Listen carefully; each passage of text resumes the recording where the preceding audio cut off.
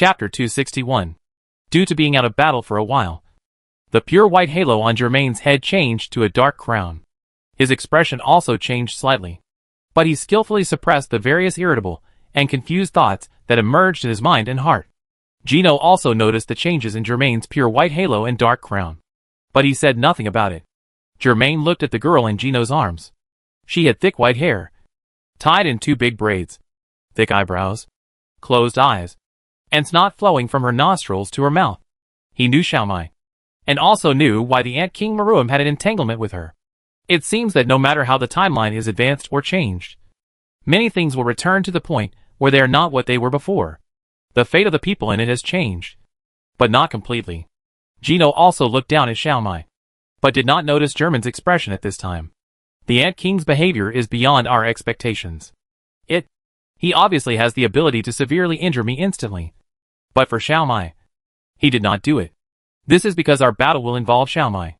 We finally chose to agree to his request. In front of him, I used the Archangel's breath to heal Xiaomai's injuries. What Gino did not know was that Xiaomai was actually a blind girl. He used the Archangel's breath on Xiaomai, which not only healed her injuries, but also restored her eyes to a clear state, allowing her to see the world clearly. Of course, no one can tell whether this is good or bad for Xiaomai in the future. Gino continued. After this, the Ant King completely relaxed and let me send him and President Netero away.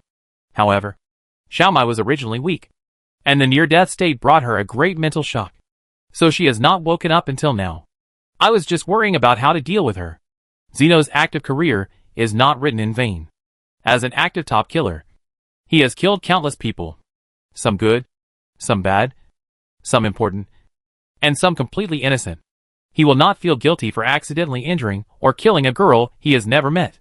The reason why Zeno held Xiaomai and left the palace where the situation was unpredictable was actually out of respect for the Ant King Maruam. The powerful demeanor of the Ant King Maruam made him choose to do so. But when he really took Xiaomai out, he didn't know where to take her. Should he take her back to Zoldyck family? How is that possible? Such a weak girl is useless in Zoldyck family, and Zoldyck family can't raise her for a lifetime. There must be an arrangement.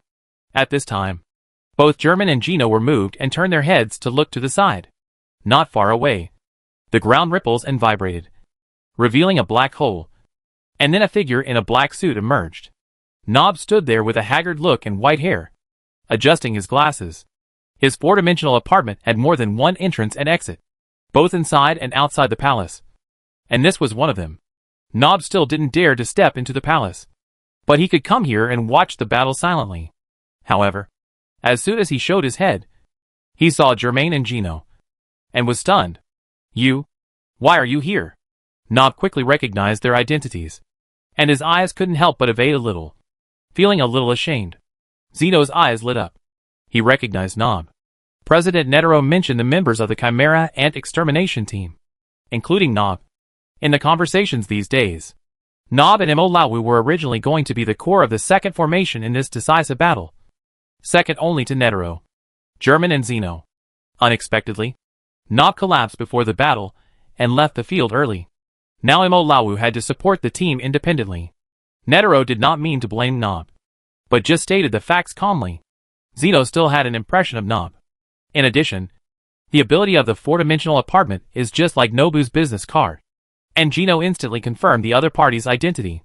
So he walked over with Xiaomai in his arms. I was just worrying about how to deal with this human girl. I think I leave it to you. Gino handed Xiaomai in his arms to Nobu, who was still confused, and then retracted his hands and put them behind his back. This is the innocent girl I rescued in the palace. You take her away. Take her to a safe place. Gino concealed the scene in the palace where he saw the Ant King asking them to rescue Xiaomai, and also concealed his attitude with President Netero. He hoped that this matter could be simpler and purer. Germain also tacitly did not mention the relationship between the Ant King and Wheat. He did not even care about Wheat. Her future, whether to face reality or erase this memory, was not something Germain needed to deal with. To put it bluntly, Wheat was useless to him. In addition, Germain would not think that there was room for maneuver because of the Ant King's attitude towards Wheat. It was it that ate people, and it was also it that asked for rescue. If it was just a matter between the Ant King and a few of them, it would be another matter. Now it has already escalated into a war between chimera ants and humans to determine the upper and lower levels of the food chain. Both sides are on the edge of the cliff. Where can they turn? Is it possible to make the king of chimera ants bow down to humans? Because it is impossible. Germain would not have such unrealistic ideas from the beginning. Zeno glanced at Germain, smiled, turned around and left. In this way, my mission is completely over.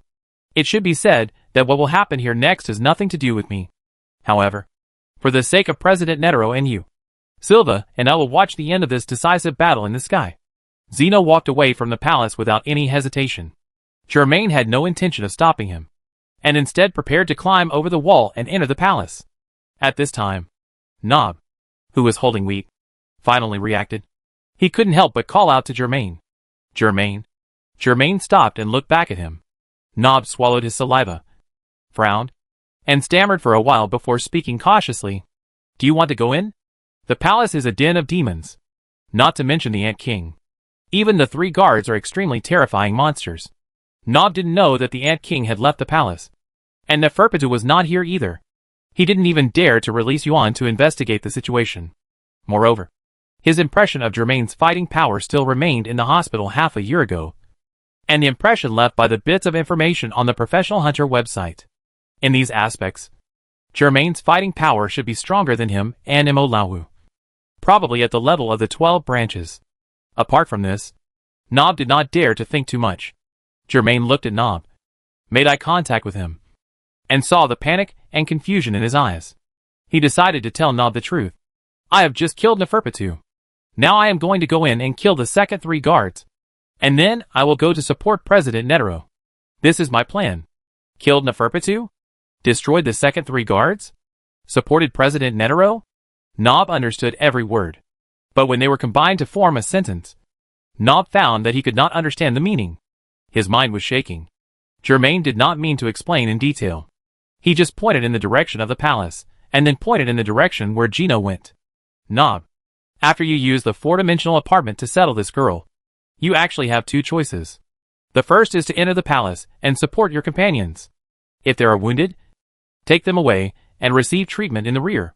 The second is to stay away from the battlefield like Gino, and wait for the final result silently. No one is the right choice. Only whether you are willing or not, and whether it is a regretful choice.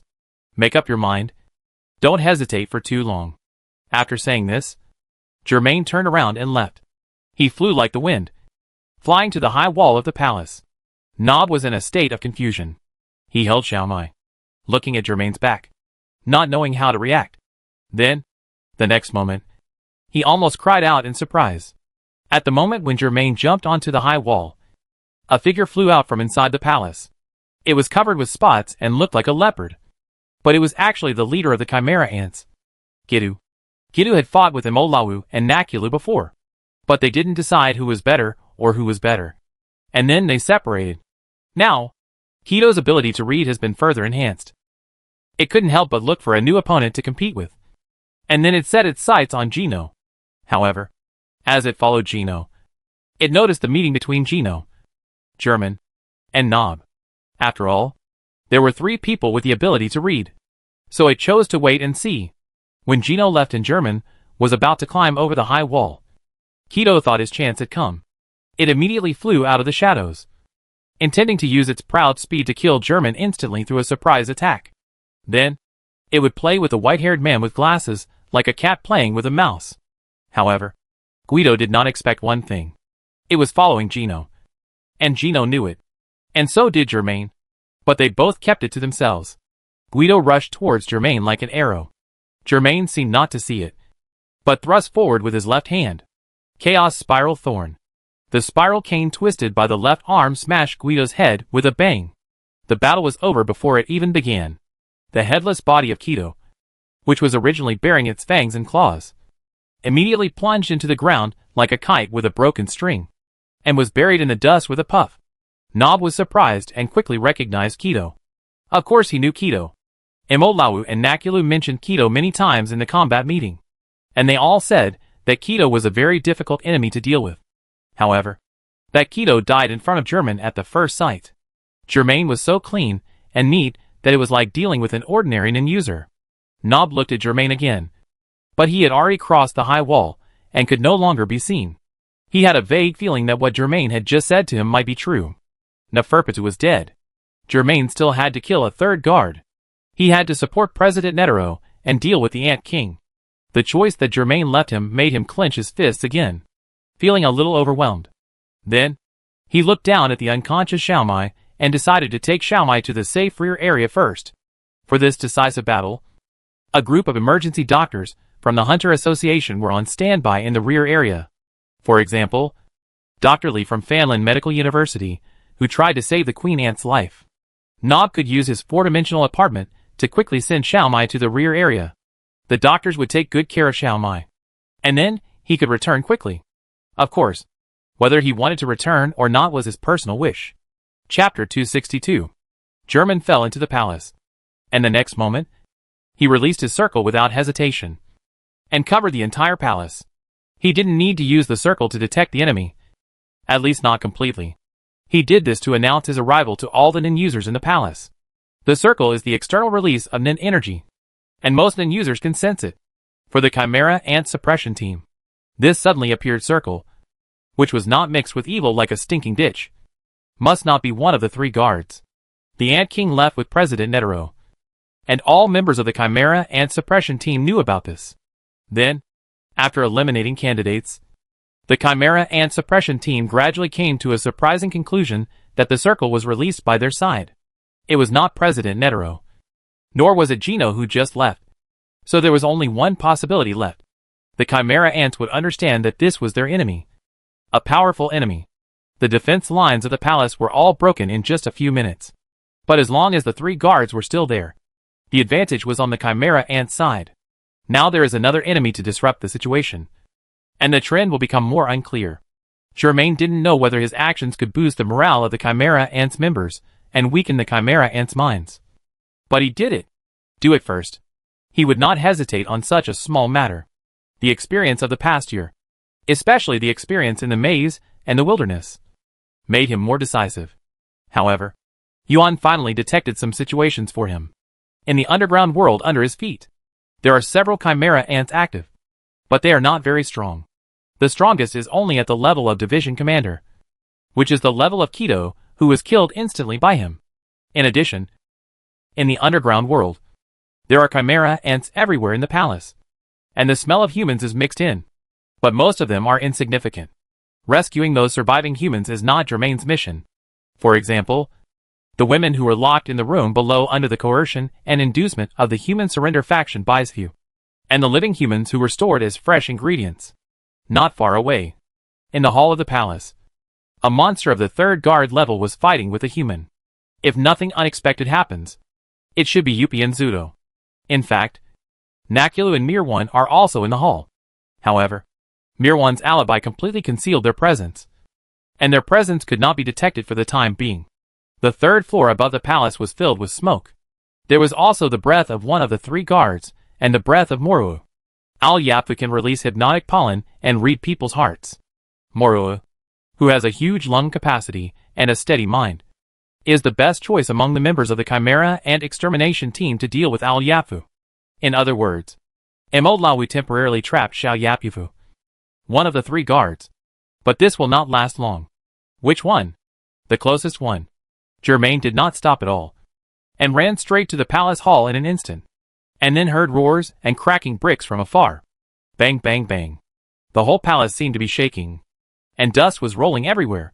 Germain pulled up the mask directly, covering his mouth and nose, and then rushed in. The scene he saw was blood all over the ground. A red monster, with 6 thick arms stretched out and many compound eyes wide open, stood in the hall with a fierce momentum. Xiaotou fell to the ground, and the 3 arms that were originally flying and floating all fell off. He was covered in blood and lay on the ground, but still struggled to crawl. The direction he crawled was the direction of the red monster Yuppie. Xiaotou wanted to continue fighting in such a situation. Yuppie wanted to give Xiaotou a final blow, but German circle and the surging breath he rushed into the palace made it stop moving. It stopped moving, and like a domino effect, the other 2 people on the scene also stopped moving, but they were still hidden by the alibi of God. Nakulu and Marion were exposed once just now. Because Marion had to breathe. And once he breathed, Yuppie would notice something was wrong. There is nothing perfect in the world. If Marion, who has the alibi of God, also has the lung capacity of Imolawu, they can last longer. It is even possible to directly achieve the tactical goal. Unfortunately, there is no such if. However, before Yuppie found them, Marion had already finished breathing. So the God's alibi and God's accomplice were activated together, and their breath disappeared again. German rushed into the battlefield, which surprised Nakuru, Zudo and Marion. Yuppie's many compound eyes looked in the direction of German, and couldn't help but smile viciously, grinning and showing his fangs. Are you alone? You should go to chase Neferpitu and restrict its actions. Right? Is it okay to appear here? What happened to Neferpitu? Is he trapped by you in some way? Just like the Al Yapafu above the palace? He hasn't even returned to the palace yet. Germain dodged and rushed to Yuppie, and then suddenly pointed at Zudo on the ground. His gesture was not for Yuppie, but for Zudo, Nakuru, and Mirwan. You should take Zudo away from here and go to a safe place. Germain expressed his attitude to his companions through gestures, and then told Yuppie the truth with words. It's dead. I killed it. Germain said this sentence concisely, and then he came to Yuppie in an instant. Yuppie was shocked for two reasons. The first was that Germain was incredibly fast. Faster than Neferpitu, who had shown Kuriko Wuxiang before. Neferpitu had the physique of a chimera ant, and was one of the top 3 guards of the chimera ants. Together with Kuriko Wuxiang, he had such speed. How could a mere human being? The second was that when Germain said I killed it, it of course referred to Neferpitu. And now it seemed that it might not be a bluff.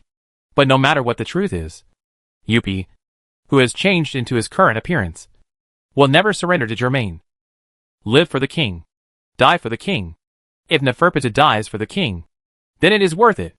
Yuppie's compound eyes kept turning, trying their best to track Germain's actions. And then its 6 arms instantly turned into countless long whip phantoms. These whip shadows are much more terrifying than the snake life of the Zoldyck family. It used this attack to beat Shoto into a bloody mess.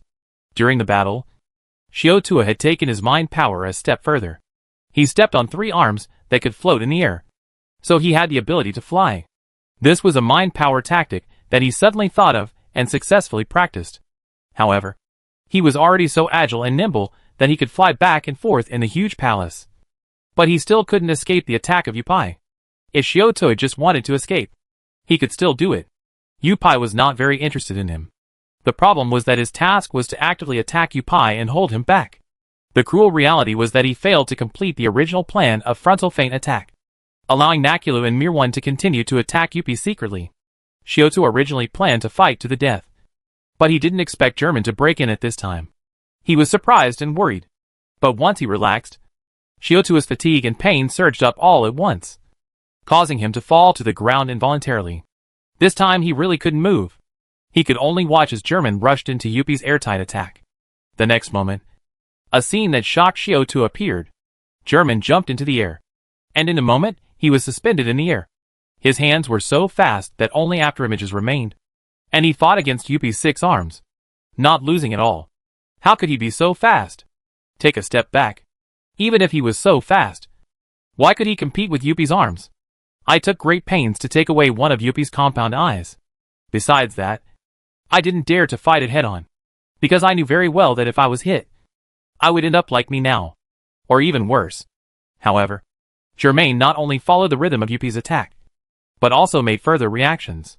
Could it be that after not seeing him for several months, he already had the strength to fight against monsters like the 3 guards? Is what he said about killing Neferpitu also true? Shwa. An arm flew out and fell to the ground.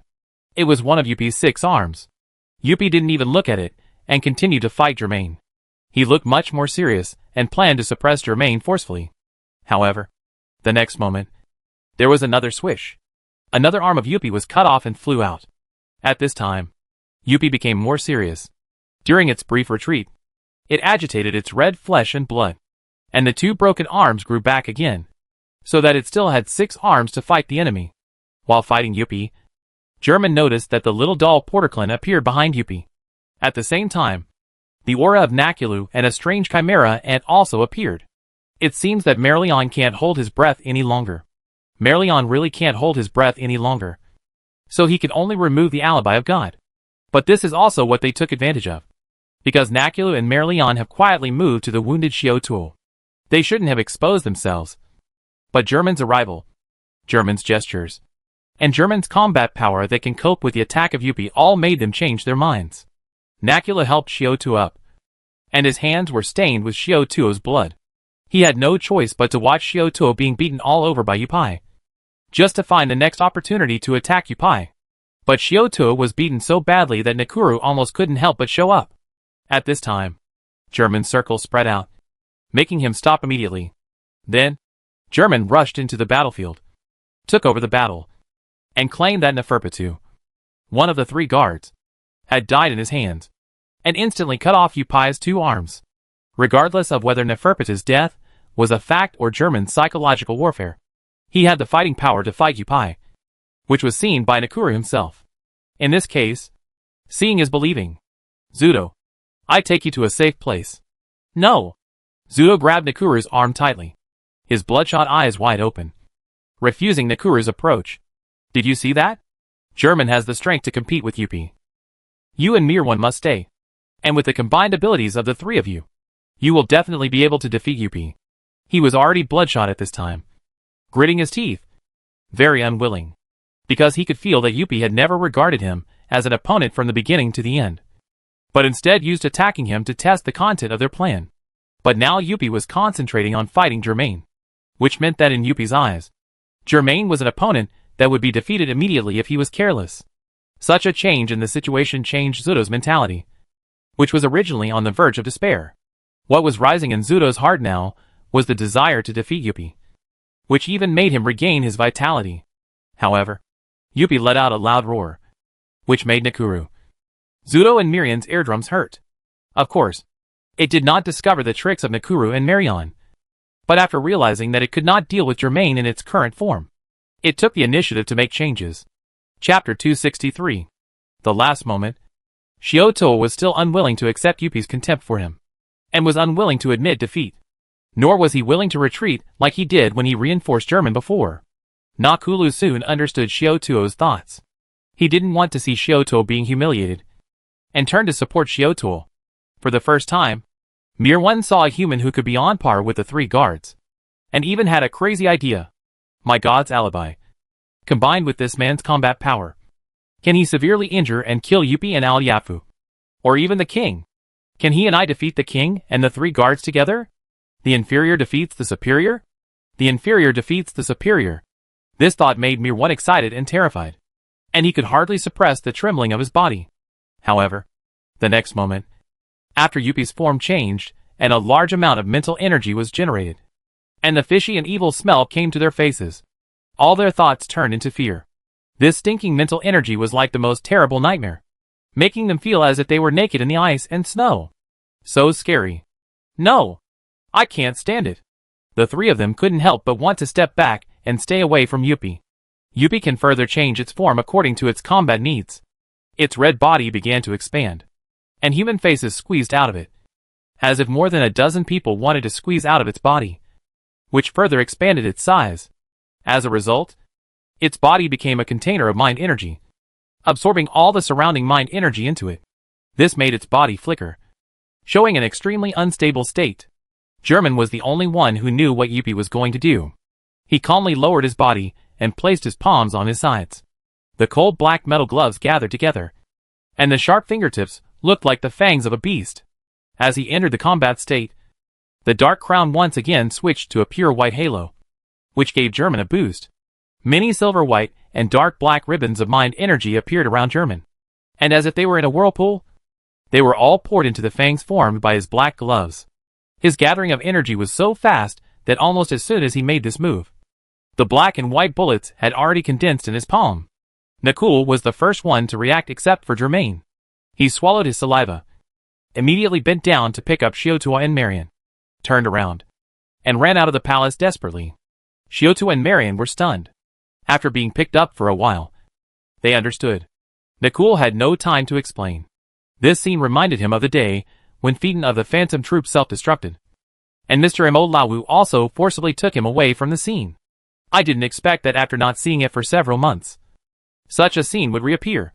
He had changed from the party that reinforced German to the party that was reinforced by German.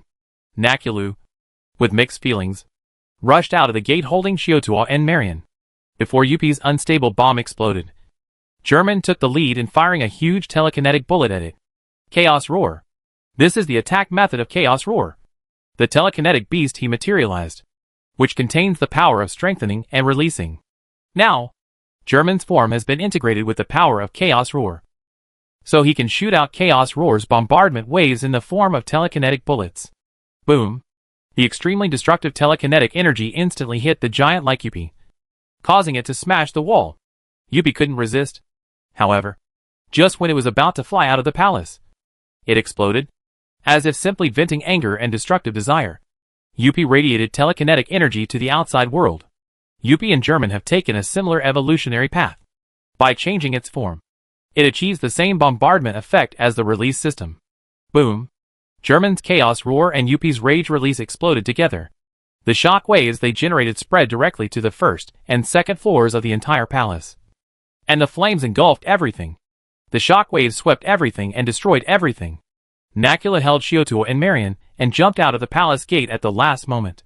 However, they were still affected by the shock wave of the explosion and lost their balance. They flew out and fell in the empty courtyard. The buzzing in their ears continued, but the three of them got up eagerly and turned around to look. They saw that the original palace had been completely blown up, leaving a huge bomb crater in the original place, and the smoke was still filled. The buildings above the third floor of the palace collapsed to the side and hit another palace. However, due to the prison blockade extended by Mo Lawu's mind ability, the buildings above the third floor maintained their structure and only collapsed, not completely destroyed and disintegrated. Nakulu, Shiotu and Mir One looked at the huge bomb crater in surprise, and all their previous ambitions and crazy thoughts disappeared in this moment. If they were half a beat slower, or if German's telekinetic bullet hadn't pushed Yuppie away, they might have died in the explosion. Then how could they fight back against Yuppie? Or team up with German to kill the enemy? When they thought of this possibility, the three of them were all scared. They didn't expect Yuppie to have such a trump card. No, maybe this is not Yuppie's trump card, but just one of its abilities. The more this is the case, the more terrifying it is. The next moment, they thought of German's safety, looked over, and finally saw German after scanning back and forth in the smoke. German stood there with a silver halo above his head and a strange antler helmet on his head. His hunter's black robe was once again burned, revealing his strong muscles and the glowing rune veins on his chest. German's hands were covered with black fawn gloves, and his arms were wrapped with bone arm armor, which were also intact. As for the antler helmet on his head, it was naturally the greedy antler helmet. German completely consumed the Huitian cannon, created defense all over his body, and absorbed most of the power released by Yuppie's anger. The remaining small part, considering German's current physique and the runes he possessed, was not worth mentioning. Only German's clothes and a tuft of black hair were still burnt.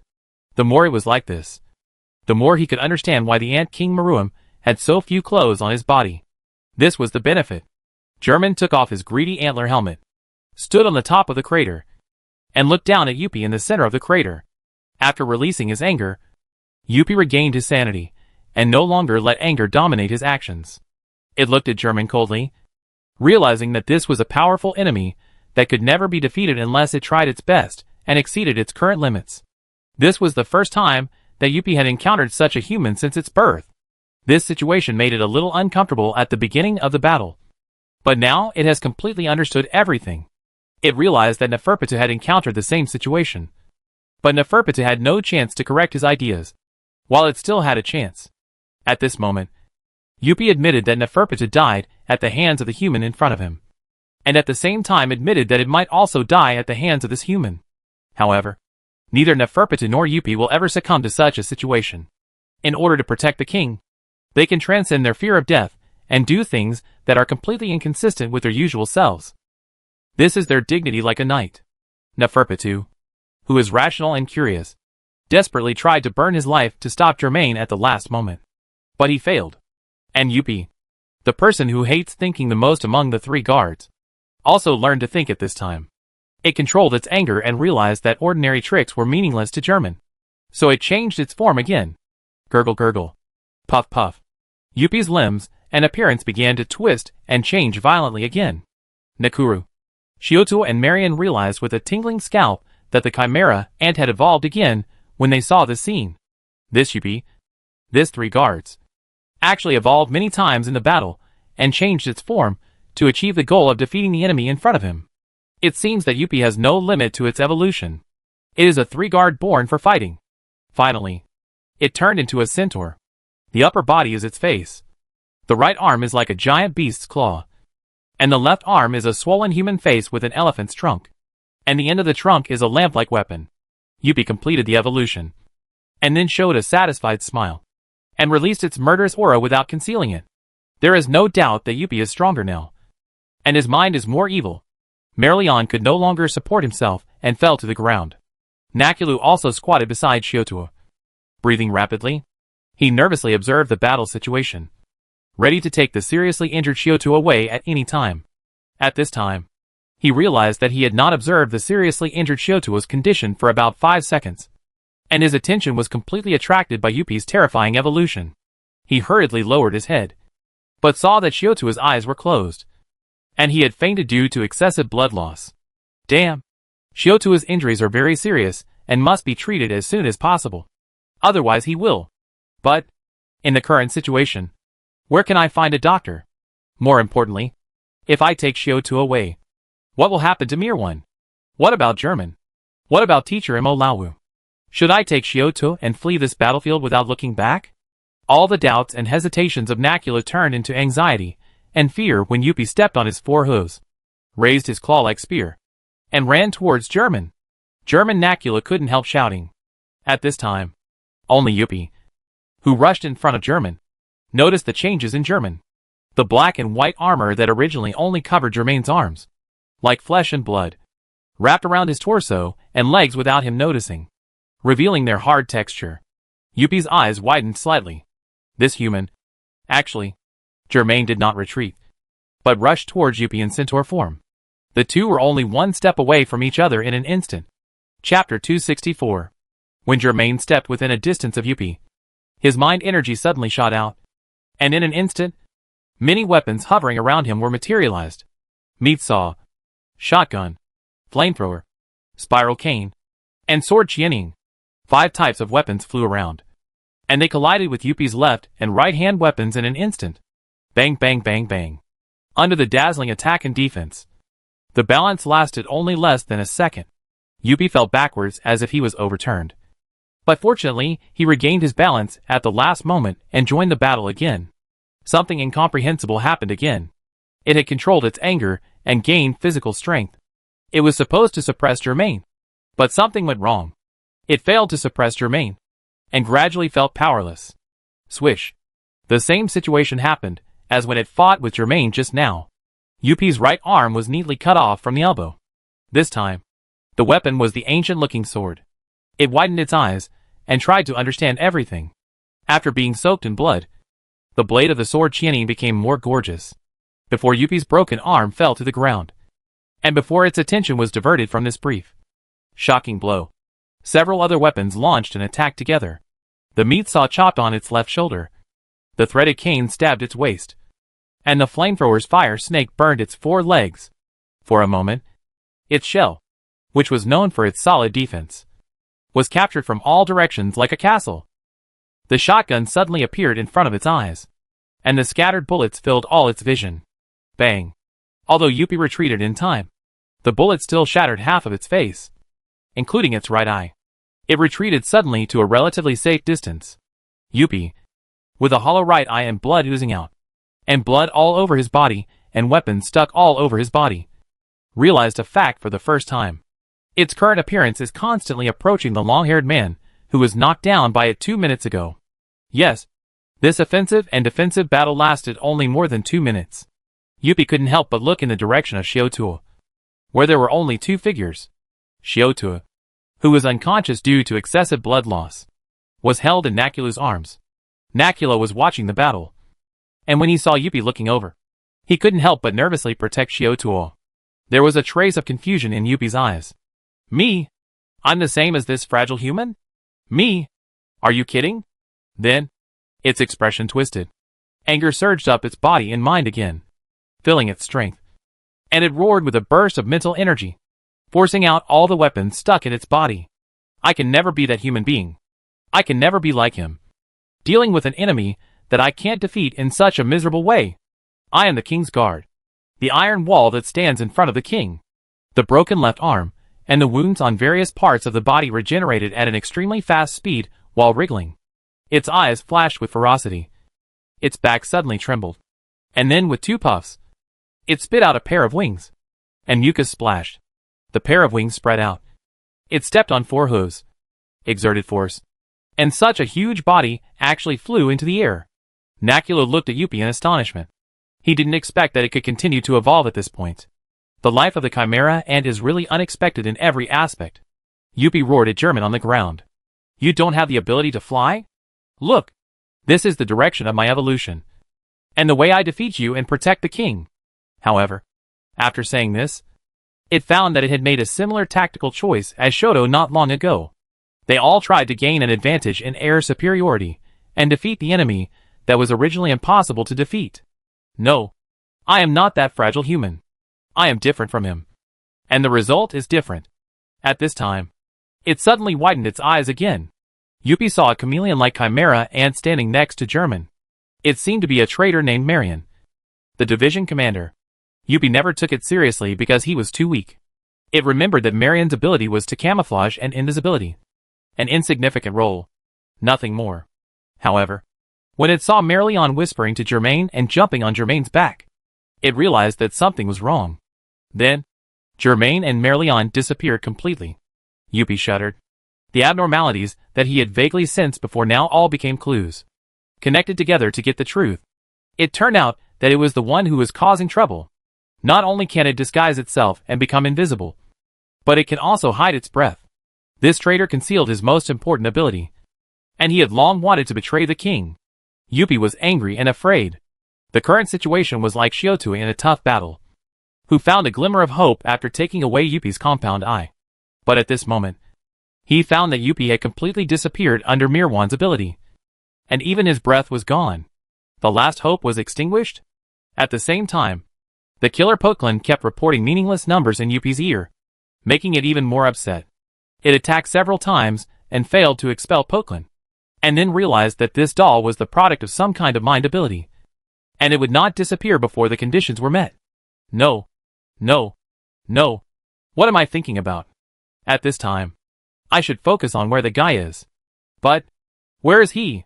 Yuppie realized that it was deliberately avoiding thinking about this question, because it realized that it couldn't find Germain at all. So, it made the best solution in this situation. Yes, it can only be like this. Yuppie changed from a centaur form to an extremely swollen, ugly giant, and exploded directly in midair. Boom! Looking at the expanding shock wave and flames, Nakulu immediately hugged Shiotui and rolled to the side. This time, they were not affected much. He suddenly raised his head and looked up at the sky. Worried, Nakulu already understood the reason why Yuppie did this. Just now, he saw Yuppie had a new form and immediately asked Marion to help German. So, when the two disappeared together because of God's alibi and God's accomplice, Nakulu didn't know what choice they made at that moment. Was it swallowed by the explosion on the way to Yuppie? Or, Yuppie's body shrank from the swelling and turned into a sturdy centaur form, continuing to fly with wings. It used its claws to disperse the smoke and dust, eager to know the result. However, it found that it still could not see the figures of Germain and Marion, nor could it sense their breath. Of course, there is a possibility that Marion was killed by the explosion. In this case, it is possible that the resentment of its death has enhanced this strange ability, allowing Germain to continue to hide as long as he holds the corpse. There is indeed such a possibility, but Yuppie cannot make a judgment. Of course, the best result is that the explosion just now seriously injures or kills Germain. Can this best result be achieved? At this moment, it felt a strange feeling. Crack. When its head was split in half. This strange feeling became even stronger. Yuppie found that he seemed to be torn apart by an unknown force. It was first split in half from top to bottom, and then from the waist of the centaur.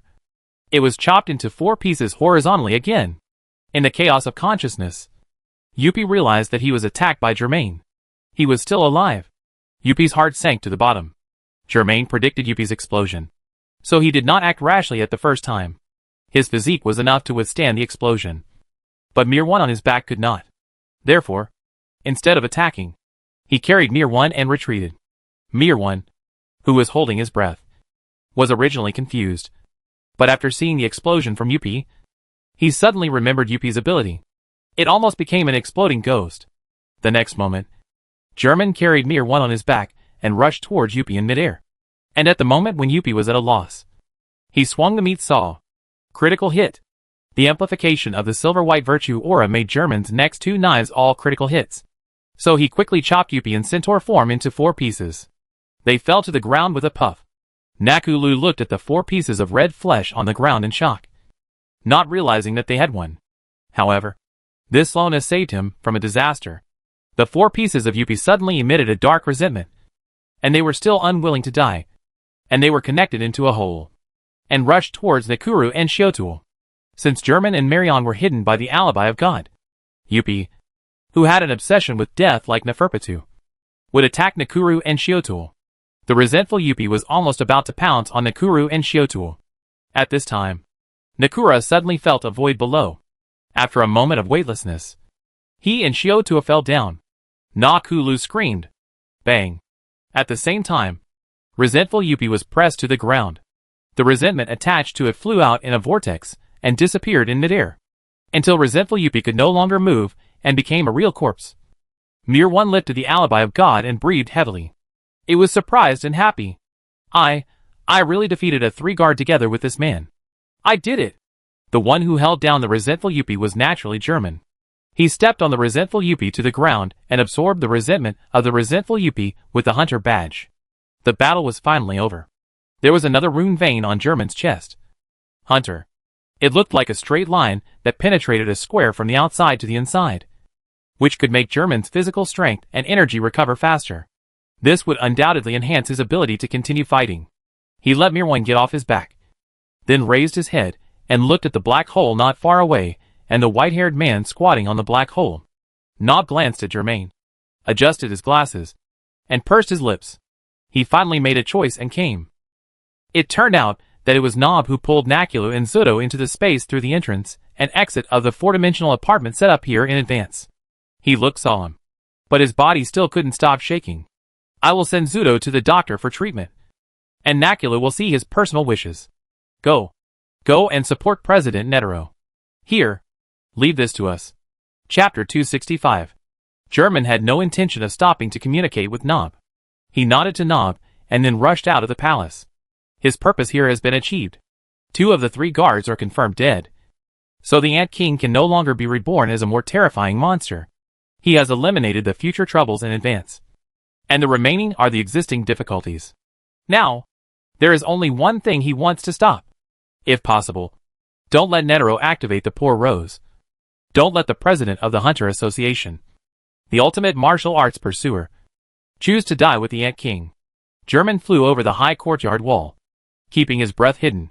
He ran towards the abandoned weapons test site while waiting for the rune veins on his chest to take effect. The Hunter rune veins were bright, and German's physical strength and energy were recovering rapidly. The Night Owl trait was bright, and his speed in the night was also increasing. In front of him, a square formation soon appeared. German looked closely, and saw that the square formations were all made up of humans with blank eyes. They have been standing here for a long time, but they are not tired. This group of humans are residents of the Republic of East Gut. They followed the call of General Diggo, who was made into a puppet by Neferpitu, and gathered here in batches, and then accepted the pollen hypnosis of Al Yapafu. Now that Neferpitu is dead, General Diggo and other puppets have of course lost control and all fell down, becoming real corpses. However, Al Yapafu is still alive, so this group of residents of the Republic of East Gut has not yet been hypnotized. There is even an extreme possibility that even if Al Yap dies, the hypnosis will not be resolved, but will be strengthened and reinforced by its evil resentment. Under this extreme situation, this group of residents will be permanently trapped in a hypnotic state until other solutions are found. Of course, this is the most extreme possibility, and the probability of occurrence is still relatively low. German did not care about this group of residents, nor did he intend to return to eliminate Al-Yaf. His tactical goal has been achieved, and he has wasted a long time here. Germain must rush to the abandoned weapons test site immediately. Otherwise, he is worried that he will not be able to catch up. It is also possible that Netero did not wait for him, or did not want to wait for him, and directly activated the poor Rose. To be honest, the lives of the people in the Republic of East Gacho and the surrounding countries and regions are not within his scope of concern. He did not even come here mainly for the purpose of destroying the Chimera ants. But it was secondary. Only Netero's death would mean that Germain's mission tonight failed, and everything he did would lose its meaning. This was also his attitude towards Kurapika. He didn't want to teach the dying man the ability of Nen, nor did he want to help the dying man fulfill his last wish. As for the last Al-Yafu of the 3 guards, let's leave it to the Chimera ant suppression team. As he thought, he rushed out of the encirclement of the square formation and came to an open area in the desert. At this time, he noticed something and looked up. Under the bright night sky, he saw a huge black shadow penetrate from the clouds, circling for several weeks, and then flew in the direction of Germain. In Germain's vision, it grew bigger and bigger, showing its unique appearance. It looked like a dragon and a bird, but it was not a traditional oriental dragon, but more like a strange creature like a chimera ant. This was a strange bird domesticated by the Zoldyck family. Standing on the long back of the strange bird were indeed Gino and Silva, who looked over with interest. The career-active banner in front of Gino fluttered in the wind. He raised his hand and twisted the long beard under his nose. It seems that you have completed the task assigned by Netero. It was a wonderful battle. Come on up. We will take you to the battlefield soon. He put his hands behind his back and laughed a few times. The next is the highlight of tonight. Right. Germain? Less than a minute after Germain left the palace, Norba felt a little regretful. His originally thick white hair began to fall off and fell to the ground. Nob bit his nails and trembled all over, which showed how much mental pressure he was under at the moment. What on earth was I thinking? Why did I say that to Germain? Why am I showing off? I have done well enough. I saved the girl. I saved Nakulu and Shiotuo. No one can blame me for what I have done. No one can say that I didn't contribute tonight. If it were them, they might not be able to do what I did. At least, I did a good job.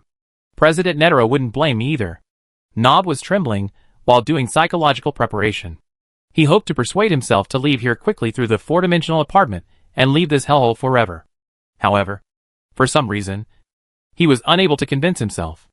Nakulu had already come out of the 4-dimensional apartment. He thanked Nob, but Nob was immersed in his own world and didn't hear his voice at all. He had to turn to the slightly excited Mirwan. Is the battle over? Is Yuppie completely dead? Yes. With the cooperation of me and the man just now, Yuppie was completely killed.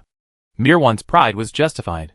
He did play a role, similar to the role that Kobe and I scored 81 points together. Of course, he did not forget to care about his comrades. Nakulu. How is Zudo? Don't worry. I handed Zudo to the doctor. He needs emergency surgery. I think he should be fine. By the way, where is Germain? Germain? Oh, you mean the man who killed Yuppie with me? He went in that direction. Mirwan pointed to the direction outside the palace. Nakula looked at it, raised his eyebrows, and understood. Germain must have gone to reinforce President Netero. He is worthy of being him. He has really changed a lot. Shiotu, and Marion all joined forces, and could only fight hard under Yuppie. Not only did he kill Yuppie and Neferpitu, but he also had the energy to support President Netero. At this point, no one will question what Germain said before, that he killed Neferpitu. Is that still the same Germain from half a year ago? When did such a huge gap between him and me become so big? What do I need to do to catch up with him? Nakula thought of Shiotuo, and the bloody body he had just held in his arms, and heard Shiotuo's half-conscious and half-awake murmurs. I don't want to lose. I don't want to lose. Even in that state, Shiotuo still thought about fighting with Yuppie. But Yuppie was dismissive of Shiotuo, and Nakulu, when his friend was despised like this, could not do anything to fight back. He never wanted to experience this again. Shiotuo, just rest assured and receive treatment. Yuppie has been defeated by German. He has regained our dignity. I am going to help teacher Imolawu and defeat the last 3 guards. When you wake up, this war will be completely over. In the end, it will be our victory. We can celebrate with a high five and leave no regrets. Nakula raised his head and was about to look at the palace that had been blocked by smoke until now and still maintained a certain structure after the collapse, when he noticed a figure appearing in the darkness. His body suddenly tensed up, and he reached out his hand, pulling Marion, who was still immersed in the joy of victory, behind him. Then, he pointed in that direction and shouted, "Who? Come out! Don't hide!" This shout not only made Marion restrain his excessive excitement and tense up again, but also made Nob break away from his own world. Nob looked at Nakulu, and then looked at the direction where Nakula's finger pointed. In that direction, a slender figure slowly walked out, and it could be seen that it was a woman. She had long hair, a huge gem on her forehead, fish scales all over her arms, and a chimera ant aura. Even though she had become like this, her face still looked somewhat like her original self, allowing Nob and Nakulu, who were quite familiar with her, to recognize her identity one after another. Nob and Nakula's pupils shrank slightly. Palm. At the same time, the smoke blockade of the collapsed palace not far away was also lifted at this moment. Then, there was a rustling sound of flapping wings. A group of densely packed creatures, like mosquitoes and flies, flew in the air, making a mocking sound. Imolawu grabbed the big pipe and chased them out. He exhaled smoke anxiously, trying to catch them, but felt desperate for the agility of the group of tiny creatures in the air. These are all Al-Yafu. What Al-Yafu laughed at was that Imolawu had trapped it for so long. But at this moment, he let it out due to misjudgment. Imolawu's smoke prison blockade was indeed very troublesome for Al-Yafu. Like Moro, Al-Yafu belongs to the operation department, so he quickly understood the power of Moro's inability. Moro used the operation department to create the smoke prison blockade. Then, because his neighbor department is the release department, he can create a space effect similar to the release department's knob. The inside of the smoke prison blockade is an almost unbreakable space. However, Al-Yafu created a trap with his own ability.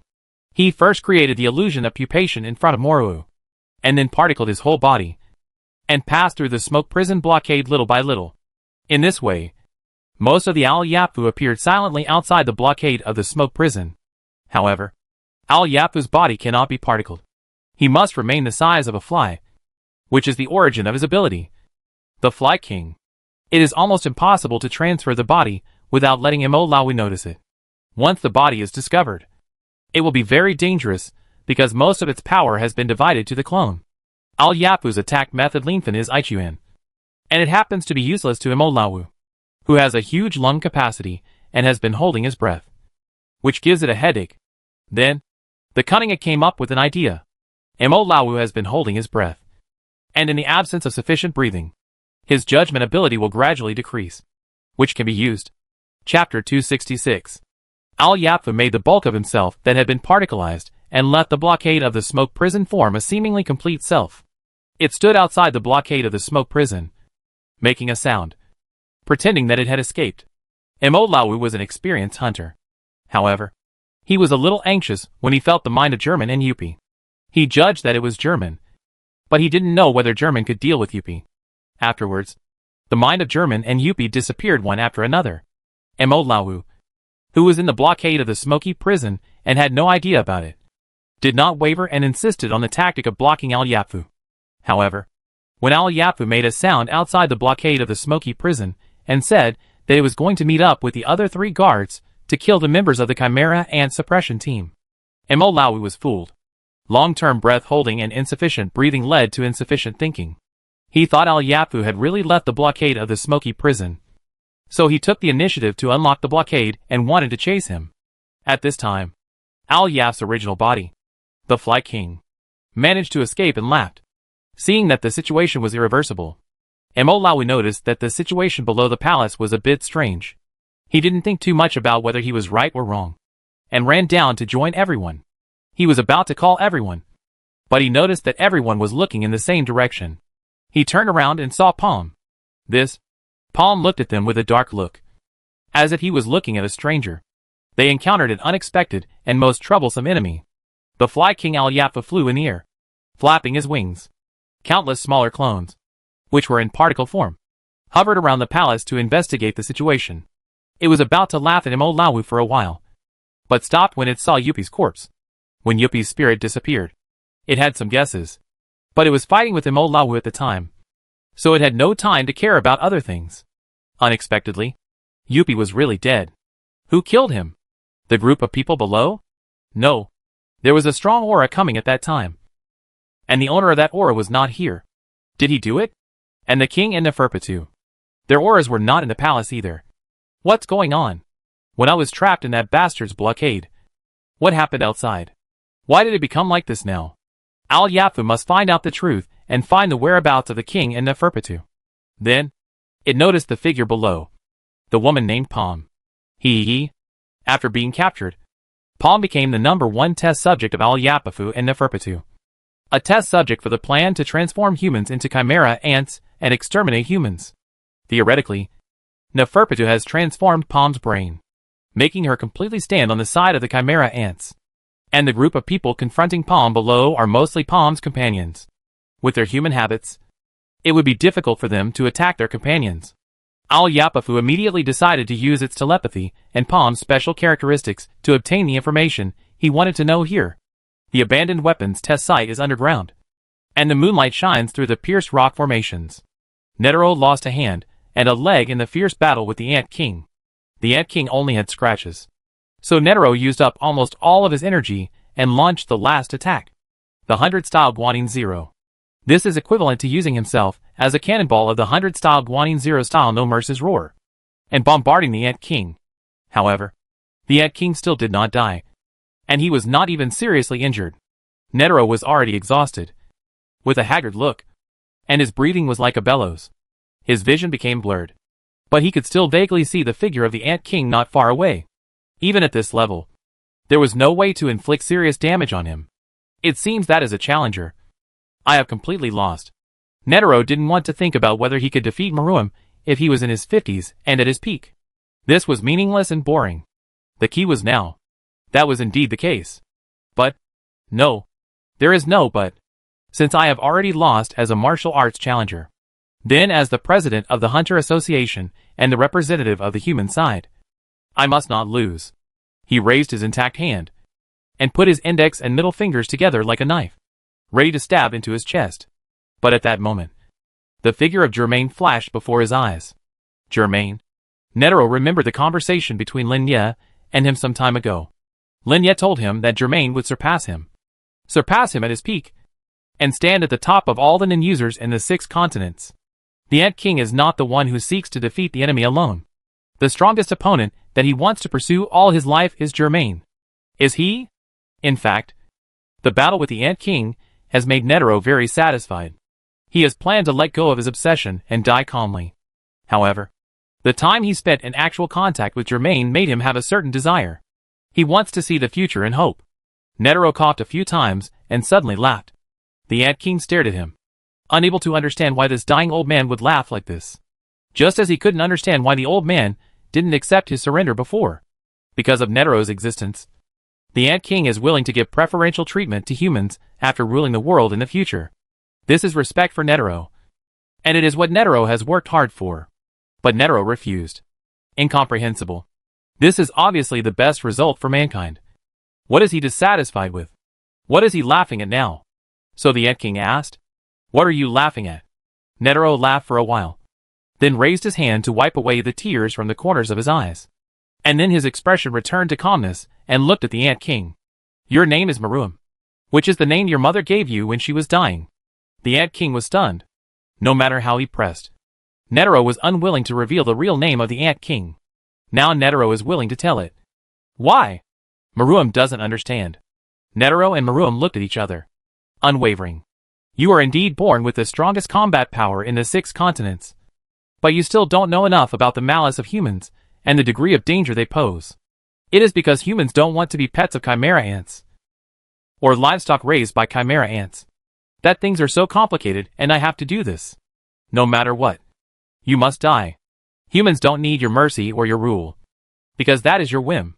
Soon you will understand that only by completely exterminating humans can the continuation of chimera ants be guaranteed. Maroon. For you, there is only one ending today. No other possibility. Maroon narrowed his eyes slightly. He began to realize that he might not be able to convince the old man to change sides. As for Netero's words just now, he didn't take them to heart. We taught him a lot. And he thought he knew how to rule humans. Maybe one day, humans can become second-class citizens below chimera ants in his kingdom. He would put such things into practice instead of listening to Netero's one-sided words. Maroon swung his tail and took a step forward, intending to get closer to Netero and take another hand. In this way, he will be really powerless to resist. In the future, as long as Netero is willing to surrender, he will let Neferpitou heal Netero's injuries, and even give Netero the greatest preferential treatment and reincarnate Netero into a chimera ant. In fact, he doesn't like chimera ants that are reincarnated from humans. This kind of chimera ant has too much self, which will hurt and destroy the organizational structure of chimera ants and hinder his rule. However, for Netero, he is willing to make this exception, which is a respect for the strong. At this time, Maroon noticed something and slowly raised his head. In Maroon's field of vision, he saw a dragon-like and bird-like monster flying by in the clear night. And then a figure fell from the sky. He whistled, and then with a bang, he landed at the bottom of the abandoned weapons test site, in front of Maroon and Netero. Maroon stopped. Netero lowered his head, breathing weakly. Are you here? Germain glanced at Maroon, then walked towards Netero and stood beside him. His upper body clothes had been burned in the battle with Yuppie, and now all that was revealed was the hard black-based white bone armor, as if it was as tightly connected to the flesh and blood. A dark crown was suspended on his head. As long as he stopped fighting, the silver-white halo would be replaced by the dark crown. But as long as he continued to fight, he would merge more and more with the Mind Beast Chaos Roar, forming the current armor. It would take longer to remove the dark crown at that time. President, where is your Archangel's breath? Netero chuckled, slowly raised his hand, and pointed in a direction. During the underground battle, he took the opportunity to bury the card box containing the Archangel's breath underground in that direction. If he had no hope of defeating Maroon now, then using the Archangel's breath to heal his injuries and start over again would not make much sense. Now, there might be a chance. Germain took out his card box, drew out the Archangel's breath, and used it on Netero.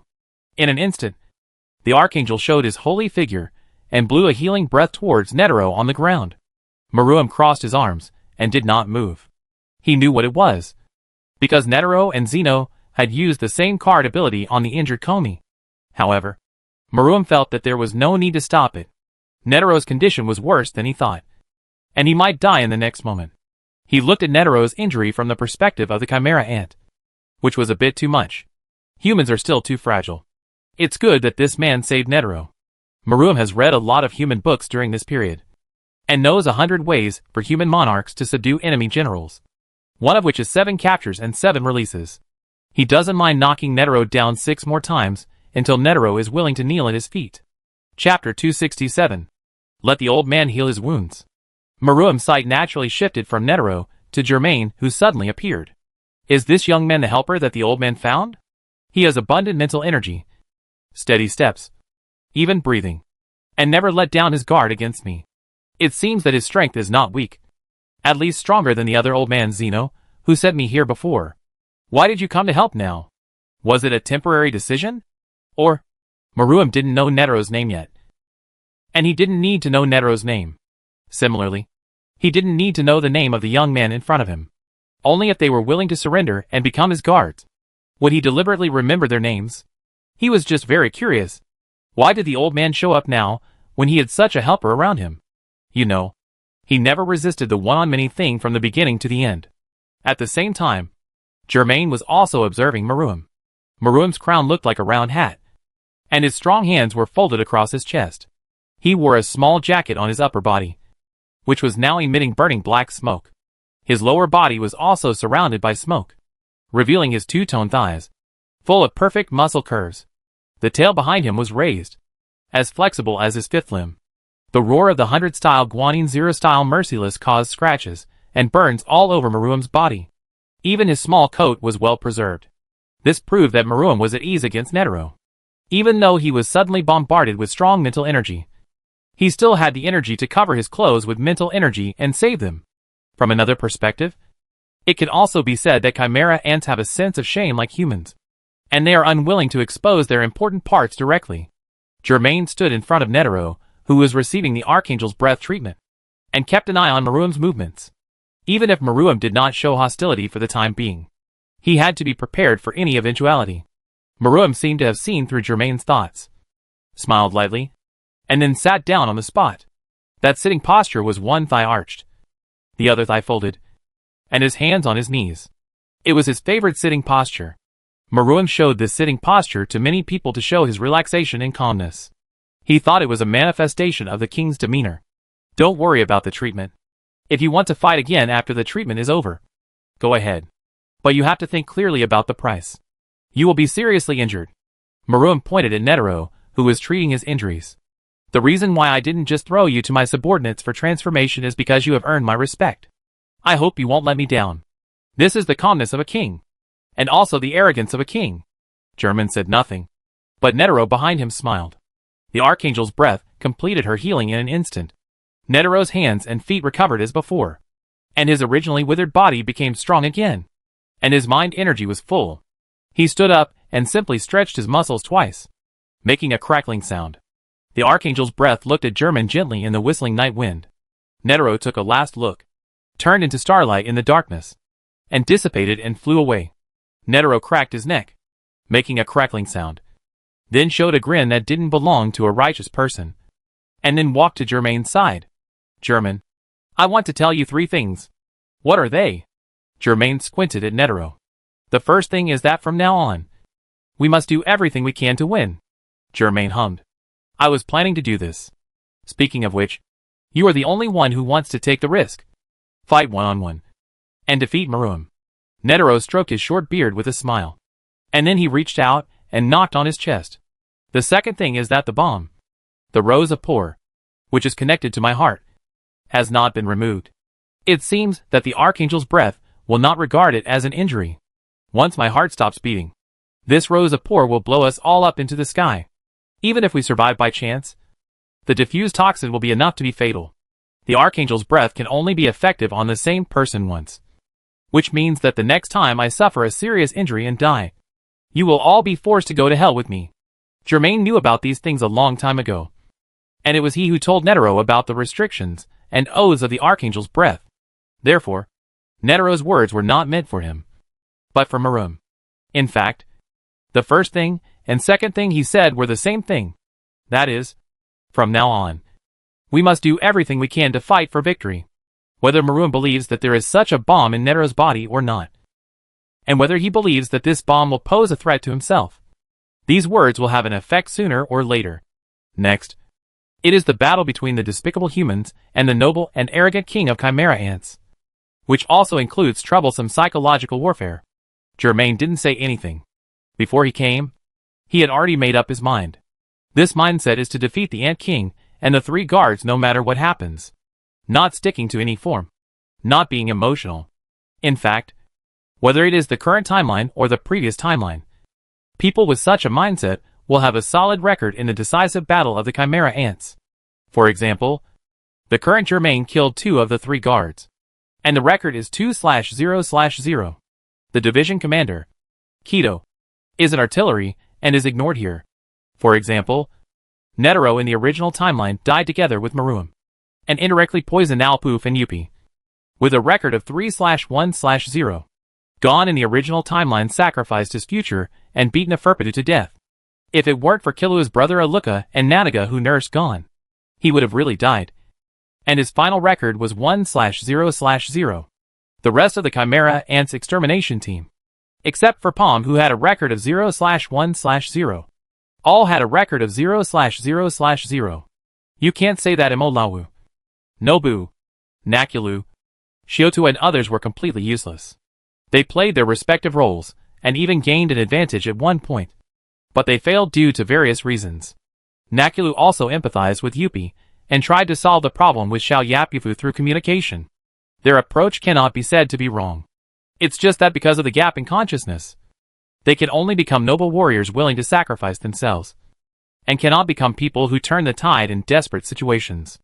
If the rose of the poor hadn't worked, Maroom, who had been reborn by eating the flesh and blood of Yuppie and Al Yapafu, would have caused greater casualties outside the Republic of East Goth. To deal with the reborn Maroom, the price to pay was not just Netero's life.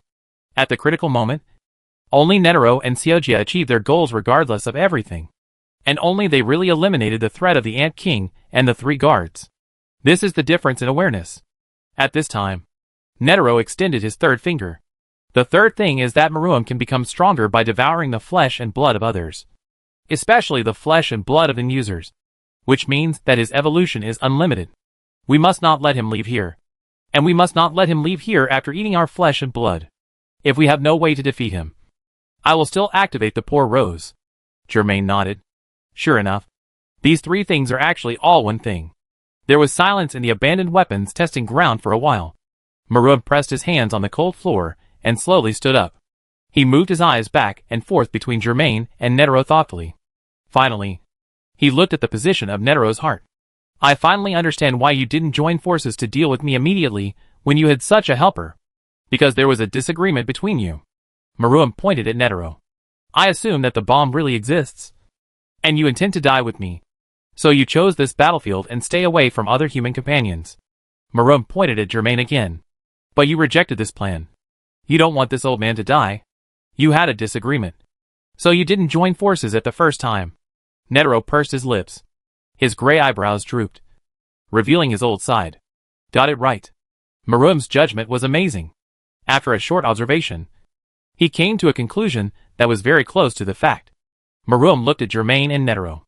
If I ruled you, you would never have such a disagreement. Because I would fully listen to your opinions, make the most correct decision, and finally execute it to the end. You lack a real king to lead you. Netero gritted his teeth. How shameless. Germain shook his head. We do have differences. But this is not the only reason why I am late. Before coming here, I still have something to do. That is to get rid of the 3 guards. Maroom's calm eyes changed for the first time, and those eyes stared at Germain. As if locking him, Germain stated the facts in a tone without any provocation. Outside the palace, I dealt with Neferpitou. Inside the palace, I killed Yuppie. Now only Al Yapafu is still alive. They held on to their obsession of protecting the king until their death. I crushed their obsession with the last blow. You may be their true king, but it is precisely because of your existence that they did not choose a more flexible way to deal with it. Maroom, they died in my hands, but they also died because of you. Chapter 268. After seeing Germain coming, Netero knew that the task he gave Germain had been completed. But he didn't expect that Germain would exceed the task and kill 2 of the 3 guards. Great. He couldn't help but laugh heartily. 2 of the 3 guards died at the hands of Germain, and the outcome of the current battle could not be determined. But Netero was still excited and happy.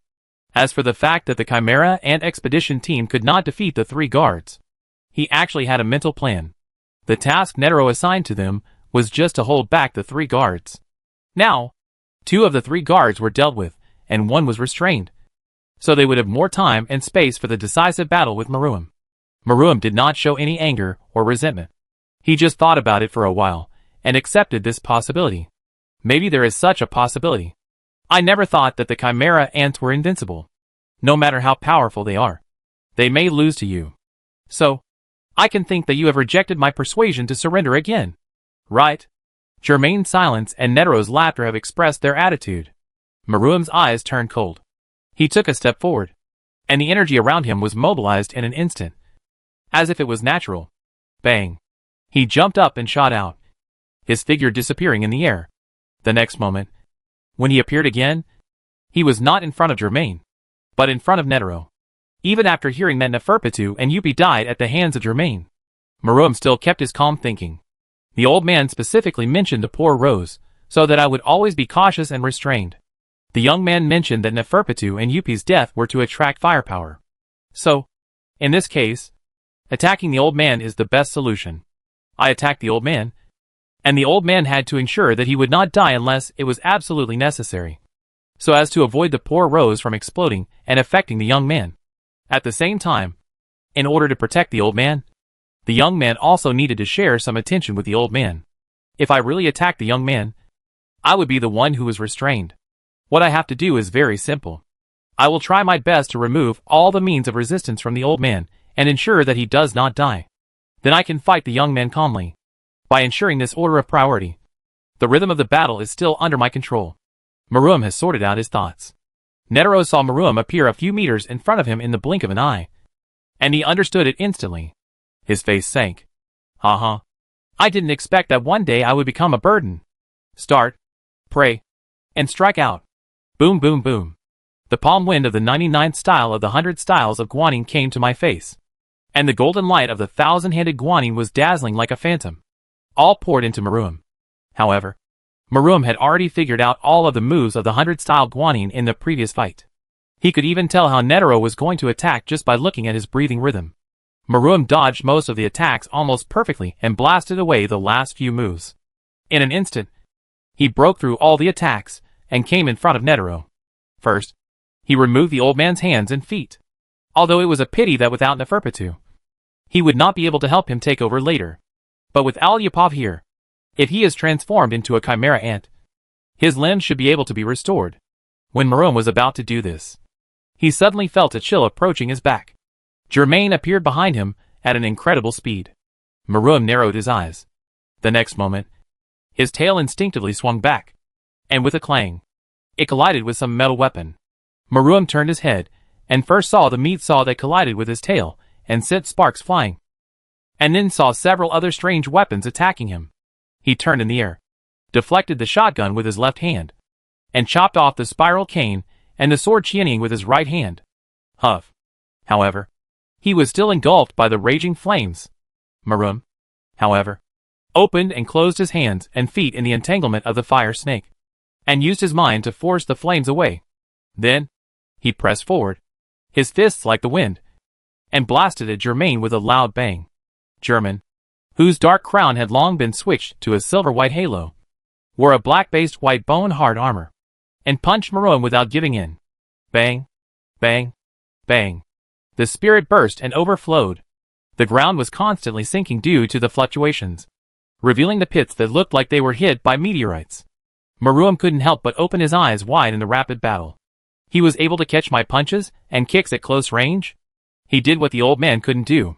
Maruam has a strong physique that Netero doesn't have. That is, the gifted body of the king of chimera ants. This means that he can make countless mistakes. Netero will lose a leg if he makes a mistake once, and a hand if he makes another mistake. Now, a human appeared who could fight him like this. Is it because of the armor on his body? Maruam vaguely guessed the key. Originally, he was only half believing and half doubting about the death of Neferpitou and Yupi. But now he is 80% sure. Among the three guards, Maruam happened to have attacked Neferpitou and Yupi once, so he knew very well what kind of attack their physical strength could withstand. This man could indeed kill them. He was stronger than the old man, and much stronger. But I am stronger than him. Maruam learned a lot from playing military chess with Komi. One of them is to predict the opponent's moves and find the flaws from them. Before, Netero had a setback in this aspect, in addition to his physical fitness not being as good as Maruam's.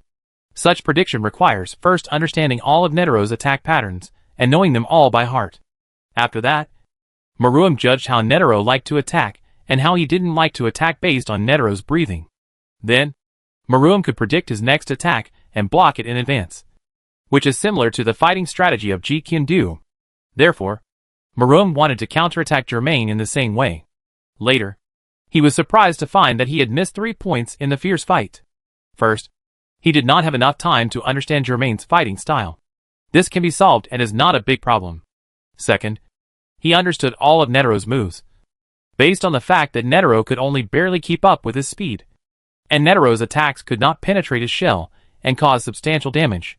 However, not only did Germain keep up with his speed with ease, but he could also sense from the exchange of punches that Germain's attack could penetrate his defense. In other words, Germain's attack was threatening to him. Third, he was very good at sensing his opponent's breathing and judging his opponent's thoughts based on his breathing. To deal with such tactics, his opponent could either hold his breath for a long time like Imo Lawu, or keep his breathing steady during the high-intensity game like Xiao Mai. That is to say, He has a big heart. He once tried to disrupt Xiaomai's breathing by intimidation. As a result, Xiaomai's obsession with military chess was far beyond imagination. And she still maintained her mental concentration on the game. Only in military chess. She was unwilling to lose to anyone. Germain was the latter. Just like Xiaomai. While fighting with Germain, Maruam sensed the rhythm of Germain's breathing, trying to find a flaw in it. But he never found one. Even the old man, Maruam, found a flaw in it. Why couldn't this young man find a flaw? Is he the same type of person as Xiaomai? In addition, Maruam's strategy of attacking Netero and forcing Germain to come back for help has basically failed. Because the premise of this strategy's success is that Maruam has the calmness to deal with Germain and Netero's attacks at the same time. This is how he can be real and fake. Real and fake. However, the fighting power shown by Germain was beyond Maruam's expectations. Germain, like Xiaomai, is not an opponent that Maruam can easily defeat even if he distracts himself to do other things. Looking at the dazzling life and death struggle in front of him, Netero clasped his hands together and did not interfere. In fact, he could not interfere. At this time, it was hard to say who would be hit by the 100-style Guanin's palm. Now, he felt more and more joyful that the longer he lived, the more he saw. Now, in the entire 6 continents, the only human who could really fight Maruam was probably Germain. Bang. The mind energy wave was strong and vibrated. And Germain and Maruam were separated in an instant. They stood at a distance, adjusting their breathing. Boom. Netero took the opportunity to slam a palm towards Maruam. But Maruam dodged it and flew further away. He had never thought it would work. He just wanted to disrupt Maruam's rhythm. After Maruam stood firm again, he temporarily stopped his attack. After thinking for a while, he pointed at Germain. Tell me your name. Xiaomai and this man were the only opponents who could keep up with him. He wanted to know the name of the man in front of him. Just like he wanted to know Xiaomai's name. And then wanted to know his own name. Calling the man by his real name was a way of recognizing the man as an equal opponent. Germain answered calmly. Maruam paused and pointed at Netero again. What's your name? Netero snorted coldly, slowly closed his palm, and did not answer. He already understood why Maruam wanted to know Germain's name. And his name was just a byproduct. Germain answered for Netero. His name is Netero. Maruam nodded. Listen, Germain. Before this, I thought Netero was the strongest among humans. But now after fighting you, I find that it is not the case. I have to thank you for letting me know in advance that there may be stronger people among humans. I will be more cautious after this. But you can only stop here, whether it is Germain or Netero. I have memorized all your attack methods. Next, I will decide the winner with Germain within 5 seconds, and then remove Netero's hands and feet within 2 seconds, so that you can't activate the poor Rose. This is my declaration for the future. I will not hold back on you, and I may accidentally kill Germain. If so, this is your end. Chapter 269. Netero heard Maruam's victory declaration and wanted to refute him. But when he thought about how his 100-style Guanin was figured out and cracked by Maruam, he held back his words and looked at Germain with a gloomy face. If it was Maruam, he might have memorized all of Germain's attack routines and patterns and found a way to hit him hard. But, now that things have come to this, I can only help Germain to the end and try to use 100-style Guanin to plug all the gaps for Germain. Thinking of this, Netero put his hands together, stood on one foot, and raised the other leg and folded it under his crotch. The momentum of the 100-style Guanin burst out, and the golden 1,000 hands were clearly revealed like lotus petals. Next, he must concentrate and do his best. Germain glanced at Maruam and focused on Maruam, observing the subtle changes in Maruam's mind and limbs. Maruam's words sounded arrogant, but he did have such talent and capital. Maruam is now immature both physically and mentally. If he can make this terrible talent and capital blossom, there is indeed no human in the 6 continents who can defeat him in a one-on-one fight. Germain is not willing to take it lightly. Maruam has read a lot of books and experienced a lot of things, but his mind is still innocent in some aspects. It can also be said that he is self-righteous. For example, he will predict his next step to his opponent. Germain, I'm coming. Bang. As soon as the voice fell, Maruam was ejected and appeared in front of Germain in an instant. Netero was startled, because he realized that at that moment, Maruam's continuous movements of luck, leg lifting, and flying had surpassed his 100-style Guanyin in speed. Too late. My 100-style Guanyin didn't have time to check for Germain's shortcomings and block Maruam's movements. The moment when frustration, tension, and worry arose. Netero heard a sharp explosion before he could see what happened. Bang. German saw the figure that Netero couldn't see clearly. He raised his arm with hard armor suddenly, and at the critical moment, blocked Maruam's fist that was bombarding his chest, and resisted the blow firmly. At the same time, the meat saw, shotgun, flamethrower, spiral cane and sword Qianing were like 6 extra arms of Germain, launching a fierce attack on Maruam, who was close at hand. Bang bang bang bang. Maruam's response proved that his previous words were not exaggerated. His fists and feet blasted out swiftly, like an airtight umbrella, blocking all the raindrops from Germain. This dazzling attack and defense lasted only 2 seconds. Netero took a deep breath, and the 100-style Guanyin stood upright. But he couldn't find any space to intervene. Unless Germain and Maruam separated, Netero couldn't find a gap to attack.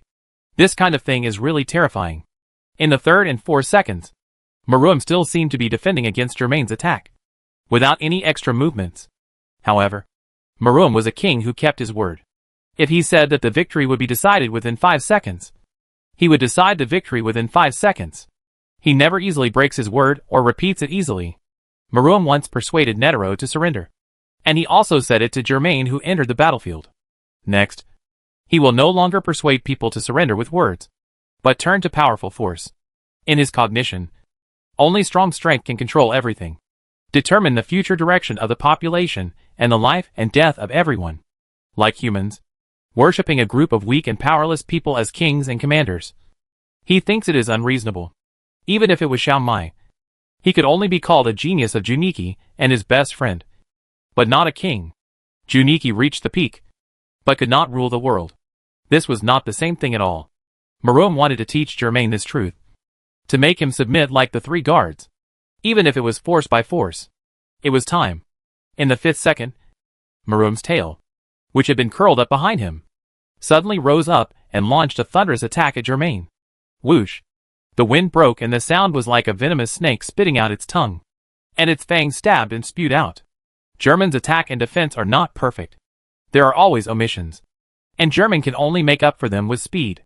In other words, theoretically, as long as you exceed that speed and accurately predict the location of all German's attacks, you can find the route that penetrates German's weakest defense at this moment. Netero can't do this. When he bombarded German before, he used more of a way to increase the attack surface to force the attack of Baisha Guanyin to hit. In other words, Netero used a relatively rough and direct attack, but his attack could hardly cause any real damage to monsters like Maruam and German, who had terrible defensive physiques. Maruam used a more refined, focused, perfect attack that pursued a fatal blow. As long as it could be used, it would catch the opponent off guard, resulting in great results. And quite beautiful. This requires extremely high talent and strength, as well as strong logical thinking ability and memory. It is like the hard source flow that Netero pursues, a different branch on the same tree, a manifestation of the unity of body and mind. Among countless offensive and defensive combinations, Maruam got the timing right. He cut in at the perfect time, stabbed in the weakest spot, and hit Germain's abdomen with his tail. However, at that moment, Maruam noticed that Germain's breathing had changed. It was an extremely subtle, almost imperceptible change. Was it panic?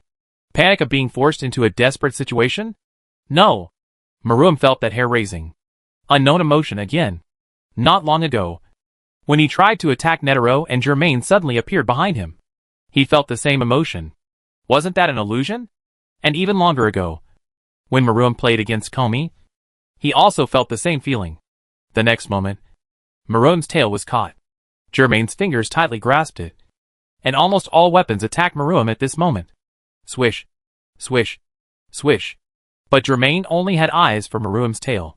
The fangs and claws were like hooks, grabbing the tail joint and emitting a terrifying white light. Critical hit. Swish. A large part of Maruam's tail was torn off, and dark red blood fell on the gray floor like raindrops. The face of the Chimera Ant King sank. He rolled several times like lightning and flew to a safe distance, but still kept his body bent and alert. Then he quickly glanced at the broken tail that was still bleeding. Did Germain react in an instant and counterattack? No. That's not right. It was a trap. It was a trap set in advance, and he deliberately exposed the flaw to make it look real. In addition, the unexpected silver-white light was not within Meruem's calculations. It seemed that Germain had dealt more damage than usual at that moment. But no matter what, 5 seconds had passed, and as the king, he failed to realize his victory declaration. On the contrary, he lost his tail. This kind of defeat was undoubtedly a shame for him. Meruem raised his head and looked at Germain again. At this time, Germain threw the torn tail aside and stood there silently, as if blending into the night. Meruem realized something. He lowered his center of gravity further, like a loaded bullet, ready to go. Netero saw the amazing scene just now happen with his own eyes. Although he had a premonition, he was still surprised when it really happened. Meruem was injured. As a human, Germain injured the king of Chimera ants and lost his tail. Chapter 270. Netero stroked his short gray beard. His long earlobes fell, and his face showed a smile like a devil. He already knew what happened just now. Everything came from Germain himself. He had a bad habit. Gino and Netero mentioned it, and Netero himself had experienced it. I believe that every opponent of Germain has experienced similar experiences to a greater or lesser extent. He always judges the enemy by impression, and reserves his strength before launching an attack. Germain's judgment is usually accurate, and he can kill the enemy at a very low cost with almost the first strike. However, there are always exceptions. At this time, Germain will quietly increase his combat power like adding weights, until he finds a combat power that can compete with the opponent. And then he will stop. He will wait for the opponent to adapt for a while, and then break the balance at a certain moment, often in unexpected circumstances, severely inflicting damage to the enemy, or even killing the enemy. This is the case when Germain fights Silva, when he fights Zeno, and when he fights Netero. This is a bad habit. It is a style of play that has both risks and opportunities. If Germain fails to maintain balance and control the rhythm, he may not have the opportunity to burst out his remaining strength, especially when the opponent's combat power is far greater than his. This method is meaningless, but will expose him to a huge flaw and put him in a very dangerous situation. Netero asked Germain why he had such a habit. Germain told him that it was because he often had to face attacks from different times, different places, and different people. These attacks were often unexpected and continuous. He always controlled his fighting power and reserved his remaining strength because he thought that even if he finished this battle, he would start a second battle in the next second. Germain pursued to defeat his opponent at a very low cost because he always thought his situation was very bad, and he was always prepared to continue fighting. The facts of the past year also prove that he was constantly attacked. Over time, Germain developed such a bad habit. However, it was precisely this bad habit that caused Meruem to misjudge and fall into the trap woven by Germain, and thus lost a tail. Meruem's prediction is precise, and it takes all factors into consideration. Just like playing chess, considering countless chess moves, once a judgment is made, it is determined to win. For such a judgment to go wrong, some of the factors must be wrong in the initial measurement. Based on the wrong premise, a wrong judgment will be made. The more confident a person is in his own judgment, the more likely he is to fall for Germain's trick. Netero found it interesting. Meruem, if you always show your back to Germain, don't blame him for suddenly jumping on you and biting you. Germain moved his feet coldly. Suddenly, his skin tightened, and the armor on his body sank in, tightly connected to his body like a tree root. And the pain came again. Yes, it was coming again. The armor on Germain reminded him of another game he had played before. Contempt. It was like Germain's secondary face, but without the consciousness of the secondary face. While this armor gave Germain a combat power boost like the strengthening system, it also constantly tortured him physically and mentally. The manifestation was pain.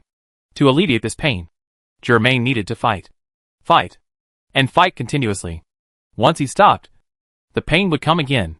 This is the same switching frequency as the silver-white halo and dark crown on the head. For this reason, Germain called this set of armor that was increasingly integrated with the mind-beast chaos roar the armor of contempt. The torture of physical and mental pain did not force Germain to take action immediately. On the contrary, he waited more and more patiently, and even began to adapt to the pain. treating it as part of his instincts such as hunger and fatigue. Is this numbness to pain? Or confusion in the perception of pain itself? Germain is not sure. Maroom, however, figured out some things during this brief truce. He sighed softly, because after the attack just now, he finally understood that Germain was a character he could not persuade to surrender. Because Germain's fighting power was already a threat to him as a king. Maroom persuaded Netero to surrender because there was a clear gap in fighting power between them. He believed that he could subdue Netero and make him return to his heart. This was the pride brought by the three guards' submission to him, and the lack of rivals since their birth. However, Germain pulled off his tail, and also pulled off this layer of proud curtain, revealing his true self on the throne. If he is the king of the Chimera Ants, then Germain should be the king of humans. If Germain is the king of the 6 continents, Maroom will not have so many questions about human society. In Maroom's cognition, a king cannot kneel down and surrender to another king. The only outcome of failure is death, or dormancy in secret. Those who surrender and submit to the rule of another king can never be called kings. They are just monkeys wearing crowns. Immediately, Maroom stopped the bleeding on his tail, just like Netero had done before. Like a tightly tied water pipe, his eyes were fixed on Germain. After correcting his perception of Germain, Maroom's attitude towards Germain also changed. Those who can really threaten him must be eliminated. Netero was surprised to find that the aura emanating from Maroom had changed. It was the murderous aura that had never been emitted when fighting him. He was in a complicated mood. On the one hand, he hated Maroom's contempt for him. And on the other hand, he was nervous about Maroom's murderous intent towards Germain. Maroom's next attack would be aimed at killing Germain, and would be much more powerful than before. Netero's premonition was correct. Maroom's scarlet murderous intent filled the entire abandoned underground test site like a substance, causing Netero to frown. Netero could not see his figure clearly when he ricocheted towards Germain again. However, what surprised Netero was that Germain also gave an equal response. Netero could not see the actual scene of their instantaneous fight, but he could feel the strong collision of the two powerful thoughts, which caused the underground smoke and dust to fly. The explosions came one after another, sounding like a series of explosions at the same time. However, Netero knew that the explosions actually happened one after another, but the intervals were compressed to the extreme, so it sounded like they happened at the same time. That was a world that Netero, who was in his 50s and in his prime, could see. Now he could only stand outside this world and watch. Blood and flesh were flying. The floor was cracking. The stone pillars were shaking. And the fight between life and death was so intense that even breathing seemed to stop. In this world, only Germain could see that Maroom had a greedy smile on his face at this moment. This was Maroom's true nature. Chapter 271. Hurry up! Hurry up! Faster! Even faster! Ha! In the suffocating attack and defense, Maroom felt the feeling that time seemed to slow down when he played chess with Xiaomai. In this feeling, Maroom can get enough thinking and put it into action. He can even think about things that have nothing to do with the battle in this gap. For example, his name, Maroom, is said to mean the light that illuminates everything. The Queen Ant gave him such a name, and it is conceivable what she expected of him. But this is not the most important thing. The most important thing is that Maroom does not need to hold back. Xiaomai is a genius who is stronger than Maroom in military chess. But she is too fragile otherwise, especially as a human. Her physique is also at a very poor level, and she will break with a slight pinch. Among the three guards, Neferpitou and Yupi have both survived a blow from Maroom. But it was only one blow. If they really fought, they would not be Maroom's opponent, and death would be the final outcome. Moreover, as the three guards, they would never do anything to offend Maroom, let alone attack their king like blasphemy. This is due to the structure of the Chimera Ants. Their status and combat power are clearly divided, and are not as vague as humans. Maroom admired Netero's strength, and even thought of recruiting this alien as a subordinate. His strong fighting will is also worthy of praise. However, in the final analysis, Netero's 100-style Guanyin failed to pose a great threat to Maroom from beginning to end. This is one of the reasons why Maroom is willing to recruit Netero. Netero is much stronger than the three guards, but much weaker than himself. As long as he wants, he can suppress Netero. For him, it is hard to imagine how a person whose fighting power is not as good as his subordinates can rule his subordinates. Only Germain in front of him. He almost meets all the conditions to play against Maroom. matched, enough to threaten Maruam's fighting power. Firm fighting will. Germain cut off his own retreat and killed Neferpitou and Yupi, 2 of the 3 guards. At this point, no one would think that Germain was bluffing. All these things have given Maruam enough reasons to kill Germain. This made Maruam more relaxed. The loss of his tail did not reduce his fighting power, but it was like breaking the chains on his body, making him more flexible. As his blood vessels swelled, Maruam was surprised to find that his breathing rhythm with Germain was surprisingly consistent, as if they were dancing together. In their rapid dance steps, the stone pillars broke and collapsed one by one, and the ceiling and stone walls were also affected.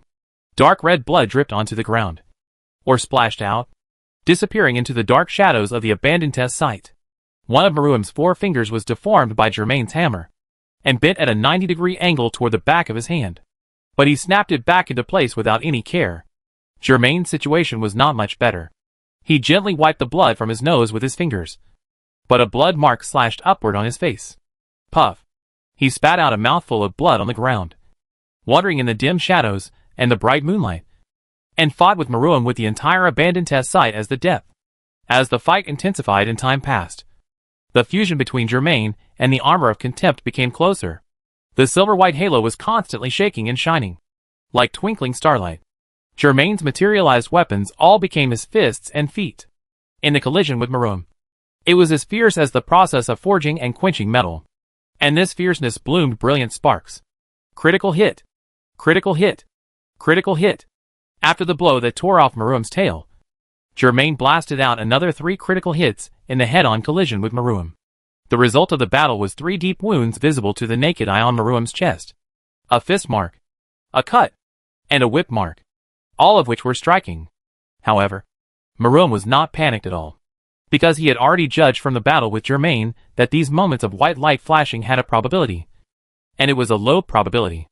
Maruam and Germain were both in the white-hot battle, trapped in the world of the moment, and the number of bombardments was far beyond imagination. And among such a large number, there were only 4 critical hits, which shows that the probability is really not high. However, when low-probability unexpected factors are linked together unreasonably, they will become a more terrifying threat. Critical hit. Critical hit. At this moment, both of Germain's attacks resulted in critical hits. Maruam had already prepared for critical hits from time to time, because he knew he couldn't stop it. He was also within his tolerance range to suffer some injuries for this. And he was also causing considerable injuries to Germain. Both sides were accumulating wounds, and it depended on who would give up first, lose their temper, and make a wrong judgment. However, the continuous critical hits broke the balance. Swish. Maruam turned his head almost instinctively, and thus avoided Germain's knife. But his left ear with a long earlobe was also cut off. If he had not been able to avoid the critical hit just now, he would probably have been hit in the middle of his eyebrows, shattering his eyeballs and denting his skull. Heh. However, Maruam smiled. It was a rather sinister smile, which made everyone who saw it realize that something had changed. In the subsequent fight, he did not retreat, but became more ferocious. This unprecedented sense of crisis made Maruam surpass himself and break through his limits, just like a butterfly emerging from a cocoon, becoming a little stronger. The scale tray that originally leaned towards Germain suddenly tilted up again and faintly leaned towards Maruam. Puff. In an instant, red light shot up into the sky. Germain's left wrist was bloodily cut off swiftly, and blood spurted out, splashing on the stone pillars that had not collapsed in the abandoned experimental field. He stretched out his right hand without hesitation and clamped his left arm. With a lingering mind energy, the blood stopped at the broken end and was forcibly covered by the flesh and blood that was moved over, cutting the wrist and stopping the bleeding. The whole process was done in one go, with almost no pause, as if it was a natural scene between Germain and Maruam in a play. Shortly after his left wrist was separated from his body, the glove that despised the armor disappeared from his left wrist, turning it into an ordinary severed hand. Maruam held it and raised it high in the night sky, as if to show his capture to others. Then, 4 fingers pressed hard, squeezing the blood out of the severed wrist. Plop! Plop! The blood dripped into Maruam's open mouth, staining his lips red, and slid down the corners of his mouth, over his Adam's apple, over his shoulder blades, and all the way to his open chest. Then, Maroum stuffed Germain's severed wrist into his mouth. His hard teeth tore through the flesh, sucking the finger bones and blood. Maroum chewed the bones with a crunch, swallowed slowly, and soon ate up Germain's left wrist without leaving any. He exhaled a breath of bad breath with satisfaction. Maroum's hat-like crown made his face completely dark, with no expression visible. Only his scarlet eyes lit up. Finally, he raised his head slightly, so that the moonlight could shine on his face. But what was revealed was a terrifying smile that was so scary that it made people's hair stand on end. That big smile that was split to the roots of his ears was full of too many emotions. Hunger, greed, arrogance. All desires were transmitted to Germain's body and mind through this smile, without any reservation. Maroum pointed at Germain. Your meat is delicious. The most delicious flesh I've ever eaten. Once you've eaten it, you never forget the taste. I'm going to eat you. Physically and mentally. Completely. The scarlet energy exploded. This time not only filling the entire underground test site, but also rushing up to the night sky from the gap above his head. Like a long-dormant volcano erupting, Maroum became stronger again. And by eating Germain's left wrist, he became a little stronger. The scales tilted more obviously towards Maroum. This was his talent. Germain was not frightened by the sight. His left wrist was eaten. So be it. He would not surrender. The silver halo, the shining rune veins on his chest, the highlighted special characters, the hovering materialized weapons, all showed his determination, fearlessness, concentration, bravery and excitement. The battle would not end so easily, and would continue day and night. He had already accepted this kind of thing on the night he first came to this world. No matter how bad the environment is, what kind of situation he is in, or how strong the opponent is, he will continue to fight until one of them falls. Bang. The death fight begins again. The two surging thoughts collided with each other at the same time. Bang, bang, bang, bang. The oscillating wind destroyed one stone pillar after another, and destroyed one wall after another. The unbearable underground test site finally collapsed with a loud rumbling sound. The moment after Germain lost his left arm, and Maroum devoured his flesh and blood. Netero did not interfere, but turned around and ran in another direction. I already know what I should do. The hand of the 100-style Guanyin that followed him like a shadow was like a knife, stabbing into the soil fiercely, digging out the black card box that was buried under the soil layer in advance, and handed it to Netero's hand. Netero, with his lips tightly pursed, held the black card box tightly. When he turned around again, it was the doomsday scene of the underground test field that was like the collapse of the sky and the crack of the earth. Dust rolled, gravel flew everywhere, and the whole place was swallowed by chaos. And the vision was completely unclear. And the two figures were still fighting to the death in the gradually collapsing underground test field, forgetting themselves so much that they seemed to have long forgotten the reason for the original duel. This is what Netero is looking for. A battle of equal strength. 100-style Guanyin easily shook off all the falling rocks. Netero saw that he would be completely buried alive if he stayed here. So he simply jumped into the air. He stepped on the broken rocks falling from the air, and rushed out of the gap in a flash. Came to the ground, and landed smoothly. Netero lowered his head, staring at the gap that was like an abyss.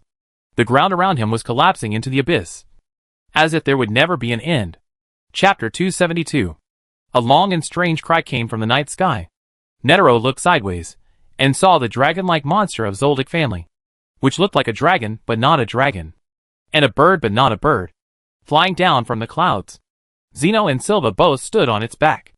Zeno nodded to Netero, pointed at the monster under him, and signaled Netero to come up. Netero understood, and jumped again, stepping on the claws of the dragon bird monster and flying up. He landed on the thick, long and wide back of the dragon bird, and the 100-style Guanyin disappeared. Netero glanced at Zeno, paused, and laughed. Zeno, didn't you say that you would never care about anything other than the mission? Why are you still here? Zeno put his hands behind his back and laughed. Because it's rare to see it. The fall of the strongest man in the past, and the birth of two monsters. Netero was not angry, but just laughed. From the time Zeno was a toddler to his old age, he regarded Netero as the strongest in the 6 continents. His feelings for Netero are enough to be called respect. There is no doubt about that. And what he said just now was just a little sad. The Yangtze River's waves behind pushed the waves ahead. Not only him, but even Netero, the recognized evergreen in martial arts. has been caught up and surpassed by the young people. This is really a very complicated feeling. Gino and Silva watched the battle in the air. Although they couldn't see it clearly, they could roughly feel that Germain and Maruam were not giving in to each other from the collision of their thoughts. Even Netero couldn't intervene. It was too intense to attack and defend, with no breathing space. If Netero insisted on letting Bisher Guanin blast out the palm wind, whether he could hit it, and who he would hit was a matter of luck. However, after the initial shock, Gino and Silva remained calm in the face of Maruam's aggression and violence. This is because their Zoldyck family still held a trump card from the beginning to the end. It is hard to say what the price will be in the end if they use that trump card to deal with Maruam. If possible, they father and son do not want things to go to that point. It would be best if Germain could win tonight. If he fails, the saturation bombardment of human shells from the 6 continents can kill Maruam, which is also an acceptable result. Zeno glanced at Netero again. But you, President Netero, didn't you say before that if you can't beat Maruam in a one-on-one duel, you will win at all costs? Is it because you don't want Germain to be buried with you that you haven't detonated the poor Rose yet? Netero stroked his beard and shook his head. At the beginning, it was, but later it wasn't. Zeno, because the situation at that time was not optimistic. So I told a lie to Germain and Maruam. He raised his hand and knocked on his chest, feeling the movement inside. Zeno and Silva's eyes widened slightly. Netero looked serious. I was seriously injured at the time, so I accepted the healing of the Archangel's breath. And she removed the poor rose that was obviously not part of my chest. Soon after I was completely healed. I noticed this, but I didn't say it, trying to use lies to gain an advantage for me and Germain. However, the battle has evolved to this point, and there is no chance for me to intervene. And I don't need to hide this matter. Netero looked down from the dragon-like monster to the eye of the abyss below. Now we have only one way to go, which is to win. Otherwise, if Maruam eats Germain, the consequences will be disastrous. The underground test site has been in chaos, with broken walls and ruins everywhere, and the space is constantly being compressed. The battlefield between Germain and Maruam was limited, but their fight became more and more violent. The two of them rushed around underground, and the waves of their mental energy alone were enough to destroy everything around them. Maruam felt that he had an advantage that had opened the door to victory for him in the general direction of the game. However, he needed to make Germain really trapped in a dead end, with no way out. Puff. In the darkness, Maruam bit Germain's shoulder fiercely, and then quickly bit off a piece of meat and swallowed it whole. Germain didn't care, and after quickly stopping the bleeding, he returned to the battle. Whenever he had the chance, Maruam would bite off a piece of Germain's flesh. Germain's flesh and blood could nourish Maruam and replenish his consumed energy. As one increased while the other decreased, the balance no longer existed, and the scale completely fell towards Maruam. It should have been like this. However, in the extreme environment, under the collision of flesh, under the stimulation of blood and pain, Germain's spirit surprisingly held up until now, and has not collapsed. Incredible. Maruam had taken the upper hand, but he still couldn't overpower Germain, and failed to achieve a winning blow. Not only that, through the offenses of both sides, Germain's true thoughts were constantly transmitted to Maruam's heart. It is said that when the swordsmen of Wano country fight with swords, they can feel the opponent's inner will from the opponent's blade. This is a similar situation. The king wanted to overpower Germain, and wanted to defeat him completely. But Maruam could continuously feel the tenacity from Germain, as if he really wanted to continue fighting to the ends of the earth. Maruam had a strange thought for the first time. He might not be the life form destined to stand at the top of the world after all the chimera ants evolve continuously. He might still know too little about this world. If he was really born to be the king at the top of the food chain, why was he trapped by the man in front of him in a place like the Republic of East Gordon? Maruam should have been invincible. In fact, Germain could feel the severe pain from the wounds all over his body. But he could no longer interpret this pain. The pain of wounds is usually a punishment for the weaker party in a fight. However, this kind of punishment is not worth mentioning to Germain now. What he wants is to continue fighting and win. The elite is undoubtedly experienced in many battles, and has gone through countless life and death battles. The master is undoubtedly a school of his own, and has his own path, without the need for guidance from others. And the champion is undoubtedly a king who is like no one else. Germain was immersed in it, and he was no longer aware of the outside world or the passage of time. He quietly sneaked into Maruam's heart, feeling the changes in Maruam's body and mind.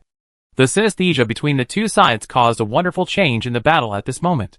They began to miss each other. This was because they both felt the other's will and guessed the other's next attack. And then both missed. And the frequency of such misses is constantly increasing. Now they look like two clumsy boxers who don't even know how to hit each other's head with their fists. However, once you consider that even if the attack misses, the waves of mental energy that are blasted out are enough to shatter the ground. Like a cannonball exploding. It will be chilling. It is also because of synesthesia that Maruam can't help but notice the changes in Germain's body. Before this, he was so seriously injured that he actually regained his strength and became stronger. Maruam still accepted this. However, at this moment, Germain became stronger again, as if he had destroyed the boulder that he had been carrying on his shoulders. He was climbing to the top of the mountain. The vortex of mind energy formed unconsciously, engulfing Germain and Maruam. Both sides had fought to the point of blood and flesh being blurred, unable to distinguish one from another. The pain caused by Maruam hitting Germain was actually fed back due to synesthesia, as if he was hitting himself. The spirits of both sides were tensed together and kept stretching like rubber bands. It stretched to the limit. Finally, snap! It broke. Maruam's eyes widened. Germain's body was bathed in silver light, and his offensive punches hit the flesh, and continuously emitted brilliant silver light and made explosions. Critical hits. Continuous critical hits. When low probability events are chained together unreasonably and become the norm, the situation will completely collapse. Boom, boom, boom. The tight fishing net woven by countless offensives finally closed in at this moment. Fists, feet, meat saws, shotguns, flamethrowers, spiral canes, and the sword Chianian continuously attacked and shattered all of Maruam's outer shell defenses. What was even more terrifying was that, along with the critical hit, Germain's injuries were visibly regenerating. Maruam, who had completely turned into a bloody man, spat out a mouthful of blood, and then, with bloodshot eyes, tried to bite Germain's right hand. However, Germain's head but was also a critical hit, smashing Maruam's face into it, and his eyeballs were squeezed to the sides, and he clenched his right hand, swung his fist through the wind, and hit Maruam's temple, who was no longer able to defend himself. Puff. That was the sound of shattering. Germain could still feel the ferocity in Maruam's heart. Maruam would never surrender, so he continued to attack without restraint, smashing Maruam's limbs and torso. In the last blow, Germain grabbed the meat saw in the air with his own hands and chopped it hard on Maruam's face, splitting Maruam's head in half.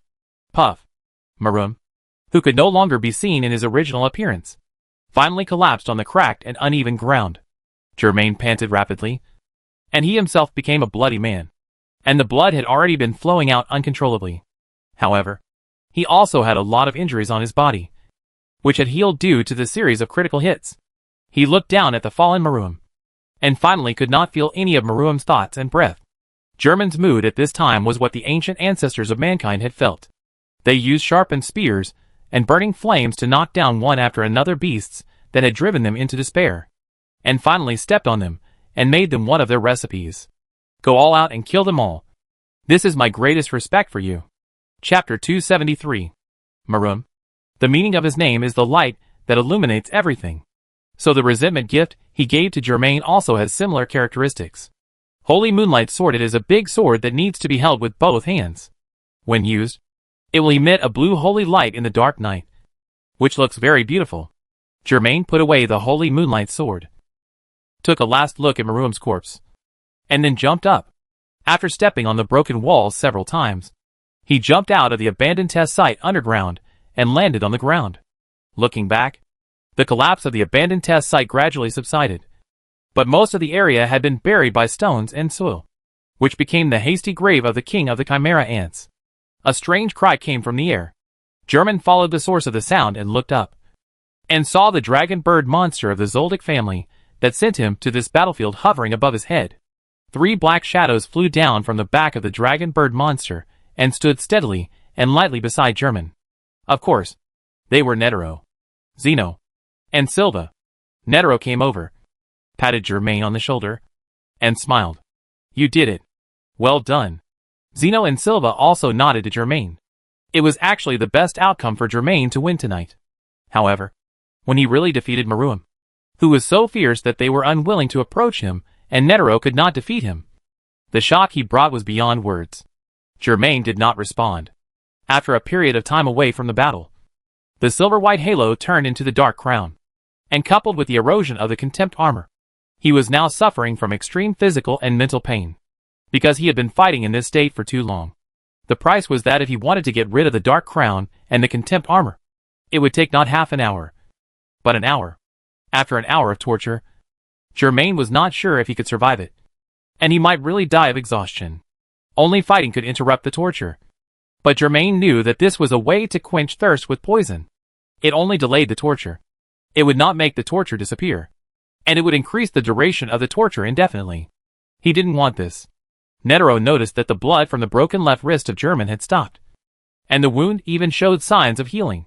Then he noticed Germain's silence and physical and mental fatigue. He soon realized that Germain was suffering from great torture at this time. So Netero took out the card box and showed Germain the only remaining Archangel's breath. Only it can help you get rid of your current state.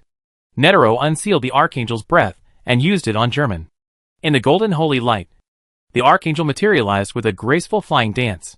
She looked at Germain tenderly, stretched out her palm, opened her lips slightly, and blew out a healing breath. The healing breath blew gently in a direction parallel to her palm, pouring all of it into Germain. In an instant, Germain felt that the pain in his body were fading away, as if a heavy rain had fallen, washing away all the mud on his body. His left wrist was regenerating at a visible speed. The contempt armor on his body receded like a tide, and the dark crown trembled and cracked. After a few breaths, Germain was no longer injured, either physically or mentally. The Archangel also smiled softly, fluttered a few circles in the brilliant light, and then dissipated.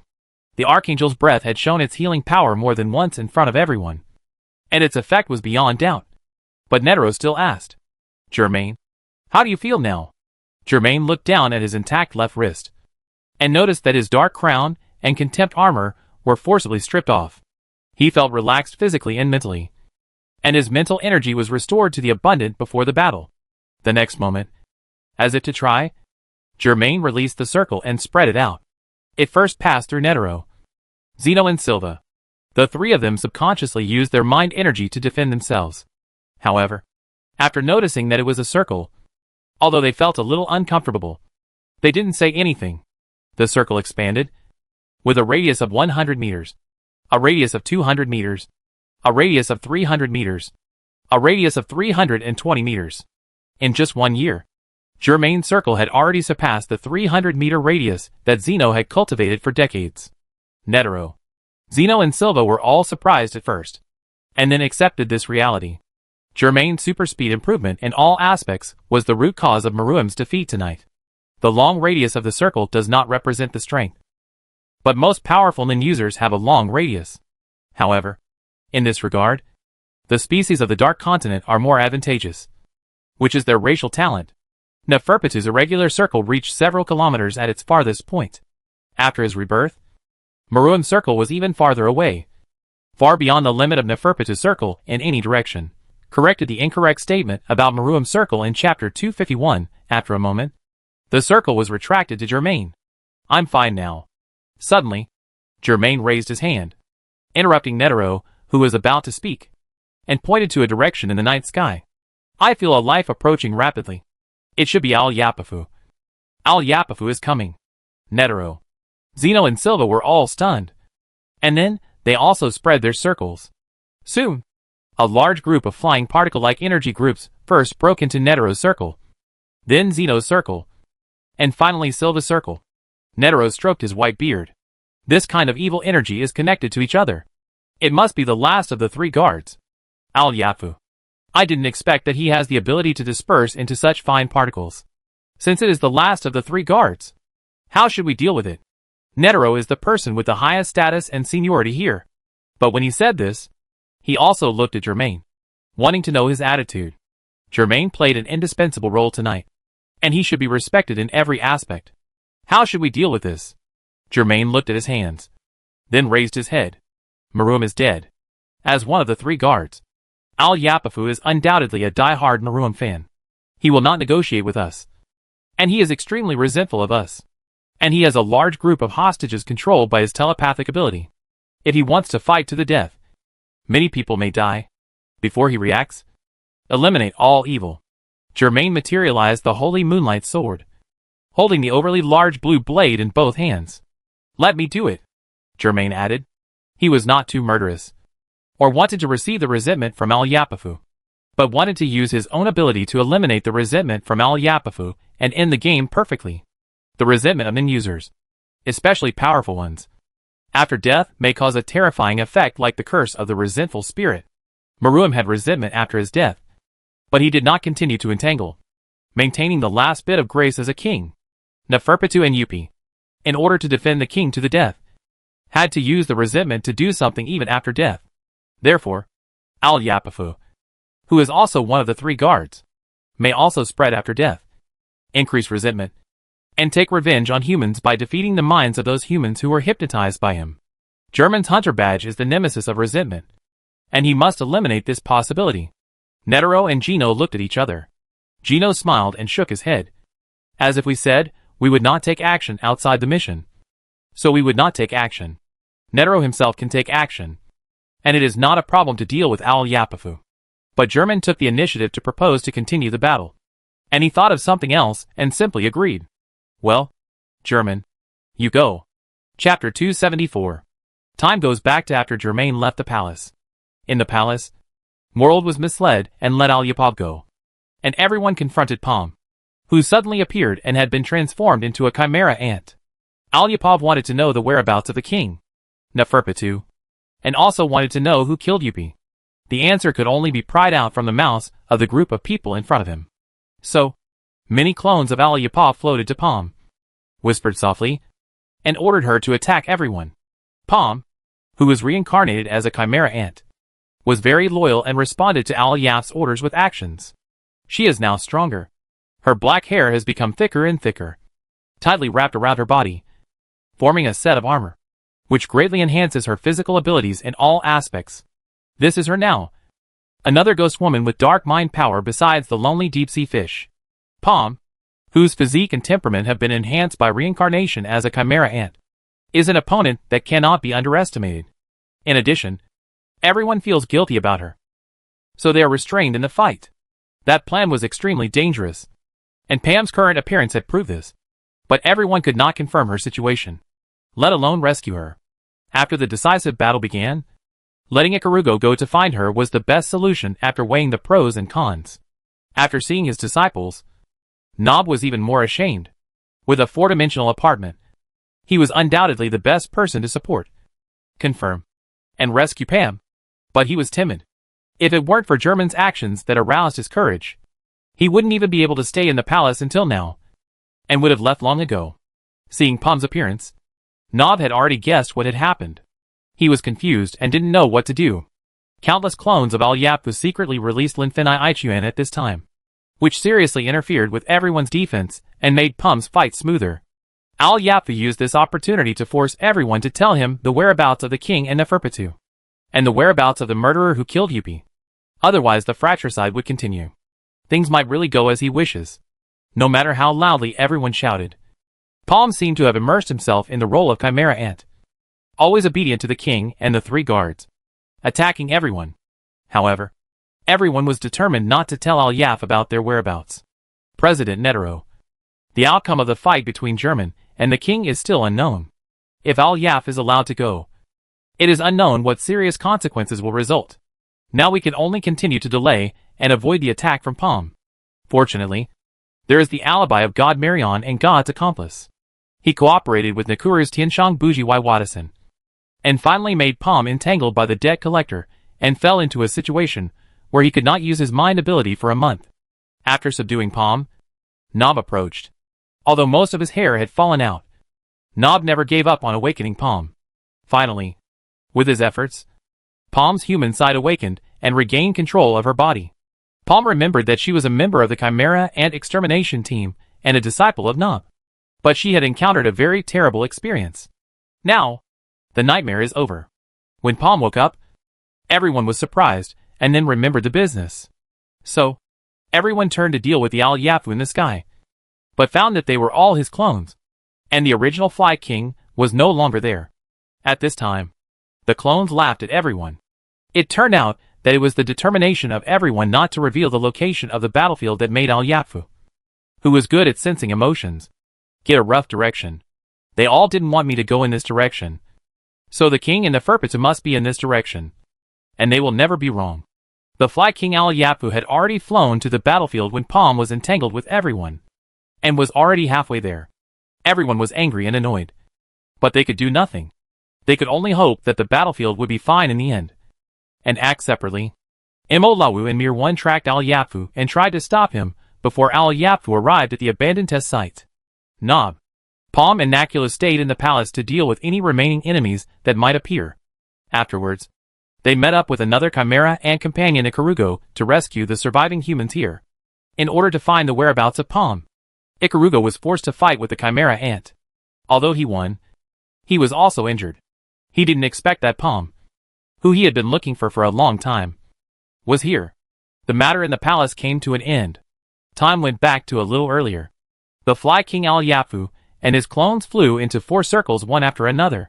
His previous mockery of the people in the palace had long disappeared. Al-Yafu recognized one of the circles as the one he had released once in the palace before. Its owner was most likely the murderer who killed Yuppie. He was not afraid of the masters of these circles. But he noticed an astonishing fact. None of the initiators of the circles were the king or Neferpitu. Did they leave? Or, for some reason, did they not release the circles? Or were they not in this direction? Al-Yafu soon saw a huge collapsed pit. From the ruined state, it was enough to see what kind of fierce battle had just broken out here. For humans stood on the edge of the pit, raised their heads, and seemed to be observing the Fly King Al-Yafu and his clones. They must be the ones released by Yuan just now. The number matches. But it's impossible, since the king and Neferpitu fought with these humans. How could they let them survive and leave directly? This is not in line with the style of the king and Neferpitu. Unless it is. No. No. No. Absolutely impossible. Absolutely impossible. My king is invincible. And Neferpitu is here. Even if Neferpitu loses his life, he will protect the king to the end. What happened here? Why did the whole world change after I came out of the smoke prison set up by that damned smoke-breathing man? And became the unfamiliar feeling I have now? No. No. I must know what happened. I must try to get the truth from the mouths or emotions of those 4 people. But, at this moment, 2 things happened at the same time. While thinking about this, the Fly King Al-Yafu showed a hideous and twisted face. No longer elegant and confident as before. A figure suddenly appeared between the Fly King and his clone. Without any sign before. The Al-Yafs looked closely and saw a strong man with his upper body naked, holding a huge green sword in his hand. This man must be the man who killed Yuppie. And the most crucial man who caused the world to fall into such a chaotic situation. The Fly King Al-Yafu made a judgment. However, this judgment was meaningless at this time. A circle was released from German's body, enveloping all the Al-Yafs. After a brief judgment, his eyes fixed on the Fly King Al-Yafu who had mixed in. Al-Yafu was originally one of the 3 guards with strong emotional perception. And at this moment, he felt even more sharp and cold. He has discovered my true form? He has actually discovered my true form? This man in front of him is not like the king, who likes to release his mind energy in a big way, so that the Chimera ants will surrender to him after feeling his mind energy. This habit is a normal behavior of wild animals, when they patrol their territory and encounter foreign enemies head-on. But German is a wild animal hunter. And hunters like to hide their breath in order to achieve a fatal hunting result. Therefore, Al-Yafu really felt the horror of German at this moment. Yuppie is not his opponent. Neferpitu is not his opponent. And I am not his opponent either. Even the king will be threatened. The Fly King Al-Yafu flapped his scaly wings and turned away. All his clones rushed to Germain, trying to delay and hinder Germain. At this moment, he had too many thoughts in his mind. He sincerely hoped that Neferpitu would take the king away, or that Neferpitu would persuade the king to leave in some way, and that Neferpitu would stay and fight to the death. Yes, it must be like this. It must be like this. Well done, Neferpitu. Well done. Your death will never be meaningless. After I reunite with the king, I will definitely come back and avenge you and Yuppie. Al-Yapafu had successfully convinced himself. But the next moment, he heard words that made him feel like he was falling into an ice cellar. Don't worry. I will send you to see Neferpitu and Yupi. And your King Maruam. The Fly King Al-Yapafu's pupil shrank. And he turned back suddenly, seeing the man who was entangled by countless of his clones, swinging the big sword in his hand almost without any hindrance. The man held the big sword in both hands and approached his face, reflecting his expression and making his black eyes extremely cold. A cyan light suddenly radiated from the great sword, instantly destroying all of Al-Yaf's clones, and quickly tracking to the Fly King Al-Yaf. There was actually such a thing. Al-Yaf felt his body withering. And at this moment, a picture of a revolving lantern appeared in his mind, and finally fixed on the king. King! My king! I come to see you. Buzz! The cyan light spread into a ring in the night sky, and then gradually fell like fluorescent light, as if sprinkled with cyan starlight. Everything returned to tranquility. The king and 3 guards of the Chimera Ants had all died at the hands of the same person. Chapter 275. German dropped the holy moonlight sword and let it dissipate in his hand. Gravity pulled him down. On the way back to the ground, he received a new rune vein from the resentment gift of Al-Yaf. Monster Embrace, a rune vein in the shape of an open beast claw, was branded on German's chest. It was arranged together with the other 4 rune veins, looking quite messy, and more like a strange hieroglyph. This rune vein allows German to wear the Contempt armor and gain a certain increase when using the power of Chaos Roar. Bang! When he landed on the ground, Netero, Zeno and Silva took the initiative to walk towards him. What a fast speed! Netero commented with a smile, and then took out his mobile phone. It's just right. Now is the right time to call. Call? German looked at Zeno and Silva in surprise. Zeno and Silva both shook their heads, indicating that they didn't know anything. Netero pressed the phone and quickly dialed a number. It was Imolawu who answered the phone. Netero explained the situation here, and before Imolawu said anything excitedly, he hung up the phone. Then, he called Nobu and did the same thing. He hung up after explaining the situation. After that, Netero thought seriously for a while before making a call. German didn't intend to peek, but he was taller than Netero, and he saw from the corner of his eye that Netero was making a video call with a note serious dog girl. Unexpectedly, Netero had the same habit as him, not directly noting his real name, but some personal comments. The video call was connected within less than 3 seconds, and a dog's nose was revealed on the other end of the video. Netero smiled and said, "Too close, Chidwa. Too close to the camera." Huh? Okay. Wait a minute. The other party took a step back and revealed the true face of Chidwa Yorkshire, one of the 12 zodiac signs. She wore a hat, had long green hair, wore glasses, had a pair of raised animal ears and a dog's nose. And it was unknown whether it was real or fake. President? Is it really the president? I heard that the decisive battle will be tonight. How do you have time to call me? The decisive battle is over? How is the situation? Did we win? What about the casualties? After answering the phone, Chidwa burst out a series of questions. Although she is far away in other continents and other countries, she has been quietly paying attention to the situation in the Republic of Dongwa. If Netero had not refused repeatedly, she would have intervened in this crusade long ago. She believes that the other 12 members must have received the same treatment. Of course, except for Pariston and Jean. Those 2 are special. Really special. To be honest, it is not to question the ability of Imolawu, Nobu and their disciples. But there are too many candidates who are more suitable than them, and they have been rejected by the examination department and the co-specialists. They wanted to ask President Netero to give direct instructions, but the president refused. This is President Netero's usual style. But anyone with a discerning eye can see that this crusade is full of weirdness. Why didn't the president let them intervene? Chidwa and the others were puzzled. Netero returned to his usual old man appearance, who liked to tease his juniors. It was hard to tell that he had planned to die with Maruam not long ago. Don't worry, Chidwa. I'm the first one to call you and tell you the situation. Are you touched? Chidwa rolled his eyes and didn't believe President Netero's nonsense at all. President, what's going on? Tell me. Do you need our support? Huh? Look, you're anxious again. Hee hee. Don't worry. The Chimera Ant Crusade ended with a complete victory for the human side. The Ant King and the 3 guards were all killed by Germain. Victory? That's great. That's great. Cheetah patted her chest. And it was obvious that she was sincerely concerned about Netero's safety. Since the crusade was a complete victory, Netero must be safe. Then, she suddenly reacted and widened her eyes. What did you say just now? What Germain? The Ant King and the 3 guards were all killed by Germain. What does this mean? It means literally. Cheetah, your comprehension ability has deteriorated. Huh? President, this is not a problem of my comprehension ability. Right? German? Why did a German suddenly appear? Wait, is it that German? But, why? It's him. Netero smiled, pointed his phone in the direction of German, took a picture of German's profile and naked upper body, and then put it back. In short, Cheetah, there are many corpses of chimera ants here, and many chimera ant transformation eggs.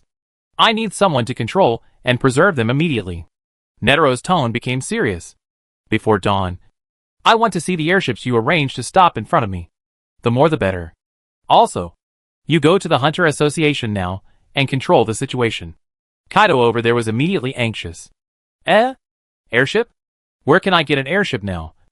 And what about the procedures? Go to the Hunter Association to control the situation. What happened there?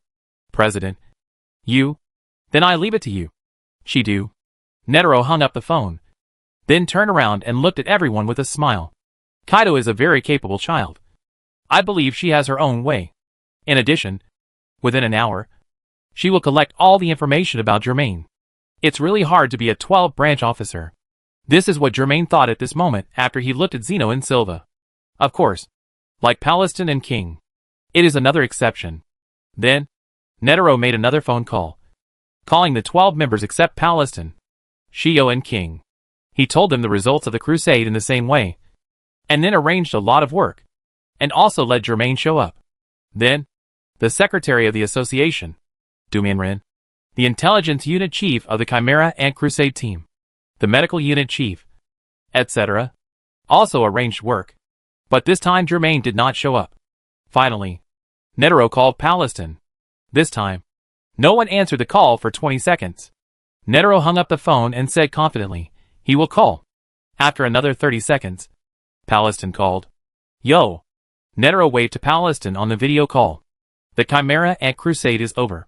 We won. I was the first one to call you to tell you the good news. Palestine smiled a formal smile, but without much enthusiasm. That's great, President. I feel very happy.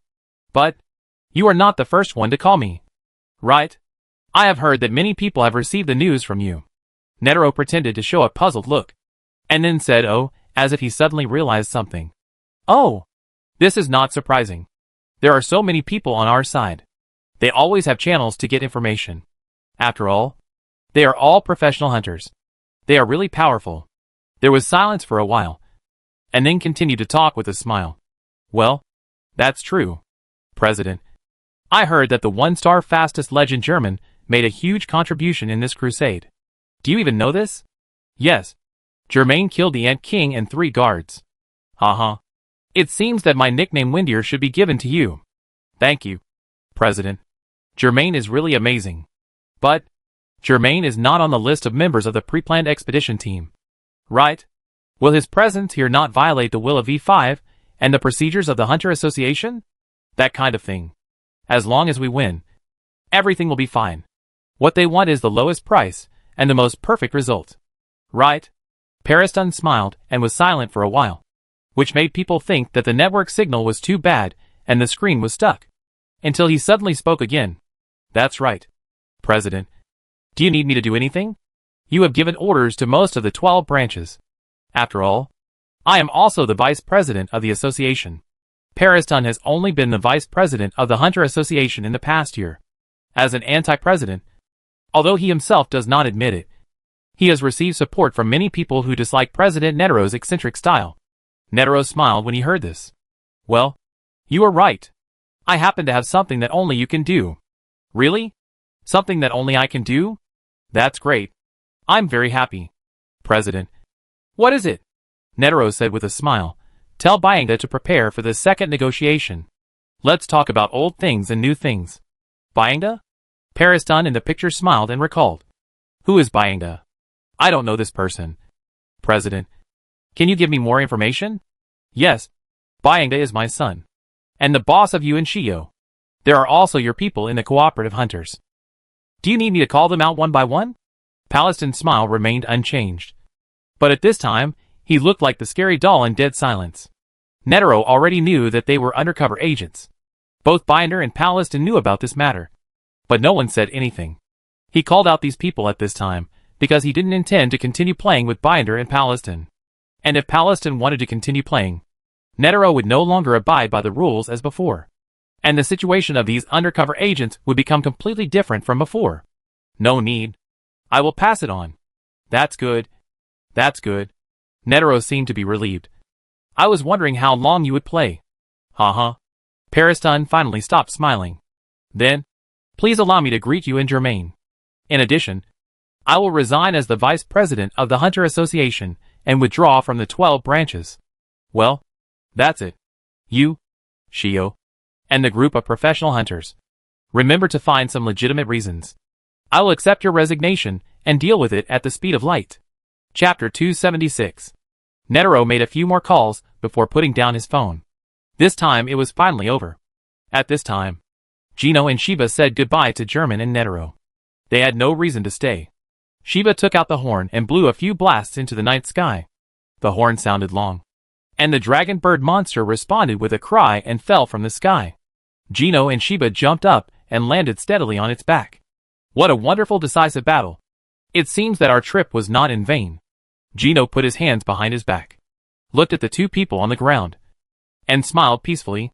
By the way, President Netero, come to Kukula Mountain when you have time. My grandfather will be very happy. Netero put his hands on his waist and nodded with a smile. Maha Zoldyck is one of the few old friends of his who is still alive. They can indeed catch up when they have time. Zeno turned to Germain again. Germain, you are also welcome to Kukula Mountain. This time is different from the last time. We will treat you well. When the time comes, live in the ancestral house of the Zoldyck family. I will introduce my grandchildren to you. Germain also nodded. Then, the dragon bird monster let out a strange cry.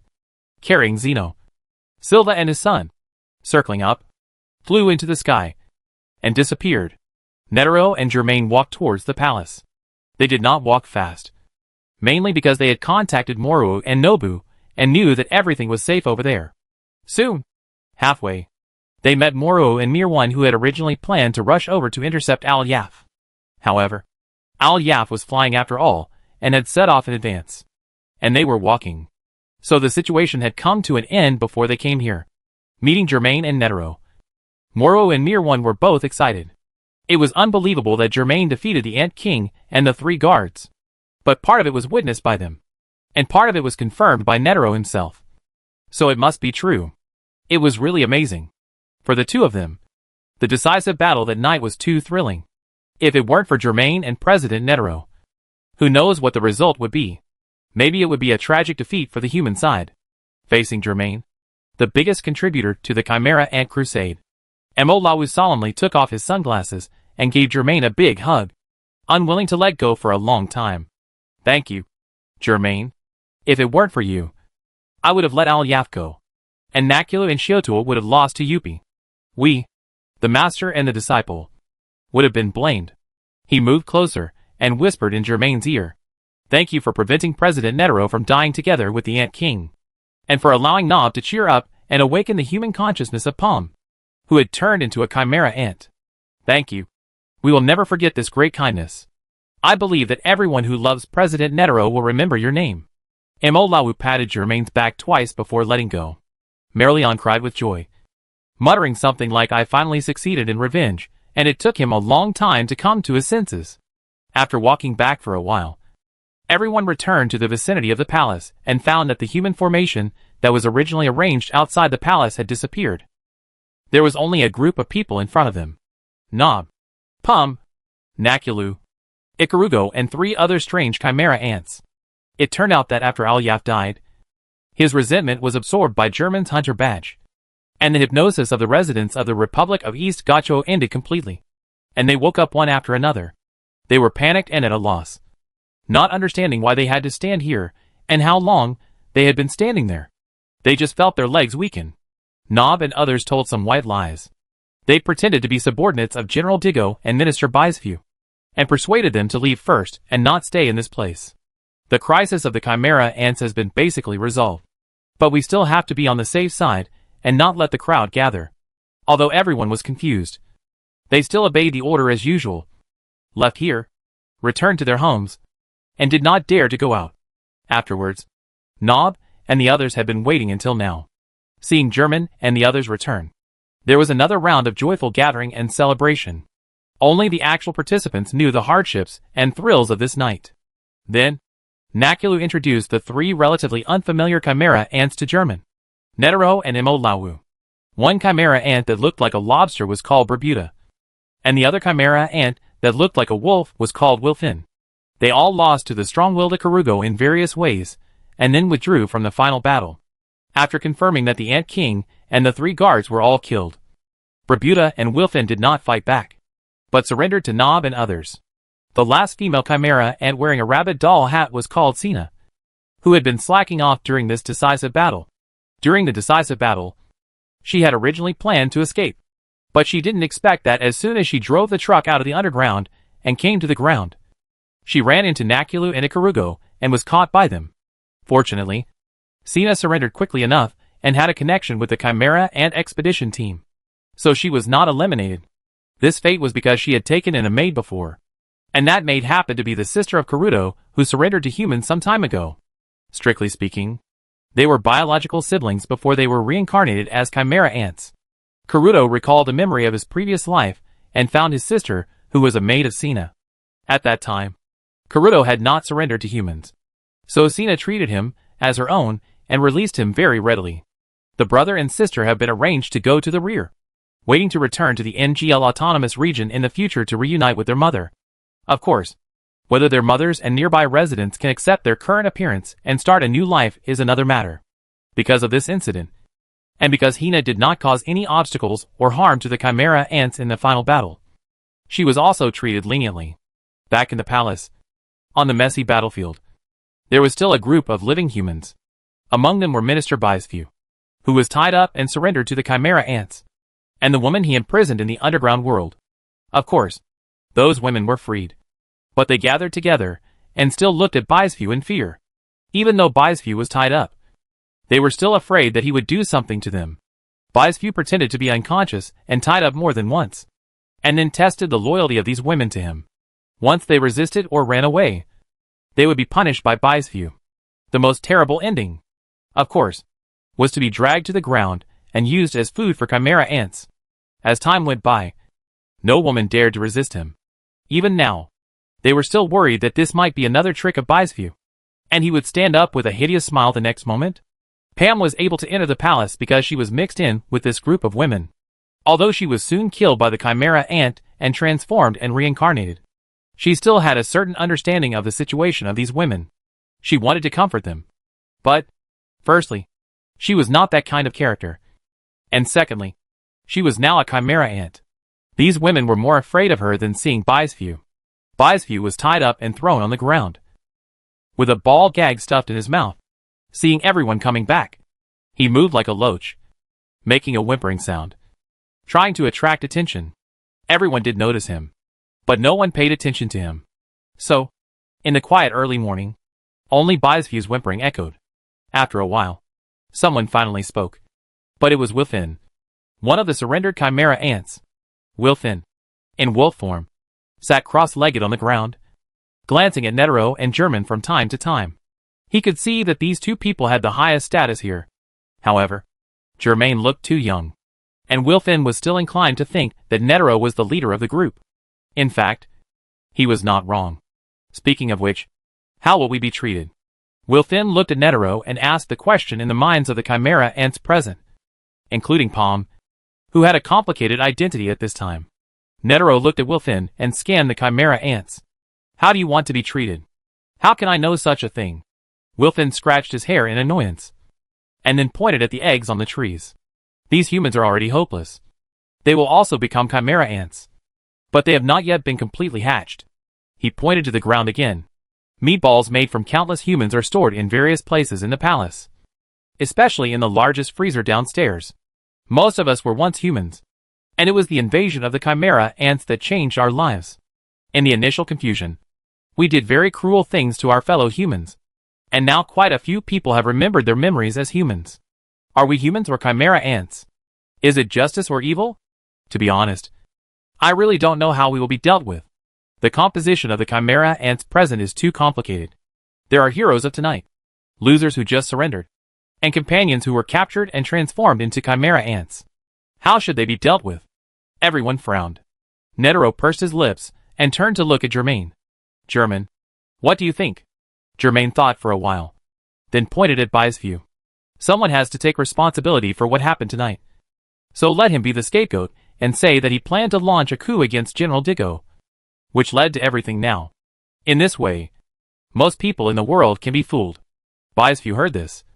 His eyes widened, and he looked at Germain in disbelief. Then, he twisted more violently. But unfortunately, the ball gag made him spit all over the place, so he couldn't say a complete sentence. Germain ignored Byesview and looked at the chimera ants. As for you, then start over. Start over. Retreat from the world. Retreat from the world. Atone for your sins. Atone for your sins. As an explanation to those who know about it. Chapter 277. Nob opened the four-dimensional apartment and asked the doctors and nurses who had been waiting inside to come out and bandage everyone's wounds. However, surprisingly, Germain and Netero, who should have fought the most fiercely, had no injuries. The old doctor who was familiar with President Netero's body even found that some of President Netero's old injuries that had been recurring all the time were gone. Germain didn't say anything, and Netero cleverly changed the subject, so the matter was left unresolved. Later, they realized that it was the effect of the Archangel's breath. Now they could only treat the wounds of others with suspicion. At this time, the chimera ants were thinking about what Germain said. Starting over. Starting over? Escaping from the world. Escaping from the world? Atonement. Atonement? How come it's like we still have many futures to choose from? Wilfin is a suspicious person. He was like this in his previous life. At this time, of course, he didn't directly believe Germain's words, but looked at Netero. What he said? Is it what you mean? Wilfin always believed that Netero was the master here, and Germain had a certain influence on Netero's judgment at most. Only promises spoken from Netero's mouth are more credible. Netero grabbed his beard with one hand and held the other hand to his chest, as if thinking about something interesting. Hearing Wilfin's question, Netero seemed to come back to his senses, looked at him, and then turned to Germain. German, didn't you say before that you would eradicate all evil? Why have you changed your mind now, and have compassion for them? Unexpectedly, Germain nodded directly. Before, there was the Ant King and the 3 guards, and we had no room for mercy and tolerance. Now that the winner has been decided, we have to take into account their complexity. The complexity of the chimera ants lies in the fact that after they were born, they committed various atrocities against humans, and then they awakened their memories as humans. If they were brutal monsters from the beginning to the end, it would be simple, and the way to deal with them would be to kill them all. The problem is that they are not. They were once victims, and they committed violence without memories, and then they regained their memories. Are they still the same cold-blooded chimera ants? Specifically, if Palm was not awakened to human consciousness in time, and hurt or even killed humans, and then awakened, how should this account be settled? No matter what is done, it is like punishing the victims. However, no matter what, the crime has been committed, and they can only atone for it in various ways in the rest of their lives. This is also to protect them, and give an explanation to those who know about it. Netero understood what Germain meant. He chuckled a few times, and then turned to Wilfin. Isn't this good? Let me tell you where the first chimera ants who surrendered to humans went. First, Dr. Octopus, the commander of the Bear Division, the captain of the Koala Army, and others. After being monitored for a period of time, they will work for the Hunter Association. Wilfin was a little surprised. Work for you? What do you want them to do? Netero put his hands on his hips, revealing the curve of muscles that shouldn't be there for his age. All kinds of things. The Hunter Association is not short of tasks and work.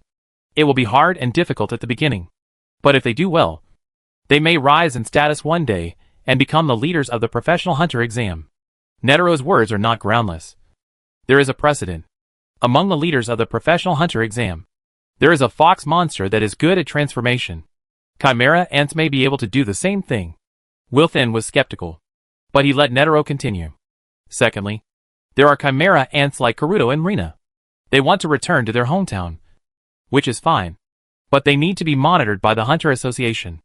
In fact, the NGL Autonomous Region where Karuto and Rina are located has experienced the invasion of chimera ants and no longer has a complete political organization. The NGL Autonomous Region is likely to be included in the management of countries such as V5 in the future, and it is likely that the Hunter Association will actually control it in the end. In this way, the monitoring of Karuto and Rina will be completed naturally, without special circumstances. They will not be allowed to leave there for the rest of their lives. The same is true for the Republic of Dongguochuo. These two areas may become the back garden of the Hunter Association. As long as the chimera ants live here, it is impossible not to deal with the Hunter Association. Wilfin and other chimera ants believe this. This feeling of layered surveillance is indeed something that humans can do. They were also humans, and knew this very well. Finally, it's you. Netero said this, scanning the chimera ants. And the chimera ants were all startled. Palm was originally our companion, and Mirwan and Ikarugo were the heroes tonight. And they will definitely be rewarded and treated preferentially by the Hunter Association. As for the three of you, Wilfin, Brabuda, and Sina, since you have surrendered, we will not kill you all, but complete freedom is impossible. You either work for the Hunter Association, stay in the area controlled by the Hunter Association, or... Netero raised his hand and pointed at Germain. Follow him. He may need you. Of course, this means that you will be monitored and managed by him. Follow him? All the chimera ants looked at Germain in surprise.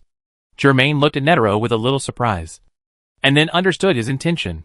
Netero wanted to transport this batch of chimera ants to the Greed Island. What Wilfin wanted was complete freedom. He believed that Hina also thought so. Otherwise she would not have tried to escape tonight. His boss in his previous life was Zayilio, the actual ruler of the NGL Autonomous Region. I heard that Zayilio was also reincarnated as a chimera ant, but he left the queen ant at the first opportunity and disappeared. Wilfin wanted to track down Zayilio's whereabouts, but Netero's words completely shattered his hope. Yes, we are a group that is both victims and perpetrators. It is too dangerous. The Hunter Association cannot let us act freely. But, follow Germain? What's the benefit of following him? It's better to work for the Hunter Association. At least this old man, referring to Netero, looks strong. So it's not unfair to follow him. I don't know if it's because of the human personality during the Zalo period, or the chimera ant personality during the Ant King period. Wilfin has this natural admiration for the strong. Ikarugo, Brabuda, and Sina probably have similar ideas, and don't want to follow anyone casually. Only Mirwan, who actually fought side by side with Germain, knew what his chimera ant companions were thinking after seeing their expressions. So he stopped being silent and stood up indignantly to speak for Germain. Don't underestimate Mr. Germain. He is the biggest contributor tonight and the key to the final battle. Without him, it's hard to say what the outcome of tonight will be. The chimera ants all looked at him in surprise. The biggest contributor tonight? The key to the final battle? What's going on? Shouldn't the main force be that old man who looks very strong, referring to Netero? Why is it Germain? Seeing everyone's eyes on him, Merlion couldn't help but break his voice with excitement, replaying the previous battle. The first one to die at the hands of Mr. Germain was Neferpitu. Then Mr. Germain joined us, and Mr. Germain and I killed Yuppie together. He spoke with great excitement about the battle between Germain and Yuppie that he had witnessed, and fully demonstrated his role in the description. Ikarugo, Wilfin, Brabuda, Sina and others were all in doubt. As chimera ants, they knew best how powerful Yuppie and Neferpitu were, and they all died at the hands of the same person. Regarding the battle between Germain and Yuppie, Moro and Palm did not see the whole process. Nob only saw the final kill, and Nakuru did not see the end. At this time, they heard Miriam's story and completed the scene at that time, and they all felt different in their hearts. However, something even more exaggerated happened. Netero followed Marion and slowly spoke about the battle between Germain and Maruam and Al Yapafu. He didn't use as many rhetoric as Merlion, and he explained the situation clearly and concisely. However, the more he did so, the more frightened everyone was. Let's not talk about Al Yapafu for now. As long as they accepted that Neferpitu and Yupi died at the hands of Germain, they could also accept that Al Yapafu died at the hands of Germain. But even the Ant King Maroom, such an arrogant monster, actually lost to Germain? The Ant King and the 3 guards all died at the same person? The Chimera Ants thought that the Ant King and the 3 guards would die in battle because they were trapped. But they didn't expect that a human would kill them. This kind of thing is really unbelievable and completely beyond their expectations. Some knew about this in advance, and some just knew about it now. At this time, their emotions are the same mess. It's just that the former need to calm down faster because they have been confused once. Mo Lawu thought about letting Xiao Yapafu go. Nob thought about being frightened by the evil spirit of the 3 guards. Palm thought about his terrible experience. Nakula thought about his failure to avenge Yupi for Xiao Tuo. Everyone had different thoughts in their hearts. But they were all secretly shocked by this fact. Even President Netero couldn't solve the Ant King by force. But Germain defeated him head-on. Does this mean that Germain is already the strongest in the 6 continents? However, at this time, everyone tacitly did not mention this topic. Netero made a summary at the end. In short, there are 3 roads in front of you, and you can choose any one of them. This is what Germain meant by starting over. Starting over. Retreating from the world. Retreating from the world. And atonement. Atonement. Chapter 278. The Hunter Association's airship arrived above the palace at around 4 a.m. and slowly landed in an open area. The personnel arranged by Chidwa got off the airship and quickly came to President Netero to ask for the latest instructions. Netero first asked them to settle Baisfu and the woman who regained her freedom, and then asked them to collect the Chimera Ant eggs and Chimera Ant corpses. Among them, the Chimera Ant corpses of course included the Ant King and the 3 guards. But they were not very complete, so it would be quite troublesome to collect them. After rescue, Xiaotuo is out of danger, but still in a coma. He has been transferred to the ward on the airship. Everyone then boarded the airship and rested in their assigned rooms. Until this moment, the Chimera Ants had not made a final decision on the 3 futures proposed by Netero and German. This may very well be the choice that determines the rest of their lives. So they must be careful. They were so troubled that they tossed and turned on the bed. And finally they fell asleep due to exhaustion. A few hours later at noon, the airship that Germain, Netero, and the others were on took off first and left here. The aftermath personnel still stayed in the Republic of East Gachuo, working in the palace, the capital, and major cities to perform their duties. The airship flew towards the Hunter Association headquarters, and was slowly advancing in the air. The celebration banquet for the Chimera Ant Crusade will be held at the Hunter Association headquarters. Germain didn't want to attend, and just wanted to return to Greed Island as soon as possible. But he was forced to go by Mo Lawu and Nakulu. He was a very purposeful person. Since the main purpose of this trip had been achieved, he was not interested in other things. However, Mo Lawu, Nakulu and others were trying their best to persuade him to attend.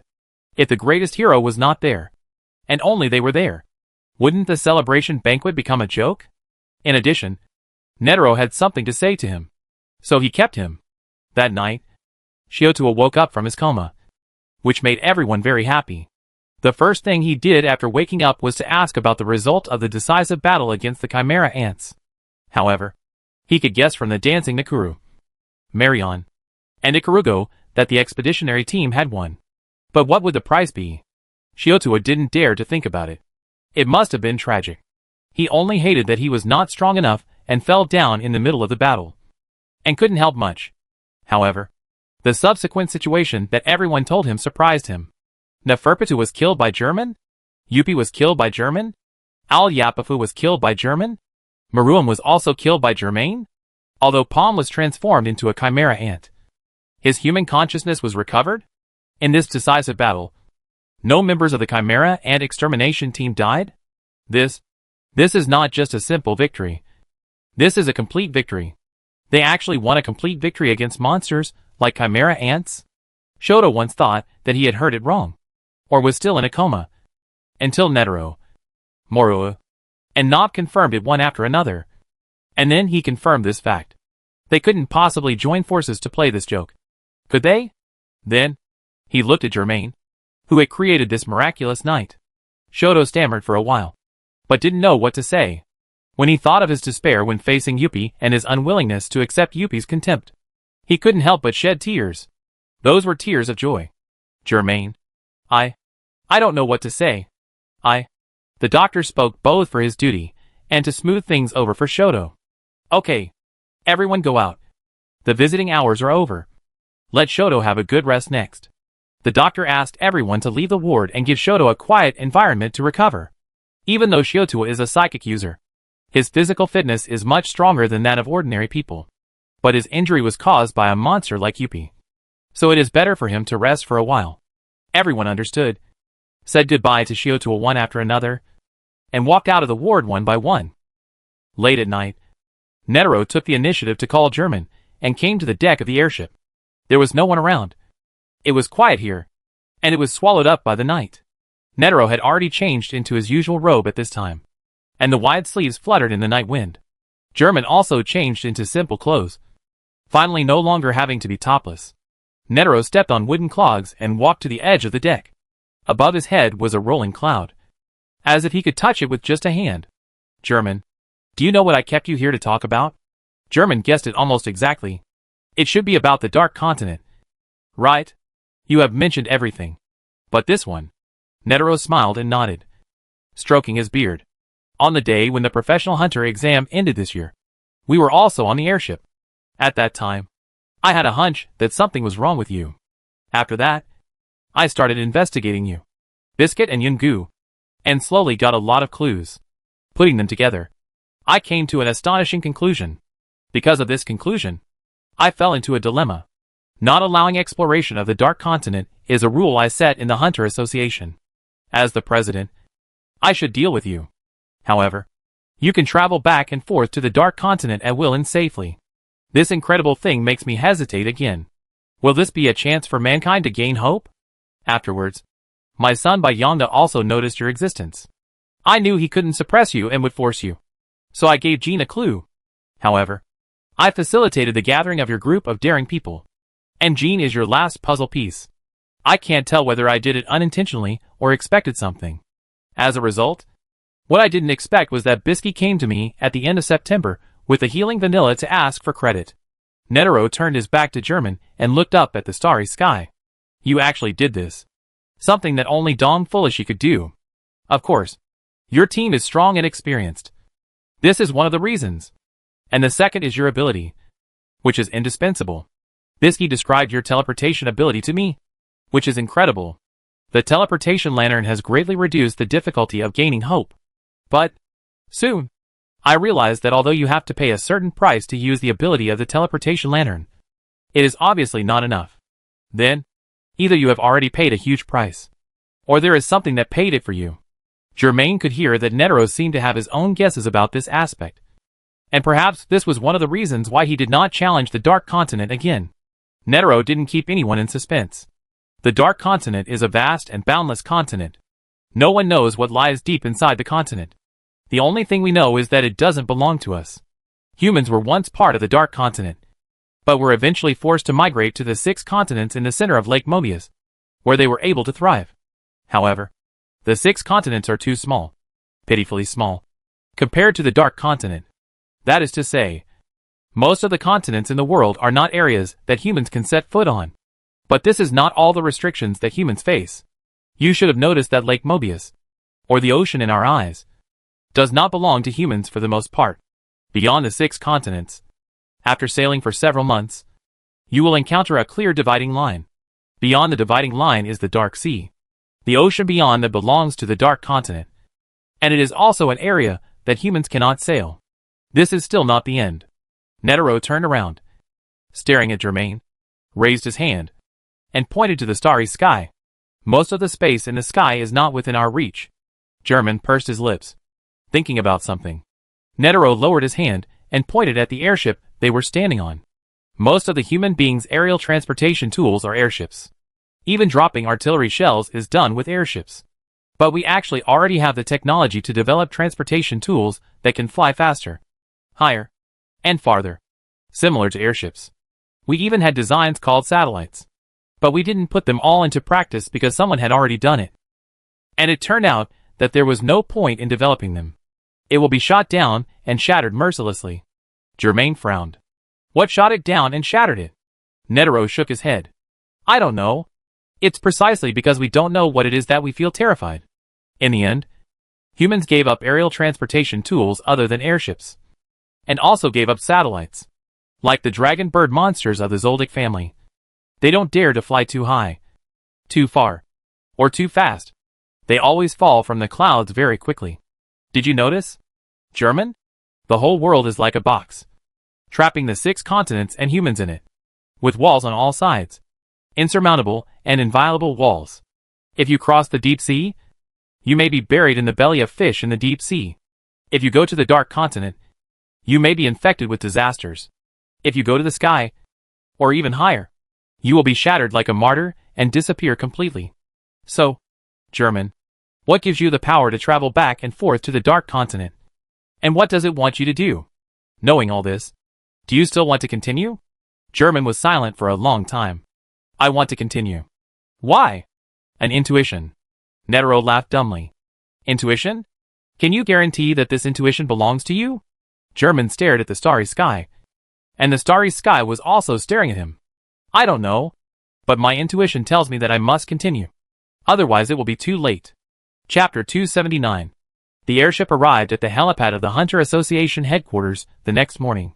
From the porthole, one could see that the outside was crowded with people. As soon as the rotating blade stopped, the airship hatch opened, and the gangway was released and placed on the ground. A group of people who had been waiting for a long time gathered immediately. Most of them were members of the Hunter Association, and only a few were other members. Some people were waiting by the gangway, looking at the hatch. Some lowered their heads and sent messages on their mobile phones. And some were preparing red carpets and flowers. When the Chimera Ant Suppression Team, led by President Netero, came down the gangway, the crowd immediately burst into applause, whistles and cheers. However, in fact, only Netero, German, Emolawu, Nobu, and Nakulu appeared in front of the crowd. Shiotua still needs to lie in bed for a while, due to the appearance of Chimera ants. Palm, Marion, Ikarugo, Wilfin, Brabuda and Sina should not be exposed to the public at this special time. Now they can only stay in the airship, silently listening to the cheering sounds, with mixed feelings in their hearts. After the crowd dispersed, people who knew about it would come and quietly take them out of the airship and place them in a secluded apartment. The heroes among them would receive flowers and awards. But they would be flowers and awards in the shadow of the stage. It would not be until a long time later that their achievements would be made public. At that time, if there were no special circumstances, the spread of their deeds would still be very low. There was no other way. After all, there would not be a writer or cartoonist to write or draw a biography for them. Leading the crowd to welcome the members of the Chimera Ant Suppression Team were the Association Secretary Dumyunrin, Chidwa of the 12 Zodiacs, and Mitsai Ishidam Nana. Chidwa of the dog and Mitsai Ishidam of the ox were the 12 Zodiacs, who came to the Hunter Association quite early, and they even abandoned their tasks for this purpose. The tasks they had were not urgent. Not to mention that President Netero personally issued an order for them to rush to the Hunter Association headquarters immediately. This made them arrive very quickly. Originally, there should be one of the 12 Zodiacs who would definitely arrive at the Hunter Association headquarters before them. And that was the Rat Palestin. Palestin was the vice president of the Hunter Association who had just taken office in the past year. And he would appear at the Hunter Association headquarters most of the time. Whenever there was a big event in the Hunter Association, he would suddenly appear and show his presence, as if he was the president of the association. But President Netero always indulged him. However, this time, the usually peacock-like Palestin did not show up. Many people were puzzled by this. But the smart people had already guessed what was going on and chose to keep silent about it. At the welcoming scene in front of them, the focus of the crowd was naturally President Netero, followed by German, and then Emolawu, Nobu and Nakulu. After talking to Netero for a few words, Chidwa paused, turned around and walked towards German. She stood in front of Germain, looked him over quickly, and then the dog girl adjusted her glasses intelligently and extended her hand to Germain. Germain, I'm Chidwa. Nice to meet you. Your performance this time is amazing. Thank you. I'm also glad to meet you. Germain shook hands with Chidwa, and then let go. Then, Misai Istram also came over.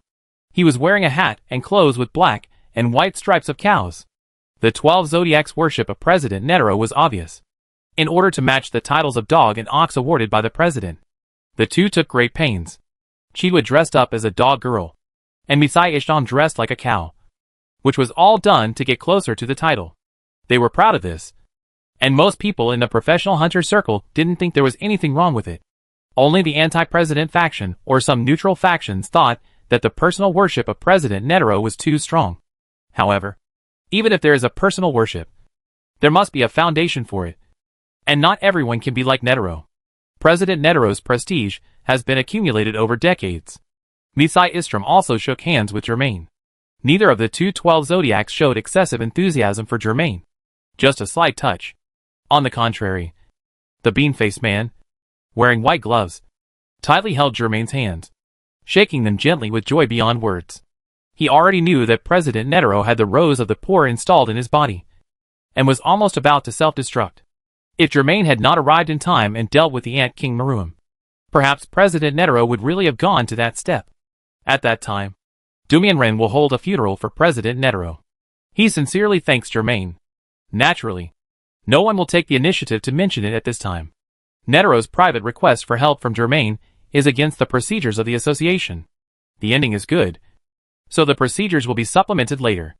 Mo Lau, Nobu and Nakula were not left out either. They were praised by everyone, but they all knew who was the core figure of this Chimera Ant Crusade. So they took the initiative to give up their positions to Germain. After chatting for a while, and letting the newspaper reporter take a few photos, the crowd in front of the airship finally began to move, entering the lobby on the first floor of the Hunter Association headquarters. The first to leave the crowd were the newspaper reporters, who were not allowed to continue following. On the second floor, Netero asked most members to return to their work positions, so the number of people became smaller and smaller. When they arrived at the president's office, only Netero, German, Chidwa, Misai Istram, Mo Lau, Nobu, Nakulu and Dumianren were left. Just as Dumianren was about to pour tea and water for everyone, Netero quietly grabbed the back of his suit and winked at him. President, Dumianren, Netero whispered, please return the 2 DVDs I gave you later. Dumianren immediately remembered that before the final battle of the Chimera Ant Crusade, President Netero did give him 2 last words DVDs for safekeeping. Although President Netero liked to tease Dumianren, he always trusted Dumianren on some key matters. The information in the DVD of the last words is undoubtedly very important. Netero directly gave them to the bean-faced man for safekeeping, and it was the bean-faced man who would convey them to everyone in the future. His trust in the bean-faced man was beyond doubt. The bean-faced man nodded and smiled. Indeed, they are no longer needed. Right, President? Yes. Not for the time being. The bean-faced man was startled. Huh? For the time being? Why for the time being? Is there anything else? Ha ha ha. I was just kidding you. You took it seriously again. Go ahead. Pour some tea. And bring some cakes and biscuits. The confused bean-faced man was sent away by Netero with a few words. Netero turned around and saw that everyone was standing there, looking at him. Only Germain walked to the collection cabinet and looked at the rare treasures behind the glass. Sit down. Sit down. However, no one sat down until Netero sat down on the swivel chair carelessly. And then everyone sat down one by one. Germain was still in front of the collection cabinet, looking at the collection inside, quite interested. At this time, Netero knocked on the table, attracted everyone's attention, and spoke. Kaido, Misai Istram, tell me, what's new after you arrived at the Hunter Association? Kaido and Misai Istram looked at each other, then glanced at the others. Without saying anything, Netero waved his hand. Don't worry about this or that. They are actually related parties, so there's no need to hide it from them. Just tell me directly. Kaido and Misai Istram looked at each other again. Misai Istram made a you go first gesture, so Chidwa cleared his throat. After the decisive battle of the Chimera Ants in the early morning of the 23rd, I first arranged for the airship to support, and then rushed to the Hunter Association headquarters without stopping. I arrived at the Hunter Association headquarters that morning, and after meeting up with the bean-faced man's secretary, I was ready to handle the affairs of the Hunter Association. But at this time, Chidwa showed a strange expression. Parishton and Shio submitted written resignation letters to the Bean-Faced Man's secretary respectively, and left the Hunter Association and disappeared. Lawu, Nobu and Nakula were all shocked when they suddenly heard the news, and looked at each other in surprise. German sat on the sofa at this time, staring at the potted plants not far away, lost in thought. Bean-Faced Man just came back with tea and dessert at this time, after sensing the strange atmosphere in the office. He couldn't help but ask, when he learned that Parishton and Shio had quit the 12 Zodiacs and other positions in the Hunter Association. Bean-Faced Man immediately found the 2 resignation letters. The 2 letters were placed in front of Netero's desk. Netero only lowered his head to take a look, then moved them aside and stroked his beard. The action is still very fast. In fact, Mikai Ishidam interrupted. They are not the only ones who resigned. I arrived at the Hunter Association headquarters in the afternoon of the 23rd. But on the way, I had already started investigating the inspection department and the associate hunters. There are quite a few suspicious points in this Chimera Ant Crusade, all related to the inspection department and the associate hunters. However, when I wanted to investigate several of them, they all left their posts in advance. Their resignation letters were sent later by email. After that, the group of people completely disappeared. The inspection department had many vacancies and was almost paralyzed. Our people filled in smoothly. Misai Istrom pressed the brim of his hat. As we all know, the inspection department and the assistant hunters are factions of Parishton. Their collective resignation is not accidental. Besides that, I have always doubted the style of this vice president. Since he took office, several professional hunters have disappeared, which is a number that cannot be compared with the past few years combined. He stared at Netero. President, do you have any clues about the strange behavior of Parishton, Shio, the inspection department and others? Chapter 280. Mike Hyestrom's tone was not actually a question, but an affirmation. After talking with Chidwa, they both felt that the Chimera Ant Crusade was very complicated, and President Netero must know something. But Netero happily drank a sip of hot tea and did not rush to answer. Seeing that President Netero was trying to muddle through again, Chidwa also stood up. President, shouldn't you explain the situation to us? We unconditionally rushed to the Hunter Association headquarters immediately after receiving your order. Netero glanced at the 2 of them, then looked at Olawu, Nobu and Nakula, who were deliberately keeping quiet, and finally fixed his eyes on German, who was daydreaming. He narrowed his eyes and answered the 212 Zodiacs. Well, how should I put it? Just treat it as the failure of Palestine's struggle for power, and the parties should resign collectively. Chidwa was anxious. President, what do you mean by treat it as the failure of Palestine's struggle for power? These things are definitely not that simple.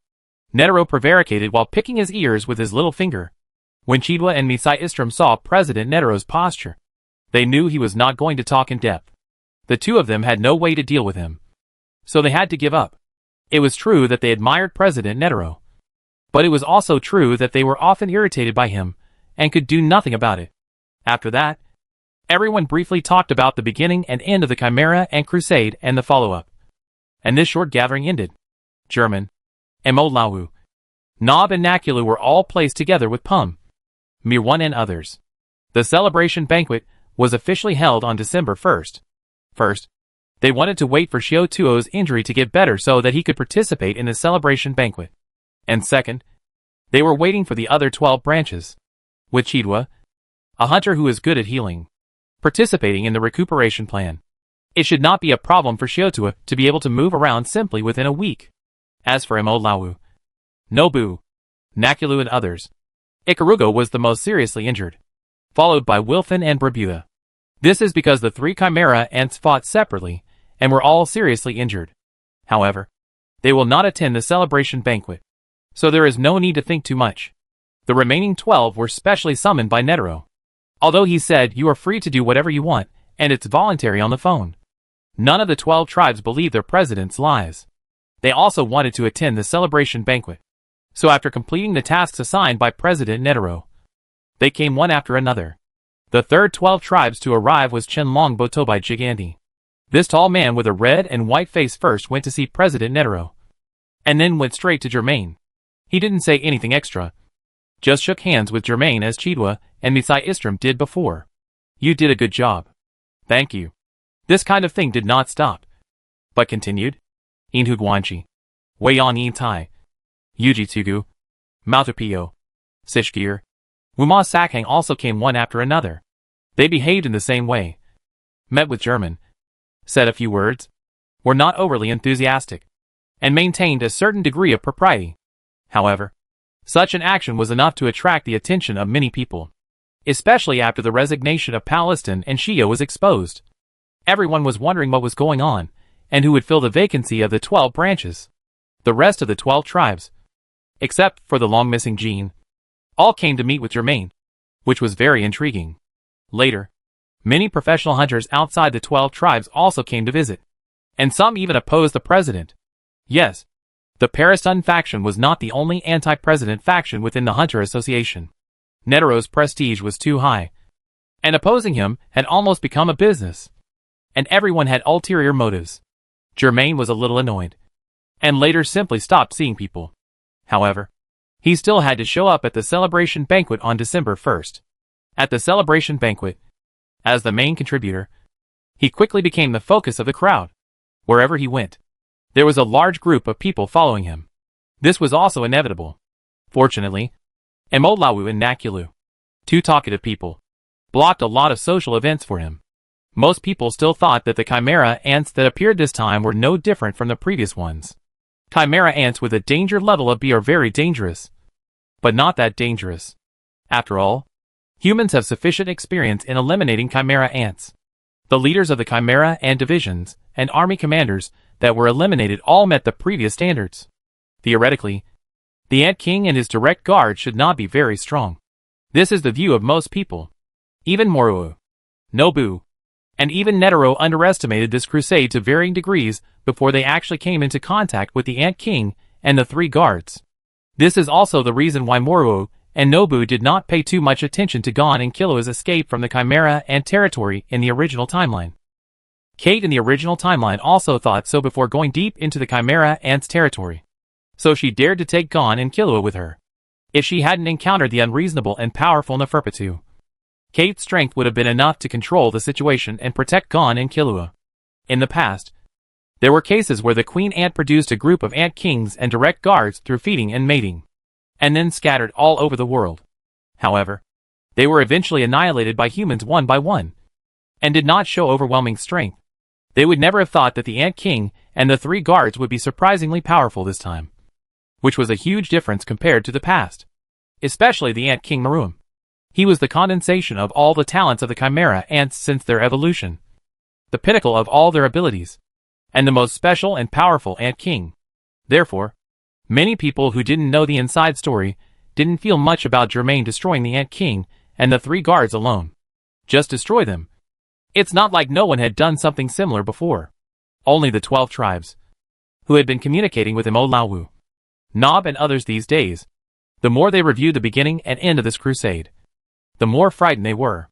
Too few people know how desperate the 3 guards pushed Moruu, Nobu and others into. Too few people know that President Netero almost used the poor Rose to deal with the Ant King Maruam. And how strong is Germain, who has defeated such a terrible enemy? If it weren't for President Netero, Moruu and Nobu telling these facts in person, the 12 branches would never believe such a thing. At the celebration banquet, they all looked at Germain with complicated eyes. But they all tacitly didn't say much. The young man, who in their eyes was invincible, had done what the young man could not do with force. They had not been able to adapt to such a thing, let alone spread the news to the outside world. After the grand banquet, it was time to really reward the merits. On December 2nd, Netero held a meeting, and the attendees were the Dumianrin secretary and the current members of the 12 branches. Of course, Heizhujan was not here. Everyone knew the purpose of the meeting, and they started without any nonsense. First, it targets the Chimera and defectors such as Within, Brabuda, Sina, Karudo, and Reina. The meeting discussed and decided to give them a certain degree of freedom, but they will be monitored by professional hunters for life. If they make meritorious contributions later, they will be treated specially. The second is for Mir 1 and Ikarugo, 2 heroes who played an important role in the decisive battle against the Chimera Ants. The meeting discussed and decided to give them the greatest degree of freedom, and add many preferential terms, so that they do not need to be monitored by professional hunters. Then, There are the outstanding heroes of the Chimera Ant Suppression Team, such as Nobu, Nakulu, Shiotu and Palm. Although their performance was not satisfactory in some aspects on the night of the Chimera Ant Suppression final battle.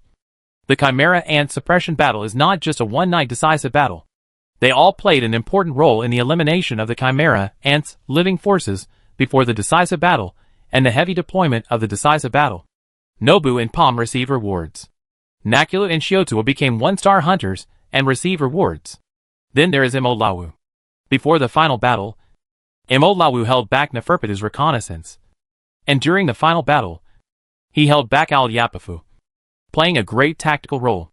Imolawu, who was originally a one-star hunter, was promoted to a two-star hunter because of his achievements in the Chimera Ant Crusade and the star ratings of his disciples.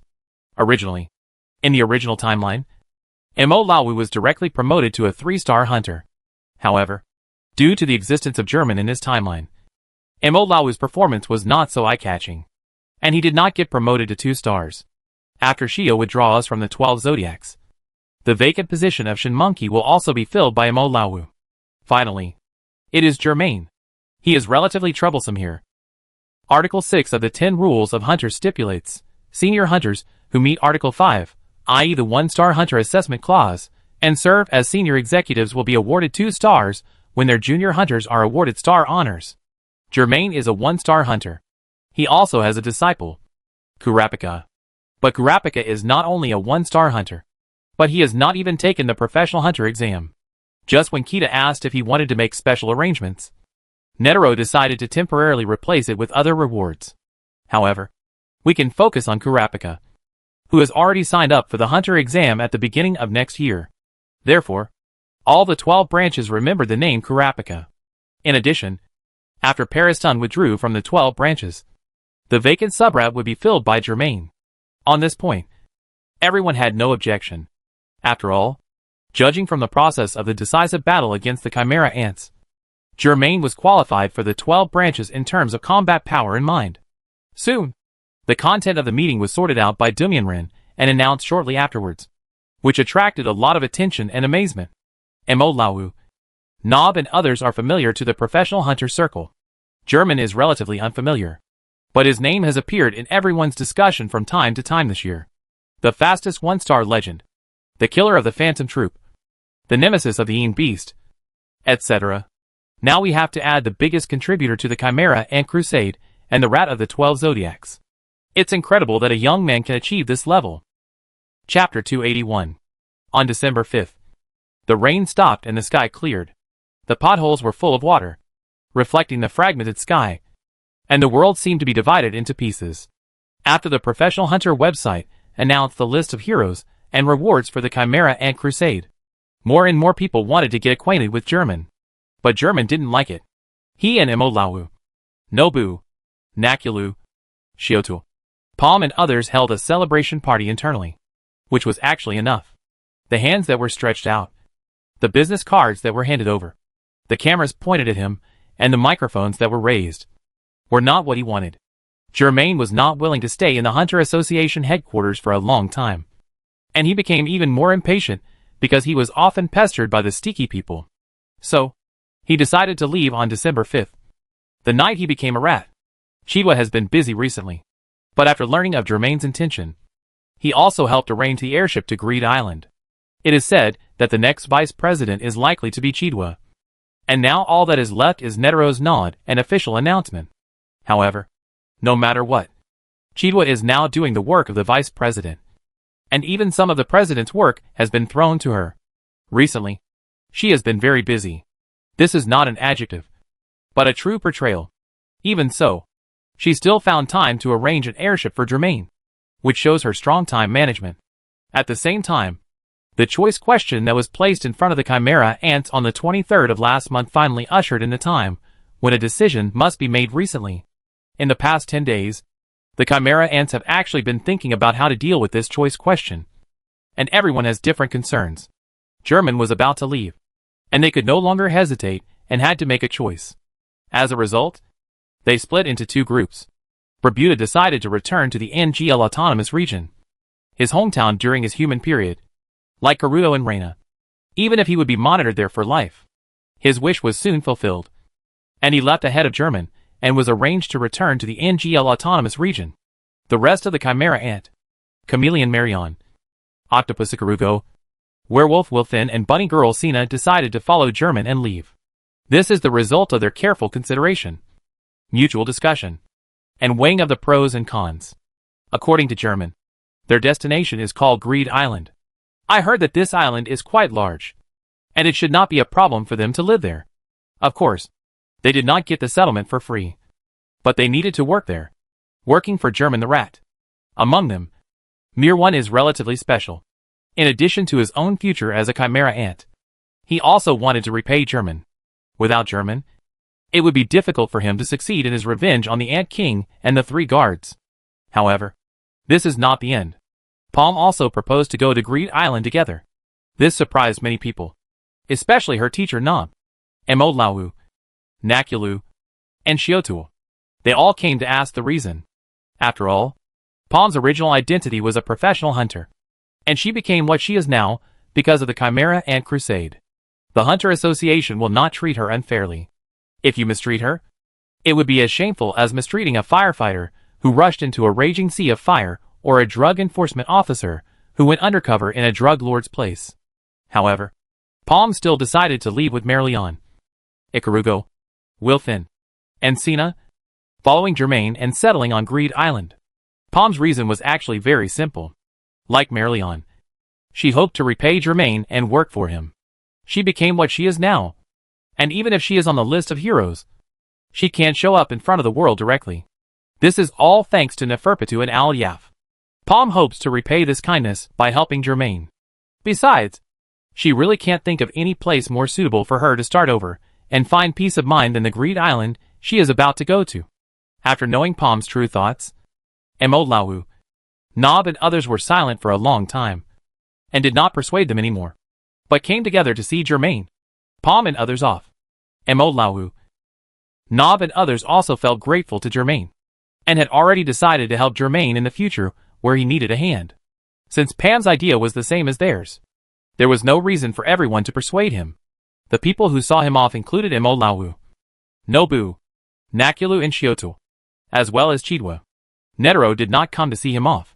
It was not that he was acting like the president, but after December 3rd, he left all the affairs of the Hunter Association to Chidwa and Dumyanrin, and then disappeared. This was one of the reasons why Chidwa was so busy. The president always liked to do this, leaving at the destination without explaining the reason, and Chidwa was used to it. The existence of the 12 branches was originally a team set up to temporarily take charge of affairs when President Netero was not at the Hunter Association headquarters. As for the other 12 branches, they left one after another after the meeting on December 2nd. After all, they all had their own tasks and work. In this way, only Chidwa was left at the Hunter Association headquarters. Chidwa came to see him off and also sent a girl with him. Xiaomai, the military chess girl, boarded the airship timidly. During this time, she was frightened by the strange-looking chimera ants and fell down. But fortunately, she was not injured. Yes, she could see. The Archangel's breath not only cured the damage done to her by Zeno's dragon stars, but also cured her blindness.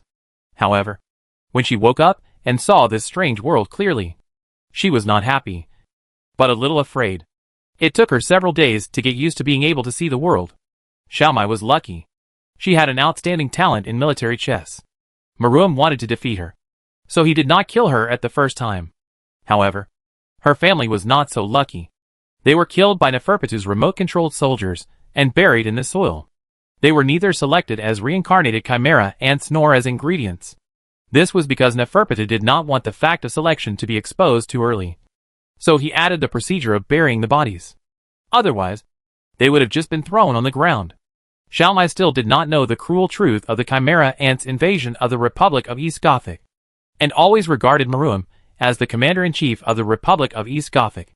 After she regained her sight, she asked about the whereabouts of the general's chess friend. At first, everyone was puzzled as to why General Digo had such a refined interest in playing military chess. As Xiaomai described, some terrifying details made everyone quickly think of Maruam. Xiaomai still had no idea about this, so everyone simply told the girl a white lie. A new round of coup d'état took place in the Republic of Donggudo. The general and his subordinates had been killed, and hundreds of thousands of people were involved in the coup and were brutally slaughtered. Xiao Mai's family also died in this sudden war. The whole country fell apart because of this. Minister Baisfu, who wanted to seize power, has been arrested and is under investigation for committing horrific war crimes. This is also the almost unanimous description of the outside media. After learning that General Digo died in the coup, Xiao Mai felt lost for a long time. She seemed to have determined that there would never be another soulmate like General Digo in military chess. And she lost a lot of weight because of this. As for her family, she was a little sad. But she didn't have as strong feelings as she did for General Digo. This was because her family didn't treat her very well. And she had always been lonely until she met General Digo. Chiwa's suggestion for her subsequent recuperation plan was to let her do something. But there might not be many suitable jobs for her in the Hunter Association. To put it bluntly, Xiao Mai knew nothing about other things except military chess. Later, it was still German who suggested that Xiao Mai go to Greed Island together. Chiwa thought that German had sympathy. But what he actually wanted was to let Xiao Mai be an NPC in Greed Island. Greed Island was not originally a large-scale real-life game with only battles. It was very comprehensive. And now adding the #1 player in military chess was not out of place. German had already anticipated that in the future, someone would be unable to pass the task even after thinking hard. So, Chiwa readily agreed and sent Xiao Mai over. In this way, there is one more member in the team that will follow Germain to Greed Island. After Palm, Xiao Mai and the Chimera ants boarded the airship. Chidwa, who was standing next to Germain, suddenly spoke. President Netero must have done this on purpose. Right? Germain looked at her. The dog girl adjusted her glasses and smiled as if she saw through everything. The Chimera ants can't attend the celebration banquet openly. It's completely unnecessary to ask them to come to the Hunter Association headquarters. But the president did it. He wanted the Chimera ants to experience this sense of estrangement that exists all the time. Even if they are heroes and surrenderers, they can never completely integrate with the human group. They must accept this reality and continue to live. If they want a better life and more freedom, they need status. And to have status, they need merit. However, to gain merit, they need to cooperate with professional hunters. If they must follow a professional hunter to gain merit, why not choose a familiar hunter who is powerful enough to protect them? If President Netero had not taken this step, the only ones willing to leave with you today would probably be Palm, Mirwan and Wheat. Chidwa snorted softly. She noticed that Imolawu and others were walking towards this side after saying goodbye to the people on the airship. So she hurriedly ended the conversation. I will go to Greed Island when I have time. I know that the assets there belong to Jean. And somehow, they fell into your hands. And now even President Netero is involved. There must be something strange on that island.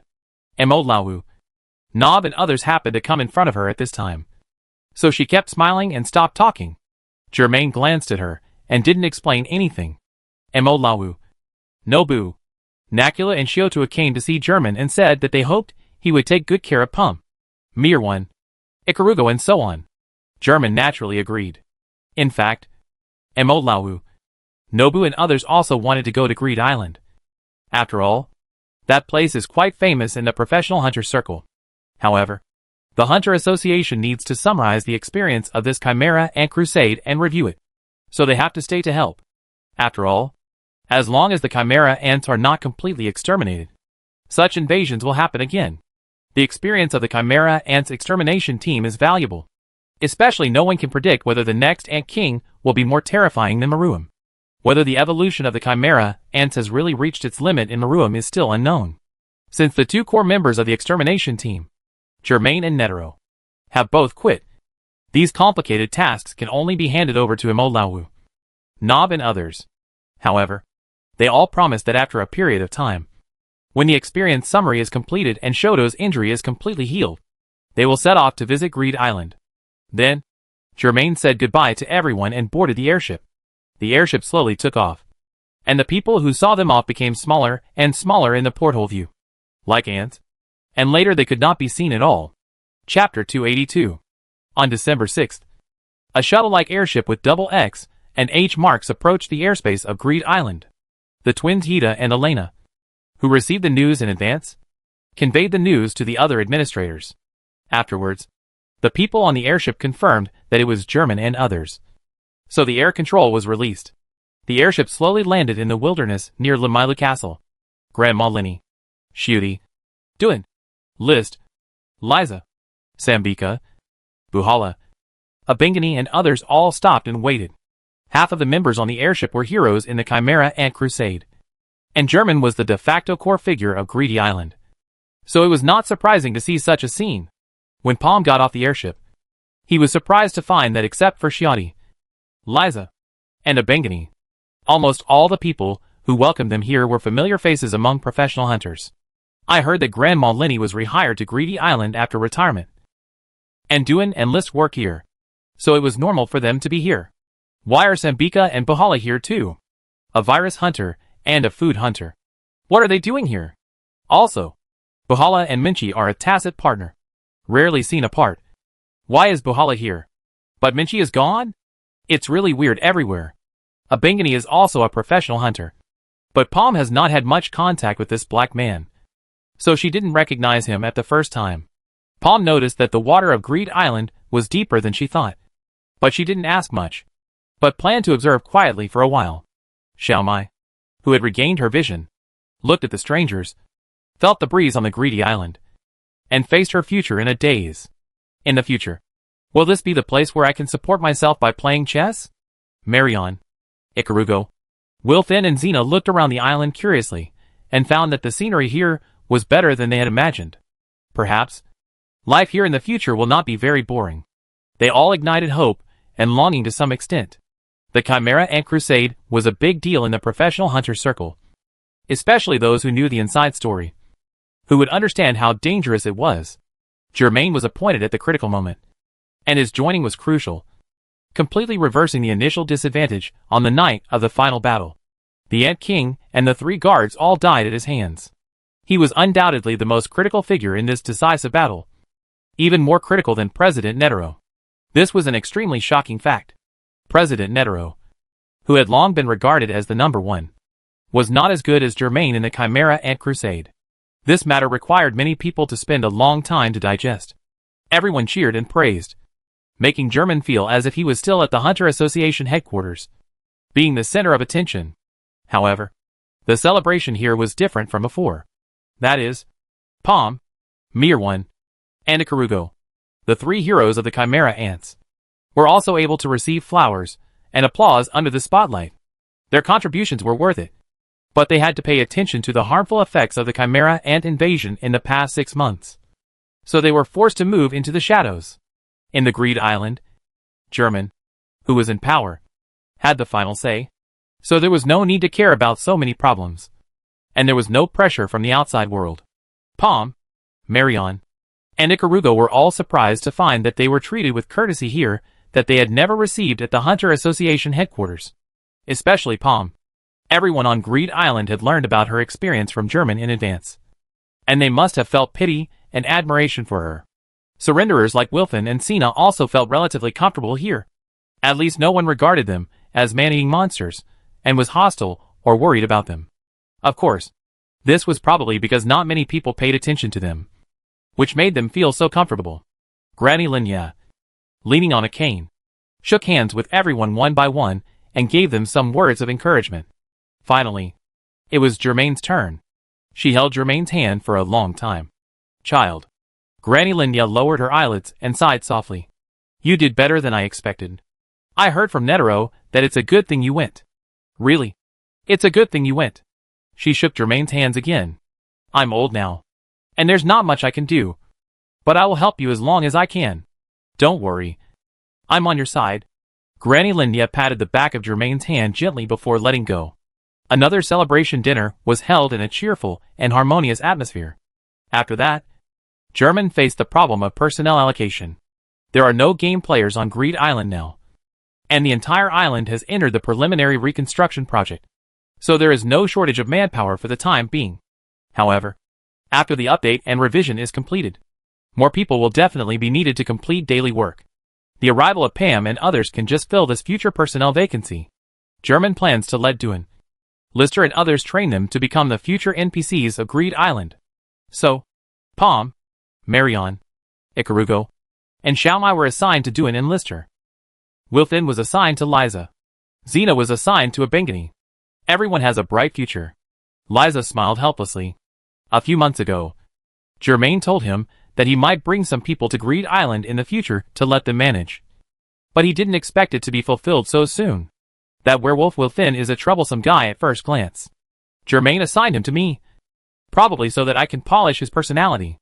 Well, my subordinates are all difficult to deal with. So one more won't hurt. Because this is my job. Wilfin shuddered because of some intuition. Duan and Lister were also very happy to have 4 more subordinates.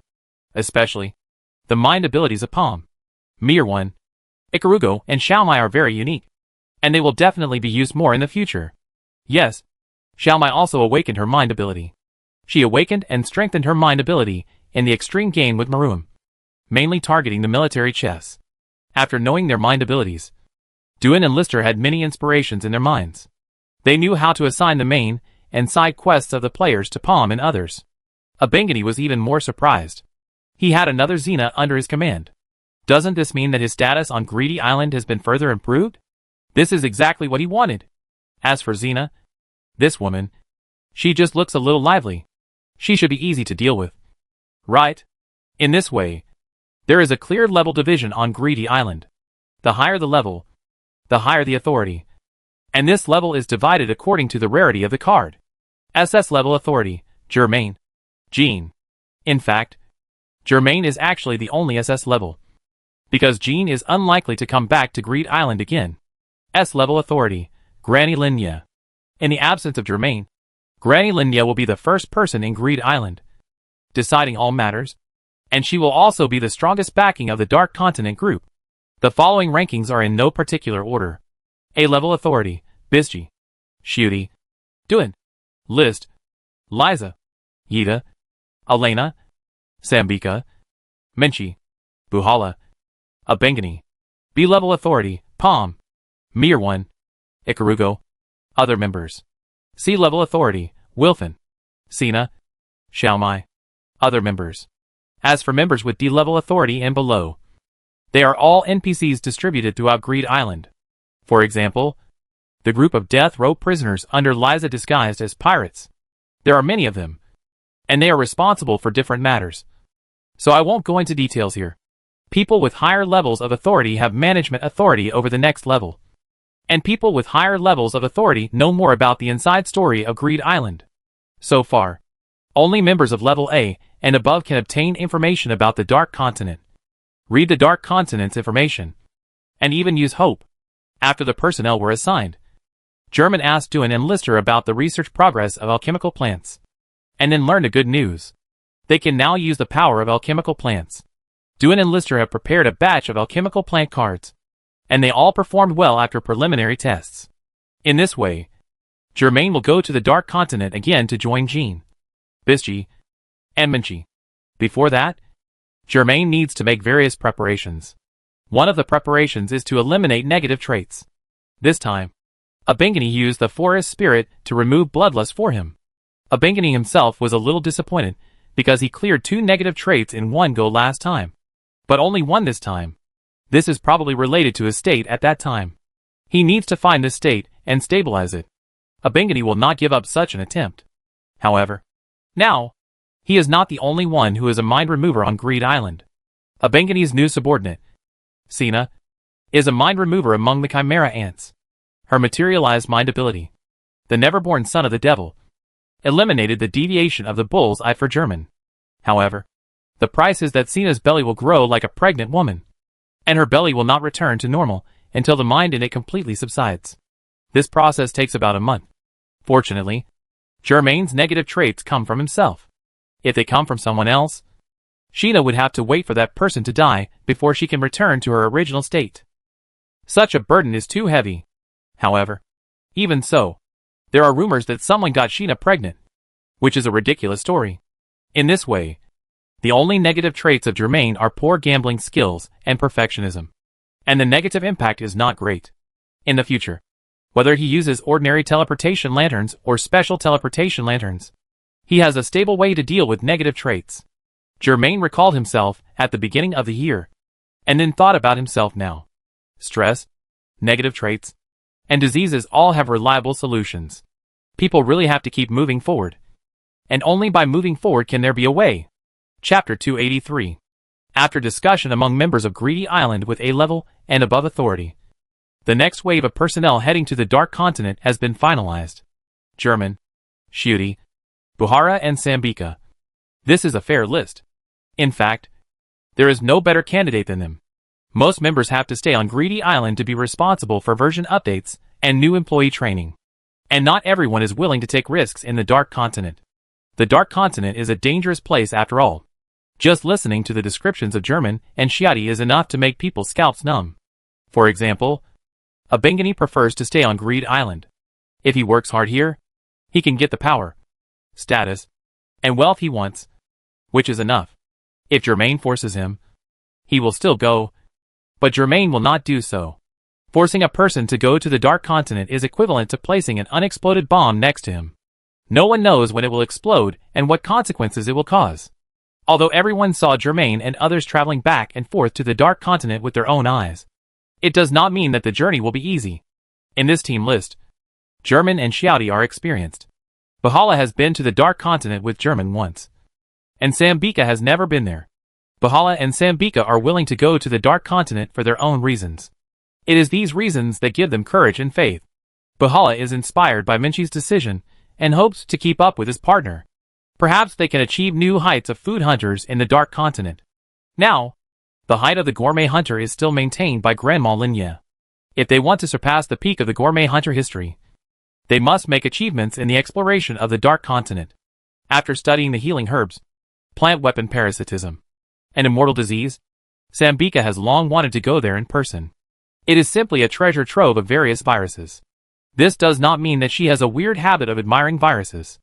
All her research on viruses is ultimately for the same purpose: curing diseases and saving lives. Healing herbs can cure all diseases, which is very comprehensive. But there are still difficult and complicated diseases that it cannot cover. This is what hunters like Sambika and Chiwa need to solve, so that all diseases and injuries in the human world can be treated with the right medicine. They have read and studied the relevant information about the Dark Continent for several months in advance, and they are familiar with the whole process of the previous journeys of German and others. At the same time, during the time when German set out to fight the Chimera Ant, Buhara and Sambika will humbly ask for advice from the two seniors Lin Ye and Xiao Di. Granny Lin Ye could tell some details of the journey decades ago, and would add some legends about the wrinkles on her face. As for Xiao Di, who had been to the Dark Continent several times, she couldn't explain many things clearly. Night Raiders are Night Raiders.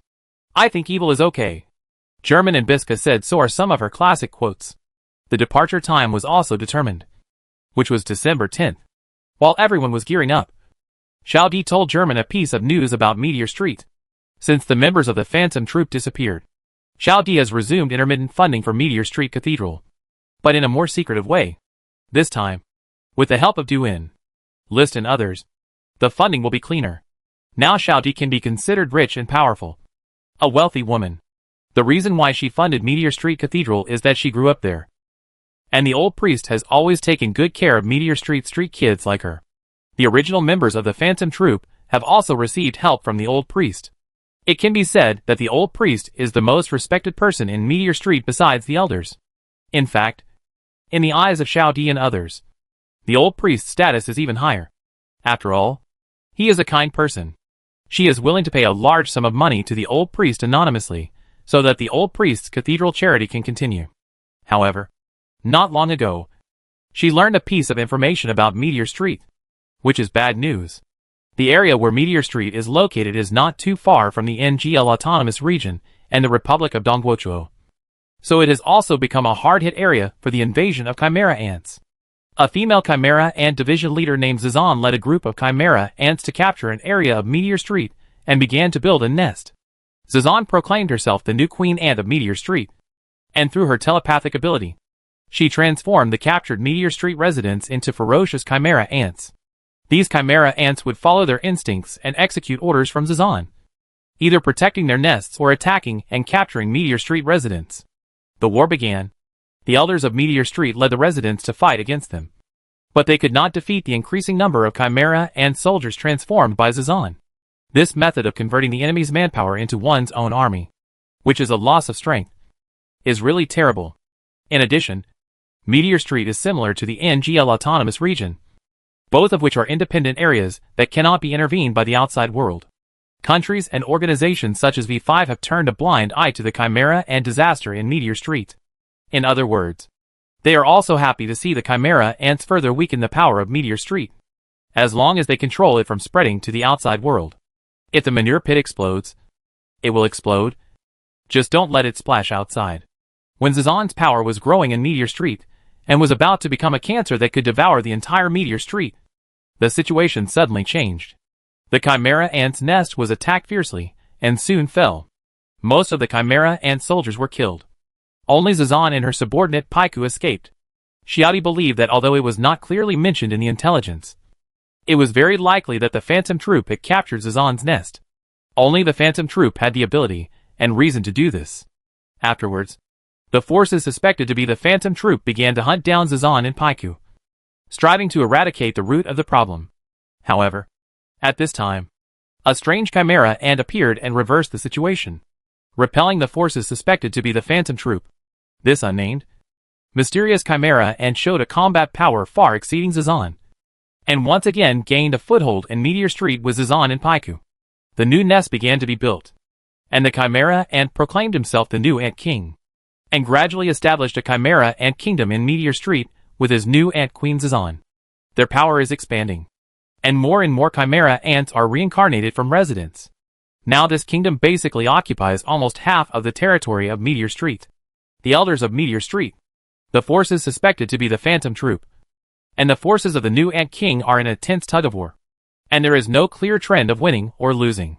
When Xiaodi learned about this information about Meteor Street, the new Ant King kingdom had already been established, and the two forces started a bloody battle on Meteor Street. V5 and other countries and regions are watching the fire from the other side of the river, and even through the chimera ants they caught into Meteor Street to add fuel to the fire. This is their usual style.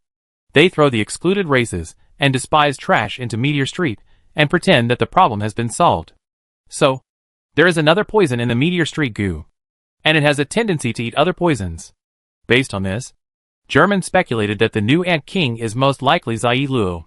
Zai Luo is the actual ruler of the NGL Autonomous Region, and the DD anesthetic circulating in the world comes from his power. However, the invasion of the Chimera Ant destroyed his empire, and the Chimera Ant Division commander killed him and gave him to the Queen Ant, who was in urgent need of a lot of food at the time. Zai Luo was thus transformed into a Chimera Ant during the feeding and mating of the Queen Ant. Shortly after his birth, he awakened his human memories faster than all other Chimera Ants, and immediately decided to leave the Queen Ant and the nest. Zai Luo was the first Chimera Ant who could resist the instincts of the Chimera Ants and disobey the Queen Ant's rule. He was unwilling to succumb to the Queen Ant or the Ant King. So he left the NGL Autonomous Region and went to the outside world to find new opportunities. Zai Luo's combat power also allowed him to do so. His combat power was below the 3 direct guards and above the division commander, which was unique. Now, Meteor Street, an area that is even more closed and harsh than the NGL Autonomous Region, may be his new opportunity. Germain did not tell Xiaodi his speculation, but asked, since such a thing happened in Meteor Street, do you want to go back to help? Xiaodi blinked her big eyes. It shouldn't be possible. Right? Because we eliminated most of the members of the Phantom Troop. You and I are called the traitors of Meteor Street. Although the gangs outside don't know that the members of the Phantom Troop came from Meteor Street, from the end of the Ukexan City chapter. Many people in Meteor Street must know it. Xiaodi continued, I funded the cathedral anonymously. Otherwise even the old priest might not dare to accept my money. If you and I go back together, it's hard to say whether Meteor Street and the Phantom Troop will target us. Germain wanted to say what if you and I go back together meant. He never thought of going back to get involved. However, Germain also thought of Xiaodi's concerns. He actually wanted to remind Xiaodi, so he asked this question. But he didn't expect Xiaodi to be more sober than he thought. Xiaodi adjusted her black-framed glasses. Besides, the current situation in Meteor Street is very chaotic. 2 elders were captured by the new Ant King and Queen and transformed into Chimera Ants. The subordinates of the new Ant King and Queen were all transformed from Meteor Street residents. The residents of Meteor Street have actually been fighting with their former leaders, benefactors, companions, and family members. Now even Meteor Street itself doesn't know how to deal with this matter. Xiaodi tilted her head and pondered for a while. But in the end, there was really no conclusion. So she turned her eyes to Germain. German, if you were an elder of Meteor Street, what would you do? If I were an elder of Meteor Street? Germain thought for a moment and said calmly, if I were the elder of Meteor Street, then Zazan's initial nesting would not have happened. But if it happened and the situation became what it is now, then get rid of the new Ant King, the new Ant Queen, and their guards. If Germain had gained any experience in this Chimera Ant Crusade, decapitation tactics to solve the problem was one of them. Xiaodi nodded, and then said nothing more. Both of them devoted themselves to matters related to the Dark Continent.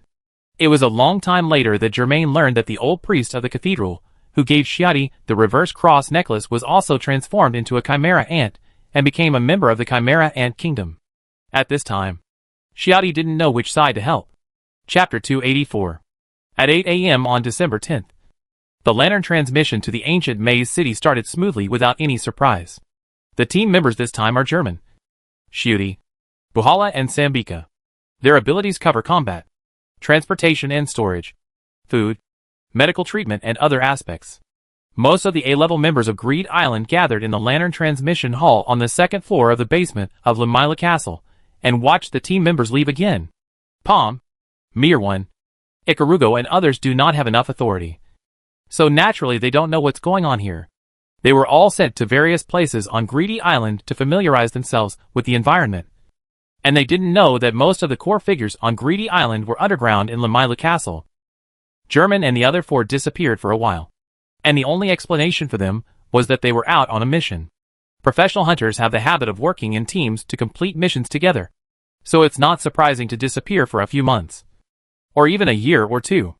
Moreover, they were out on a mission is not actually a deception to Pam, Mirwan, Ikarugo and others, but at most a concealment. Out. The outside here refers to the Dark Continent outside the 6 continents, which is reasonable. After everyone confirmed that the supplies were ready, they each held the messenger's hand. Regarding the cold and dry touch of the messenger, Sambika was calmer than Buhala, who had experienced it once. She was not scared and dared not move. But she was really calm. This was because the messenger's hand felt very similar to the corpses she often touched and needed to be dissected. Holding it was like returning to the dissection table. Sambika always followed professional habits and wore rubber gloves. So now it looked more like she was dissecting. If we look at it from this perspective, Sambika is actually more experienced than Bahara. Buzz. In the purple light, the transmission began. The sky spun. Everything twisted and returned to normal in an instant. Everyone looked around and found that they had arrived at the top of a tall tower, with high platforms extending on all sides and a round dome on top. The lantern transmission was successful again without any accident. Buhara and Sambika both breathed a sigh of relief, and they began to look around and observe the situation. There was no one else on the top of the tower. Jean, Basiji and Minchi didn't know where they went. There was basically no time difference between the ancient Maze City and the 6 continents. Logically, it should be 8 o'clock here. However, the 4 people found that the sky outside was so dark that it seemed that night was about to fall. German first looked back at the transmission lantern and confirmed that the cooling time was 40 days. In other words, he would have to wait until January 21st next year at least to return to the 6 continents, or go to other places where ordinary lanterns were located. As for the special lanterns, they are not subject to this time cooling limit, but the frequency of German's own negative traits and diseases will increase. German stood up and saw Xiaodi turn around on the high platform extending from the tower and waved to the 3 people. Come and see. The blood sea below. Everyone gathered over, especially Bahara and Sambika, who were in the ancient Maze City for the first time, and they were very curious about this place. When they stood next to Xiaodi and looked at the blood sea outside the tower, they saw that under the layers of reed forests, the blood sea was rolling with dark red waves. Gradually, a huge, scarlet vortex formed, sucking in all the blood, flesh and bones around it, and swallowing it into the center of the vortex. Germain looked up again. The grayness of the sky was caused by the rolling dark clouds, which twisted into a tornado like a twist, and the end of the tornado pointed to the vortex of the sea of blood. Germain found that the tornado in the sky and the vortex of the sea of blood were just convex and concave, and they could almost be put together. This may mean that this change in the world is interconnected. Germain had a clue in his mind. Buhara and Sambika had never seen such a strange and magnificent scene before. They looked at it in amazement for a while, and then looked at Germain. Xiaodi was unreliable, and they had never counted on her. Germain was now an expert in the Dark Continent. What was the cause of the scene, and what to do next were all up to Germain to judge. Germain, who changed into a new set of hunter's black robes, quickly made his decision and put it into action. He released Yuan. At this moment, even before Xiaodi, Buhala and Sambika could react, the circle had already swallowed them. Xiaodi was fine and relaxed naturally. Buhala and Sambika both instinctively took a defensive posture. The circle not only allowed Germain to obtain a lot of information, but also showed a kind of momentum. Momentum is a more mysterious concept. It does not completely represent combat power, but there is a certain connection. For example, a captive tiger cub or a white goose, who has stronger combat power. Obviously, the tiger cub is stronger on paper. Even though it is a captive and young tiger, it is still a tiger, and its sharp teeth are enough to crush the slender throat of the white goose. However, when they actually meet, the opposite situation may occur. The white goose spreads its wings, stretches its neck, shows that it is very powerful, and takes the initiative to peck the tiger cub with its beak. In this way, it overwhelms the tiger cub in momentum. The tiger cub is at a loss, driven by fear, and flees in panic as the white goose chases. Momentum is such a mysterious thing. However, the circle that Germain now emits is much purer than the circles of the Ant King and the three guards, and it is not evil enough to shock the mind and destroy reason. He can do that if he releases murderous aura, but it is obviously not necessary now. The circle swallowed up the tower, the sea of blood and the reed forest, and the cubic stone pillars in the blink of an eye, and stopped at a radius of 350 meters. There are two reasons why he did this. The first, of course, is to search for the whereabouts of Jin, Bisji, and Minchi, and confirm the current situation of the ancient Maze City. The second is to show his existence to all the lives in the ancient Maze City that can feel the circle. When a great white shark appears in a sea area, all the fish on its diet have to consider which direction to swim. However, when Germain's circle was retracted and released, he noticed something strange and frowned. First, he confirmed the location of Basiji and Minchi. They were at the bottom of the tower and were not in danger. However, he did not find any trace of Jin.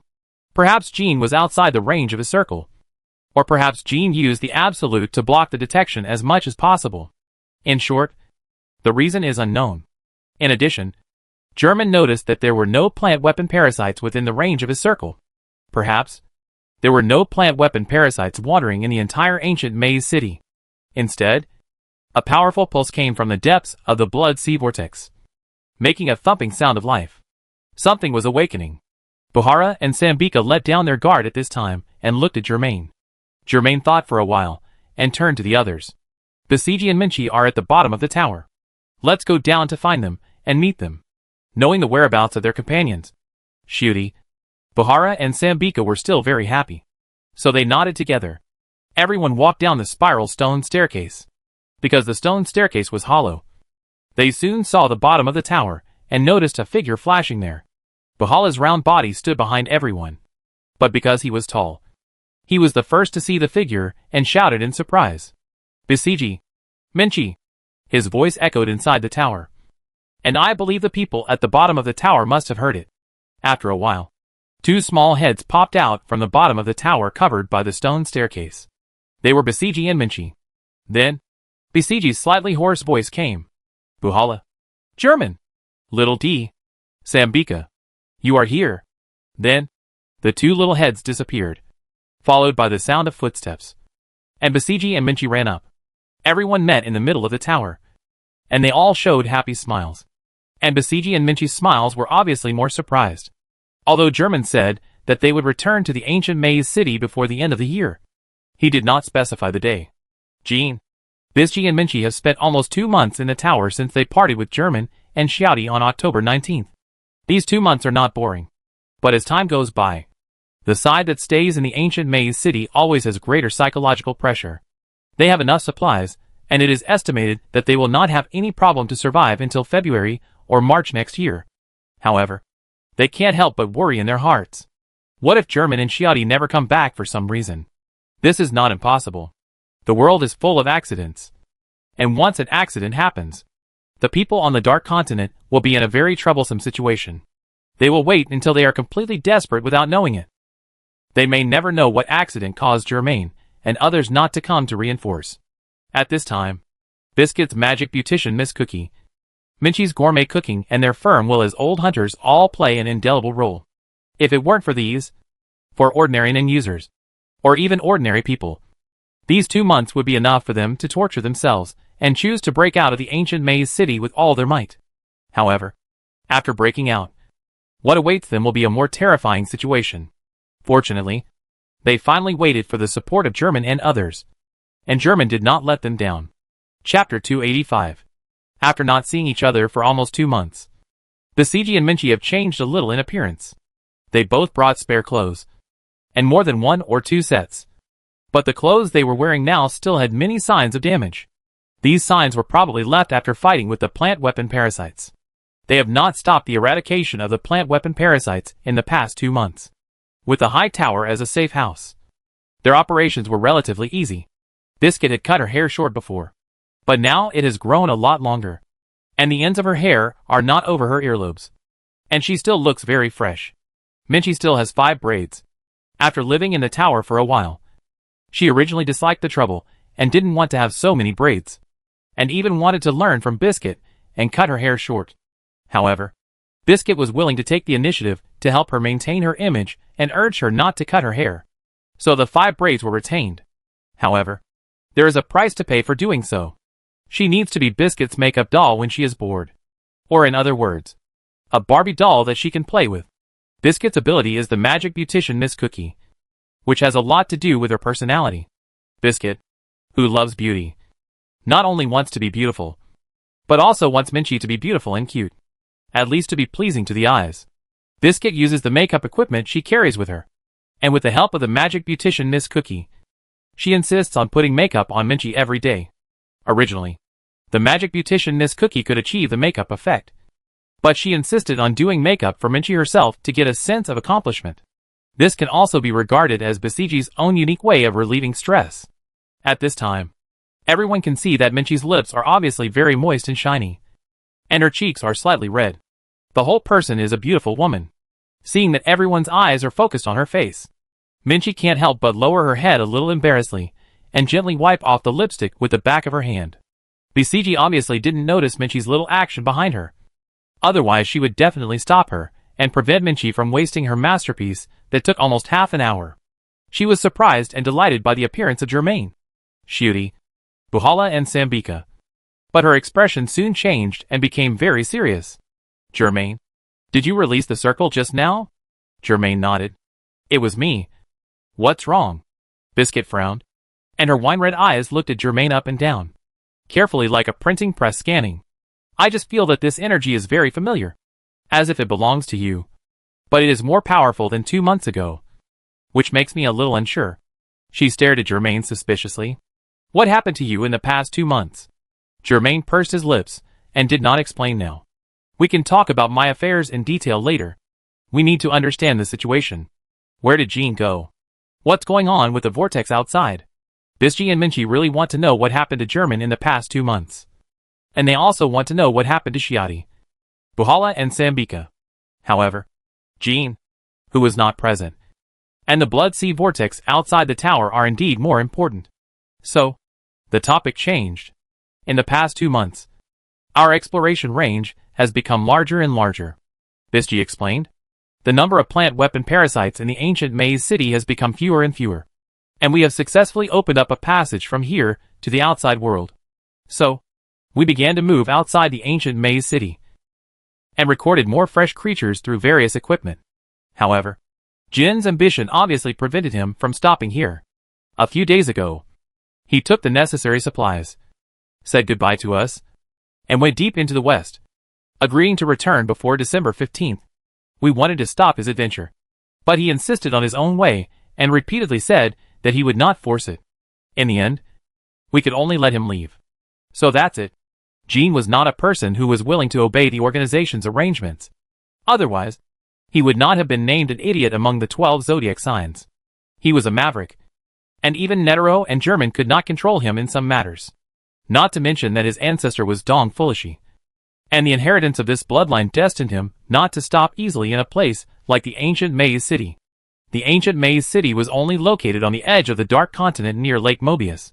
There were at least 3 major directions, and more land had not been fully excavated. But Jean chose the west.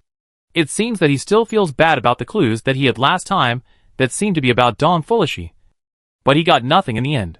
Biscuit pointed to the blood sea vortex outside the tower and said to Germain, "You should have guessed it. Right? The reason why the plant weapon parasites in the ancient Maze City are getting fewer and fewer is that they all selflessly dedicate themselves. The blood sea vortex only appeared today. We just noticed it and came to the bottom of the tower to observe it closely. And then you were suddenly teleported here. As for why there is a blood sea vortex, I think the answer is already in the fragments of the East chapter of the New World Chronicle. The painful bloodthirsty apostle will revive every once in a while. And now is its revival ceremony. You teleported here and happened to run into it." As if to confirm Biscuit's words, the originally dark sky outside was suddenly dyed red with blood, becoming extremely gloomy. Everyone looked out from the window of the high tower and saw the dark cloud tornado in the sky twisting and rushing down, plunging into the vortex of the sea of blood. Instantly, red light shot up into the sky. The dark cloud tornado dissipated with a bang, and thick vines swayed and stretched out from the vortex of the sea of blood, holding up a round ball and stretching out of the sea. The surface of the sphere had a metallic luster. But in the next moment, cracks appeared, slowly blooming like petals. A rich aroma filled everyone's noses in an instant.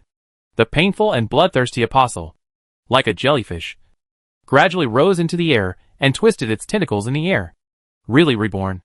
Bischi, Shuti, Menchi, Buhala and Sambika, seeing the giant beast in the air, all looked solemn, knowing that the battle was about to begin.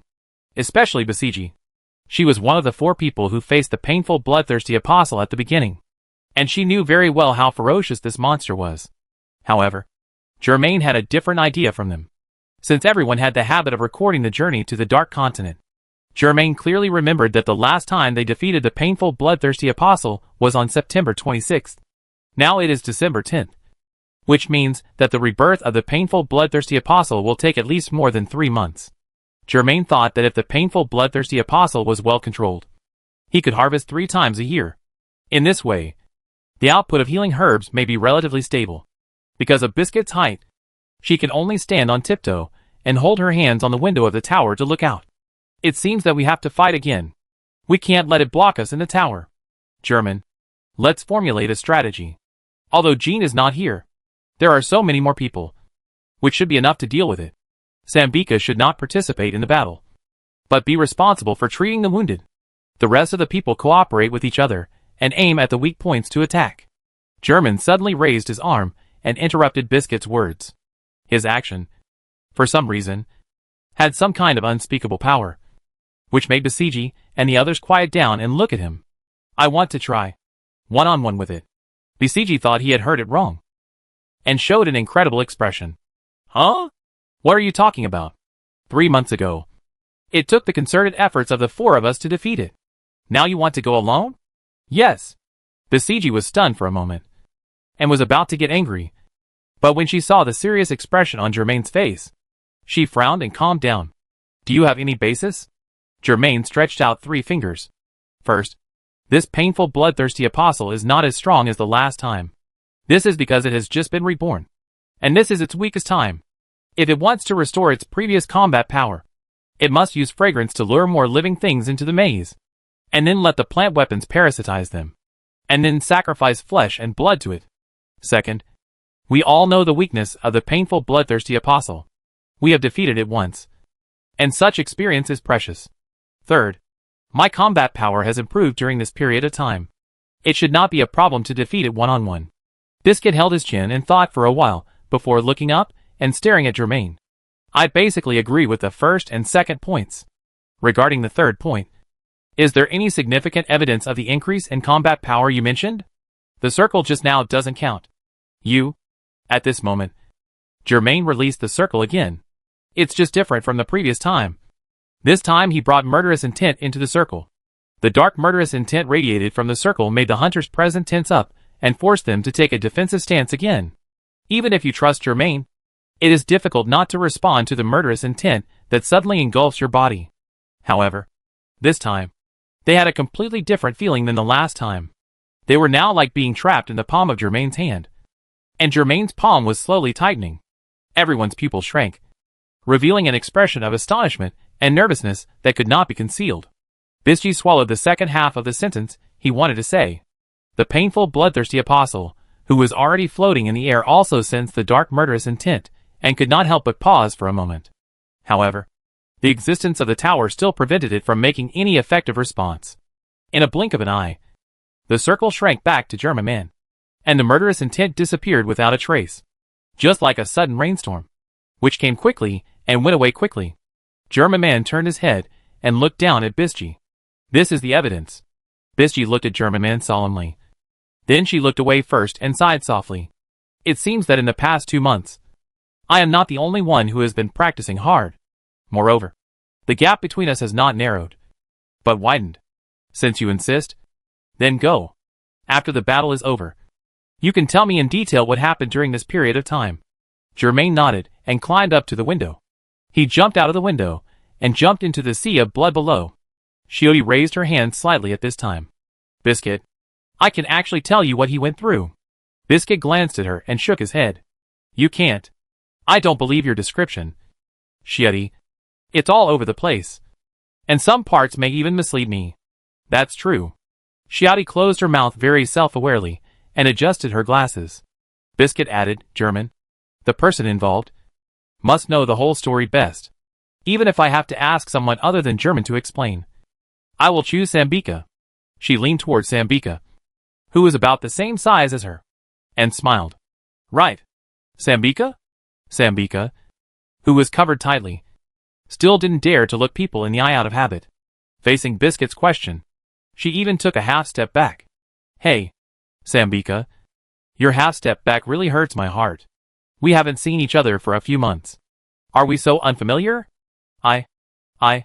No. It's not. Sambika waved his hands repeatedly, as if he was really afraid that Basiji would misunderstand. Just when Basiji was teasing Sambika, suddenly, German's mind burst out. There was a bang from below, and in the blink of an eye, there was another bang in the air. Then, just when everyone was still reacting, the huge body of the painful, bloodthirsty apostle in the air was falling down. Chapter 286. Those were two strange loud noises, less than half a second apart. German first rose from the sea of blood, rolling up bloody waves, and then suddenly appeared above the head of the painful, bloodthirsty apostle, pulling out the sword Qianing. Qianing drew the sword and cut. Clang. The blood red was like a curved hook, and it cut off the thickest roots of the painful, bloodthirsty apostle one by one in an instant. Puff, puff, puff. The thick roots fell into the sea of blood, twisting and swaying like a dying eel, causing waves. The painful, bloodthirsty apostle also lost his floating power in the wailing, and his body, which was as big as a hill, was falling suddenly. Boom. It was as if a bomb with terrifying power had exploded in the sea of blood. The dark red turbid waves rose more than 10 meters high and splashed directly onto the tower. However, the next moment, before the blood waves touched the bricks of the tower, they were blocked by some invisible barrier and fell back into the sea of blood. Everyone in the tower was shocked and looked at this scene in amazement, both because of the tower and because of German. Regardless of which one, the apostle of pain and bloodthirstiness was the victim at this moment. It was not until this moment that the huge fog wall surrounding the sea of blood slowly rose up, as if sensing the start of the battle. The apostle of pain and bloodthirstiness, who was tumbling in the sea of blood, quickly raised his head, revealing the fine and sharp teeth in his mouth, looking as ferocious and dazzling as a lamprey. It did not have eyes in the true sense, but it could see farther and more clearly, because it saw the essence of the mind. Besides, it is a creature with high intelligence and memory. It soon remembered who the man in front of it was. This human was one of the 4 people who killed it in its previous life. No. It should be said that he was the one who gave it the fatal blow in the end. It will never forget that night. The apostle of pain and bloodthirstiness was angry. It was not that it had never experienced being harvested regularly. On the contrary, this was its normal state in the past 200 years. The one who always calculated its rebirth time and harvested it regularly happened to be a human. However, in the past year, that human has not appeared again, as if he had completely forgotten it. In this way, the painful, bloodthirsty apostle slowly regained the supreme time when he was the overlord of the ancient maze. Unexpectedly, the nightmare came again. This time a group of humans came to kill it, and then guarded its rebirth point, preparing to harvest it again. Humans. Humans again. Although the average combat power is so weak, there will always be several monsters that are far beyond imagination on a certain day. This is the strange characteristic of this race. The painful, bloodthirsty apostle accepted the enslavement of that human for 200 years. But it does not mean that anyone can enslave it and harvest it as a wild flower and weed. It is full of anger towards that human, and vents all its anger on German in front of it. Start with you. Start with you first. And then take revenge on that human. Swoosh. The blood-red beam of destruction suddenly shot out from the depths of its mouth. German did not dodge directly, but wanted to use this battle to try something new. He opened the card box fixed on his waist, pulled out 3 cards, and threw them out. Alchemy Earth Element. Liberate. The 3 cards emitted bright light, reflecting each other, and in an instant, 3 layers of earth walls appeared, stacked together, looking quite thick. It fell into the sea of blood like a huge coffin board, and just collided with the destructive blood-red light column. Bang. The blood-red destructive light column only lags for a moment at first, and then penetrates the first layer of earth wall, then the second layer, and the third layer. The 3 layers of earth walls collapsed, turning into a sky full of earth, gravel, and dust. Whisper. At the same time, a majestic mist surged out, swallowing up the disintegrating earth in the sky, completely blocking the view. That was a combination of the alchemy fire element and the alchemy water element cards. As long as they were properly balanced, they would create this fog. German hid his figure in the fog, showing a terrifying and calm determination, as if he had completely disappeared. However, the painful, bloodthirsty apostle knew that he had not disappeared. He was nearby, and the danger had never been resolved. Blood-red beams of light continued to shoot out from its mouthparts, shooting towards many places in the air, becoming chaotic. It only wanted to hit Germain, or delay Germain's attack, or even tear through the fog so that it could find Germain's figure. But it obviously did not do this, because, when the sea surface below it was torn apart, Germain flashed out and swung his blood-soaked sword. It noticed that the enemy had actually arrived here. Such a close distance. Clang. Shining sword slash. Alchemy wind element enchanting. The crimson slash was stronger than the last time. In the explosion like a sonic boom, the small branches and vines swung by the apostle of pain and bloodthirstiness were all broken. The blooming flower was once again split in 2. Swish. German sheathed his sword, gathered his mind energy under his feet, and landed on the still swaying waves. But he was as stable as if he was standing on flat ground. Bang. Not far in front of him, the apostle of pain and bloodthirstiness fell diagonally, and once again a wave of blood was swung. The fog wall, which had not yet reached its maximum height, paused for a moment after the painful, bloodthirsty apostle fell, and then slowly fell down again. German actually defeated the painful, bloodthirsty apostle in the short time before the fog wall was fully formed. Everyone on the high tower was stunned. German's harvest, in addition to the healing herbs that grew on the body of the painful, bloodthirsty apostle after he died again, was a new gift of resentment. A new teleportation lantern. Before this, all his teleportation lanterns had been set up in corresponding locations. Lamila Castle, Dry River Valley, Silt Land, Spider Valley Bottom, Ancient Maze, Wilderness Cemetery. Now, he has the 7th teleportation lantern. Whether it is useful now or not, it will definitely be beneficial for them to expand their range of activities. After the fog wall completely fell, the sea of blood was not so violent and gradually calmed down. After confirming that the apostle of pain and bloodthirsty was really defeated by German alone, Basiji, Shuti, Menchi, Buhala and Sambika walked down the spiral stone stairs together. Soon, they came to the huge corpse of the apostle of pain and bloodthirsty, and German who had taken back the sword Xianying. Basiji held it in for a long time, obviously having a lot to say. But because there were too many things to say, she didn't know where to start. So she could only give German a thumbs up. Okay. I really believe you this time. German didn't mean to brag about himself, but just pointed at the huge corpse. Get ready to harvest the healing herbs. Okay. Xiaodi pulled out the vacuum cleaner. Minchi waved his double swords. And Bahala rubbed his hands. And they all responded excitedly. Sambika suddenly went between the crowd and the apostle of pain and blood, raised her hands, made a blocking gesture, and jumped anxiously on the sea like a rabbit. Let me, please, wait. Her incoherent appearance confused everyone. And only Bisji was the first to react. You want to take something from the corpse of the apostle of pain and blood while it's hot, right? Sambika, wearing a hood and a mask, nodded fiercely. Okay. Then you go first. And call us when you're done. Sambika nodded again. Then she took out a syringe with a thick needle and a transparent glass bottle, widened her eyes, and went towards the huge corpse excitedly and happily. Chapter 287. The huge corpse of the painful bloodthirsty apostle was swollen after being soaked in the sea of blood, and the previous fragrance was swept away. Then it separated like the flesh and bones that were stewed in a pot, and slowly melted in the filthy blood soup. At this time, everyone had completed their work and gathered at the bottom of the tower. Sambika asked Xiaodi to use the bulging-eyed fish to save the bottles and jars of fresh flesh and blood she extracted for her, and she would study and analyze them later when she had the equipment and conditions. Xiaodi did as she was told.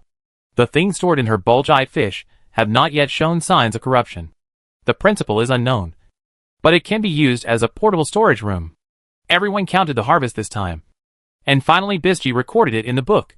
75 plants. 33 fewer than the last 108 plants. Bisji tapped the open notebook with the tip of his pen and pouted.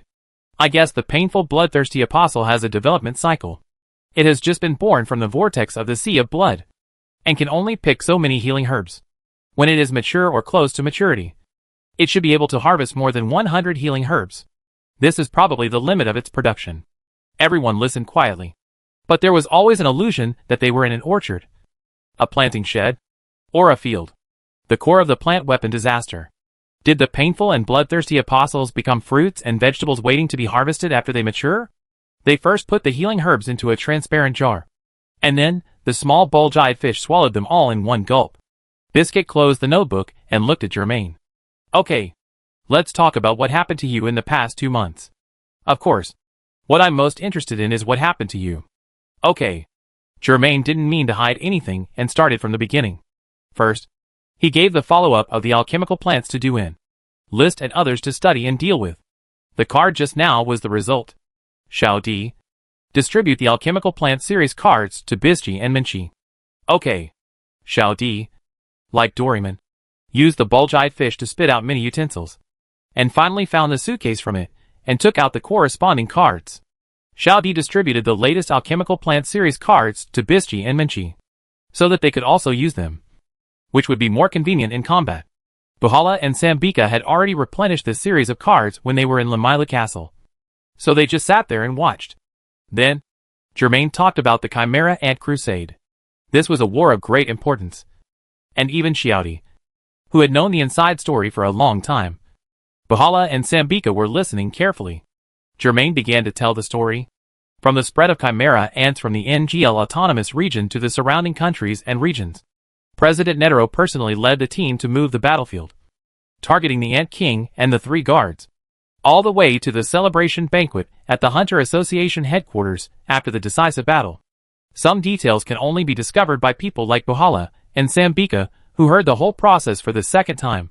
Bisiji and Minchi's brains were swallowed by a large amount of information. They almost had to think hard to keep up with the rhythm of German's narration. How could the Ant King and the 3 guards be so strong? Why did President Netero personally lead the Chimera Ant Crusade this time? Where did the 12 Zodiacs other than Jean go? Why did the Hunter Association Review Department only give President Netero so few team members? Why didn't they follow the advice of actual participants such as Imo Lawu and Nob, and select the hunters they recommended to deal with the Chimera ants that spread to the surrounding areas? Why did President Netero only ask Germain and the people of Zoldyck family for help in the end? Germain was able to defeat Maruam, who even President Netero couldn't defeat head-on. So many things happened in 2 months. making Biscuit and Minchi feel like they had been in an ancient maze for several years. Did the 6 continents change so fast? When everyone heard that President Netero was about to use the poor Rose, but was stopped by Germain, their nerves were tense. Even Buhara and Sambika, who knew the general direction in advance, were a little nervous. Not to mention Basiji and Minchi. They all broke out in cold sweats. Basiji couldn't imagine that in just 2 months, she might never see that old man again. No matter how much she disliked Netero's chaotic personality, he was still her teacher. While she was grateful to Germain, she also realized that there must be someone behind the scenes of this chimera and crusade. After Basiji asked Germain carefully, he got a guess. The Bayanga forces. That group of people were behind the scenes, with the voluntary resignation of Palestine and many assistant hunters. Basiji could naturally confirm that they were all members of the Bayanga forces, especially Palestine. The nail played an important role. The obstruction of the people in the review department must have been instructed by Palestine. Shio had clearly stood on Bayanga's side when he was in the Kajin Empire before, and Basiji was not surprised that he also resigned voluntarily. Later, German also explained to Basiji. That night on the airship, Netero explained the future direction to him. Netero will make a deal with Bayanga. He will remove the mine confinement left on Bayanga, and Bayanga's forces will remain silent about German's ability. After that, they will jointly promote V5, the Kajin Empire's new exploration journey to the Dark Continent, and remove the current restrictions of the Hunter Association. The march to the Dark Continent began at the turn of the millennium. The father and son finally decided to cooperate for the same goal. Finally, in the Dark Continent, everyone depends on their own abilities. Of course, they can also cooperate with each other when necessary. Everyone else listened quietly, looking at each other, feeling that this was a conversation we should be involved in. German finally said to everyone, "We actually have an absolute advantage. The Bayanga forces don't know that we have obtained 2 hopes. And these 2 hopes, the healing herbs and the alchemical plants, will greatly help us obtain the next hope. Netero and Bayanga are now starting a new journey to the Dark Continent, and the earliest they can arrive at the Dark Continent is the end of 2000 or 2001. They also need to open up routes and maintain logistical supplies to gain a foothold in the Dark Continent. We already have an ancient maze, which can be used as our base camp, and then radiate around an expedition to the heart of the Dark Continent. So, what we have to do is actually very simple. That is, to maintain our rhythm and keep moving forward, which is the greatest help to Netero." Everyone basically agreed with German's point of view. Now they can only go all the way to the end, and add more chips to Netero's future actions. Afterwards, they rested in the tower. Minchi and Bahala decided to work together to make a delicious meal to celebrate their reunion after several months. The ingredients include Shiati's bulge-eyed fish, and Jean, Bisji, and Minchi's own hunting outside the ancient maze these days. Buhala looked at the marinated meat, tasted a small bite, and his gluttonous stomach told him that this was a good meat for human consumption. "Minchi, what kind of meat is this? It feels good." Buhala licked the grease on his thumb with his tongue. "A kind of beef." Minchi leaned against the wall of the tower with a smile, pointing down. "In fact, it looks like a cow. But it is bigger and has many legs and feet, which is different from the cow we know. No wonder the taste is different. The meat is different." Buhala made his comments. Then, Buhala looked at the back of the tower in the direction of Minchi's finger, and then he noticed that there was a stone house built there. Germain also saw it, walked over and asked, "What is that?" Minchi smiled and explained, "That's a place we built to pickle and store fresh ingredients. The materials used to build the stone house are naturally the cubic stones of the ancient maze. For a person with the ability to read, it is still very easy to build a simple house. Although the people who stayed in the ancient maze have not used up the food cards in their hands, it is always a good thing to prepare for a rainy day. The pickled meat and pickles in the stone house are one of their preparations, in case they run out of ammunition and food. On the other hand, the food cards they brought were only of those types, and they had already been tired of them in 2 months. The storage in the stone house often allows those who stay behind to change their taste. This is also a way to relieve stress."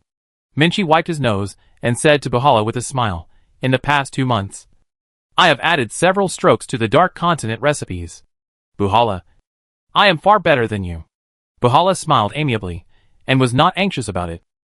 He never thought of competing with Minchi for who is the most powerful food hunter. He just hopes to leave his name in his feet. You have eaten a lot of healing herbs. Biscuit interrupted. Everyone looked at Basiji in confusion, wanting to know what she meant by this. Basiji shook her head and said, Minchi is too adventurous. She always says that she is willing to be the first woman to try new ingredients. No matter how I persuade her, she won't do it. That guy Jean is the same. He actually supports Minchi's approach. As a result, 2 votes against 1 vote. I can only let Minchi do whatever she wants. Basiji's tone was full of complaints. Minchi couldn't help blushing. Basiji sighed and continued. Every once in a while, she would have vomiting and diarrhea because of eating something wrong with her food. Fortunately, there are medicinal herbs. Then, Basiji patted Bahala's broad back and said, with you here, things will be different. The food tasting work can be left to you. If something is wrong, you can vomit it out in time. Yeah. Bahala beat his big belly like a drum and said loudly, leave it to me in the future. Then, Basiji pointed at Sambika, who was sitting obediently in the corner and said, even if there is something that cannot be handled, you can give it to Sambika. Sambika was suddenly called by his name, and he looked up at everyone blankly, as if he had not heard the conversation just now. In fact, it was quite the opposite. Sambika listened to the whole conversation. She just avoided communication in various ways as much as possible. It was a bit like when everyone at the table discussed a topic related to you, but you felt embarrassed and just lowered your head to eat. As a result, the other party specifically called your name and asked your opinion, forcing you to join the topic, as if they didn't ignore you. However, compared with a few months ago, everyone in Sambika have gotten along much better. At that time, Sambika would only hold a sign and refuse to speak. Germain did not participate in the conversation, but stared at the stone house below, thinking. After a while, everyone sat around the gurgling casserole, which contained a pot of stew. The staple food was the kind of marinated beef. To celebrate, this time Minchi and Bahala were extravagant and put some medicinal herbs in it. Medicinal herbs can not only cure diseases, but also are excellent as seasonings. Its aroma can fully arouse appetite and cover up some fishy smells. It's good for everyone to eat a handful occasionally, even if it's a diet therapy to regulate the body. They spent a wonderful night of reunion. The next day, German told others about his new plan. Jean said he would return on the 15th of this month. But considering that it was Jean who said it, we should set a looser deadline. Everyone smiled knowingly when they heard German's words. Indeed, if it was Jean, and he could return on time, everyone would really be surprised, wondering if something big had happened. Only Shiati looked around, not catching the fleeting laugh, and was a little confused. Germain continued, we should think that he may come back at the end of the month or the beginning of next year. In this way, we can do something else during this time. He didn't want to rashly challenge the next disaster when he lost the gold. Fortunately, they had to stay in the Dark Continent for 40 days before leaving, and challenging disasters should not be their entire schedule here. The most important thing is to build the ancient labyrinth into their outpost for exploring the Dark Continent.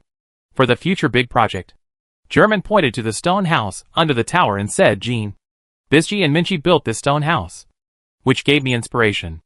There are so many cubic stone pillars here, all of which are suitable materials. We have enough manpower. We can build a castle around the tower. A safe house. Just like the Limlu Castle. The tower is the core of the castle, and it may serve as a tower.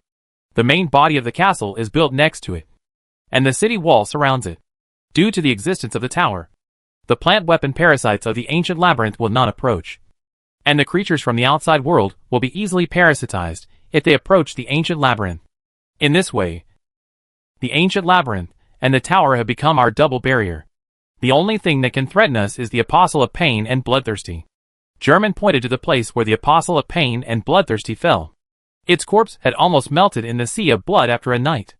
However, its rebirth point is only about 100 meters away from the tower, which means that its future rebirth will happen under our noses. The newly reborn Apostle of Pain and Bloodthirsty is the weakest. We can wait for it to rebirth at the birth point and then continue to kill it. In this way, we can eliminate its threat and continue to harvest healing herbs. After a moment of silence, everyone looked at each other and smiled. Biscuit smiled and shook his head, saying, German, you are so cruel to kill the painful and bloodthirsty apostles at the rebirth point. But you plan to build a castle stronghold, and then use the rebirth time to cut the painful and bloodthirsty apostles like leeks. Which is even more cruel. But I like this way. She raised her hand and expressed her opinion first. I agree. Xiaodi raised her hand second. And then everyone else. All raised their arms. And the vote was passed unanimously, finalizing the miserable fate of the painful and bloodthirsty apostles in the future. Chapter 288. December 20th. Dark Continent. The Tower of the Ancient Labyrinth. The smell of the Blood Sea has been completely replaced by the strange fragrance emitted by the huge corpse of the painful bloodthirsty apostle after it dissolved. The fragrance is always more overbearing. They linger around the tower, drift across the Blood Sea with the wind, pass through the jungle-like cubic stone pillars, and spread to the outside world.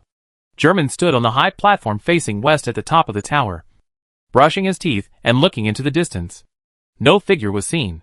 Jean really broke his promise, and did not come back on the agreed 15th. Now it is the 20th. I wonder how long he will be later than expected. The bristles of the toothbrush gently brushed across the teeth and gums, and the mint flavor in the toothpaste foam filled the mouth. Germain tasted a hint of sweetness with the tip of his tongue. He drank a mouthful of water, moved his cheeks left and right, making a gurgling sound, letting the water bubbles brush the toothpaste foam in his mouth. Finally, he lowered his head and spit out the water in his mouth under the tower. But it did not fall into the sea of blood, but fell onto the stone slabs. The ground paved with stone slabs surrounding the tower was their masterpiece over the past few days. As for the clean water, it comes from the cards of Greed Island and the water source outside the ancient maze. Germain heard the lazy hum, turned his head, and saw Xiaodi coming over. Xiaodi seemed to be still asleep. She was wearing glasses, and her eyes squinted for a while, then opened for a while, as if switching back and forth between sleep and wakefulness. Ah, ha! She raised her palm, put it to her mouth, and yawned, as if this was not enough to dispel the sleepiness. She straightened her upper body and stretched again, like a cat, outlining the curves of her upper body. The inverted cross necklace hanging on her chest sparkled in the sun. At this time, she half opened her eyes and looked at Germain, but she quickly closed them again. Germain, good morning. Xiaodi greeted him nonchalantly. While half asleep and half awake, she began to fumble on the iron frame embedded in the wall of the platform. Good morning, Xiaodi, Germain responded, turned his head, and continued to put the toothbrush into his mouth. He had just finished brushing the front of his teeth, and it was time to brush the upper and lower and inner sides. With her wobbling body, Germain was really worried that she would fall headfirst into the ground or even fall off the top of the tower. Finally, she found her toothbrush and cup, picked them up, and then staggered to the edge of the platform. Thanks to Tabisky, there were cute cartoon roe deer stickers on the toothbrush and cup, which were special marks for Xiaodi, so it was not difficult for her to find them. Xiaodi walked slowly to Germain's side, squeezed a little toothpaste on the toothbrush, and started brushing her teeth. But as she was brushing her teeth, she squinted her eyes again, nodding her head, like a student who was about to fall asleep in a boring class. Did you sleep well last night? Xiaodi didn't give a clear answer. Her voice was long and drawn out, as if it was an echo that was about to disappear in the valley. Slowly, her brushing movements became slower and slower, and then even her body became unstable. Later, her head tilted, and she leaned on Germain's arm. After finding a place to lean on, Xiaodi finally relaxed. Germain looked sideways, and saw that Xiaodi's head was leaning on his arm. Her eyes still closed, and her center of gravity was almost tilted towards him. But she still insisted on fiddling with the pink toothbrush in her mouth, brushing mechanically left and right. Germain did not say anything, but brushed his teeth quietly, and waited for Xiaodi to finish brushing his teeth before asking, "Are you done?"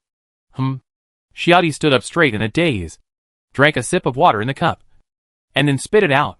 This time she finally opened her eyes completely. The daily nap is done. She always felt that only after a nap could she be more energetic. Hee. Xiaodi suddenly heard laughter from above, and looked up blankly, and then saw half a face sticking down from the top of the spherical dome of the tower. Biscuit put his hands on the side of the spherical dome of the tower, hiding the lower half of his face in the edge. She looked down at Germain and Xiaodi, her big wine-red eyes flashing. "What are you doing there?" Xiaodi asked curiously, but she never felt that there was anything wrong with her. the daily morning class of Xinyuanliu. Biscuit made a gesture of gratitude like Netero often did, closed his eyes, and opened them again. I am very diligent. Oh, Xiudi responded, but didn't say anything else. Biscuit wanted to say something, but when he saw Germain taking his and Xiudi's face towels and washing their faces, he smiled and retracted his face. Everyone woke up in the early morning, and after a simple wash, they were busy with their own things. Biscuit abandoned Minchi, the not very obedient doll, and turned to Xiaodi and Sambika, who were easier to deal with. She pressed Xiaodi and Sambika on the blanket on the floor with her hands, and then placed a series of makeup equipment in front of them. Xiaodi sat cross-legged as if she was used to it, looking at the eyeliners, powder puffs, lipsticks, etc. that she rarely used with interest. Women who have been with Biscuit for a while will always encounter this. Xiaodi has been dressed up like a doll before. Sambika sat on the carpet like a frightened deer. She glanced around uneasily, and when she saw the equipment in the makeup box, it was as if she saw a full set of torture instruments. In the mirror, her face was pale, and her eyes were terrified, as if she was about to encounter something terrible. Biscuit summoned Miss Cookie to partner with her. She and her mind beast always hit it off. She gently stroked Xiaodi's short black hair, muttered something in trouble, glanced at German, and whispered a few words in Xiaodi's ear. Xiaodi blinked, glanced at German, and shook her head. Biscuit showed a helpless expression, so he had to take out a small comb Xiaodi's short black hair, and help her put the hair behind her ears. Miss Cookie gently took off Sambika's hat and mask, and gently lifted Sambika's chin to expose her face. Sambika, however, acted as if she was stripped of her clothes, shy and helpless, her eyes drifting to the side, not daring to look Miss Cookie in the eye.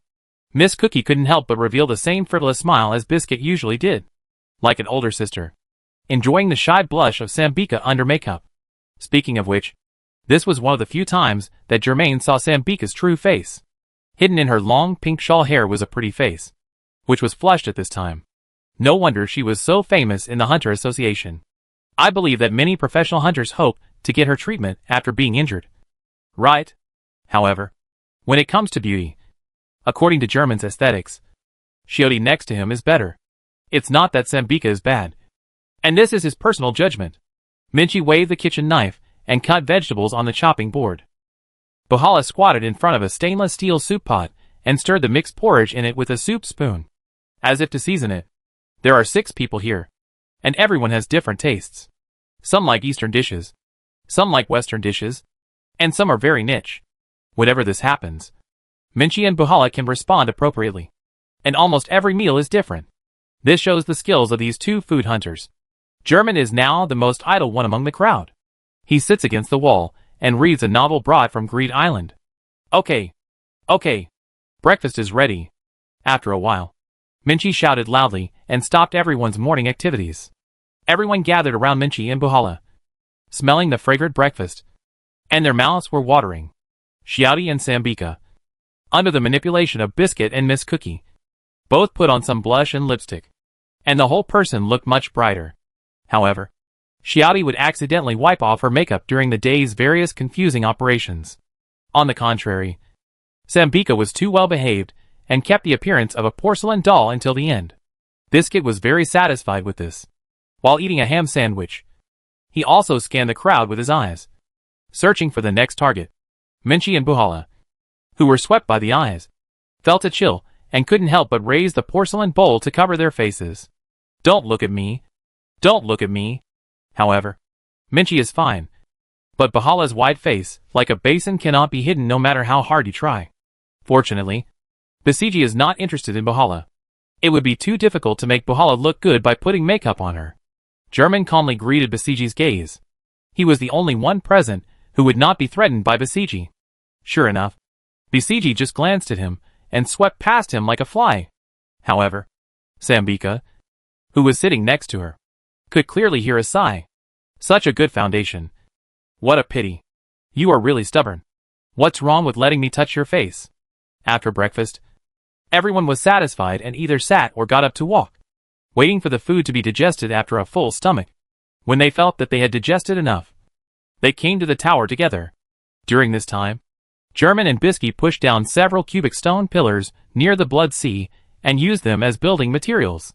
The work of carrying can be handed over to Shudi's bulging-eyed fish.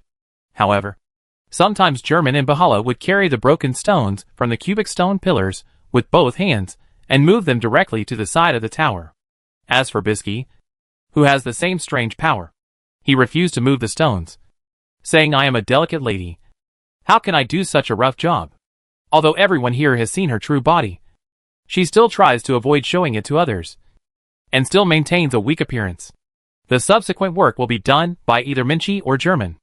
Minchi's double knives and German's meat saw are used to cut the stones into appropriate sizes, and then they are laid around the tower as floors and foundations. They are not in a hurry and work slowly.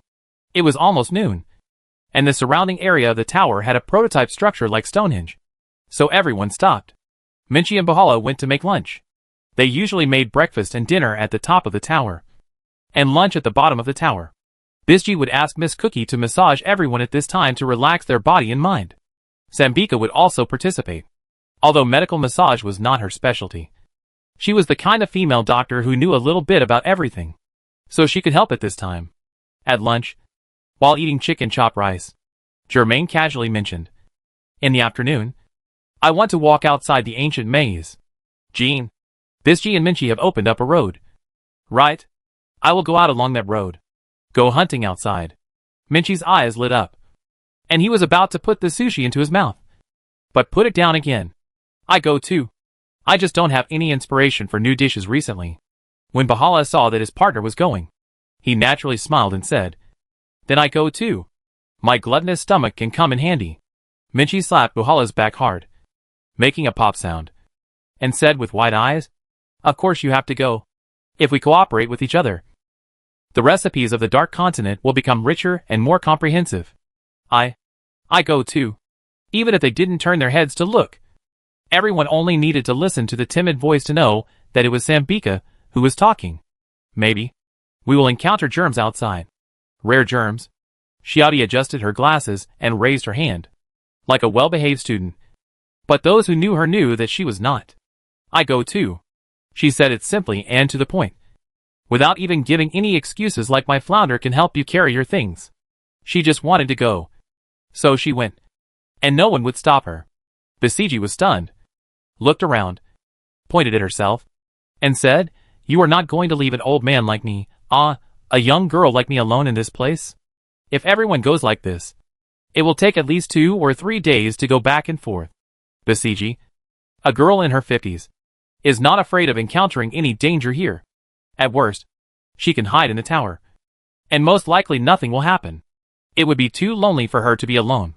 So, everyone started to discuss again, planning to let only 3 people leave this time to explore outside the ancient maze, and rotate the other 3 people next time. But before the list of team members was discussed, Minchi, who was enjoying the cool breeze, suddenly pointed in a direction and shouted, "Jean! Is that Jean? He's back." Everyone looked up in surprise, and then looked in the direction of Minchi's finger, and indeed saw a familiar figure. However, everyone soon fell silent and did not show excessive surprise, because it was indeed Jean. But Jean did not come back alone. Chapter 289. Yo. Jean waved his right hand to everyone from a distance, his left hand still in his pocket, and smiled. "I'm back." I didn't expect that Jin's first words after coming back would be so relaxed and natural. His old hat had long been lost, and now he was wearing a strange straw hat with antler-like decorations on it. His clothes were also changed, no longer so tattered, and the material seemed to be some kind of soft and smooth animal skin. This outfit should be one of the gains from his recent trip. Everyone looked at each other, but no one spoke. Their eyes only swept from Jean to a group of people not far behind him. Jean smiled, put his hands in his pockets, and then focused his eyes on Germaine and said, "German, are you back too? What a coincidence. We just arrived a few days ago." Germaine pressed the brim of his tricorn hat, looked behind Jean, and asked, "Jean, they are?" "Oh." Jean seemed to have just come to his senses and stepped aside. "Let me introduce you to the friends I met outside." "Friends?" German, Bista, and the others all felt strange emotions at the same time. After Jean made way for them, the group of people slowly and clattered over, revealing their tall and strong torsos on the stone floor. They were 5 people in total. And they all looked very similar, with a primate-like upper body and strong torso, but grafted onto a horse-like body supported by 4 black hooves. Although they looked like the legendary centaurs, their heads were actually huge moose heads, proudly raised. In fact, speaking of this kind of them, German, Bischi, and Xiaodi are relatively familiar with them, and Minchi and Bahala also recognized them half a beat later. And the one who is most familiar with them is Sambika, who used to live with one of them day and night. Sambika looked at them in surprise, and couldn't help but raise his head and cover his mouth that had been covered by the mask for a long time, as if he was afraid of making rude screams. This posture and this appearance, although slightly different, are not much different from the decapitated Antler Knight's corpse in the container. The decapitation Antler Knight was the plant weapon parasite that German, Bischi, Xiaodi and Youngda killed outside the ancient maze a few months ago. However, the hair on the lower body of them in front of them was more luxuriant, like an untended garden full of weeds. Among them, 3 people also had backpacks on their backs made of the same material as the clothes on Jean. Everyone could easily conclude that they were compatriots and of the same race as the decapitation Antler Knight. But why did Jean know them, and what was the purpose of them following Jean? However, Jean had already stated before that they were friends, so at least the 2 sides were not hostile. This moment was quite a delicate one. Jean chose to insert an introduction at this time. They are the moose centaurs I met not long ago, and they are all very good guys. He smiled and turned his back to the moose centaurs, blinking his right eye at everyone, as if to say pretend to meet them for the first time. Everyone nodded secretly, regardless of whether they understood Jin's expression or not. That's right. Jean pulled his hands out of his pockets and said loudly, "When meeting them, you need to follow a set of etiquette. Believe me, you'd better follow me." After he finished speaking, he turned around, facing away from everyone, and then facing the 5 moose centaurs, raising his right hand to the left side of his head. Then, his palm drew a crescent shape along the order of head, left shoulder, and right waist, and finally his right palm slowly retracted to his right thigh.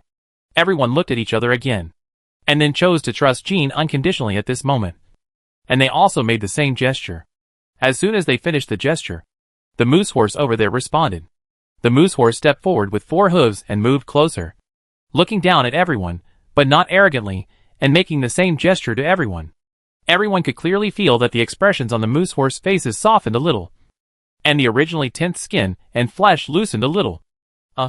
Biscuit, who was always eloquent, was a little stuck when facing the moose horse. "Jean, what should we do next? How should we communicate with them? Should we use sign language all the time? If we use sign language all the time, then they will have to learn too much."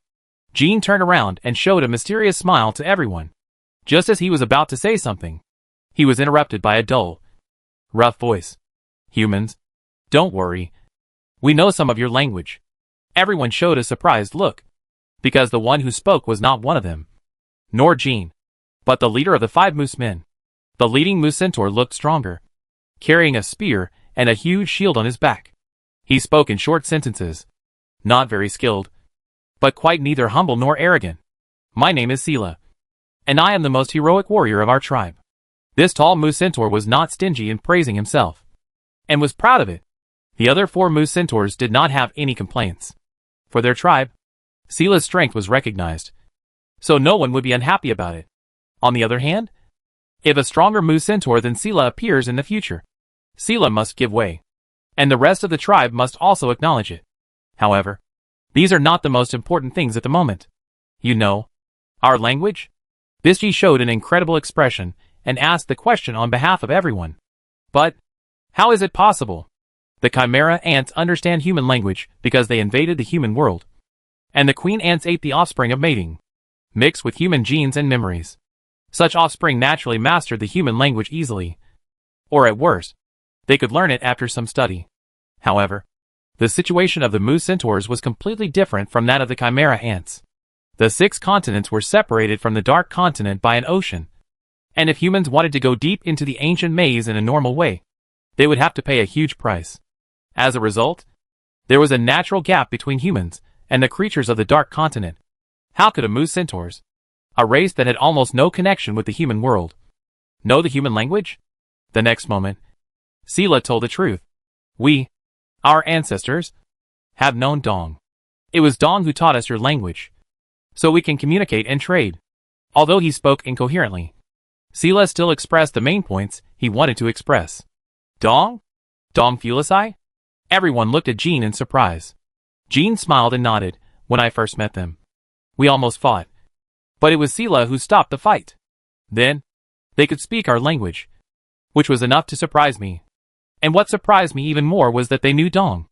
They were willing to take the initiative to calm down the war and communicate with me because I looked similar to Dong. Of course, the similarity between Jean and Dong here does not necessarily mean that they are similar in generations. It could also be that humans are too rare in the Dark Continent, which makes the moose centaurs feel that every human they see looks similar. This is just like when everyone looks at the moose centaurs in front of them.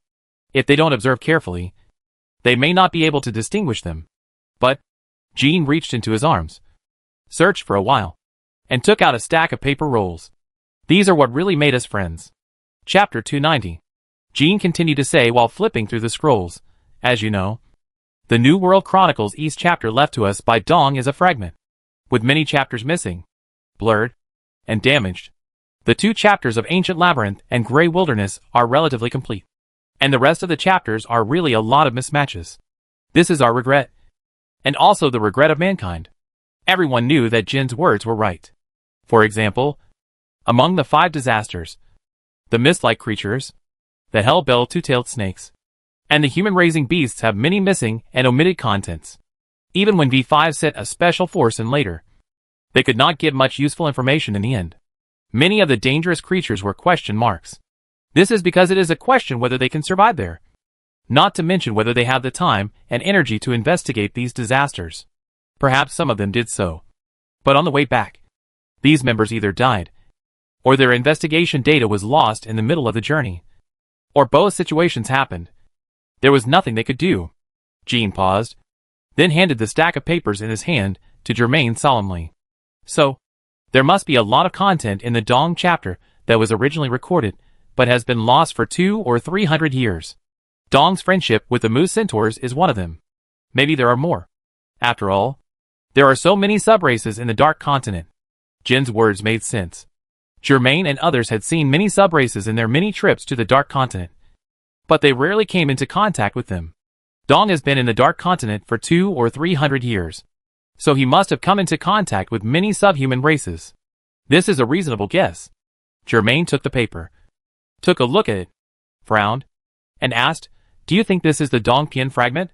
"No, it's not." Jin's eyes shone brightly. "This is too far from the overall style of the Dong Pian fragment. It is not the Dong Pian fragment." Germain raised his head and looked into Jin's eyes. He understood everything from the other's eyes. "German, do you understand? I think this is the fragment of the Western chapter. I think we found some fragments of the Western chapter." Everyone was shocked when they heard Jin's words. And then, they all came over. This G was much shorter than German, and he didn't want to show his true form in front of everyone. So he simply raised his hand and snatched the scrolls from German. She and the others felt dizzy as soon as they took a look. They saw that the pages were all covered with tiny characters, and some of them could be vaguely recognized as the characters of the 6 continents. But the strokes were extremely strange, with horizontal and vertical lines intertwined with each other. It felt like Dong was drunk when he wrote these pages. And he was quite drunk. If the first few pages still showed writing, the following pages were so sloppy that they looked like random sketches. Abstract. Really too abstract. On the last page, Dong completely gave up writing and started drawing a picture. The picture was completely occupied by a swollen, plump, terrifying monster, and countless tentacle-like strokes almost jumped out of the paper and grabbed everyone. What on earth is this? Everyone was horrified and felt an inexplicable disgust, and even felt like vomiting deep in their throats. Indeed, as Jean said, the contents on these papers were completely inconsistent with the overall style of the Eastern chapter. No, it should be said that it was as if a completely different person was writing. Eerie and weird were their overall tone. Biscuit pursed her lips tightly and held the stack of papers, but her eyes moved away, unwilling to continue reading. This is not the psychological resistance that poor students show when facing difficult problems in advanced mathematics, but a double disgust of physical and psychological. Just like if you are not a person with special fetishes. You will definitely not like feces. German reached out and took all of them. He flipped through them for a while. Carefully looked at the last one. His eyes were a little deep. After that, German returned all the papers to Jean. Jean held them in his hands, but felt like he had found a treasure. Sela told me that Dong passed through their tribe again about a year ago. The Moose people welcomed Dong's arrival because he always brings something new to exchange with them. It's just that Dong comes less and less frequently, and the time interval is getting longer and longer. So Dong's arrival makes the Moose people very happy. At this time, Sela spoke and continued. Yes. When I was a child, Dong visited us many times, and we got to know each other. Later, when I grew up and became a warrior, I rarely saw him again. More than a year ago, he came, wrapped in a robe, with only his face, hands and feet exposed. He seemed to be very afraid of the cold and strangers. He became different from before, not so friendly, and unwilling to have too much contact with us. I don't understand. We are obviously very familiar with each other. Why would he be like this? He only stayed for one night, and then left in a hurry. I went to his residence, but he was gone. This was the first time he didn't say goodbye to us. I was very surprised. Afterwards, I saw these by his bed. I felt uncomfortable, but it was Dong's. So I stayed by his side. Sela described the last time he met Dong in the simplest human language possible. This increased the doubts and uneasiness in everyone's heart, because the whole thing revealed all kinds of weirdness. I know what you are worried about. Jean held up the stack of papers. I can feel that there is a kind of mind on it. I don't think it is evil. Jean left Sijia a cubic instrument similar to Luban Lock, which contained clues to guide Sijia to Greed Island. The mind he left on that instrument has never faded. The same is true for the stack of papers left by Dong in front of him. If you want to know whether this is the fragment of Xi's chapter, if you want to know what Dong's strange behavior is, deciphering them is the best way. The puzzle and the answer are on the same stack of papers. We are getting closer and closer to the truth. Don't you feel excited? Except for Germain. Everyone was a little uninterested. German just said, it may be very difficult to decipher it, because it may not be regular. But anyway, there is progress. Jean smiled. Yes. We have made progress. At this time, Sela next to him interrupted again. I am very interested in you. Sela pointed at himself, then at everyone, and then pointed at the surroundings. It's incredible. The four moose men behind him also nodded repeatedly. The ancient maze is very scary, and a forbidden area. Sela continued. Only Dong is not afraid, and he will bring back healing herbs. He is very powerful. Hearing about healing herbs, everyone except Jean was slightly stunned. You are also very powerful. Sela knocked his upper chest with his fist. This place has become your territory. Very powerful. Those parasites are terrible. Some of my people want to prove themselves, so they break into the forbidden area. After that, there is no news of them.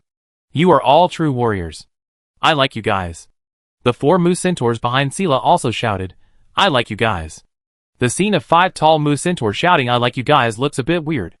But in fact, it is the most direct and sincere expression of emotion between Sela and his people. Everyone was infected by this emotion and let down their guard. Jean said frankly at this time, to be honest, I brought them here. In addition to recognizing them as friends, I also had other ideas. Dong's way of communicating with them through bartering inspired me. We can actually follow Dong's example and trade with moose centaurs and other races. You should all understand. Right? We can't fight alone in the Dark Continent, which is one of the reasons why the human troops were defeated in the past. They rushed straight to the ancient maze without caring about the others. And then, they cut themselves off from the entire Dark Continent, losing more possibilities. If humans really want to gain a foothold in the Dark Continent, if we really want to continue living here, we must communicate with other races. How about it? Let's continue the friendship that started in the East. Chapter 291. That day, Jean proposed a suggestion that could change the future fate of the Dark Continent exploration team. The first person to respond to this suggestion was German, followed by Shirdi. No one was surprised by this result. German and Jean can always be regarded as radicals in this team. Many of their decisions often challenge the limit and bottom line. However, so far, their decisions have never been wrong, which means that their intuition is extremely sharp.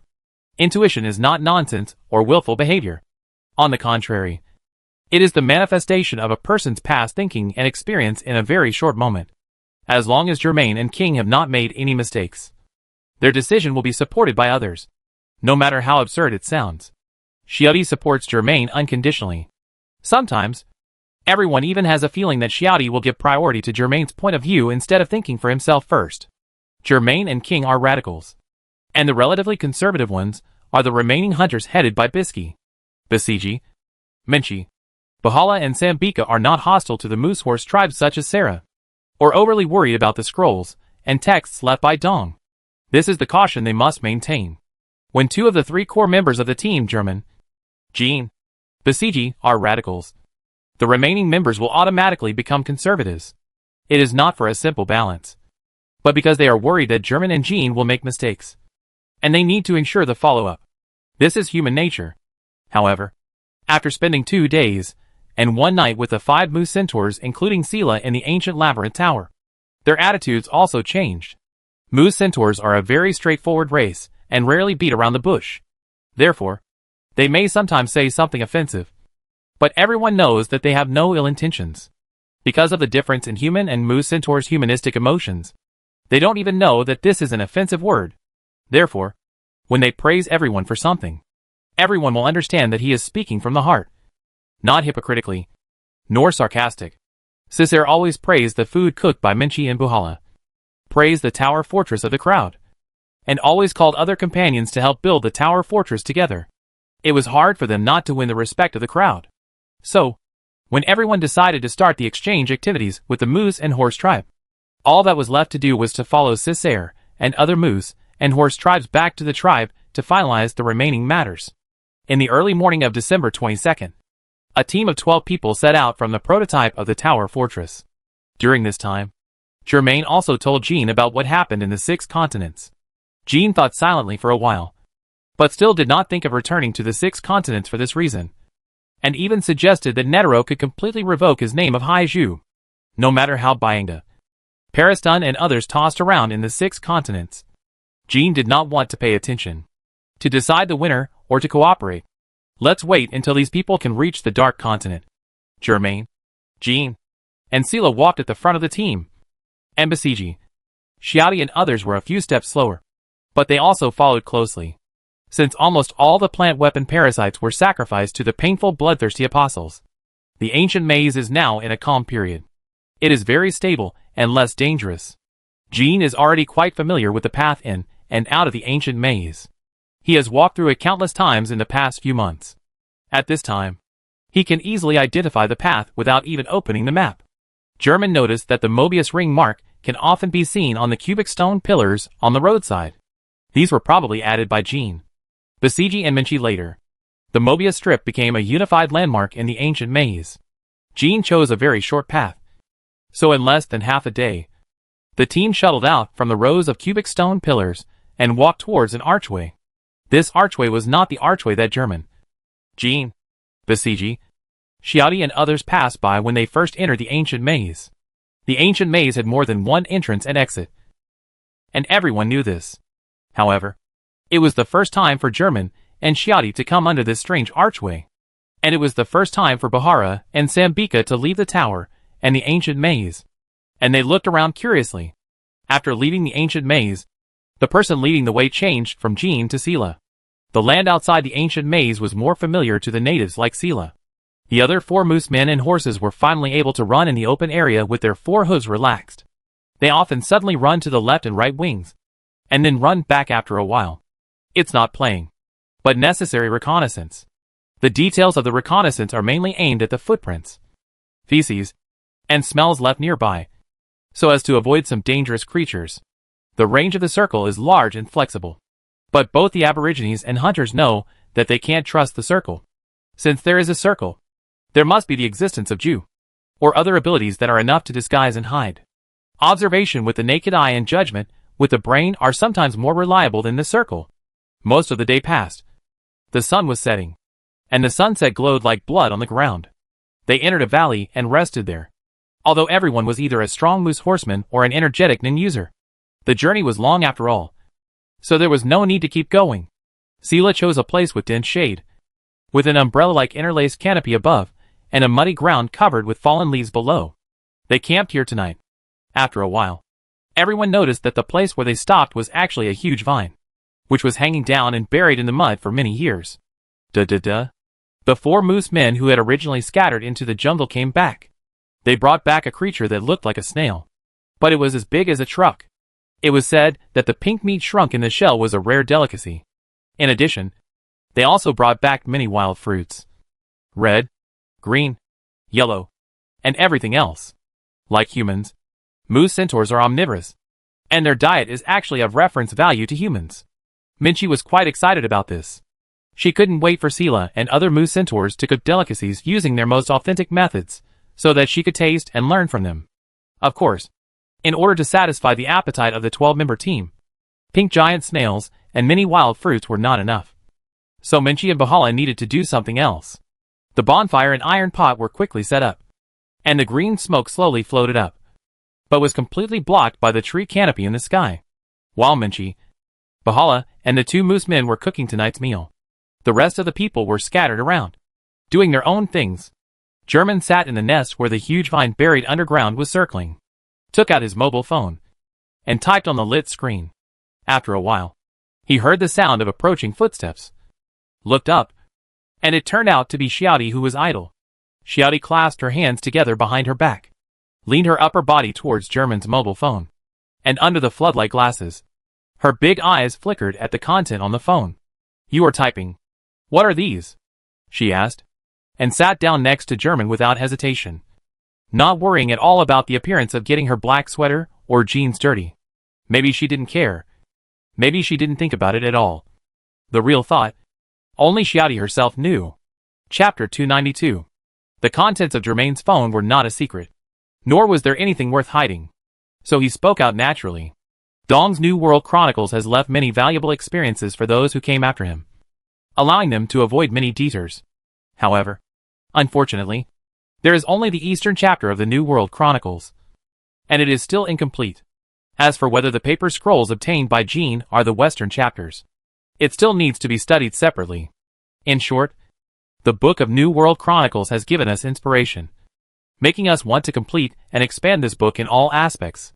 Jean mainly focuses on relics, such as the inside and outside of the ancient maze, which he first explored clearly. Minchi and Bahala focus on food. They are now writing recipes for the Dark Continent. Sambika focuses on viruses. She is very interested in plant weapons, gold and silver ingots, herbs that cure all diseases, or immortal diseases. Bisti focuses on gems, but she is limited by the area and range. She has not seen any beautiful gems worth taking away.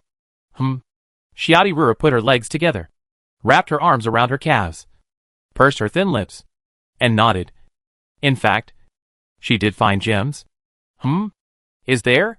Germain was a little surprised. Oh, you mean the blue planet on Greed Island? That is indeed a good harvest for her.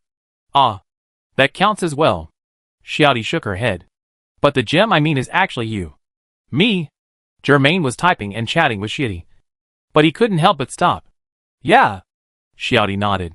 She often told us when you were not around that Germain was the most exquisite gem I had ever found. No doubt about it. Germain could already imagine the way Biscuit was looking complacent when he boasted about him. Xiaodi continued, she has always been very happy and proud. In November last year, she found you instead of giving up. German remembered what happened last year, but Biscuit clearly came to him to make an appointment for the ruby. Since she said so, then it is true. She often said that you are like a jadeite rough stone. She found you and helped you. Just gambling on the stone. Gambling that you will be a high-quality jade after being cut open. Xiaodi tilted her head slightly and looked at German. She is so strange. You are obviously not a stone. You should be internal organs and bones after being cut open. Right? Heh. German smiled softly. Meanwhile, Bisji was discussing the technique of medical massage with Sambika, which was one of the few common points in their profession. She was talking excitedly, but she couldn't help shivering. She didn't know that Germain and Xiaodi were discussing themselves, and thought that the night wind made her a little cold. So she took a blanket and wrapped her and Sambika together. Sambika was wearing thick clothes, and she just felt very hot at this time. but her personality made her dare not refuse Biscuit, for fear of making Biscuit sad. So, it wasn't long before Biscuit realized that Sambika's face was so red that even the mask couldn't cover it. Xiaodi on this side seemed to have forgotten the purpose of sitting next to Germain in the first place, and just looked up and watched the flying sparks. Germain took the initiative to explain, I plan to contribute to the supplement of the New World Chronicle like them. I mainly target various creatures in the Dark Continent, and have made 3 major classifications. They are beasts, evil and demons.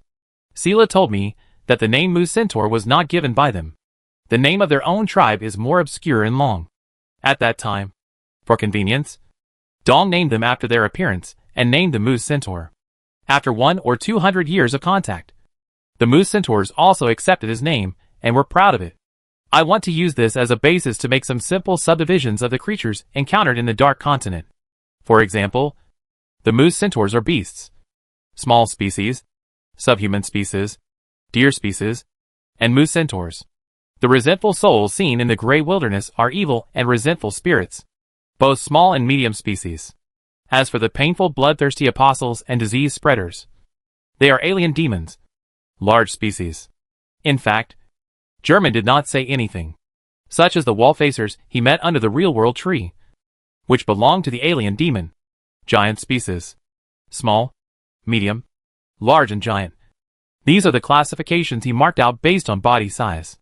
Xiaodi turned around and looked at German, raised his hand and pointed at himself. You should know that I don't really understand what you are saying. Right? German smiled again. Xiaodi pondered for a while and said, I was just thinking, should I write something like you guys? But then, I thought it was too troublesome. So forget it. After all, I'm not a hunter. Yeah. If you are a hunter. German thought for a while and replied, it should be a bounty hunter or something like that. It's a different field. So there's no need to force yourself to write something you're not good at. That's true. Xiaodi looked at German and blinked. Bounty hunter. If I have the opportunity to take the professional hunter exam in the future, I try in this direction. Yeah. German nodded, then raised his phone and started typing. At this time, a hand reached out and blocked his phone screen. He couldn't help but look up and saw that it was Xiaodi who reached out. Xiaodi's eyes behind the glasses were strange at this time, revealing a strange light, and her movements were even more confusing. Her fingers gently touched Germain's lips. She pinched it, and then her eyes widened, and she quickly retracted her hand. That expression was as if she had done something incredible. I actually always wanted to touch it. Xiaodi didn't know what she was explaining, and the expression on her face became unprecedentedly panicked and terrified. In fact, it was not strange for Xiaodi to touch German's lips. It was something Xiaodi could do. However, the problem was that Xiaodi actually realized that her behavior was abnormal, which was a bit abnormal. Shouldn't she be calm and expressionless? It was the first time that German saw Xiaodi's expressionless face showing so many emotions at this time. It seemed that he realized for the first time that she was also a human being. He even saw that Xiaodi had an expression that could be called shy on her face. Just as Germain was about to say something, he felt something wrong in the air. Then, he heard a moose soldier, who was on sentry duty, not far away running back. The monsters of the night. They are coming. Hearing this, everyone stood up and became alert. Germain, Jean and others did not need to ask what the monsters of the night were, because they would soon be able to see it with their own eyes. Puff puff puff. Bang bang bang. A rustling sound came from the darkness of the forest, and then it became louder and louder, mixed with many heavy or light footsteps. The smell of wild beasts came from all directions, and the pairs of scarlet and dark green glowing eyes lit up like dense will-o'-the-wisp fire. The first to break into the range of the campfire light was a monster with a black body and a blurred outline like flowing water. It had 3 heads, each with a pair of antler-like upper jaws, and 3 tongues forked like snake tongues, spitting out and taking in from time to time. German recognized this feature almost immediately, belonging to their old acquaintance. Beast medium-sized species night attack species. Chapter 293. As a moose centaur warrior who often goes out, it is definitely not the first time that Sela has encountered the night raiders. Of course, in their tribe, night raiders has a unique pronunciation and a unique word combination, but the meaning is similar, so I won't go into details here. In short, Sela will encounter a night raider about once every 1 or 2 months. This is normal. Sela, who has had many encounters with night raiders, knows that the most troublesome thing about this creature is not their combat power. The most troublesome and disgusting thing about night raiders is their troublesome ability to summon nearby beasts to form an encirclement. Once the summoning begins, there will be an endless stream of enemies, just like the night raider in front of him. It first used a pair of huge jaws on its 3 ferocious heads to knock out the moose horse companion who came to report the news. The companion fell in the vines under the towering tree, fell to the ground, and rolled several times before stopping. He vomited blood and struggled to get up, but it seemed that one of his legs was broken, and he couldn't support his tall body for a while. Damn it! Sela and the other 3 companions wanted to rescue him, but the situation was too complicated to take care of him. The night raider lowered its center of gravity, and its 3 heads were either raised, staring at everyone, or lowered, all spitting out tongues and growling. Roar. Although the roar was low, it was very penetrating, like a dull drumbeat, and it spread far into the depths of the forest. After a while, those scarlet and green beasts responded with terrifying roars. Roar, hiss, the dense numbers. The huge shadows covering the campfire rolled towards here like curtains, and the darkness seemed to swallow this place completely. Monsters rushed out from the towering trees, between the vines, and behind the boulders, all drooling with hunger, and pounced on everyone like crazy. The instigator of all this, the night attack species, used its dozen pairs of tiny legs to dig backwards for a while. After the dust flew, a cave appeared on the ground. The night attack species actually retreated, drilled into the cave, and dug deep into the ground. Seeing this scene, German slightly lowered the brim of his tricorn hat and looked at Jean, Biscuit, and Shioty. The meaning in his eyes was, "I do it." The others nodded.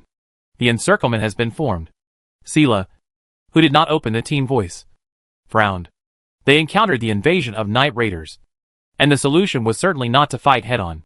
The number alone was too much to handle, not to mention the mixed crowd, all kinds of beasts, and there was no guarantee that some very difficult and troublesome monsters would appear. The best way, of course, was to rely on the galloping speed of their 4 hooves and run out before the encirclement was completely formed. Even if they were trapped in the middle of the journey, the powerful fighting power of the moose men and horses was enough to tear open a gap. In this way, they could completely get rid of the night attack at the lowest cost. However, the current situation was completely different from the past. The encirclement had been formed, and they still had human companions here. They could not abandon their human companions and run away at a high speed. In this way, even if they could return to the tribe safely, they would be spurned and expelled by the tribe. From now on, Sela would not have the face to call himself the most heroic warrior of the tribe. If Dong passed through the tribe again, he would not have the face to see him. After all, Jean said that he was Dong's descendant. If he left Dong's descendants here and ran away, how would Dong look at him in the future? I dare not imagine. In fact, Dong might not care about a descendant he had never seen. But Sela could not convince himself. If he had to give up the dignity of a warrior, his companions, and the descendants of his friends, it would be better to let a moose centaur warrior die directly. Sela gritted his teeth, pulled out the spear and giant shield on his back, and then hit the giant shield with the spear. He decided to give a pre-war encouragement. Boom, boom, boom. All the elk centaurs and their human companions were attracted by the sound he made. Fellow warriors, he shouted loudly in elk centaurs, stepping on all 4 hooves. Our companions are hurt. Our companions are besieged. We must not stand idly by. Elk centaurs contain many tongue-sticking movements, and spit flew everywhere for a while. But it added to Cell's excitement. Fight the enemy. Repel these hateful enemies. Let them know the bravery and fearlessness of the elk centaurs. Cell shouted in elk centaurs. The other 3 moose warriors also drew their weapons, either bows and arrows or long swords, and beat their chests with their fists, also responding loudly in the moose warrior language. Instantly, Sela's pre-war encouragement was launched, and the bravery that echoed each other made all the moose warriors burst into white light, covering their whole bodies. This is the armor for their brave charge. However, after the pre-war encouragement, Sela found that the companion they were going to protect was one step ahead of them, and launched a counterattack against this sudden night attack encirclement. Sambika was as fast as white lightning, landing lightly next to the injured moose centaur warrior, who was knocked over. She skillfully held him down and made him not move. Using her telekinesis, She quickly checked the condition of the Moose Centaur warrior, then took out the medical kit and started to treat him. And throughout the whole process, she was completely defenseless against the outside world. This was because she believed that other people would never put her in danger, nor would they let her interrupt treatment. This other person was naturally Biscuit, who was closest to Sambika and the injured Moose Centaur warrior. Biscuit had already revealed his true form. Not only was his height almost catching up with the Moose Centaur, but his muscles also surprised the Moose Centaur. Is this still the petite and weak girl from before? They always thought that this girl was the weakest among them. But now it seems that this judgment is wrong. A medium-sized species that looks like a toad, with bumps all over its back, and a crack in each bump, revealing a mouth with fine teeth. It jumped out of the darkness and pounced on Sambika and the fallen Moose Centaur warrior. Seeing this, the fallen Moose Centaur warrior couldn't help but struggle, but was held down by Sambika. Don't move. Her eyes were calm, and she continued to treat calmly, as if she was not worried about the enemy coming from behind. This was in stark contrast to her usual timidity. The injured Moose Centaur warrior was also intimidated by her, and could not help but obey. And there was a reason for her calmness. The King Kong's true body, Basiji, was like a speeding locomotive, slamming hard into the medium-sized toad. Bang! The huge toad was actually knocked away and collided with other fierce beasts in the dark shadows, falling flat on its back. Then, her right arm stretched back. The next moment, her fist was like a loaded bullet, smashing the head of an approaching monster. And Basiji still didn't stop. Sela watched her sometimes in the campfire, sometimes actively going deep into the darkness, and sometimes standing at the junction of light and darkness, bathing in blood like a female demon. She just stayed beside Sambika and the injured Moose Centaur warrior. The wild beasts were all around, but none of them could rush to Sambika, let alone interfere with Sambika's treatment. What surprised Sela was the rest of his human companions. He had seen Jin's strength, so he was not surprised to see him gather the golden blade with both hands and chop melons and vegetables among the wild beasts. However, the cooperation shown by Xiaodi, Minchi and Buhala made Sela amazed. Buhala used his huge body to act like a siege vehicle, charging through the swarming beasts and constantly splitting the formation. This kind of collision method was often seen in their tribe by Sela, but he didn't expect that this human could do something similar. Minchi's double swords flew in the air in the night, and under her control, they shuttled among the beasts like a hummingbird. In the light of the campfire, her double sword showed a cold light for a moment.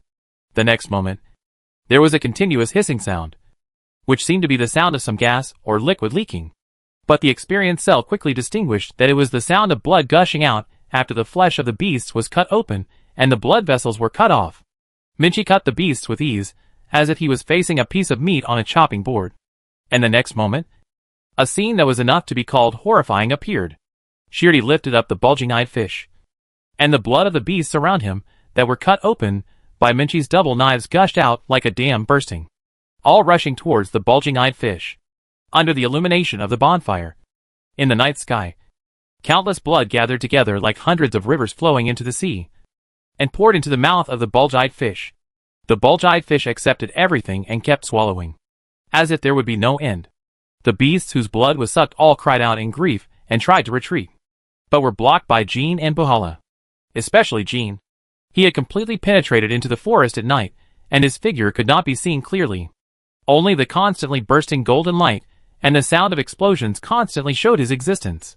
It won't be long before these injured beasts will be completely drained of blood by the small bulge-eyed fish and become shrunken corpses. Sela looked at these human companions in front of him, who were so powerful and bravely moving forward, and was surprised and happy. I thought I had already paid great attention to my compatriots in the East, but I didn't expect that I still underestimated them. So humans are so powerful? Then why did their tribe leave the Dark Continent? Obviously, they can occupy a place here. Without thinking too much, Sela groaned and knocked a beast approaching to the ground with his huge shield, then stabbed the beast's vitals with his spear. With blood all over his face, he shouted again and launched a counterattack against the beasts with the other 3 Moose Centaurs. The encirclement that should have been suffocating was shattered by everyone's concerted efforts and was cut into pieces. Sela's 4 hooves exerted force so hard that his tall and strong centaur body jumped up, and then he held up the huge shield in the air and smashed the back of a beast's head. At one point, with a puff, A lot of meat splattered on Cell's face. He aroused the warrior's bravery even more. After his 4 hooves landed on the ground with a thud, he took a few steps back. And then, in a charging posture, used a spear to pick up a small species beast. In the ever-changing battlefield, Cell suddenly realized a problem at this moment. Where is the other person? Where is German? Why didn't I see him? The next moment, Cell got the answer. I saw a burst of dust gushing out from the ground. And then, there was a puff puff puff digging sound. Then, Sela saw the Night Raider breaking out of the ground. It actually came out from the ground on its own initiative? Sela was a little surprised. It twisted its 3 heads and huge jaws, and roared again. But not many beasts could respond to its summons. At this moment, the beasts were all blocked by humans and moose horses, and were even killed in turn. They couldn't take care of themselves. So how could they take care of the Night Raider? The Night Raider suddenly turned to the depths of the dark forest, as if trying to escape. Sela immediately stepped out and chased after them. Yes, the most annoying thing about the Night Raiders, besides summoning, is positioning. They always appear in the dark, and use various methods to protect themselves. Keep a certain distance from the prey, and then continuously send their positions to other beasts. In this way, the prey will fall into a situation where it is chased and entangled by many beasts. When the prey is completely tired and unable to resist, the Night Raiders will appear and reap the benefits. We must not let the night attack escape. Otherwise, there will be endless trouble tonight. This is what Sela was thinking at the moment. However, when he chased for a while, he found something strange. The night attack seemed to be crawling very slowly, not as flexible as at the beginning. The black smoke on the night attack was getting less and less, and its entire outline and body shape were becoming blurred. And then it plunged to the ground. The 3 heads all drooped on the ground, with snake-like tongues sticking out, and their eyes gradually became dull, and the black mist on their bodies was constantly moving away from them. Fell down? Sela could not help but slowly stop his 4 hooves, stood there, and watched the night attack species disappear into ashes bit by bit. Dead? It's already dead? Has the night attack species core been destroyed? Sela knew that in order to get rid of the night attack species, he had to destroy its core, which was the most important part of its body structure to maintain stability. If the core was not destroyed, the night attack species would be like this dark night. As long as there was no light and it was not daytime, it would be the darkness of infinite rebirth. But who defeated the core of this Night Raider? Sela couldn't help but look back at the cave where the Night Raider broke out of the ground, and then saw a figure appear, looking at the tricorn hat and the hunter's black robe. It was undoubtedly German. It turned out that German disappeared because he went underground to chase the Night Raider, and successfully killed the Night Raider in the dark in a short time. Sela couldn't help but feel excited. Without the unity of the Night Raider, this group of beasts is just a mob. Another round of attack should be enough to completely defeat them. However, something even more amazing happened. At this time, German raised a big sword that could blend into the thick night with both hands. He raised the big sword high, and the next moment, a blue light suddenly appeared and shot around. Buzz! That was not a dazzling light. It was a soft light belonging to the moon. Sela and the other moose centaurs recognized it almost instantly. The blue, holy moonlight was one of the forms of the blood moon, which was the belief of their moose centaurs and their god. The moose centaur watched Germain holding the holy moonlight sword high and stepping into the dark forest step by step. A medium-sized beast happened to run into Germain, so he held the holy moonlight sword with both hands and stabbed forward lightly. The blue shockwave penetrated the beast's body, and then broke out from the other side. The big sword destroyed a beast so easily. The gorgeous and beautiful blue light, scattered like fireflies, and as bright as starlight, attracted the attention of many people, and made the beasts fearful. Every time Germain swung his sword, a beast would be chopped in half with a whoosh. And these scenes have become less bloody, and instead seem like some kind of holy religious ritual. The beasts were like dark demons being driven out, groaning in fear and retreating. If possible, everyone really wanted to stop their actions and watch this man wielding the holy moonlight sword, watching how he punished his enemies. Sela involuntarily raised his arms, facing Germain's direction, and performed the moon ceremony of their clan. The other several moose centaurs, including the one who was able to stand up and move after being bandaged by Sambika, also did the same thing. They revered the warriors, and even more revered the moon they could see every night. and the holy moonlight sword was like the moon in the sky coming to the ground. This was the first time they were so close to their beliefs. And they were excited. Under the shining of the holy moonlight, the moose centaurs became more and more courageous, even surpassing the momentum of Jean, Basiji, Xiaodi and others. They were like the brave knights surrounding the Lord Germain. The charge of the moose centaur warriors was extremely swift and became the last straw that broke the camel's back. The encirclement collapsed completely. Not long after, the battle was finally over. Many beasts fell to the ground, and the corpses were scattered like hills. The remaining beasts retreated and disappeared. German carried the holy moonlight sword and stood on the high ground where the corpses piled up. In the darkness, the big sword was really as bright as the moonlight. Chapter 294. Kahorshi always frowned. His fellow tribe members in the Moose Centaurs tribe often asked him what he was worried about. He just shook his head, took a sip of the foamy wine, and said nothing. Some things were useless to tell them. It had been several days since his brother Sila and 4 fellow tribe members left with a man named Jean, who claimed to be the descendant of the East. Kahorshi could not resist the decision of his elder tribe chief, his brother Sila. As long as the 2 most influential people in the tribe decide to contact the human tribe, most of the moose people in the tribe will not object. But he always has a strong sense of caution towards that Jean and the human who is about to come here. Whether it is the old chief or Sila, they are too unguarded against humans. Except for Dong, we know almost nothing about them. And except for Dong, we have not had long-term contact with a human. Not all humans are like Dong, just like their moose, horses, and not all of them are warriors. There are also cowards among them. This is inevitable. Kahorshi took another sip of wine, said nothing, frowned like a hemp rope, stared at the tall gray gate of the tribe. I must keep a close eye on those humans, Kahorshi thought. As long as they do something that is not good for the tribe, I will expose them. This is my responsibility. As he was thinking this, he suddenly heard the shouts of his compatriots from the stone towers on both sides of the gray-white gate, mixed with excited tongue-sticking sounds. What happened?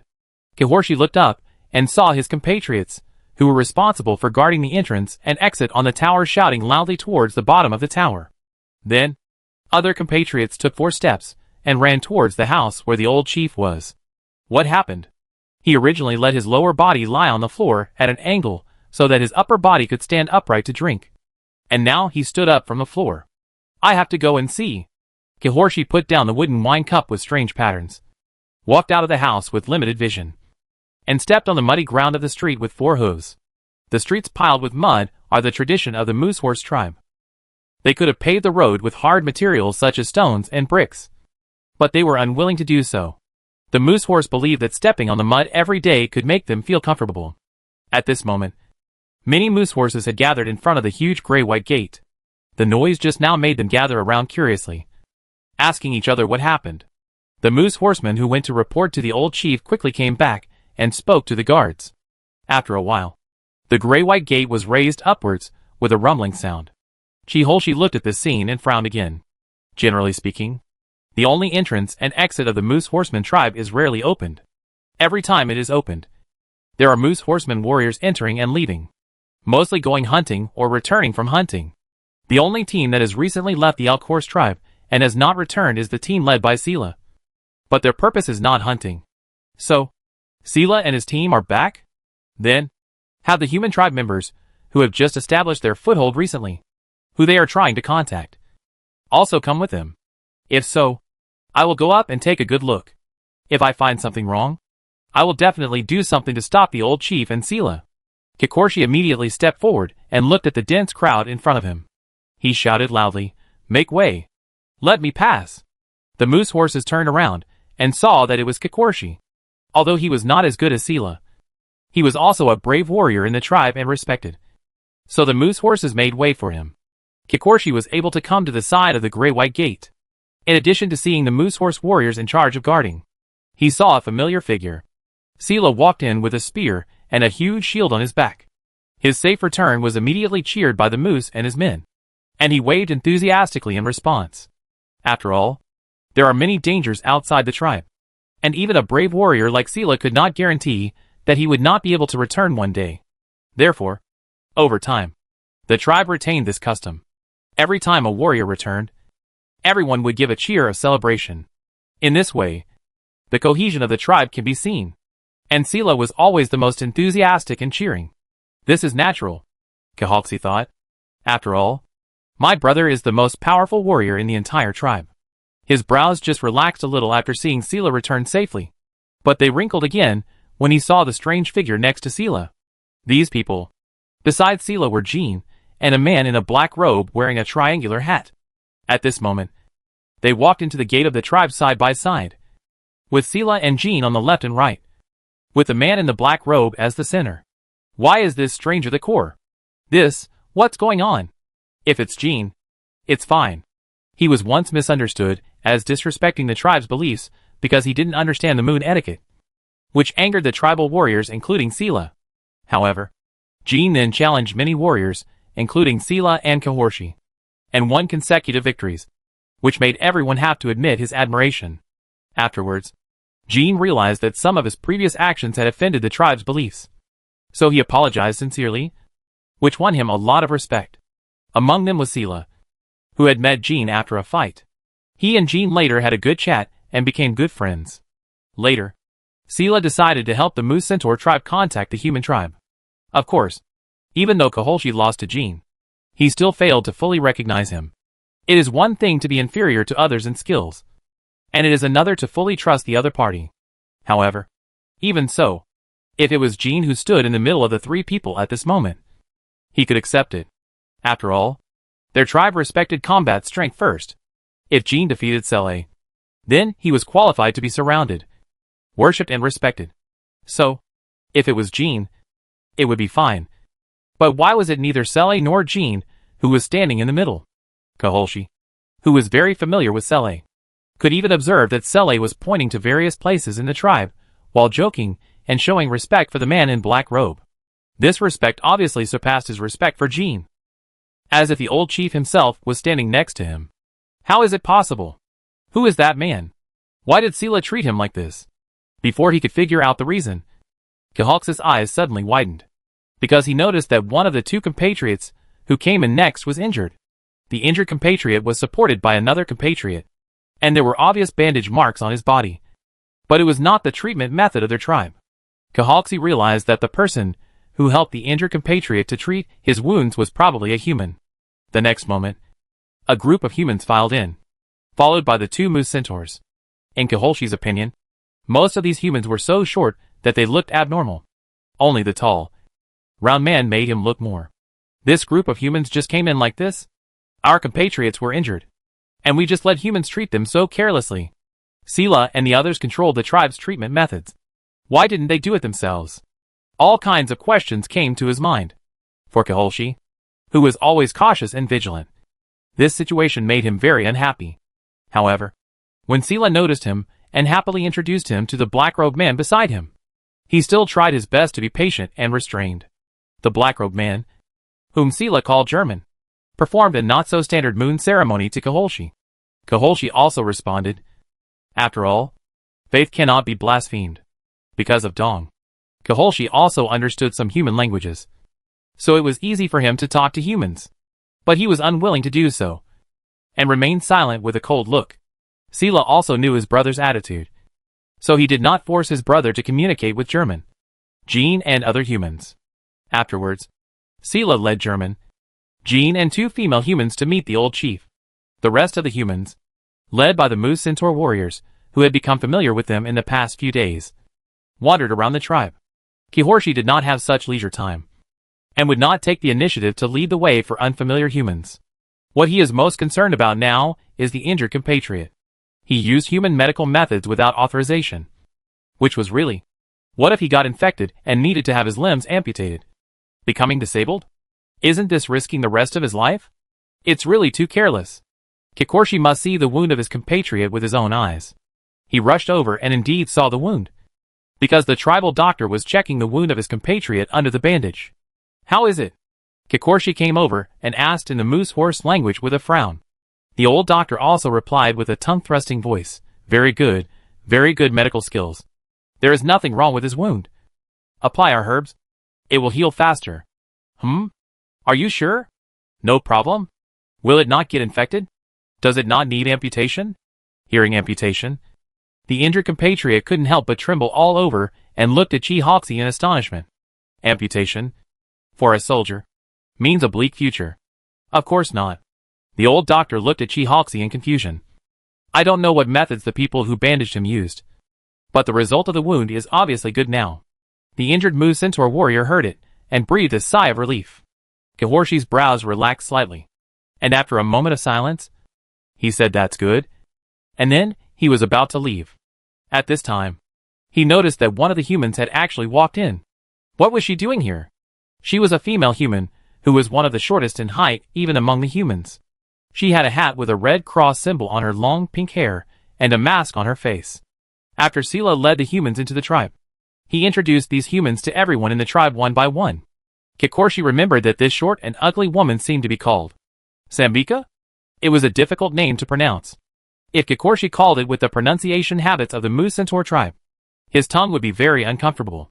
He did not intend to call Sambika, but just watched her approach with doubt, not understanding why she was here. Sambika clasped her hands together awkwardly, interlaced her fingers, and her big eyes flickered, curiously watching the strange herbs that the old doctor applied to the wounds of his compatriots. This, Sambika seemed to have been brewing for a long time, and finally mustered up the courage, but soon deflated like a balloon. However, the old doctor's intuition was very accurate. He lowered his head to look at the herbs in his hand, and then the wrinkles on the moose's head stretched out. You want to see this herb, right? The old doctor said to Sambika in a poor human language, and with a look as kind as possible. Sambika nodded vigorously. Like pounding garlic. The old doctor laughed. You treated the wound, right? Sambika nodded again. The old doctor laughed even more happily. Then come here. Come here. I show you. This herb is useful. Very useful. Yours is also useful. Sambika breathed a sigh of relief, and then walked over. Kaholshi watched her walk past him, and doubts arose in his heart. It turned out that such a short, weak woman treated the wound? He thought that doctors should be as tall and strong as the old doctor in their tribe, with scars all over his body after battles. But he never thought that it would be like Sambika. Kaholshi did not stay here for long. He walked out of the stone house. Not long after, he heard that the old chief would entertain these humans at the moon sacrifice celebration tonight. Moon sacrifice. Speaking of it, the time when Sela brought these humans back was just right. Just in time for their monthly moon sacrifice. This sacrifice is the most sacred sacrifice of their tribe, and outsiders are not allowed to participate easily. Over the years, this is the only exception. It seems that the 4 humans that Sela brought to see the old chief left a very good impression on the old chief. Most of the voices in the tribe seem to welcome it. However, I will never agree with them like this. They are not our tribe, and their hearts will not be with us. When the night falls, the holy moon they see rises high in the sky, and the moon sacrifice begins. The moose men and horses sang and danced around the huge bonfire, and what they sang were all passionate words, and what they moved was also a war dance. Everyone sat on the ground, not caring that their bodies were covered with mud. And then, they enjoyed the food on the long table in front of them. Kakorshi was drinking again, and the wine was soaked with his favorite insect eggs, which were still wriggling at this time. He took a bite, and the juicy deliciousness bloomed on his tongue. He involuntarily turned his eyes to the group of humans sitting opposite him. They also followed the local customs, and sat cross-legged in the mud. However, no matter how they imitated, they were not Mu Centaurs after all, so they would definitely show something strange. A 50-year-old girl, who loved beauty like Bischi, was actually not willing to sit on the ground.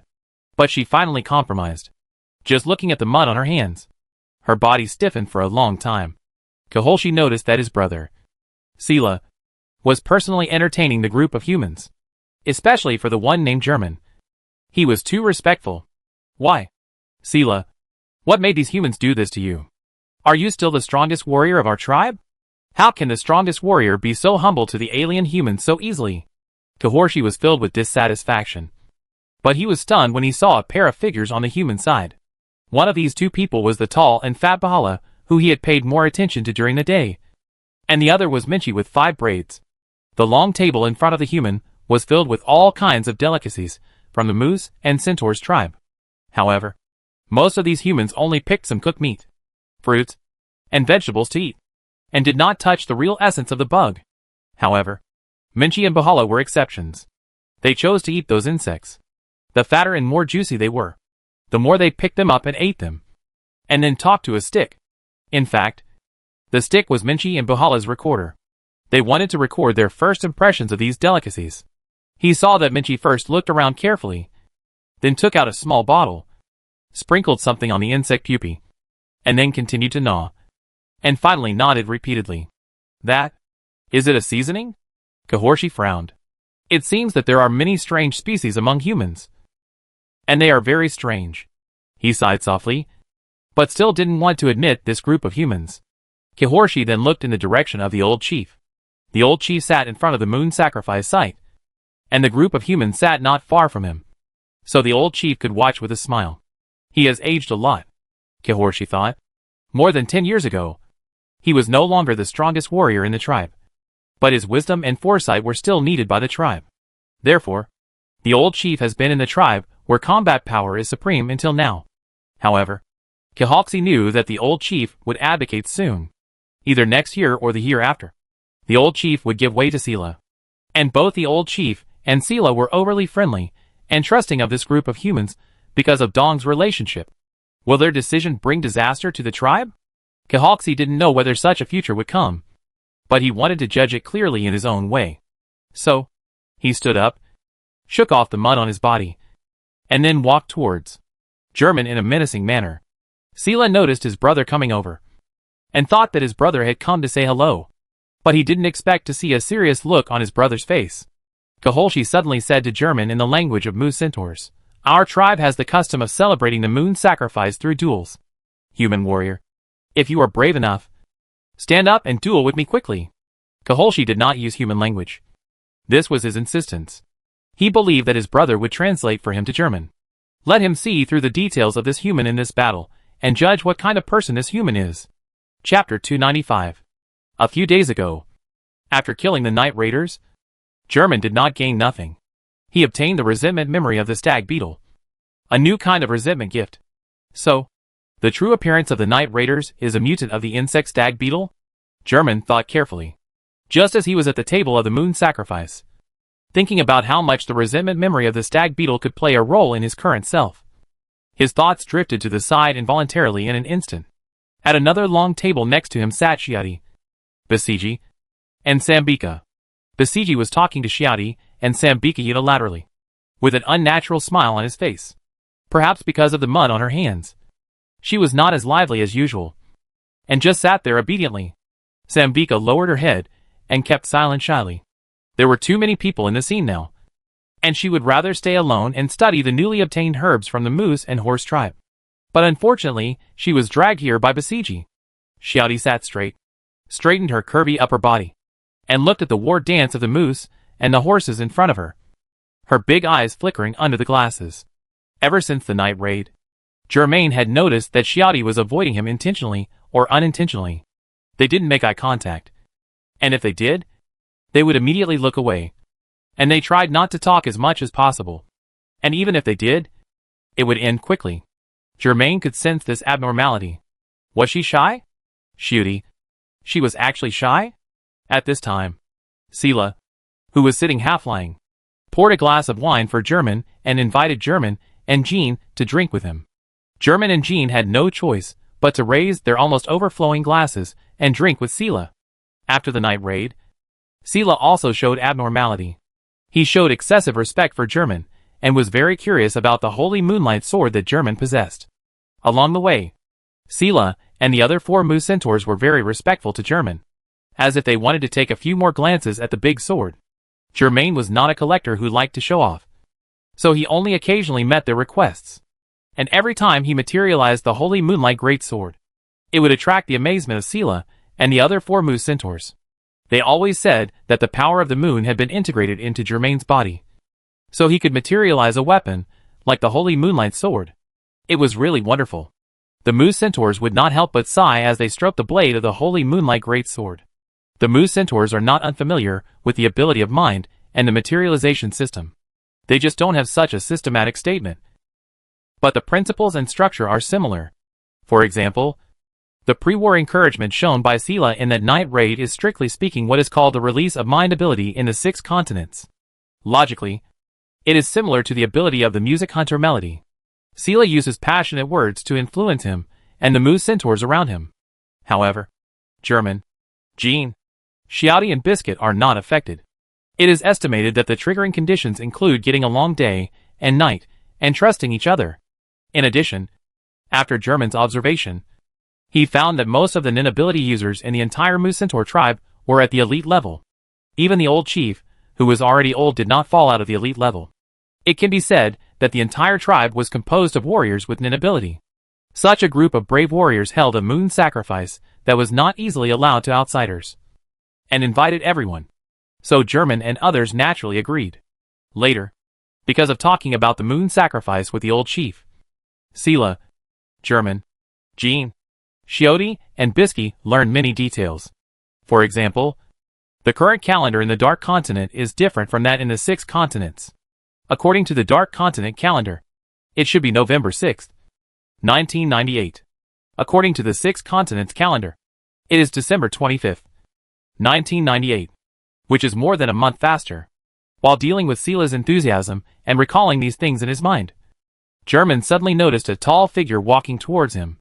German remembered that the Mu centaur in front of him was Sela's younger brother, Kihorshi. On the way to the old chief's residence, Sela apologized to everyone on behalf of Kihorshi for his indifference and rudeness at the gate. He said that his brother had always been very wary of the outside world because their tribe had been betrayed by an ally, including the old chief, Sela, Kihorshi and other Moose people. They all suffered physical and mental damage in that betrayal. But Kihorshi went to extremes. After that, Kihorshi could not accept betrayal and was very wary of foreigners. Of course, with the exception of his old friend Dong Fulisai. Dong Fulishi has known the Moose Horse tribe for 100 or 200 years. His ancestors have known him and believed in him. He has no reason to betray everyone. However, Sela also said that as long as they get along for a long time, Kihorshi will be polite to everyone like he treats Dong. He believes that his brother is a flexible person. But he has not changed his mind for the time being and has not completely accepted everyone. It is precisely because of what Sela said that when Kihorshi came over and said that he wanted to duel with German in the moon sacrifice, it would surprise everyone. Sela stood up quickly and walked towards his brother with 4 hooves clacking. The smile just now disappeared, replaced by a frown similar to his brother. He wanted to persuade Kihorshi, but Kihorshi refused stubbornly.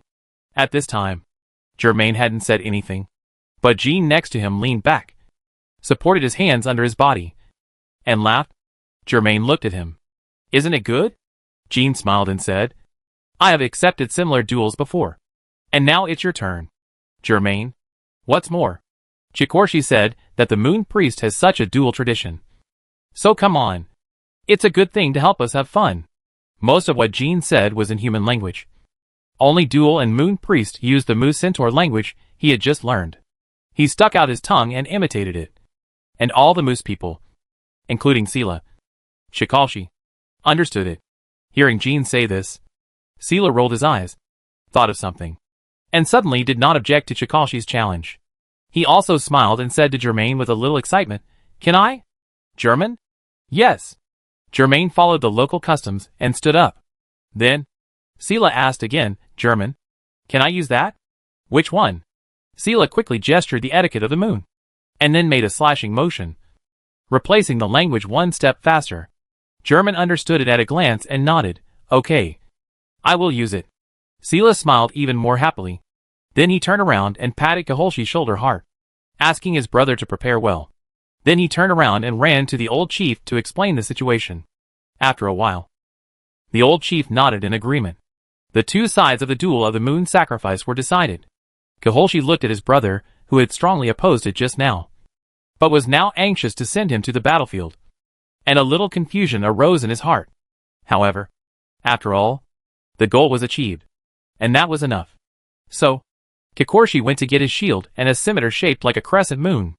This was the best knife in their tribe. Kihorshi was always proud of owning it, and named it Blood Sacrifice of the Moon. Kihorshi didn't know how many enemies and prey bloods it had drunk with it, symbolizing the power of their faith. Kihorshi, who had the Blood Sacrifice of the Moon, had always been envied by the warriors in the tribe. This envy disappeared when German materialized the gray sword and filled it with his mind. Buzz. The holy moonlight seemed to have come to everyone, and the power of faith made the moose centaurs hold their breath. And the originally noisy scene became quiet. Everyone's eyes were fixed on the blue, beautiful sword body, feeling the power emanating from it, which was extremely friendly to the moose centaurs. The old chief had seen the holy moonlight sword before everyone else. At that time, Sela brought German and others to talk to him. It was German who showed the great sword that made the old chief determined to let everyone participate in the moon sacrifice and promote the friendship between the human tribe and the moose and centaur tribe. Even so, the old chief saw the holy moonlight great sword again at this time, and he was still unconsciously immersed in its beauty. Chi-Holshi was also a little stunned. Then, he looked down at the moon blood sacrifice in his hand, and then looked up at the holy moonlight great sword. Then, he looked at Sela who was sitting on the seat. His biological brother stood up excitedly and walked back and forth in the mud, looking like he couldn't sit still and wanted to go forward to take a look. Ah! Ah! Chi-Holshi looked down at his moon blood sacrifice again, frowned habitually, and then quietly blocked it with his left hand shield. It's nothing. I have to admit that the big sword is indeed beautiful and has the power of symbolizing the moon. But it's nothing. Yes, nothing. The person holding the weapon is the one who really decides who is more heroic. As long as I prove that I am stronger than the other party, my moon blood sacrifice can also be a better weapon than that great sword. Yes, that's it. Chi-Holshi successfully convinced himself. The traditional duel of the moon sacrifice began amid everyone's expectations. However, the eyes of most people were still focused on German's holy moonlight greatsword. Although he was unwilling, Chi-Holshi couldn't help but be attracted by the holy moonlight sword. He secretly made up his mind to grab the attention of all the people present in this duel. Chi-Holshi rubbed his 4 hooves in the mud, and then began to speed up and rush towards Germain. He raised the moon blood sacrifice high, and used his mind to strengthen the crescent moon scimitar, making it scarlet. Thump thump thump. In a flash, Chi-Holshi had already rushed in front of Germain, and he believed that the speed was fast enough to make most people present unable to react. He wanted to use the power of this charge, the moon blood sacrifice, to knock down Germain and cut off the holy moonlight greatsword. However, Germain was definitely not among those who could not react. The reason why he stood there was because there was mud under his feet. He didn't want to move too much and get his whole body covered in mud. So he quietly waited for Chi-Holshi to come to him. Chi-Holshi did indeed gallop in front of him as planned. The speed of this moose centaur was indeed very fast, but it was much slower than Neferpitu, not to mention Germain. Then, in the peripheral vision of Chi-Holshi, he saw a sudden flash of green light, which took away almost all of his vision. Buzz. Snap. Chi-Holshi felt a huge shock force coming from his left hand, and the giant shield that he had been holding tightly was directly cut in half. The broken shield flew out.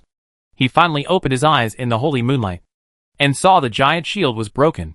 He was shocked and subconsciously swung the moon blood sacrifice forward. After all, this duel was just a duel in name only, not a real life and death fight. Not to mention that the duel opponent was Sela's younger brother. German grasped the right measure. He held the holy moonlight great sword with both hands, and with a light flick, he sent the moon blood sacrifice in Chi-Holshi's hand flying, and it stabbed into the mud not far away. During the whole process, Chi-Holshi was passive, and the numbness in his arm made him unable to hold the moon blood sacrifice at all. The gap in strength was too big. Chi-Holshi rushed over, and at the moment of contact, the giant shield broke. The scimitar fell out of his hand, and he ran past German in a daze. After running a few steps, he stopped and stood there somewhat at a loss.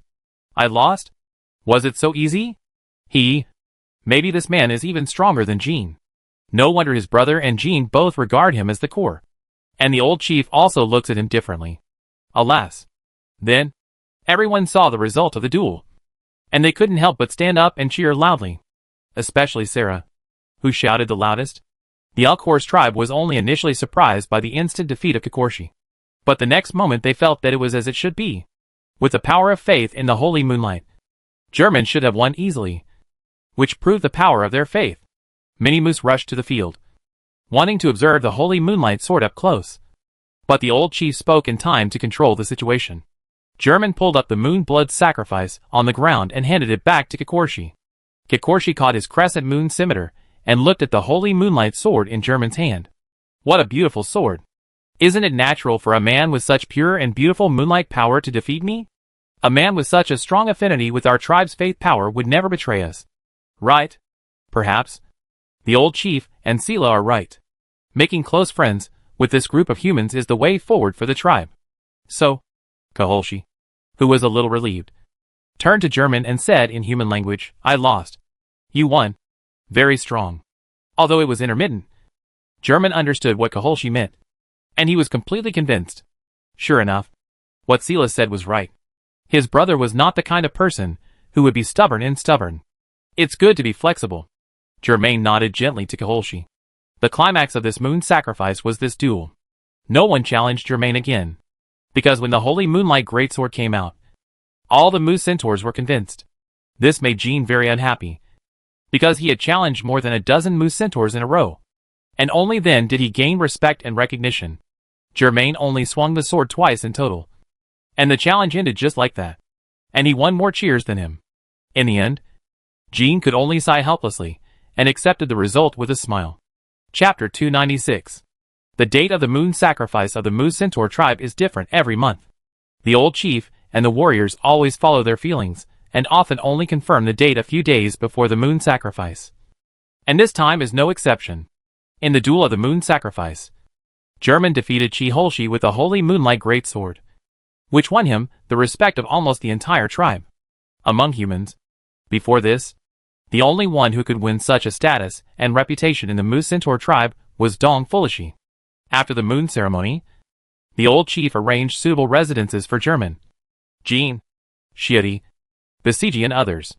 Their residence was next to the house where Dong Fulishi lived before. Jean was allowed to enter Dong's house to check it out accompanied by Sarah. Since Dong was a family friend of the Moose Horse tribe, he could have a separate and unique residence here. Everything inside was prepared for Dong, but the intervals between uses of this house were getting longer and longer. However, Jean soon returned disappointed, as he found almost nothing there, except for a stack of paper scrolls that were suspected to be the fragments of the western chapter of the New World Chronicle. Dong Fulishi left no other clues. Jean also asked the old chief, Sarah and other people who had close contact with Dong Fulishi, wanting to confirm Dong's specific condition when he was here last time. However, he was disappointed again, as no one could give accurate information. The descriptions all focused on the fact that Dong Fulishi was wrapped in a robe at the time, with only his face, hands and feet exposed, and that he behaved strangely and was unwilling to contact too many people. Jean told everyone the information he had obtained, and everyone just frowned. Isn't this Sambika? After listening to the description, Basiji drew water from the canal to wash off the mud on his body from the moon festival, while pointing at Sambika not far away. Everyone looked in the direction of Basiji's finger. Sambika was suddenly named by Basiji, and was focused on by so many people, and he immediately showed an innocent look, which made people feel funny, and the atmosphere was not so tense. So the matter was put aside for the time being. The Moose Centaurs did not understand why their fellow humans wiped off the mud on their bodies by bathing and wiping after participating in the moon sacrifice. But they respected their fellow humans because they were all brave warriors and deserved their special treatment. For them, the mud was comfortable to apply on their bodies, but it did not mean that it would work on their fellow humans. German also took a cold shower and finished it quickly. Walking out into the night, he wiped the water droplets on his black hair with a towel, and saw a familiar figure quietly walking through the grove not far away. The elk tribe was surrounded by huge stone walls, and there were stone houses everywhere in the tribe. But the elk tribe would still try to keep some places in harmony with nature as much as possible, such as the mud on the ground. And there were trees planted between the scattered houses, and these trees were connected together to form a dense forest. German hung the towel around his neck and walked over. He walked for a while, entered the darkness of the woods, and then saw the back of Shiori sitting on a small mound. Germain did not deliberately hide his movements, so Shiori heard it quickly and turned around. Shiori's glasses shone in the moonlight, and her eyes could not be seen clearly, but it could be seen that her body froze after she realized that Germain was approaching. Her reaction was actually a very interesting picture in Germain's eyes. Germain actually wanted to take a few more glances, but he knew what was important. Shiori, have you been avoiding me since that day?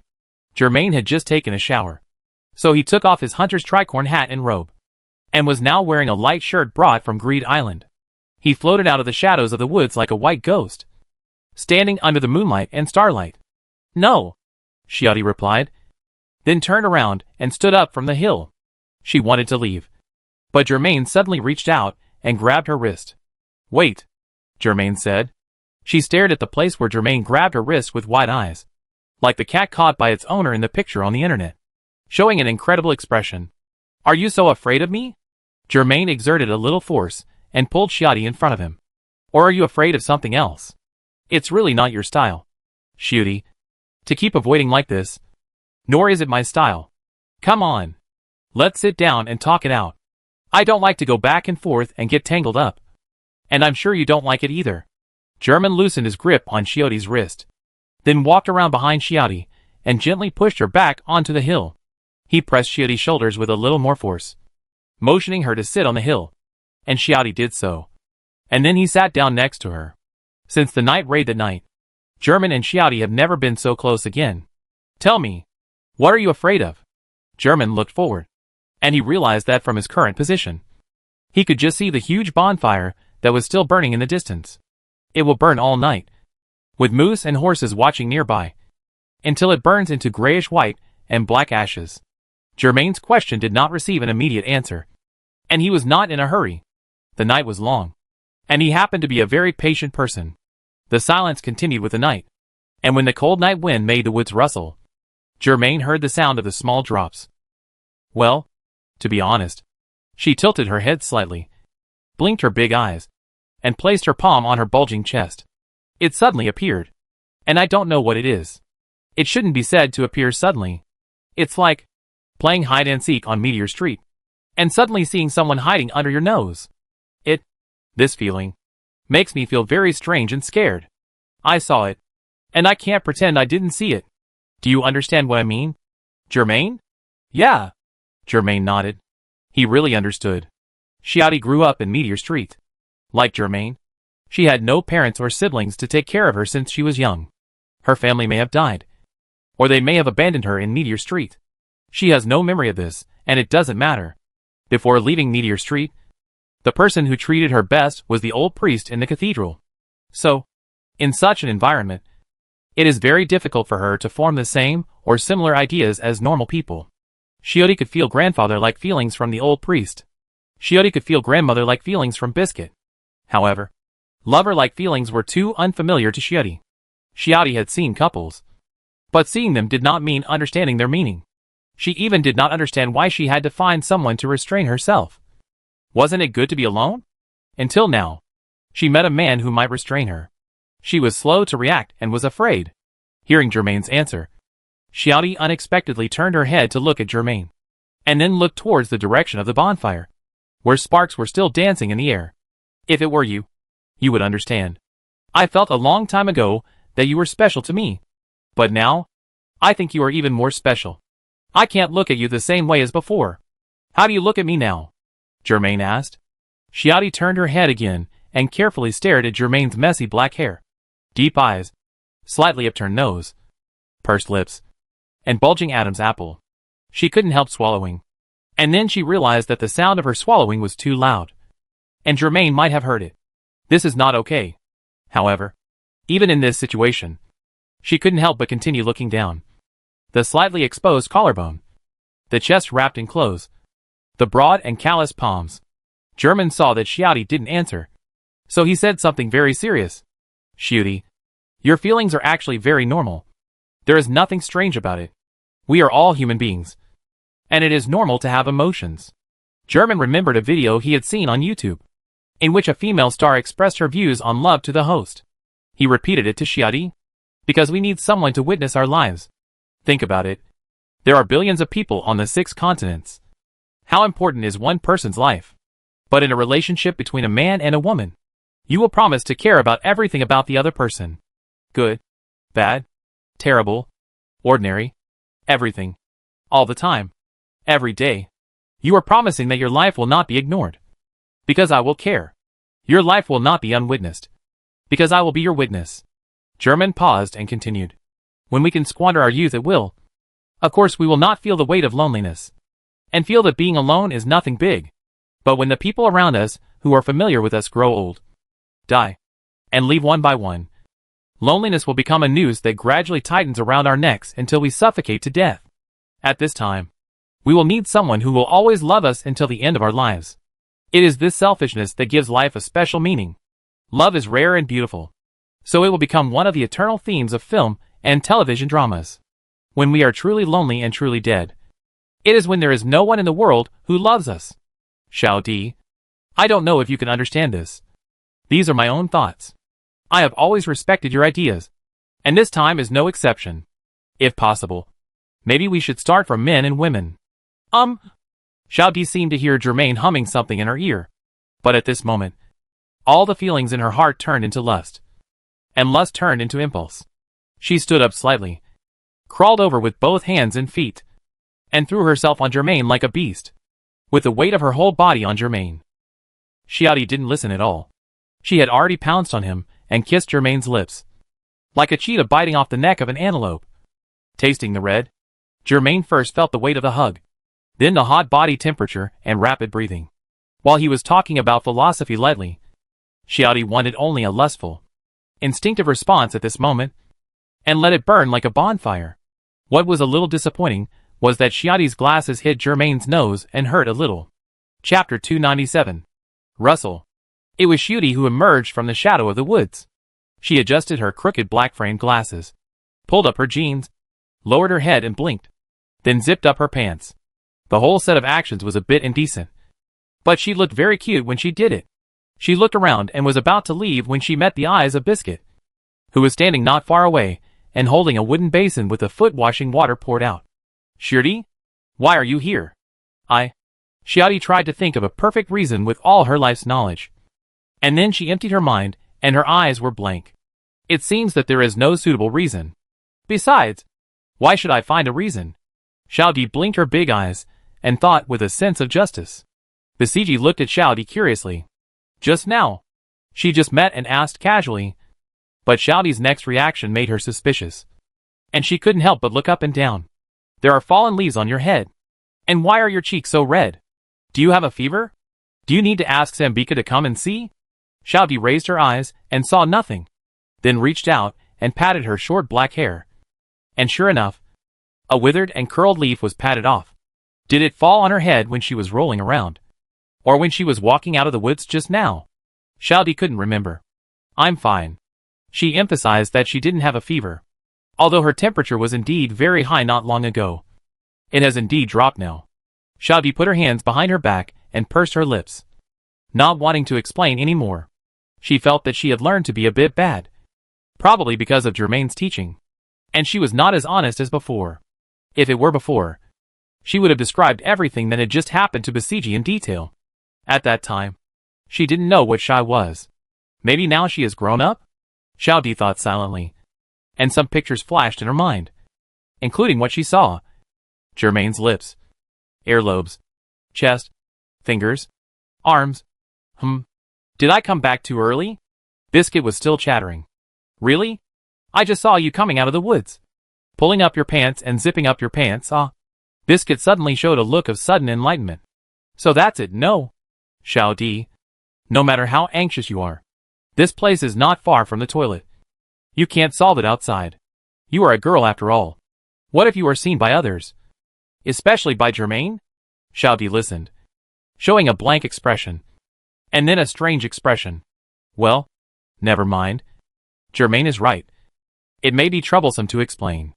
Bisji held the wooden basin in one hand and pointed to her. Xiao Di, the room shared by Sambika and Minchi with the other hand. Let's go. Let's go back to the room first. By the way, did you wash your hands? You should have washed them. Right? Oh, just wash them. Really? Don't pee outside next time. On the other side, Germaine also returned to the room. He stayed in the same stone house with Jean and Bohala tonight. As soon as Germaine walked into the stone house, he saw Jean flipping through the Greed Island cards in front of the fireplace, and Bohala enjoying his midnight snack at the long table. You're back, Germaine. Bohala greeted with a smile, and stuffed a piece of food that seemed to be bread into his mouth. He ate the most at the Moon Festival just now. But he still wasn't full, and wanted more food after he came back. German was not surprised by Bahala's appetite, and just replied to him with a normal look. Hey, German. Come here. Jean shouted with a little excitement, urging German to come to him. I have good news. German picked up a wooden chair next to him and sat down. The backrest of the wooden chair was cut into the shape of deer antlers, giving him a strange feeling of sitting on the throne. What good news? Look at these cards. German glanced at the cards in Jin's hand. They are all Alchemical Plant Series cards. What's wrong? Is there any problem? It's a big problem. Jin stretched out his right index finger and waved it gently, making a negative gesture. In recent times, we have all used it to varying degrees. But, to be honest, its effectiveness is too weak compared to the herb that cures all diseases. I suspect that the missing part of the alchemical plant chapter in the Eastern fragments must be the method of enchantment. Jean was right. When German defeated the painful bloodthirsty apostle of the ancient labyrinth again, he tried to use the alchemical plant series cards. However, the effect they played was a bit tasteless and a pity to discard, and they could not achieve the effect of alchemical enchantment mentioned by Dong in the Dong chapter fragments. Jean, Shuti, Basiji, Menchi, Bahala and Sambika also used the alchemical plant series cards one after another. Their evaluation after using them was similar. They felt okay, but did not meet expectations. Jean smiled and said, Just now, I was chatting with Brother Sila and Kaholshi, and then we mentioned alchemical plants. At that time, I thought that Dong should have obtained alchemical plants like us and should have used them. So he should have come to a similar conclusion. That is, if the alchemical plants are used directly, they are not as useful as imagined, and they dissipate more than imagined. However, in our last speculation, we believe that he had gone to the Grey Desert again and picked alchemical plants. This means that he has not given up on the alchemical plants. In other words, the alchemical plants may have played a role in his hands. Going to the Grey Desert again and defeating the disease spreader is worth it. So, I asked Sele and Kaholshi whether Dong had used alchemical plants in front of them, and I got the answer I wanted. German, go to bed early tonight. We will go to Sele and Kaholshi early tomorrow morning. They promised to take us to find the skills left by Dong. The next day, Sele and Kaholshi brought German, Jean and others to an old craftsman in their tribe. My scimitar, Moon Blood Sacrifice, was made by Musha. Kaholshi pointed to the slightly fat moose centaur in front of him and said, The old craftsman, Musha, was a big man with a thick waist and a body that looked like it was covered in oil. His skin was bronze, his muscles were well developed, and his hair was luxuriant. When he saw everyone coming over, he saw a German in the crowd, and his eyes widened immediately. You are Mr. German, who wielded the holy moonlight sword and defeated Kaholshi at the moon sacrifice. Unexpectedly, Musha's human language was more proficient than anyone who had appeared in the Elk Centaur tribe. After receiving a positive reply from Germain, Musha showed a happy expression. I have always wanted to engrave the power of the moon on weapons. It's a pity that I have never been able to do it. I didn't expect to see the Holy Moonlight Greatsword last night. That was really great. If I can find a way to forge a Holy Moonlight Greatsword, I will have no regrets. Sissel followed Musha's words and said, Dong has been friends with our tribe for 100 or 200 years. He has taught us a lot. He patted Musha's shoulder, among them. He taught Musha's ancestors how to enchant weapons. Musha touched his beard that was like a hemp rope and pointed at Kaholshi with a smile. The Moon Blood Sacrifice. I gave enchantment, the power of blood, and amplified the scimitar. It turned out that Musha's bloodline was particularly close to Dong, and his ancestors learned the correct way to enchant from Dong. In order to better pass on this skill, and to better communicate with Dong, Shiha's ancestors have been learning human language more actively than anyone else in the tribe. This is why Mshiha's human language is more fluent than Sele and Chikalshi. Mshiha used enchantment to enchant the blood element on the Moon Blood Sacrifice scimitar made for Chikalshi. The gap in strength between German and Chikalshi was so great that the battle ended in an instant. Chikalshi did not have the opportunity to show the blood enchantment of the scimitar, and therefore could not show its true power.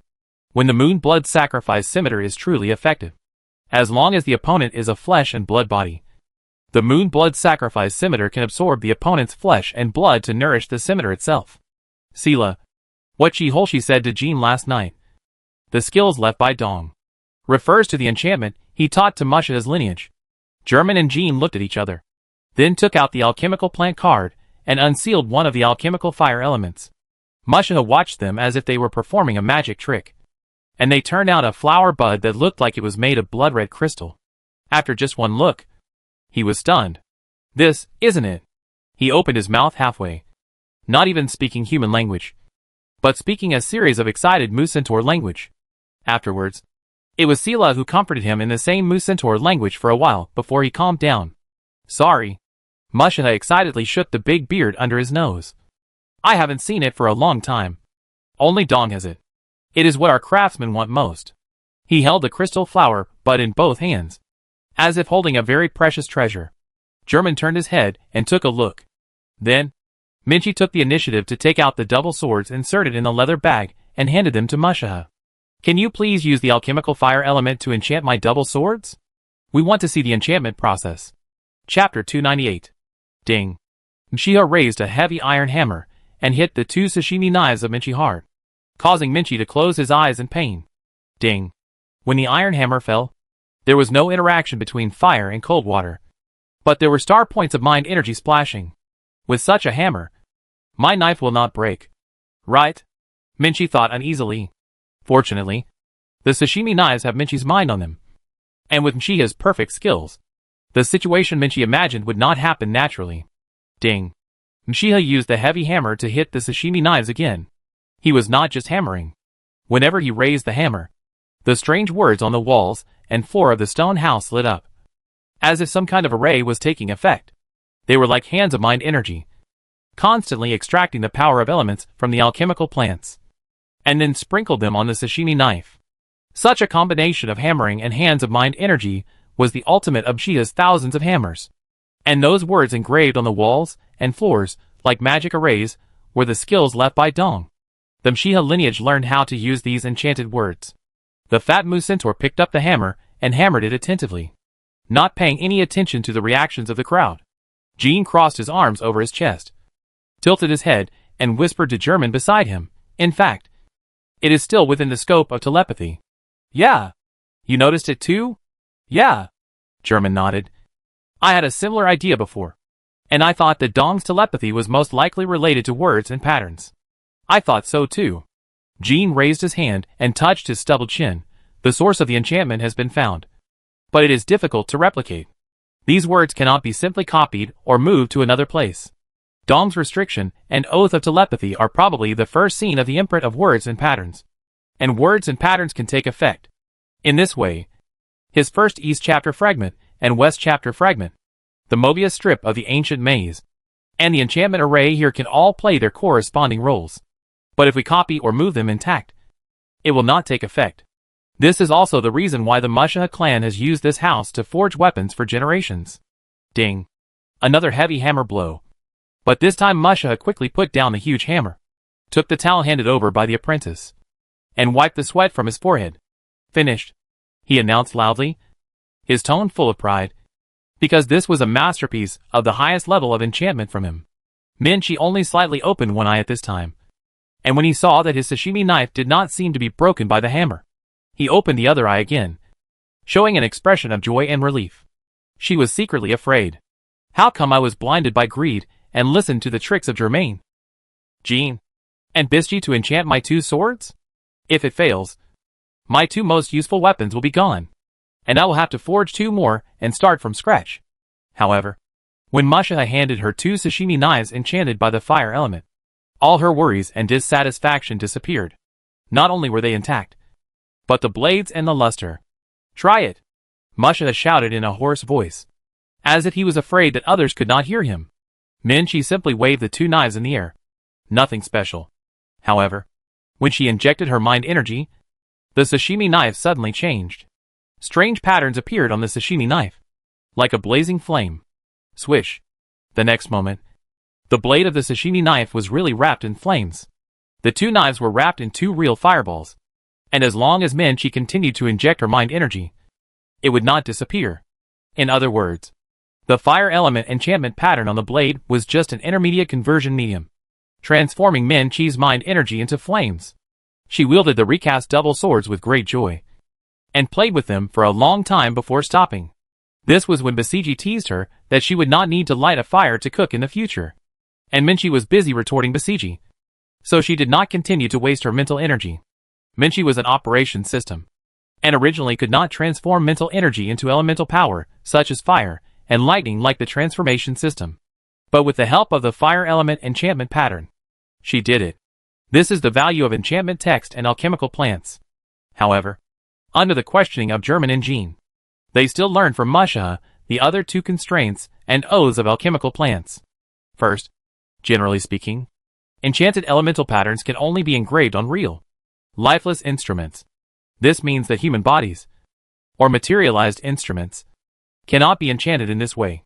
In other words, it seems that only Minchi's double swords can enjoy the benefits of enchantment. Second, generally speaking, only one elemental pattern can be engraved on the same instrument. Minchi's double swords are now engraved with fire elemental patterns, so they can no longer be engraved with any other elemental patterns. Germain, Jean and others were not too disappointed. It was a good choice to use alchemical plants to temporarily enhance the quality of Minchi's weapons. Anyway, Minchi was one of them. Improving her combat power was equivalent to enhancing the combat power of the entire team. At this time, Germain's eyes met Xiaoti's, and he glanced at the inverted cross necklace on her neck. Oh, by the way, I almost forgot. Isn't Xiaoti wearing an inverted cross? Do you want to enchant it too? Xiaoti noticed Germain's gaze, lowered her head and looked at her chest, and couldn't help but misunderstand. At this time, she was still, so bold. Xiaoti couldn't help but raise her hand slightly, hugged her chest, leaned to the side, and turned her eyes to the ground. Such a slightly charming action was something that Xiaoti would never do in the past. She was like Eve who ate the forbidden fruit under the temptation of the greedy snake and understood what shame was.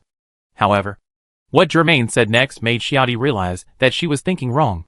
Xiaoti, if I want to enchant your reverse cross necklace, are you willing? Xiaoti, who had short black hair, was stunned, and then she didn't say anything nonsense and took the reverse cross necklace off her neck. Sure. She handed the reverse cross necklace to Germain. What element pattern do you want to engrave? Wind? Fire? Water? Earth? Then let's say wind. Xiaoti blinked and said casually. So Germain handed the reverse cross necklace and a wind element alchemical plant that had been unsealed to Masha. Masha, please enchant it again. No problem. Masha took it and said with a smile. This is what I want to do. He picked up the hammer and used the ultimate hammer and enchantment text to engrave the wind element pattern on the reverse cross necklace. The enchantment process ended again quickly. Xiaoti took back the reverse cross necklace and tried it out as Minchi did. A gust of wind blew up the skirt of Biscuit next to her. Wow. Xiaoti, you did it on purpose? Fortunately, Biscuit held the edge of her skirt with both hands and made a classic move like Marilyn Monroe. So she didn't show anything. Then she looked at Xiaoti with a grudge. Xiaoti, however, acted like she had a new toy. She used the reverse cross necklace to blow wind everywhere. It was only when Germain spoke that she slowly put away the reverse cross necklace. Seeing this scene, both Selle and Kaholshi were a little jealous. Their weapons did not have the elemental patterns of alchemical plants, but they could also be enchanted. Kaholshi's Moon Blood Festival used blood element enchantment, which was not within the scope of the elemental patterns of alchemical plants, so it could avoid restrictions and oaths.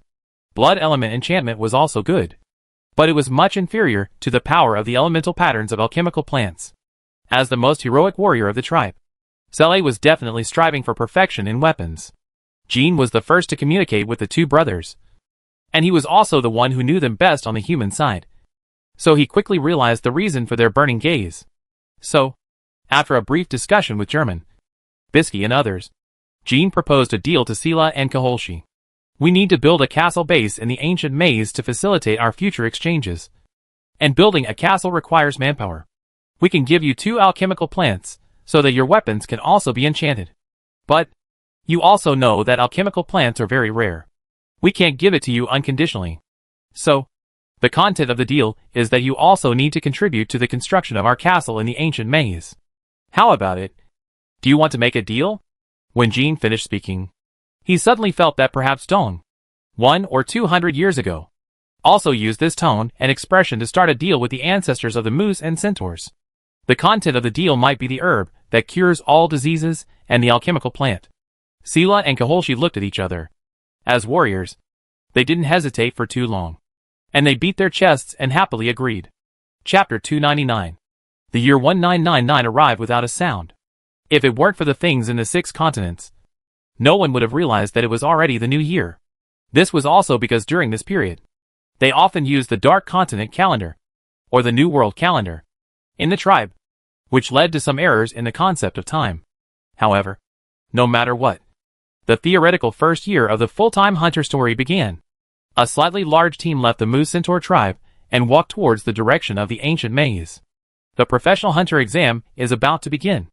Right? On the way back to the ancient maze, Min-Chi couldn't help but touch the fire element pattern on her double swords, revealing an almost doting expression.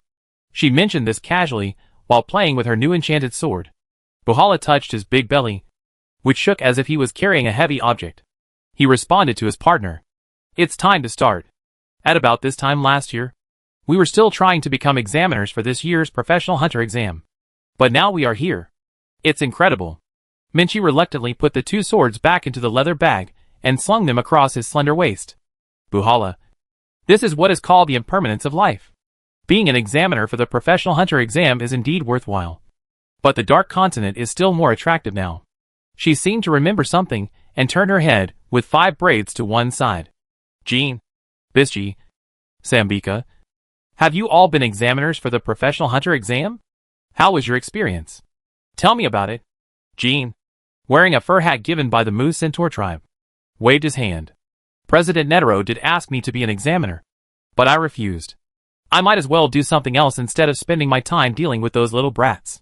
In fact, the examiners for the professional hunter exam also include those who teach the examinees who pass the exam how to read. That is the last stage of the professional hunter exam. However, Kate was a disciple that Jean dug out from the slums. He had already learned the ability of mind before taking the professional hunter exam. In this way, Jean really had never been an examiner for the professional hunter exam. He personally did not like such troublesome things. This was an expected answer, and everyone was not surprised at Jin's answer. Biscuit, whose blonde hair had grown a little longer, snorted twice. This is your fault. Jean, as a senior hunter, selecting the right people to become future hunters is one of the purposes of the Hunter Association.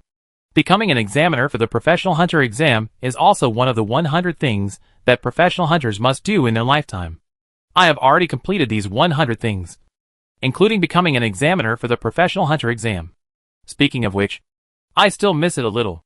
I really want to be one again. Yes. Yes. Yes.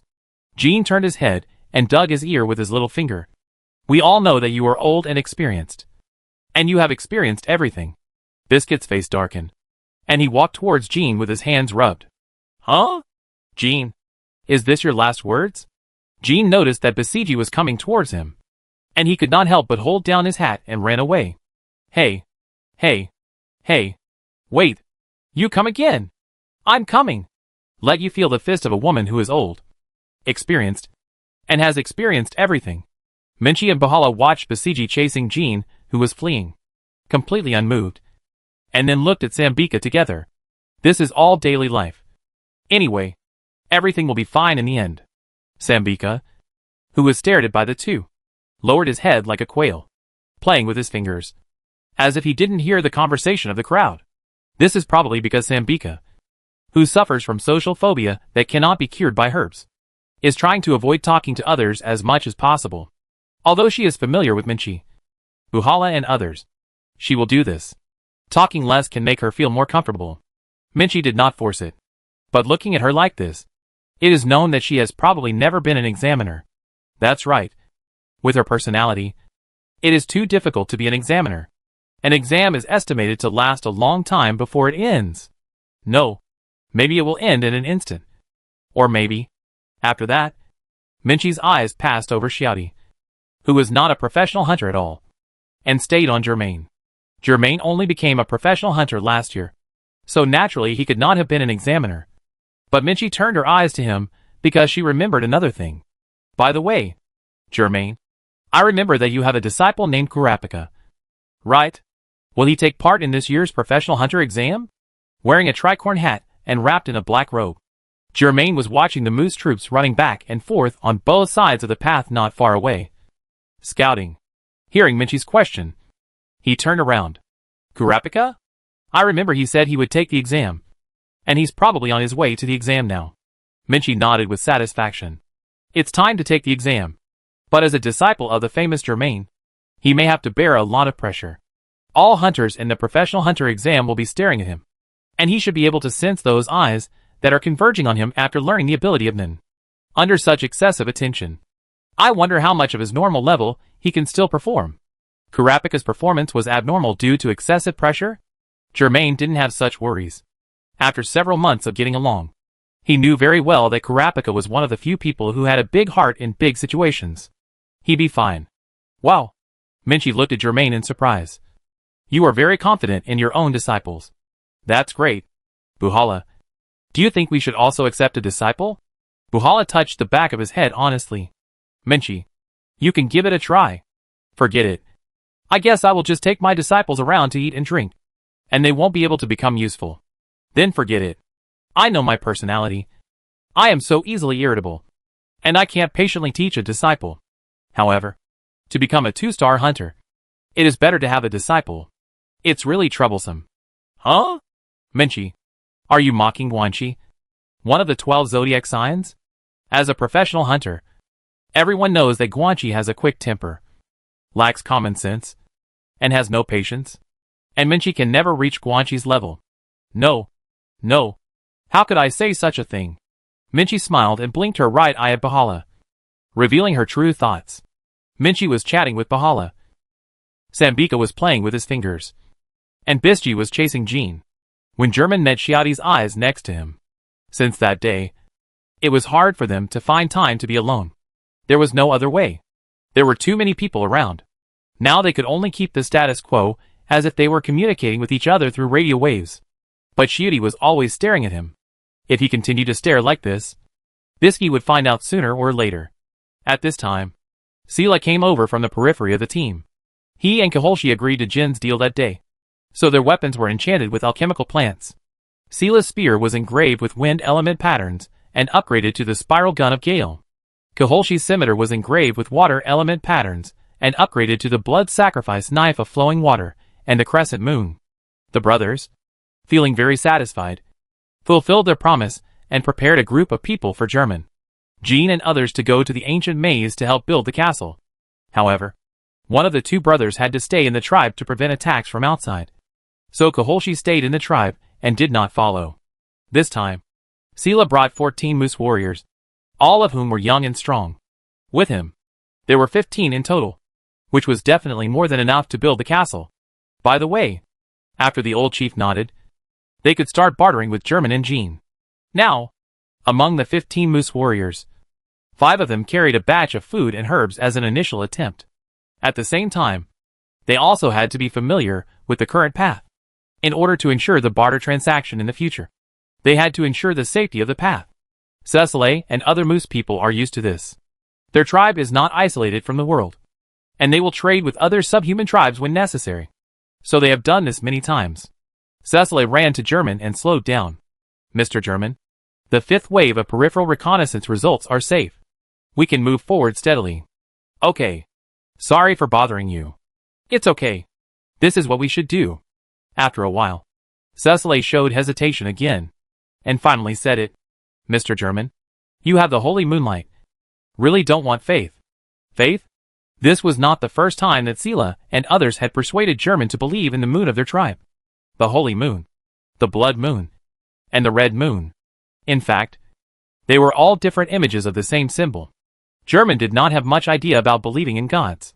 So he rejected Sila and others preaching several times. And this time was no exception. Sila could not help but show a disappointed look. But he did not force German to believe in the moon god. And then gave up. Such preaching began with German himself, who asked about the beliefs of the Moose Centaur tribe. He wanted to know, besides the red moon, what other beliefs were there on the dark continent. The old chief said that the red moon was the only god. But there were indeed 4 gods' hands under him. And there were many believers under the gods' hands. However, compared to the red moon. The power of all other gods' hands and believers in front of God was false, because the power of all life in the world came from him. It is said that the ancient maze was the palace and residence of one of the believers in front of God. The old chief was not clear about anything else. This statement was one-sided from the old chief, and German did not believe it completely, but just kept it in his mind silently. Chapter 300. Cesaria's caution was justified. This slow-moving team was suddenly attacked in the mist of the next morning. However, their team was too strong. German, Jean, Bischi, Shuti, Cesaria, Menchi, Buhala, Sambika, and a group of moose centaurs were all present. The enemy only had a certain advantage at the beginning of the raid, but when everyone reacted, the enemy was hit head-on with a bloody blow. When German raised the holy moonlight great sword in the mist, he not only inspired the elk centaur warriors, but also shocked the enemies, who were unaware of the situation.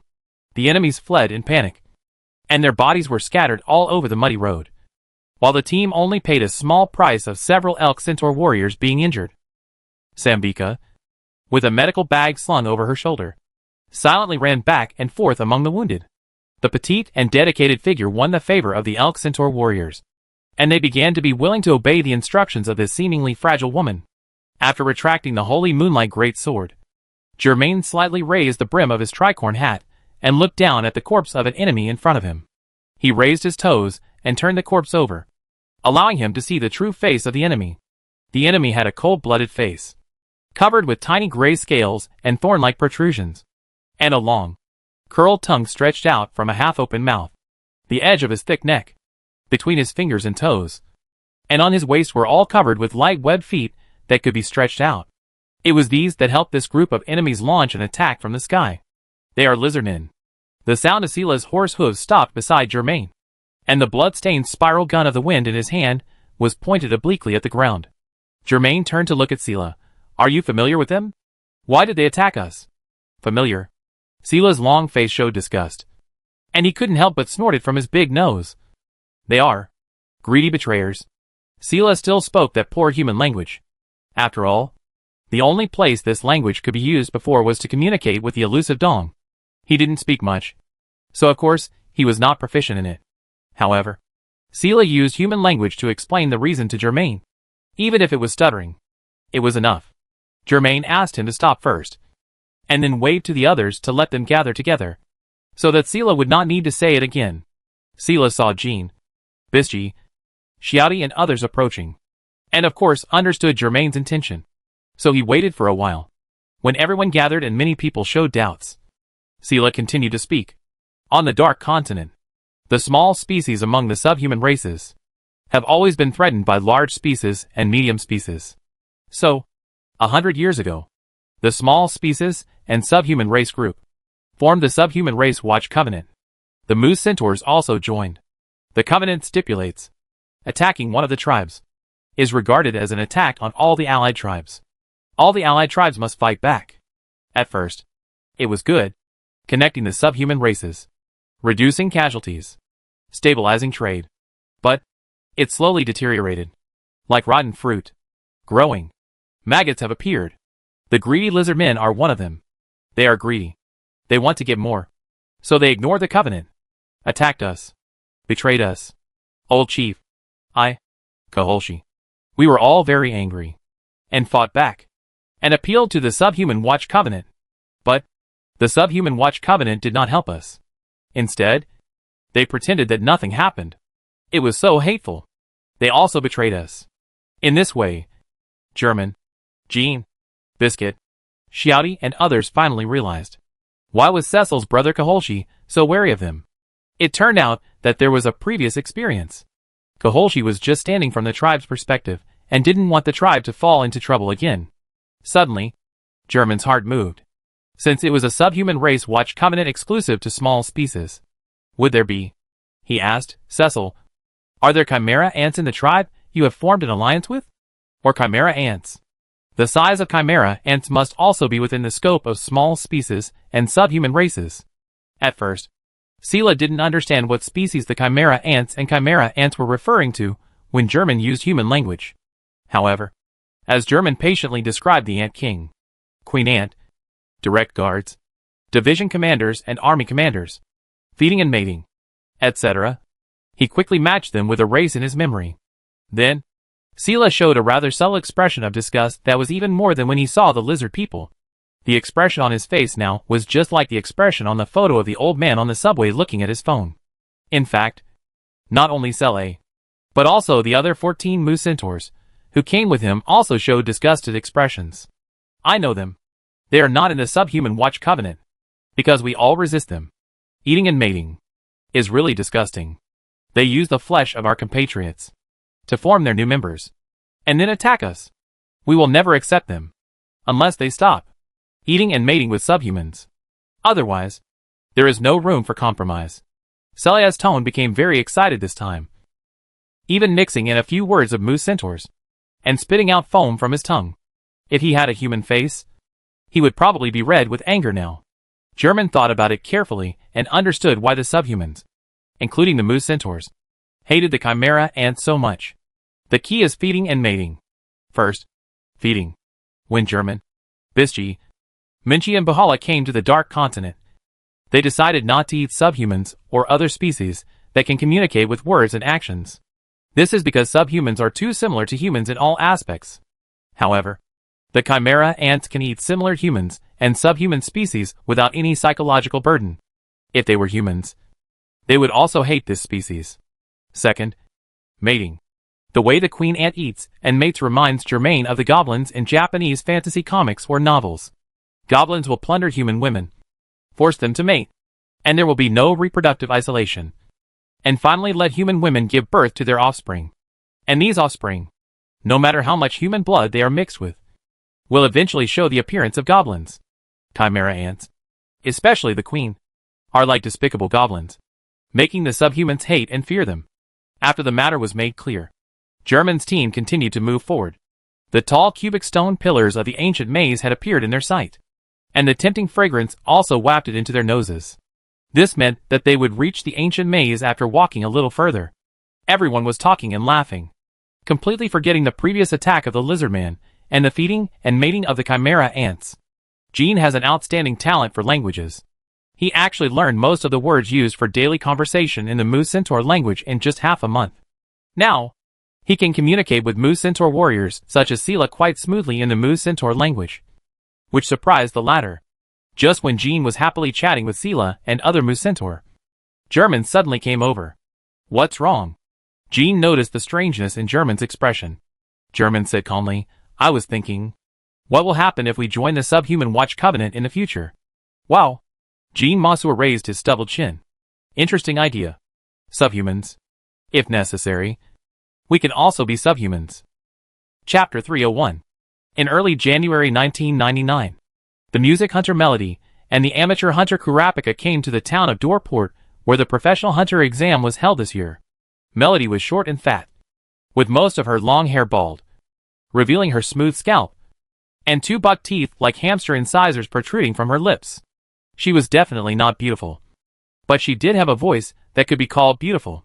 If you close your eyes and just listen to her voice, you would definitely think she was a mature, charming and beautiful lady.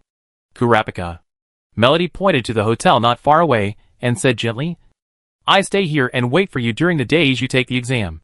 Kurapika was no longer wearing the traditional clothes of the Karuta tribe, but an ordinary white shirt, looking like a tourist to Dorport. He glanced at the inn, then looked at Melody and nodded. I don't know how many days this professional hunter exam will last. Please wait here for me. Melody shook her head and smiled. It's okay. Besides, it may be over soon. After all, you are Mr. Germain's disciple. Germain passed the professional hunter exam in just a few days last year, and was the only candidate who passed that period. Melody said this to tease that as Germain's disciple, Kurapika might also be able to pass the professional hunter exam quickly.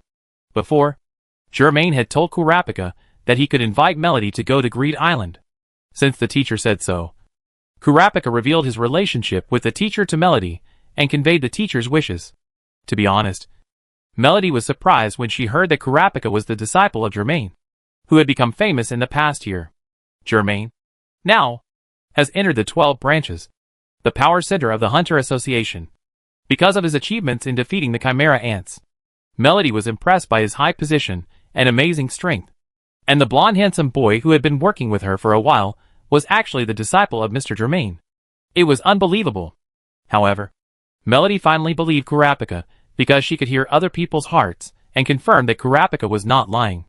Melody hesitated for a moment and agreed to Germain's invitation. Germain probably wanted to see her and show his goodwill because she had been taking care of Kurapika. This is actually a good thing for Melody. She also wanted to meet the rumored German and hear what was the difference between his heart and ordinary hunters, and why he could perform so well. So she agreed. However, before that, Kurapika had to take the professional hunter exam first, and Melody accompanied him, which led to the current conversation. Because Melody is a professional hunter.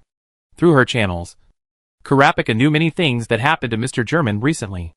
So, after hearing Melody's teasing, he was actually happy from the bottom of his heart. But he was also a little worried. If I fail to pass the professional hunter exam, will it embarrass Mr. Germain?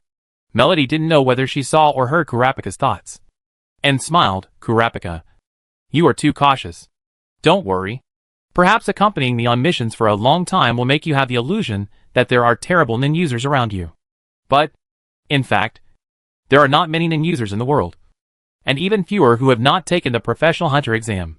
If you take the professional hunter exam now, it's like a tiger in the mountains being thrown into a flock of sheep. Don't worry. You will definitely pass it. Go take the exam. I wait for your good news here. Okay. Kurapika felt that this was indeed the case. Then I'm leaving. Go. Melody waved at him with a smile on her face. Kurapika embarked on the professional hunter exam with a little trepidation, and successfully passed the guide's test. The guide asked him casually while leading him to the first test room. Your name is Kurapika, right? Kurapika looked at him suspiciously and replied, Do you know me? No. The guide smiled, then pressed a button, walked out, waved to the confused Kurapika. Now I know you. Clang. After the guide pressed the room button, the whole room went down, and Kurapika realized that the whole room was an elevator, until the elevator stopped. Kurapika still couldn't figure out what the guide meant. After walking out of the elevator, Kurapika was stared at by many eyes for a while, and then they moved away. These eyes belonged to the candidates who came to take the exam like him. Kurapika looked around, looking at this group of candidates with different appearances, silently observing for a while. And then he slowly couldn't help but breathe a sigh of relief. If my judgment is correct, it seems that there is only one powerful nin ability user. Unless there is another powerful nin ability user who has been hiding well from beginning to end. Melody is right. Most of my competitors are not strong. No.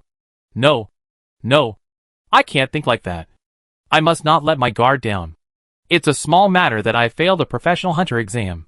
If it also makes Mr. Germain embarrassed, this is a big deal. I must not make a low-level mistake. At this time, a green head suddenly appeared in front of me. I am the bean-faced man, responsible for the logistics of this exam. He was like a pea in a suit, and stretched out his hand to Kurapika. You must be Kurapika. Kurapika did not shake hands with the bean-faced man, but frowned and asked, How do you know me too? Ah. The bean-faced man realized that he had let the cat out of the bag, and quickly covered his mouth with both hands, then hurriedly took out a number plate and handed it to Kurapika. This is your exam number. You must keep it safe. The bean-faced man simply reminded him twice, and actually ran away and slipped into the crowd of examinees. Just ran away like that? It's getting weirder and weirder. After that, Kurapika met a hedgehog-haired boy named Gon who approached him to chat, and an uncle with a suitcase named Leorio. Gon and Leorio are both very enthusiastic and talkative people, and they established a good relationship with Kurapika. In addition, there is a suspicious person named Toba, who, like Gon and Leorio, took the initiative to approach him. However, unlike Gon and Leorio, Toba wanted to give them a few cans of drinks. Kurapika refused on the spot. Gon took a sip and found the taste a bit strange, so he spit it out, and Leorio followed suit. So none of the three drank Dongba's drink. Dongba muttered a few words, and then left in a huff. Then, Kurapika and the other two met a white-haired boy named Killua, and the four of them started the first test, the tunnel run. During the run, Kurapika chatted with Gon, Killua, and Leorio, while looking ahead carefully. He was able to do two things at once, but his aura remained stable, which made Killua beside him look at Kurapika a few more times. In front of them, the tall man in green clothes, who was identified by Kurapika as a powerful nin candidate and a dangerous person, had needles stuck in his face. He ran like a mechanical doll that was not fully lubricated. My biggest competitor should be him, Kurapika thought. The next few levels indeed proved that Kurapika's judgment was correct. This man with needles stuck in his face was the most terrifying opponent. However, fortunately, this is a professional hunter exam, and Kurapika does not have to fight this man unless necessary. He has been passing the level smoothly, and two unexpected things happened during this period. The first thing is that Kurapika noticed that no matter where he was, there were eyes staring at him from time to time, but they were often not malicious. More like curiosity? Since I took this exam, I have been overly concerned by the hunter exam officials. These people seem to know me. Kurapika thought for a while, and slowly got a clue. At this point, with so many strange situations, this is the only possibility.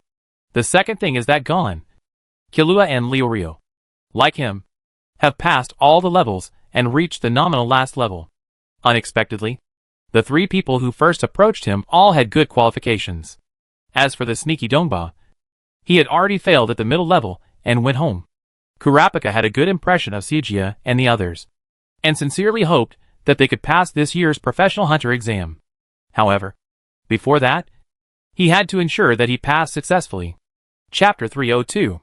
The 287th Professional Hunter Exam, nominally the last stage, was presided over by a man in strange clothes, but with a serious look. The round hat he wore, and the high-collar jacket he wore were all black and white stripes like a cow, and there was even a pair of cow horns on his hat. Everyone had a feeling this was a weirdo. However, none of the candidates who made it all the way to the last stage dared to look down on the man in front of them because of his appearance. Because the fools who judge people by appearance were all screened out in the first few rounds. My name is Mikai Istrom. Cho Nyo held an open report folder, looked down, and began to introduce himself. I am the Vice President of the Hunter Association, and the examiner of the last round of the 287th Professional Hunter Examination. Everyone only then knew his identity, and his position was so high. When Mikai Istrom said this, his thoughts could not help but drift back to a month ago. After the celebration banquet of the Chimera Ant Crusade, President Netero disappeared without a trace, and then suddenly appeared and used his president's power to make an appointment. Chidwa and Mikai Istrom served as vice presidents of the Hunter Association and jointly presided over many affairs of the Hunter Association. Afterwards, President Netero disappeared again, this time taking Imolawu, Nobu and other members of the Chimera Ant suppression team with him, and no one knew where they went. However, it is not uncommon for a civilian organization to have a president and multiple vice presidents. In addition, Chidwa and Mikai Istrom are both highly respected and reliable people, so they did not encounter much resistance when they took office. The core members of the Leaving the President faction, Trade Neutral, Sidora Ambitious, and Lupe Highland, raised objections. They believed that since the former vice president of Palestine resigned for personal reasons, President Netero has monopolized power. Now President Netero has also appointed members who are loyal to him to serve as the vice president, which is to transform the Hunter Association into a private industry. Chidwa and Mikai Istrom are not as obedient to President Netero as they say, but that is relatively speaking. In the eyes of the Leaving the President faction, the fact is that those who do not try to get rid of the influence of President Netero to the greatest extent are all President faction. This is obviously contrary to their purpose of leaving the President faction and refusing to blindly worship President Netero. However, appointing the vice president is originally one of the president's powers. President Netero originally let Palestine take the position against all odds. Now that he has done this, others have nothing to say. The core three members of the Leaving the President faction can only protest verbally. Without Palestine, who has an ambiguous attitude, they can't do anything to President Netero. The delicate balance within the Hunter Association has been completely broken. Mikai Istrom noticed that President Netero is now making every effort to demonstrate his influence. The core trio of Leaving the President is indeed right in saying that President Netero is trying to control the Hunter Association to a greater extent. The previous President Netero would not have done what he is doing now, or would have done it so resolutely and thoroughly. Although President Netero seems to be indifferent now. He has delegated power to Chidwa and Mitsai Istram. But everyone knows that Chidwa and Mitsai Istram will listen to him on many matters. This president always jumps out suddenly on some matters to express his opinions. For example, the content of the last level of the professional hunter exam was designed by President Netero himself. He first asked Mitsai Istram to ask the candidates about the person they most wanted to fight with, and the person they least wanted to fight with. After obtaining this information, President Netero formulated this plan, which he sent to Mitsai Istram's mailbox last night. What else could Mitsai Istram do? The power of the president also includes formulating the content of the professional hunter exam. He had no choice but to silently tear up the exam plan he originally designed and use President Netero's plan. Looking at this plan, Mitsai Istram frowned at first. They understood President Netero's intention, and finally chose to trust President Netero. Judging from President Netero's nickname Windier, he must have known the excellent performance of the candidates in the previous few levels, and combined with their own wishes, he made such a plan. This is a rather strange exam plan. First, the candidates are asked to compete one-on-one in a fixed order. Then, killing is prohibited. Otherwise the killer will be disqualified. To win, the opponent must admit defeat. Theoretically, if everything goes well, there will only be one person eliminated in the end, and the rest can pass this year's professional hunter exam. When Mitsai Istram read out this exam plan that seemed to be thought up by President Netero on a whim, it immediately caused an uproar among the candidates. However, the candidates finally accepted this exam plan. They had no choice but to accept it. Not accepting it would be like giving up. The sunk cost was too high, and all those who made it to the last step were unwilling to give up. The first round was a duel between Seojia and a ninja named Hanzo. Although the battle was one-sided in Hanzo's favor, Seojia was unwilling to admit defeat. His spirit of fearlessness and hatred moved Hanzo. In the end, Hanzo took the initiative to admit defeat. Although Seojia fainted, he won the victory and passed the professional hunter exam. While Gon was being treated, the exams continued in an orderly manner. Kurapika was the second to take the exam, and his opponent was Killua. Killua was full of confidence at the beginning. He had noticed that Kurapika was particularly special among the candidates, and had long wanted to fight Kurapika to see who would win. However, he soon lost to Kurapika for no apparent reason. That scene was so weak that it even reminded him of how he lost to the man named Germain a few months ago. Kurapika was not very happy. After all, he became a nin user under the guidance of teacher Germain. As long as he is not careless, he will not lose to Killua, who does not know nin. As Melody said, he is taking the professional hunter exam now, which is like a hungry tiger entering a group of fat sheep, which is simply a dimensionality reduction attack. However, no matter what, he passed the professional hunter exam, which made him feel relieved, and finally did not lose face for teacher Germain. As for Killua, Kurapika did not rush to comfort him. He could see that this defeat was a big blow to Killua, and he had a good impression of Killua. However, no matter what he said now, it would be the winner's condescending pity for the loser, which would be a humiliation to Killua. Therefore, Kurapika chose to remain silent. Later, Hanzo successfully forced Baku to admit defeat in a duel with an archer named Baku, and passed the exam. Killua, who came on the field next, seemed to want to vent his resentment for losing to Kurapika just now, and he used all his strength against his opponent, the martial artist Badro. From the beginning, Badello wanted to be as stubborn as Gon, but when Killua showed his ruthless killer nature, Badello's spirit was finally defeated. Killua also passed the exam, but he still looked at Kurapika unwillingly. He wanted to know how Kurapika, who was only a few years older than him, got such strength that was far greater than his. The exam was still in progress. Not long after, the man with needles on his face appeared on the stage, facing Bakur and easily won. Liurio appeared after that, and met Badaro, who was beaten by Killua and was severely injured both physically and mentally, which was a tricky victory. The last battle was between Bakur and Badaro, and the result was that Badaro lost every battle, after going around in circles. In the end, the only eliminated person appeared, and that was Badaro, whose mind was completely broken.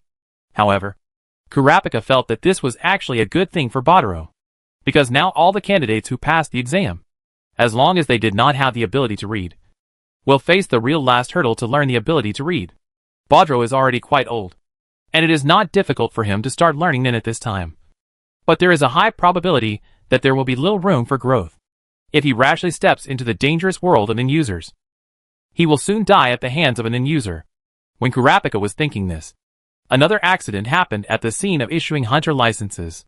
The man who was stabbed with needles suddenly pulled out the thorns on his face, lifted the disguise technique, and restored his appearance. Kurapika recognized him.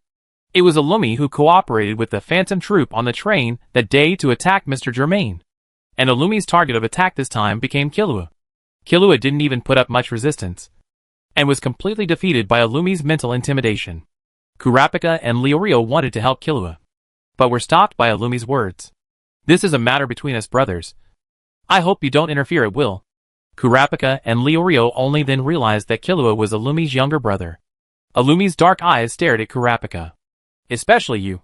If you attack me, things will become very troublesome. Because if I kill you, your teacher will definitely come to find me. To be honest, I don't want to mess with that guy. Otherwise there is a high probability that there will be no peace in the future. I don't want to hide like Kuroro. My family won't let me get close to him. Don't worry. I won't do anything to Killua. I'm just here to take him home." Killua also told Kurapika and Leorio not to do anything. And then he left the scene in a daze. Illumi followed closely behind. Of course, the two brothers took their hunter licenses with them.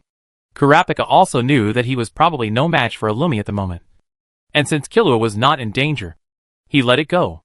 Leorio was indignant, but he was more concerned about the unconscious Gon, so he did not take any follow-up action. Chapter 303. Killua's episode came to an end. Kurapika successfully obtained the professional hunter license, and was stopped by the ugly cow Mizai Storm. "Come with me. I have something to give you." In the conflict between Illumi and Killua just now, Mizai Storm and the members of the Hunter Association watched coldly without any action. They didn't want to care about anything other than the professional hunter exam. When Kurapika wanted to help Killua and fight Illumi, Mizai Storm's eyes changed a little. Illumi, the eldest son of the Zoldyck family, was recognized by Mizai Storm. The crime hunter?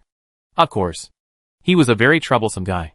However, if Germain's disciples had a conflict with Illumi, Mizai Storm would have no choice but to take action and stand on Kurapika's side unconditionally.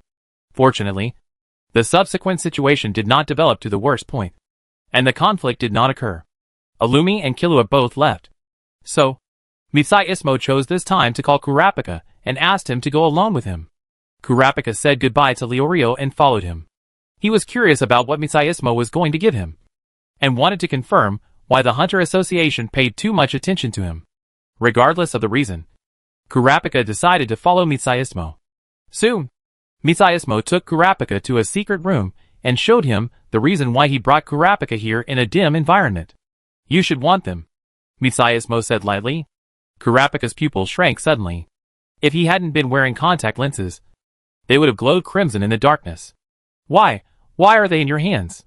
After all, after training under Germain and Melody for several months, Kurapika quickly hid his anger and controlled his emotions. If he were the old him, he would have been furious when he saw the 5 pairs of fiery red eyes in the 5 jars of solution in front of him, and even spoke harshly to Mizaestrom. Now, he didn't do that. He became more rational and calm, and didn't speak directly to Mizai Storm. Mizai Storm had been silently observing Kurapika's reaction. Mizai Storm saw all the changes in Kurapika's emotions. He is indeed a good seedling. No wonder Germain accepted him as his disciple. I thought he would be like the person in profile who tortured himself for revenge and burned himself out. But I didn't expect him to be so calm. It seems that Hunter is more suitable for him than Avenger. This way, many things will be easier. Micastrom adjusted his bowler hat and spoke slowly. I believe you should have noticed that many people have been paying attention to you throughout the entire professional hunter exam. Kurapika pursed his lips and said nothing. Micastrom paced in the dim secret room and continued. As for the reason, you should have guessed it. Yes, it's because of your teacher Germain. You have been doing various tasks with the music hunter Melody in the past few months. You should have heard about Germain's recent achievements. Right? Kurapika couldn't keep silent anymore when he heard German. And he nodded. It's the Chimera and Subjugation War. Right? Melody logged into the Professional Hunter website and showed me some information about Mr. Germain. That's easy to say. Masashi Storm stood in front of Kurapika with a serious face. Your teacher is very good. He was the first hero in the Chimera Ant Suppression War. His contribution was decisive. Even more than that of President Netero. He also reduced the casualties of the Chimera Ant Suppression team in various ways. It can be said that he has done a favor to many people. We want to repay him. But we don't want it just in terms of wealth and power. Then, we found you. And after some investigation, we learned about your life experience. President Netero learned that you have been collecting the red eyes of your people. And there are only the last 5 pairs left. But the last 5 pairs are the most difficult to obtain. Kurapika exhaled slowly. He had to admit that Masashi Storm was right. The recovery of the red eyes was quite smooth in the past few months. But the last 5 pairs made him feel trouble because they were all in the hands of some troublesome people. These people were powerful and wealthy. And Kurapika could not give them an equal transaction price. At the same time, they were surrounded by masters and even had bodyguards with ability. So the probability of success in seizing them by force was also very low. Unless Mr. Germain could come to help him. But he had no idea where Mr. Germain was now. He was also unwilling to let Mr. Germain help him deal with such a difficult matter. However, the problem was solved at this time. The last 5 pairs of red eyes all appeared in the hands of Masashi Storm. What Kurapika and Melody could not solve was quickly solved by Masashi Storm, which had a lot of resources. After the celebration banquet of the Chimera Ant Subjugation War, President Netero gave me a task, which was to secretly recover these 5 pairs of red eyes and return them to you. Now, I have done it. You can accept it. Kurapika opened his mouth, unable to speak for a long time, and finally said thank you with a dry throat. No need to thank us. Masashi Storm finally smiled. You know why we are helping you to collect these red eyes. If you want to thank someone, thank your teacher. However, I think the best way for you to thank him is to become an excellent hunter. How about setting a goal first? Kurapika stopped stroking the container of red eyes and turned his head in confusion. Goal? Yes, Masashi Storm said. Becoming a professional hunter is just the beginning. Regarding honor, hunters also have 1-star, 2-star, and 3-star honors. Since you have chosen the path of a hunter, how about becoming a 1-star hunter first? Masashi Storm persuaded. Although Kurapika didn't understand the trick for the time being, this goal was indeed in line with his heart. And he had to do something to respond to Mr. Germain's expectations.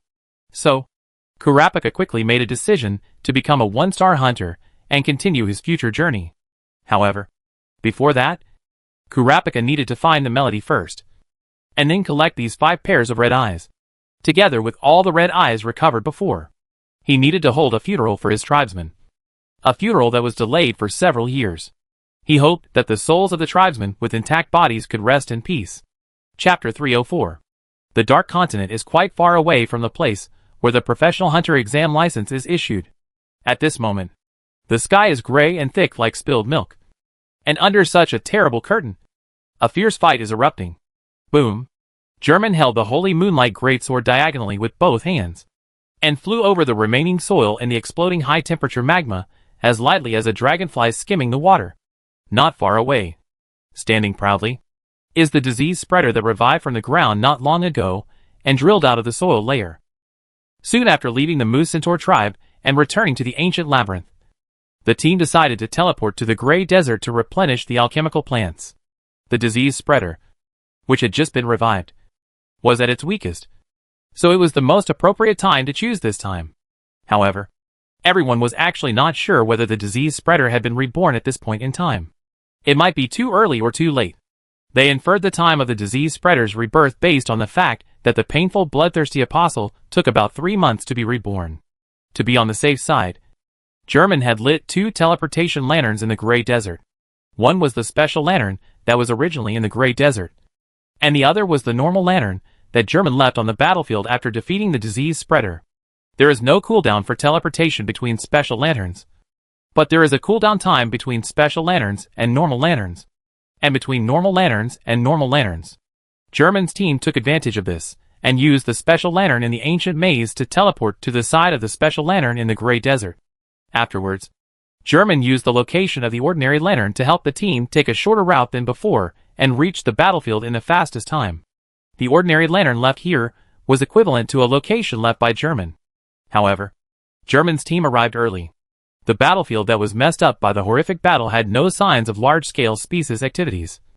And the disease spreaders were still shrinking in the underground cave. At the same time, countless evil ghosts were flying in the twisted gray sky. They were like a school of sardines gathering and multiplying. And they voluntarily poured into the cave. The cave was full of crowded and wailing white ghosts, almost overflowing from the cave entrance. Frost was everywhere. And if you got a little closer, you could feel the surrounding temperature drop suddenly because of them. The goal of the German team was to seize the weak period of the disease spreader after its resurrection, to carry out the fastest encirclement and suppression, and to harvest the alchemical plants. The current situation that the disease spreader has not yet awakened is exactly what they want. If it wakes up early, absorbs enough evil spirits, and recovers its vitality, it will be troublesome. The team found a cave near the rebirth point of the disease spreader as their temporary base, and monitored the monster in the underground cave that was recovering from a distance. Since the disease spreader this time is not as powerful as the previous one that has absorbed evil spirits for a long time, it is not necessary for everyone to be present. This is a good thing for German, because he does not need to go back and forth twice with a special lantern to bring everyone here.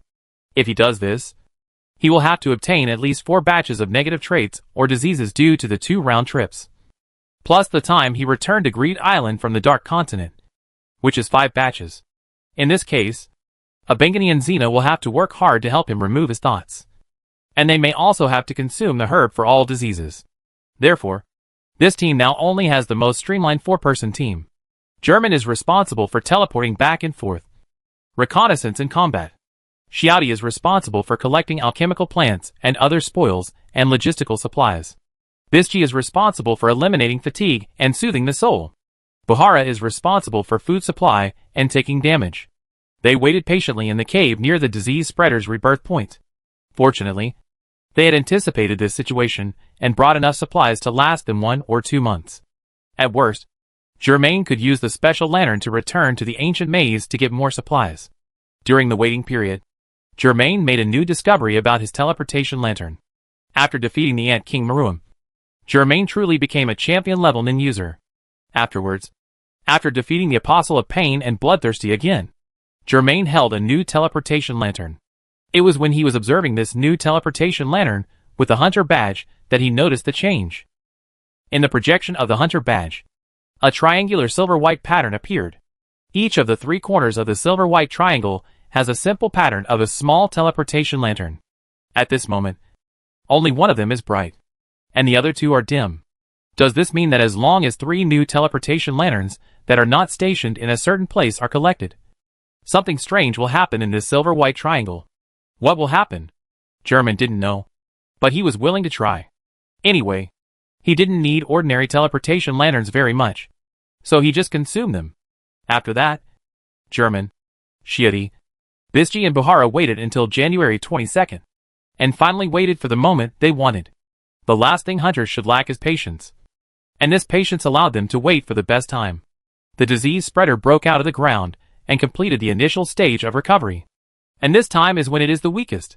Most of the evil spirits were swallowed by it for its rebirth, and it had just revived and had not yet summoned the army of zombies attacked by the undead disease.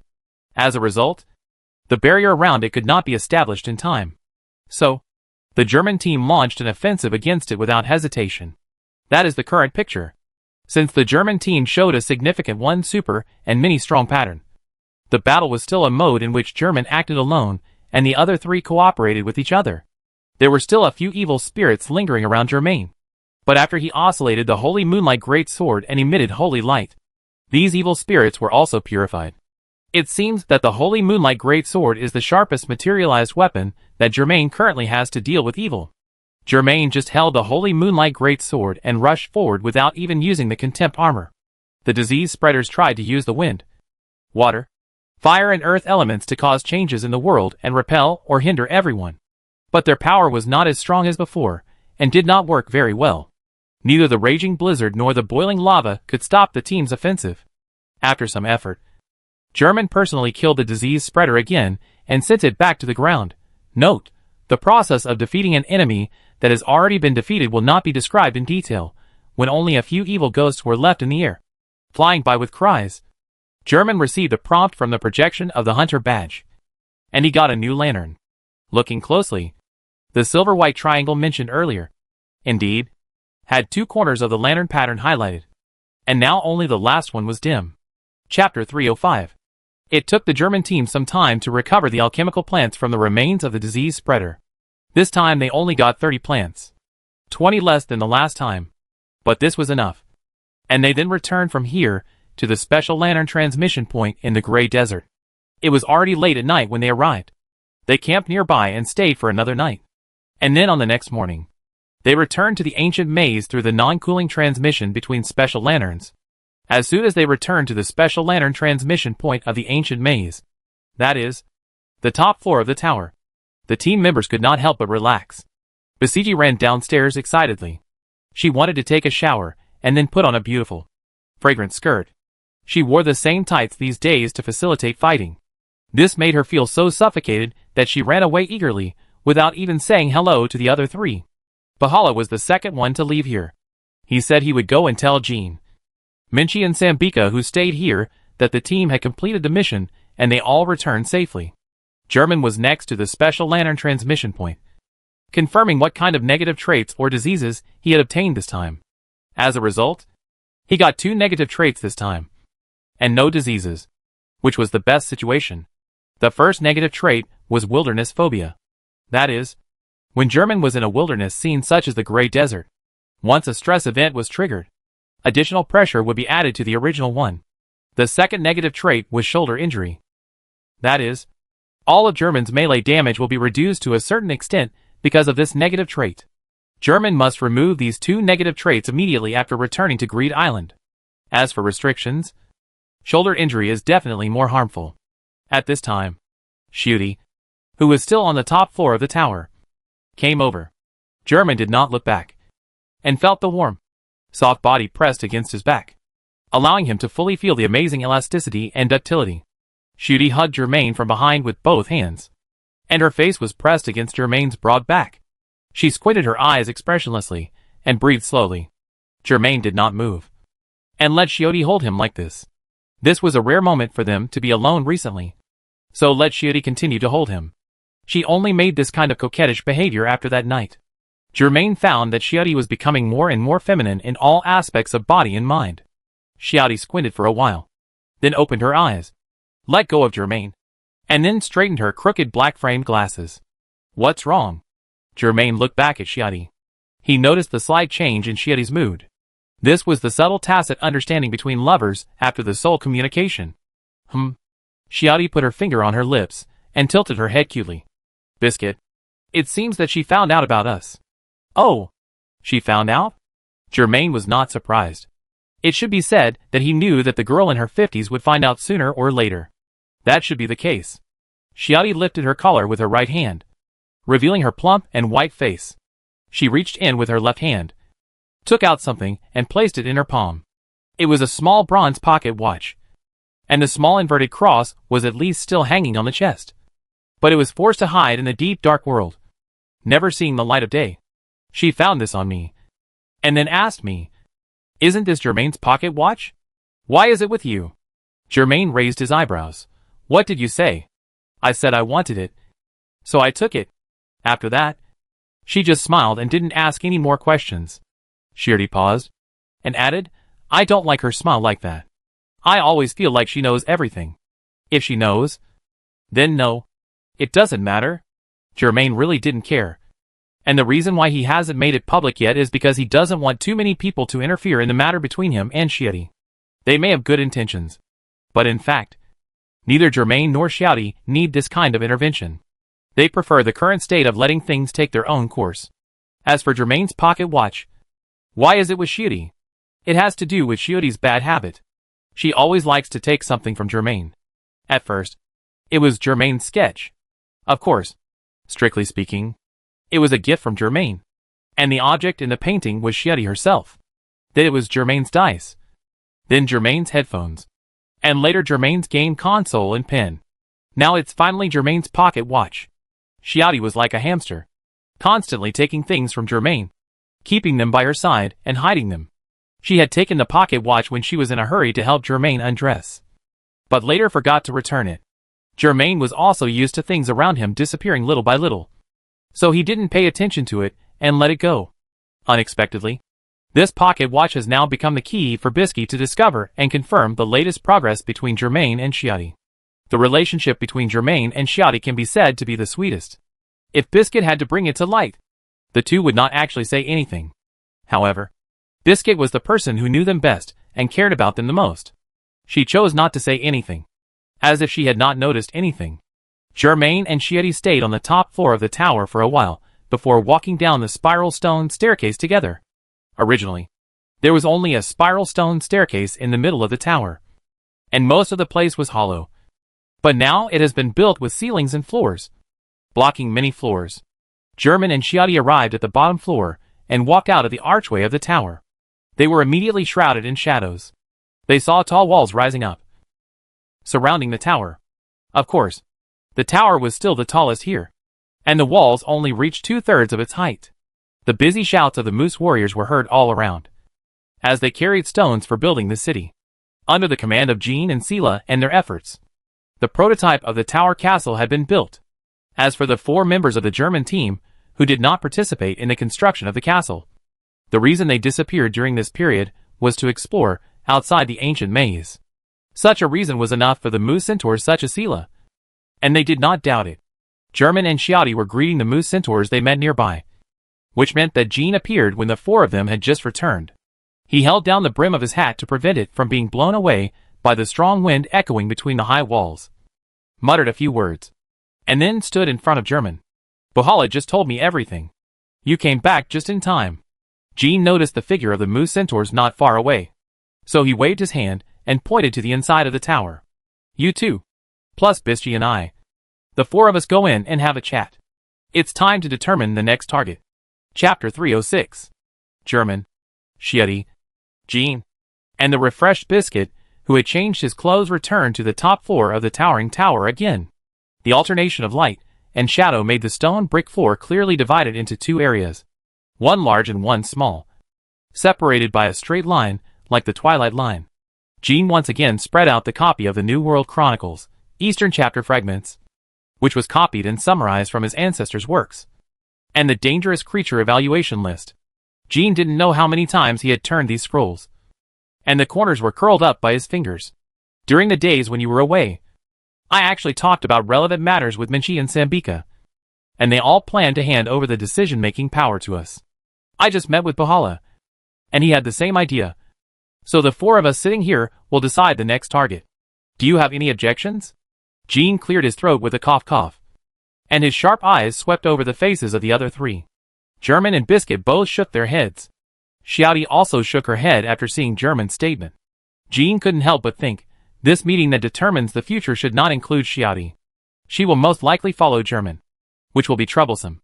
However, the importance of Chiati's ability is unquestionable, and with her current combat power improvement, she is second only to the 3 of us in this team. In terms of importance, she is even second only to Germain.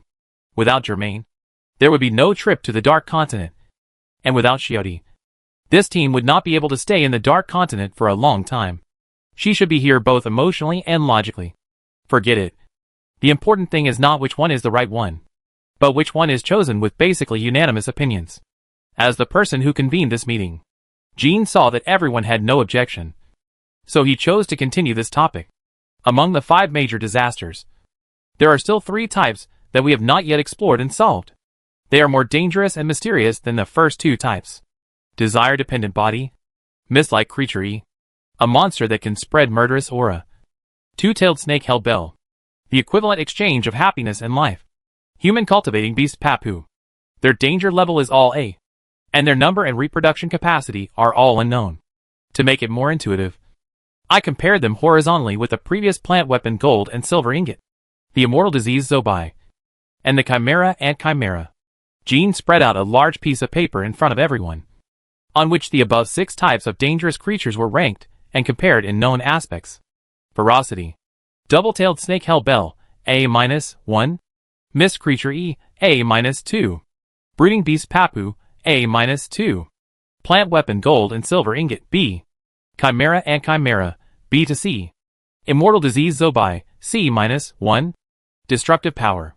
Chimera Ant Chimera, A. Plant Weapon Gold and Silver Ingot, A-1. Double-Tailed Snake Hellbell, A-2. Mist Creature E, A to B. Breeding Beast Papu, B-1. Immortal Disease Zobai, B-2. From the sorting list, everyone can see intuitively that in terms of ferocity, the unknown double-tailed snake Hellbell, Mist Creature E, and Breeding Beast Papu occupy the top 3. However, in terms of destructive power, Chimera Ants and Plant Weapons Gold and Silver Ingots have overtaken the others and ranked in the top 2. The reason why the first 3 types of disasters are classified as Class A in the Dangerous Biological Evaluation list is that the weight of ferocity is obviously greater than that of destructive power. After all, this is an evaluation of biological dangers to humans. The lower the ferocity, the more ways to avoid it, and the more difficult it is to show destructive power. Of course, these are just comprehensive evaluations, and there will always be individual differences. We cannot directly say which one is stronger than the other, but they are still very valuable for reference.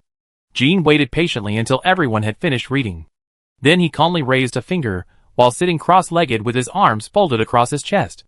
Regarding this decision, I have a proposal. There are 4 of us here, and there are 3 known disasters left. How about we each state our own judgment and make a brief explanation, and then vote to decide the next target? For people and 3 types of disasters meant that no matter how they voted, there would definitely be at least one person with 2 or more votes. Even if exactly 2 of these disasters occur, and each gets 2 votes, it doesn't matter, and the voting can continue. The reason why Gene proposed this model is to let everyone express their inclinations directly and openly, instead of hiding them. At the same time, they can change their initial inclinations at any time. This vote is not for fairness and justice, nor for choosing the absolutely correct choice, but for unifying everyone's ideas. Germain and Biscuit both noticed Jin's intentions at the first time.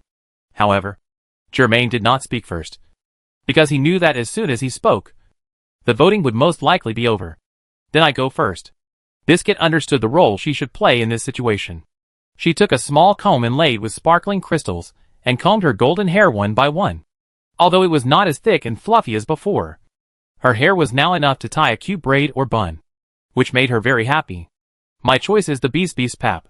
The reason is simple.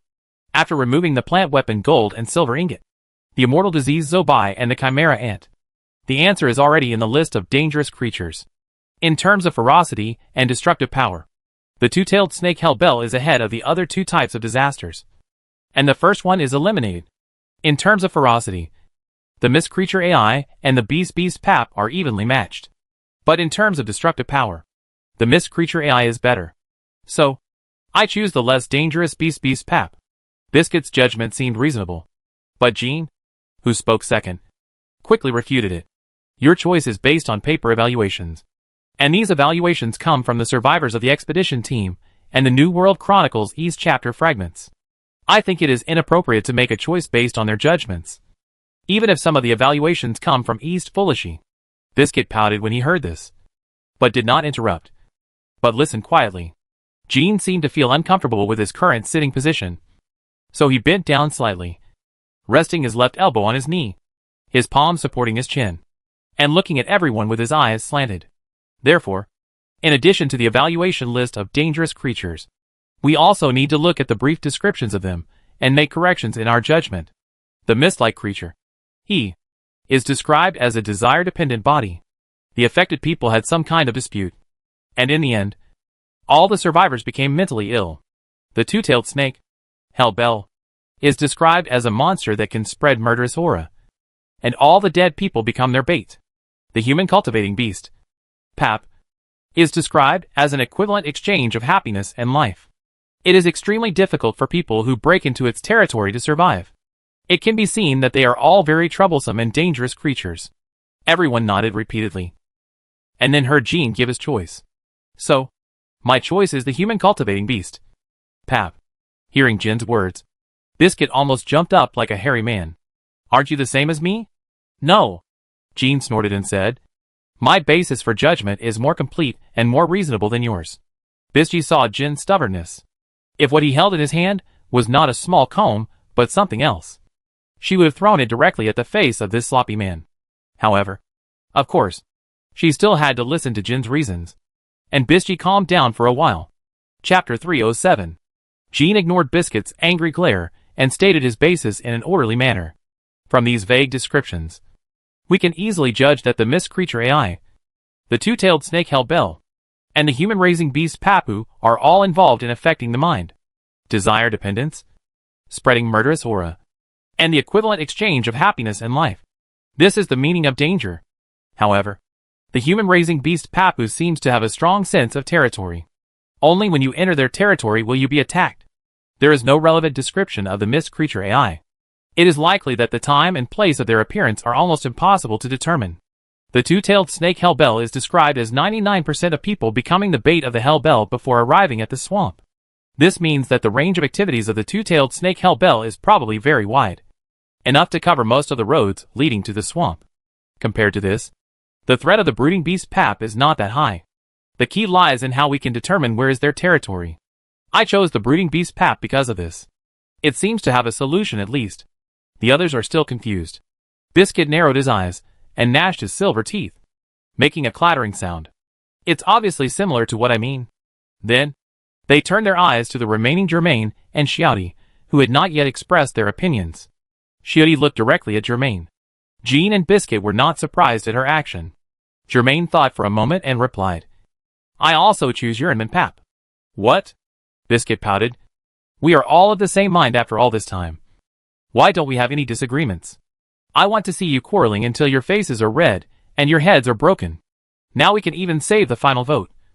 Right? I'm sorry to disappoint you, Germain replied, and then continued. My reason is not disaster, but hope. Everyone raised their eyelids and looked at Germain, waiting for his next words. Honestly, I can accept any of the remaining 3 types of disasters, because they are likely to be troublesome. So what makes me inclined is the hope that comes with them. Mist-like creatures eat and sand you on water.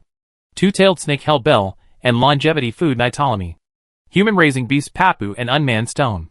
As you all know, President Netero is in the light, and we are in the dark, trying to push humans back to the dark continent to obtain the necessary resources and achieve explosive development. From this perspective, what hope do we need most now? Longevity food Ptolemy? It can't provide much help to us now, German said here, suddenly glanced at Biscuit, then paused, and continued. Our bodies haven't started to age yet. Hey! Biscuit finally jumped this time. She wanted to pounce on German, but was hugged by Xiaodi next to her. Don't think I didn't see your eyes just now. Why do you have to look at me before mentioning longevity? Are you hinting that I'm old? Our bodies haven't started to age yet. We don't need the longevity food Ptolemy for the time being, German continued. You ignored me and went on. Biscuit widened her eyes in astonishment. If Xiaodi hadn't grabbed her, she would have rushed over now. As for the 3-source water and the unmanned stone, it is indeed difficult to choose. The 3-source water that has become the original liquid of all liquids is even more dreamy than the philosopher's stone and the alchemical plant Materian. A small piece of unmanned stone, sunk in water, can release about 20,000 kilowatts of electricity in just one day, which is also a miracle. If I have to make a choice, I will choose the unmanned stone in the end. For the future, we will have 2 lines of light and dark interweaving. The dark line is a path for small teams to explore and establish bases based on lantern transmission, and gradually radiate the surrounding areas.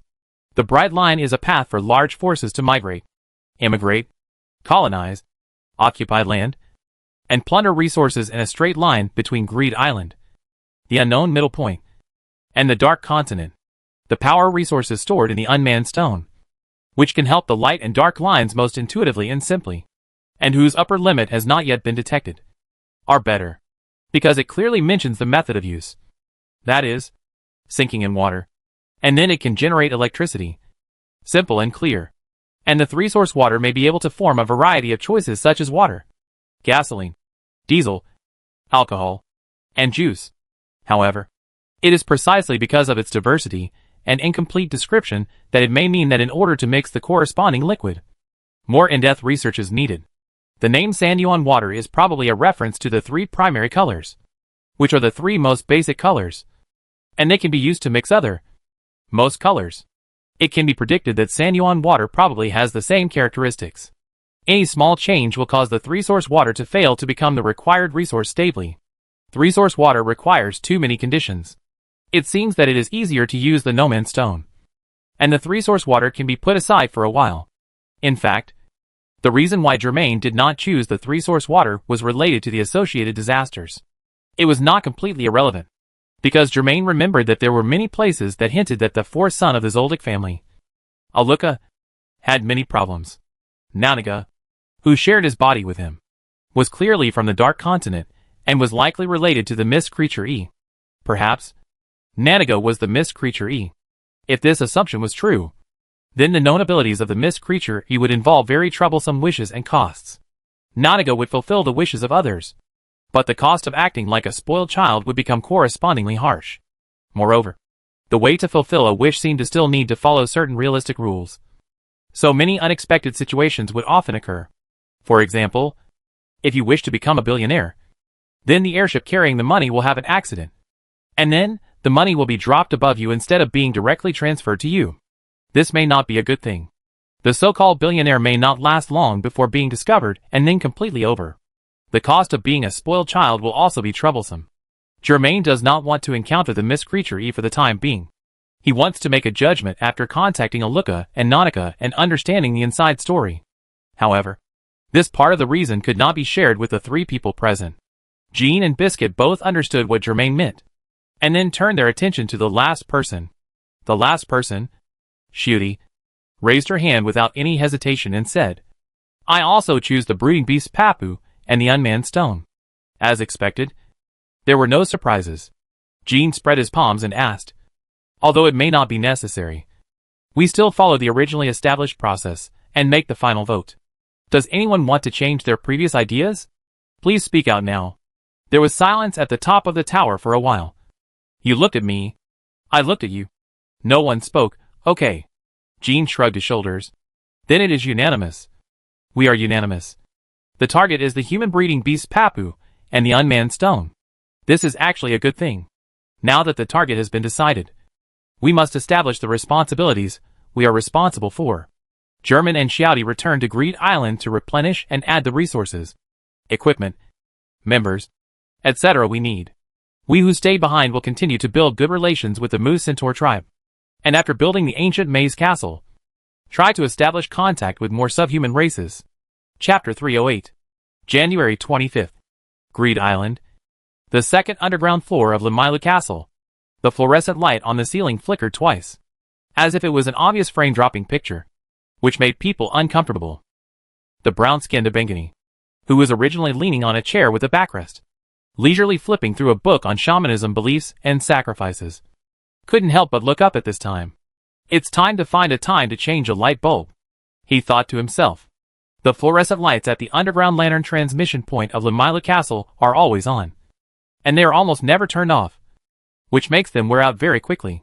After the theoretical cooldown of the teleportation lantern expires on January 10th, there will basically be at least one person on duty in this room, such as a Bengani today. However, in fact, this room is also monitored by Duan, Ida and Elena. As long as there is any abnormality, they will know it as soon as possible. The reason why there is still someone on duty is to be prepared for the possibility that the German team may need urgent help immediately after returning. A Bengani may not be able to provide sufficient and strong help in the moment of racing against time, but at least there is a chance to do something. He likes this kind of life very much. His work is mainly divided into 3 parts now. The first part is to play his due role in the daily operation and version update of Greed Island, especially now that Greed Island has completed the basic update and transformation of the previous design after several months. The entire island game has entered the internal testing stage. The version update was originally proposed at the end of September last year, and now it is the end of January. About 4 months in between. Next, there will be a month of internal testing. And finally, it will take another month to make changes based on the feedback of the internal testing players. And then Greed Island will be open to the public again. In other words, Greedy Island now has a lot of internal test players. Basically all of them are old players. After changing his appearance and body shape, Abengani played an NPC shaman in the internal test stage. This is why he read the book in his hand. He wants to integrate with his role. His salary is quite considerable, so he is unwilling to slack off in this job. And he also has a sense of belonging to Greedy Island. In the game, as long as the player gives him certain task props or a certain amount of genie, he can remove the card curse on everyone, and even remove the mind. Of course, in different situations and under different standards, the fees charged by a Bingani are also different. The mind removal must be the highest level. If you are not a top player or a Krypton Gold player, you can't afford this fee at all. The second part is to train his direct subordinates, the female Chimera and Chimera Cena. Like a Bingani, she is also a mind removal master and can do similar things as a Bingani. But she needs to be pregnant for a period of time. A Bingani thought that disciplining this seemingly innocent and lively girl should not be a difficult task. However, as they spent more time together, a Bingani became more aware of the little devil attribute of Hina. She really likes to make trouble.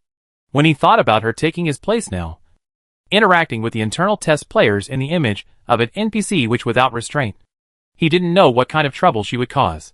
However, it is quite strange that in the internal test forum of Greed Island, the feedback from the witch is far more popular than the shaman.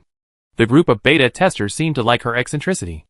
After all, she did her job well, but she would always tease or scare the players. The beta tester soon discovered this and posted a message in the Greedy Island beta test forum to explain the situation. Posts such as "cute," "want to be toyed with," "my wife" appeared one after another. Instead of asking the Greedy Island official to change the character setting of the witch, they strongly demanded that it be retained, believing that this was the so-called cute point. It's totally incomprehensible.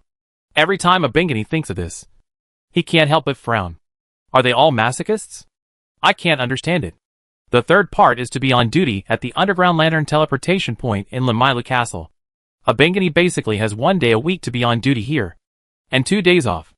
During these 3 days, Cena will appear on Greedy Island instead of him. Due to this characteristic, a Bingani is called a shaman, who appears 4 days a week and does his job by the internal test players. And Cena is called a lively and active wife, who appears 3 days a week. Yes, not witch, but wife. This is the brain circuit of the internal test players. They even deliberately choose when Cena appears to come to her door to increase the time of contact with Cena. A Bingani doesn't care about this. Anyway, he gets the same salary no matter what. If fewer players come to him, he will be happy to have less time. To be honest, he is really satisfied with his current life. And he sincerely doesn't understand why German and others went to the Dark Continent to seek death. The underground floor of Lamila Castle is the Dark Continent archives, and he occasionally goes there to look through the information. Even if he just takes a quick look, a Bingani can judge the danger of the Dark Continent. He has no intention of going there, and seeing these information has strengthened his belief. It is really good to be on Greed Island. A Bingani has found his own value here, and there is a foreseeable future. At present, his authority level on Greed Island is A level, but he is the most marginalized among A level. However, he knew very well that as time went by, he would get closer to the core. Duan and Lister needed him. Grandma Lenny needed him. And Greed Island needed him. Most importantly, Germain needed him. A Bingani turned another page of the book in his hand. His mind as clear as a mirror. As long as he did not lose his ability to remove thoughts, he would definitely have a special place here. And Hina could not replace him in this regard. Especially when a Bingani was in good condition. He could remove 2 thoughts at a time, which Hina could not do at present. Unless one day she can get pregnant with twins. A Bingani was thinking about this for a while, when suddenly a purple light appeared beside him, shining on his side face, followed by the ripples of mind energy. He was stunned for a moment, then reacted, turned his head, and saw a teleportation lantern appearing at the center of a circular magic array. Back? A Bingani immediately put down the book, stood up, walked over quickly, and then saw 2 familiar figures after the light disappeared. Germain in a tricorn hat and black hunter robe, and Xiaodi in black framed glasses, a sweater and jeans. They are back. They are really back. A Bingani couldn't help but smile. This smile was somewhat sincere, because his position in Greedy Island was firmly tied to Germain. If Germain had an accident and never came back, he would still have a place in Greedy Island because he was a mind remover. But he would definitely not be able to reach a high position. Germain is still alive and will return to Greedy Island, so his influence is still there. Chapter 309. After Germain and Xiaodi returned to Greed Island, they first greeted a Bengani who was on duty, and then he began to confirm what he had brought back this time. A Bengani waved in the direction of the camera, indicating that Germain and Xiaodi were fine and did not need emergency treatment. The camera flashed red 3 times, indicating that Duan, Yida and Elena knew about it, and would quickly inform other people who should know about it. In the projection of the Hunter badge, Germain realized that he had gained a positive trait, a negative trait, and a disease this time. Positive traits. Demon Nemesis. When targeting demons, German will gain accuracy and critical hit improvements. Negative traits. Amorousness. Outside the Dark Continent, German can only relieve stress through spiritual and flesh communication. Diseases. Botrytis. German's maximum health limit increases, but accuracy decreases. German has obtained Demon Nemesis, plus the previous Unholy Nemesis, Beast Nemesis and Human Nemesis, and he has collected all 4 Nemesis traits. Amorousness still has a significant impact on German. It ranks second in his priority to clear negative traits, second only to shoulder injury. It is relatively rare to encounter pressure events in the 6 continents. In addition, he now has the aura of a champion, and can ignore pressure below 7 points. However, he still needs to clear amorousness just in case. Finally, Grey Mold, which is a disease with both good and bad effects. However, German's current physique does not lack the maximum life limit, so he does not need the existence of Grey Mold. Therefore, he immediately took out the herb injection that cures all diseases and injected himself with it. TSK. After carefully recycling the used syringe, Germain saw that the Grey Mold in the projection of the Hunter badge became dim, and disappeared completely after a while. He was now disease-free, and even Grey Mold was the only disease that appeared this time after a long time. This was due to his current monster physique and his positive trait, robustness, which increased his own disease resistance. What happened? Xiaodi saw Germain injecting himself with the herb injection that cures all diseases, and came over to ask. No big deal, Germain explained briefly. Xiaodi nodded, not quite understanding. A Bengani chose this moment to speak. Duan and the others already know that you are back. I told them that you are fine, and they are on their way. There is no need to mobilize so many people every time. Germain shook his head helplessly. It will be the same if we go upstairs and meet them. A Bengani suddenly showed a mysterious smile. But, Mr. Germain, there is a group of friends who are visiting Greed Island and can't wait to see you right away. Friends? German was stunned for a moment, and then he had a guess in his mind. Then, noisy conversations and footsteps came from the corridor outside, and a group of people quickly rushed in. The first person who rushed in had a prominent triangular airplane head and was wearing white biker clothes. When he saw German, he showed a look of surprise at the first time, then rushed over, spread his hands, and hugged German. German, long time no see, Nakula shouted. I didn't expect you to hide and do such a terrible thing. After that, all the people who appeared were familiar. Duan, squinting his eyes and holding a cigarette. Lister, a pseudo-shoba wearing suspenders with his hands behind his back. Nob, completely bald, wearing a soft hat to cover it up. Hidito, wearing a bun and dressed like a Ronin from Wano country. Palm, who has a round ball on his forehead and indigo skin. Most of the members of last year's Chimera and Extermination team are here.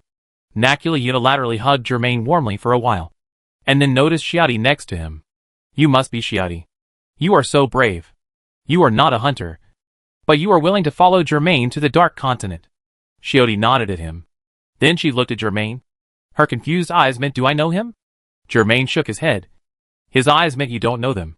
Xiaodi raised her eyebrows in relief. She was still worried that her memory was so bad that she couldn't even remember the people she had met. Germain said that. She was relieved. Germain had guessed what was happening on Greed Island from the fact that Nob, Nakulu, Zudo and Palm were all here, and from the few words that Nakulu had just said. Sure enough, Duan, who was holding a cigarette, scratched his belly with his fingers and said with a smile, some time ago, President Netero, Mo Lawu, Nob, Nakulu and Shiotu arrived at Greed Island. After President Netero looked at our results, he discussed with Grandma Linya and decided to tell Mo Lawu, Nob and others the truth. We need more helpers. And Mo Lawu, Nob and others who have lived and died with you are trustworthy. Nob adjusted his thin-rimmed glasses and walked forward. The prerequisite is to sign a confidentiality agreement and be physically and mentally prepared to be involved in dangerous situations in the future. After 2 months of rest, Nob is no longer the nervous look he had during the Chimera Ant Crusade. He has regained his former gentleness and calmness. His baldness could actually be cured by telekinesis or drugs. But he refused. In Nob's opinion, keeping his baldness was a punishment and warning for himself. He should have performed better in the Chimera Ant Crusade. Not to mention German President Netero and Mo Lawu. His performance on the night of the final battle was even worse than that of Nakuru in Shoto.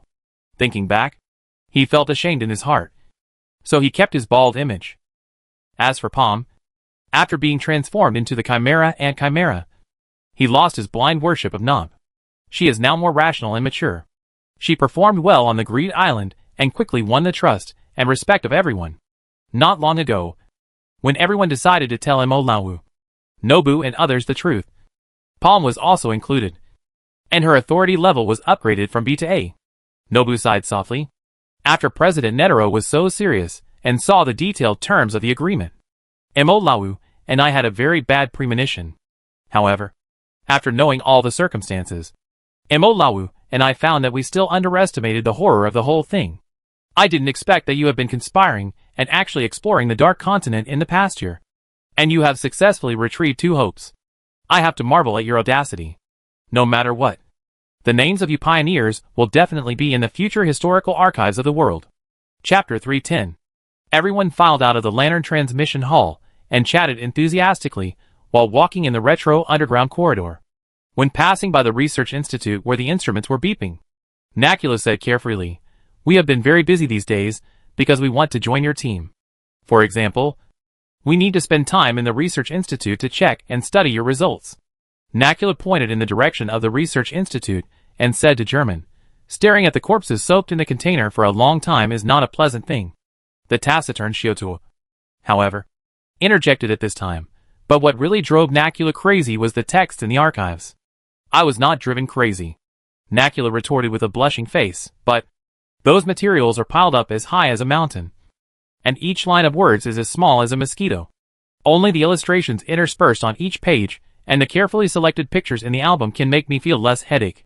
The echoing footsteps of their group walking on the spiral stone stairs were like a fast-paced gong.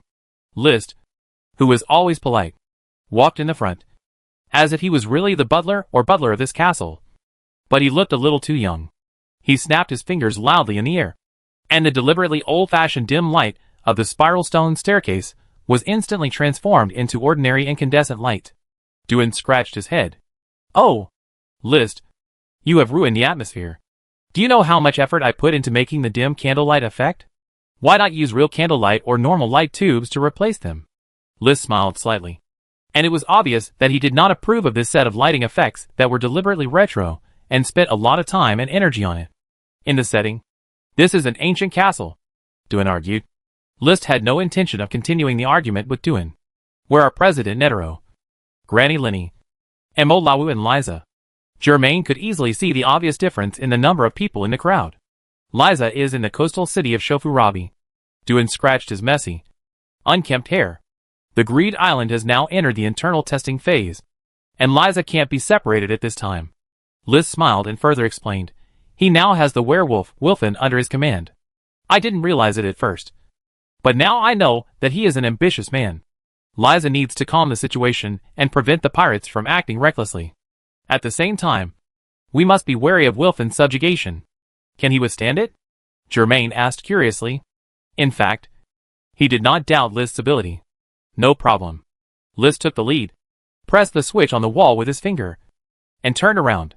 "We went to see it a few times, and Wilfin became obedient under his command. Werewolves are very suspicious. Liza only needs to use a little trick. That's enough." A rumbling sound sounded behind Lister, and the underground door opened to both sides, revealing the bright hall and gorgeous decorations outside. The door to the underground room is in an inconspicuous room on the first floor of Lamailu Castle. When the door rumbled shut again, it became an ordinary fireplace. "Grandma Lindia is taking a nap, and we don't want to disturb her rest time. President Netero and Mo Lawu are in the practice room." Lister told the whereabouts of the people mentioned in German's question. What are they doing in the practice room? Lister's answer did not fully explain German's doubts. Of course, they are playing the classic President Netero game. Nob pressed his finger lightly on his soft hat, not wanting his bald head to glitter in the sunlight. Self-punishment is one thing. Becoming the laughingstock of others is another. Sometimes we can't tell. Was it really for the Hunter Association or for himself that President Netero gathered the 12 branches? As we all know, one of the duties of the 12 branches is to accompany him to stretch his muscles and invigorate his body. Nob said this to tease President Netero. But everyone knew that he respected President Netero very much. It was precisely because of this respect that he knew quite a lot of interesting stories about President Netero. And this was one of them. In addition, they are also showing the tip of the iceberg of their strength as seniors to the young juniors of the Hunter Association. The young juniors of the Hunter Association? Germain asked again.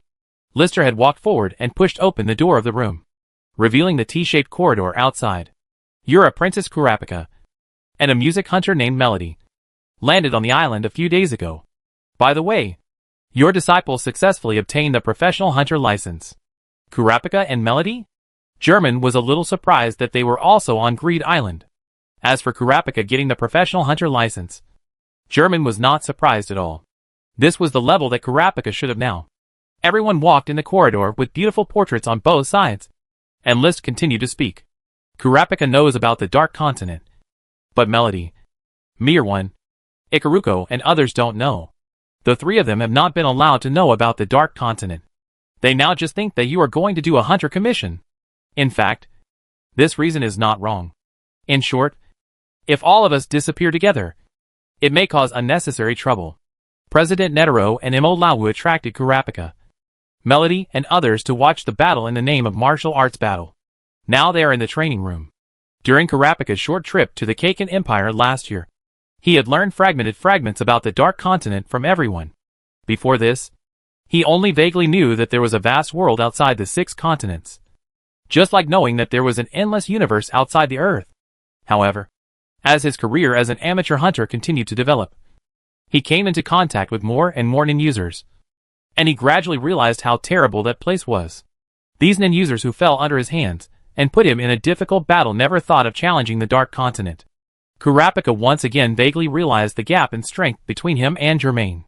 Now that he has become a formal professional hunter, Lister asked, how much do you plan to let him participate in our affairs?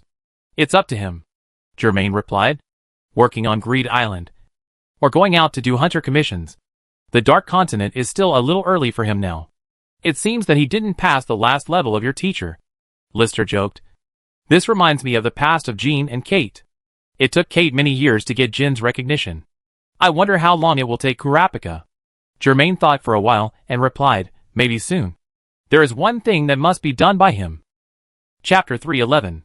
In a training room as big as a basketball hall, Netero and Imo Lawu obviously did not take it seriously, and only stayed at the martial arts stage. However, this still made Kurapika, Melody, Marion and Ikaruko in the audience stare at it. The fight between the two masters of mind ability, even if it was just a warm-up fight, made them amazed. At this time, Netero and Imo Lawu stopped their actions one after another and turned to look at the door together. After the strong sound of their mind energy collision subsided, Melody also heard footsteps coming from far away. When everyone was puzzled, the door creaked and was pushed open, and a large group of people walked in. Duan had returned to his work, so it was Lister who led Germain and others here. However, Lister completed his mission at the gate and left. Therefore, only Germain, Shiuti, Nob, Nakulu, Shiotua and Abengani came into the training room. Mr. Germain, when he saw that it was the black-robed hunter who created the miracle night with him, Chameleon Mirwan walked over quickly and smiled. When he spoke, he couldn't help but reveal his long, curled red tongue. You left Greed Island for a while. Are you finally back? Octopus Ikarugo, Kurapika, and Melody were a little slower, but they also followed, and everyone gathered together. Ikarugo raised his red tentacles from his sleeves, his eyes curious. How was the commission completed? Is everything going well? Huh? Why aren't Buhara and Sambika here?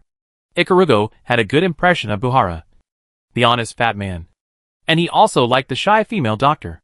With Mr. Germain here, The commission must have been completed smoothly. Mere one squeeze to the front and interrupted. He always had a natural confidence in Germain. That night really left such a deep impression on him that he had a feeling that Germain was omnipotent. The mission went smoothly. Germain said the truth. But Bahara and Sambika have to stay there to deal with the aftermath. Only those who knew the inside story understood what Germain meant by stay there and deal with the aftermath. Teacher. Kurapika bowed slightly to Germain. Welcome back. Yes. Germain nodded. I heard that you have passed the professional hunter exam. You did very well. Keep working hard. Seeing Teacher Germain, Kurapika actually had a lot of words in his throat that he wanted to say on the spot. But there were too many people here, so he swallowed all the words in the end. Thank you. He only said this, and his deeper gratitude was hidden in his eyes. Kurapika made way to the side again, revealing a short, fat, Mediterranean-style bald woman. Teacher Germain. She is the music hunter Melody I mentioned, who has been taking good care of me during this period. Melody, with hamster-like buck teeth, waved her hands repeatedly and spoke in a gentle voice that was completely inconsistent with her image. Kurapika, you are exaggerating. I haven't always taken good care of you. We are in a cooperative relationship, and you have helped me a lot. She stared at Germain again and looked him up and down. The fastest one-star hunter Germain. Kurapika has been talking about his teacher during the journey. And I have also heard a little bit about you from various news and rumors. Now that I see you in person, you are indeed as famous as you say. You are flattering. Germain said. Thank you for taking Kurapika with you during this time.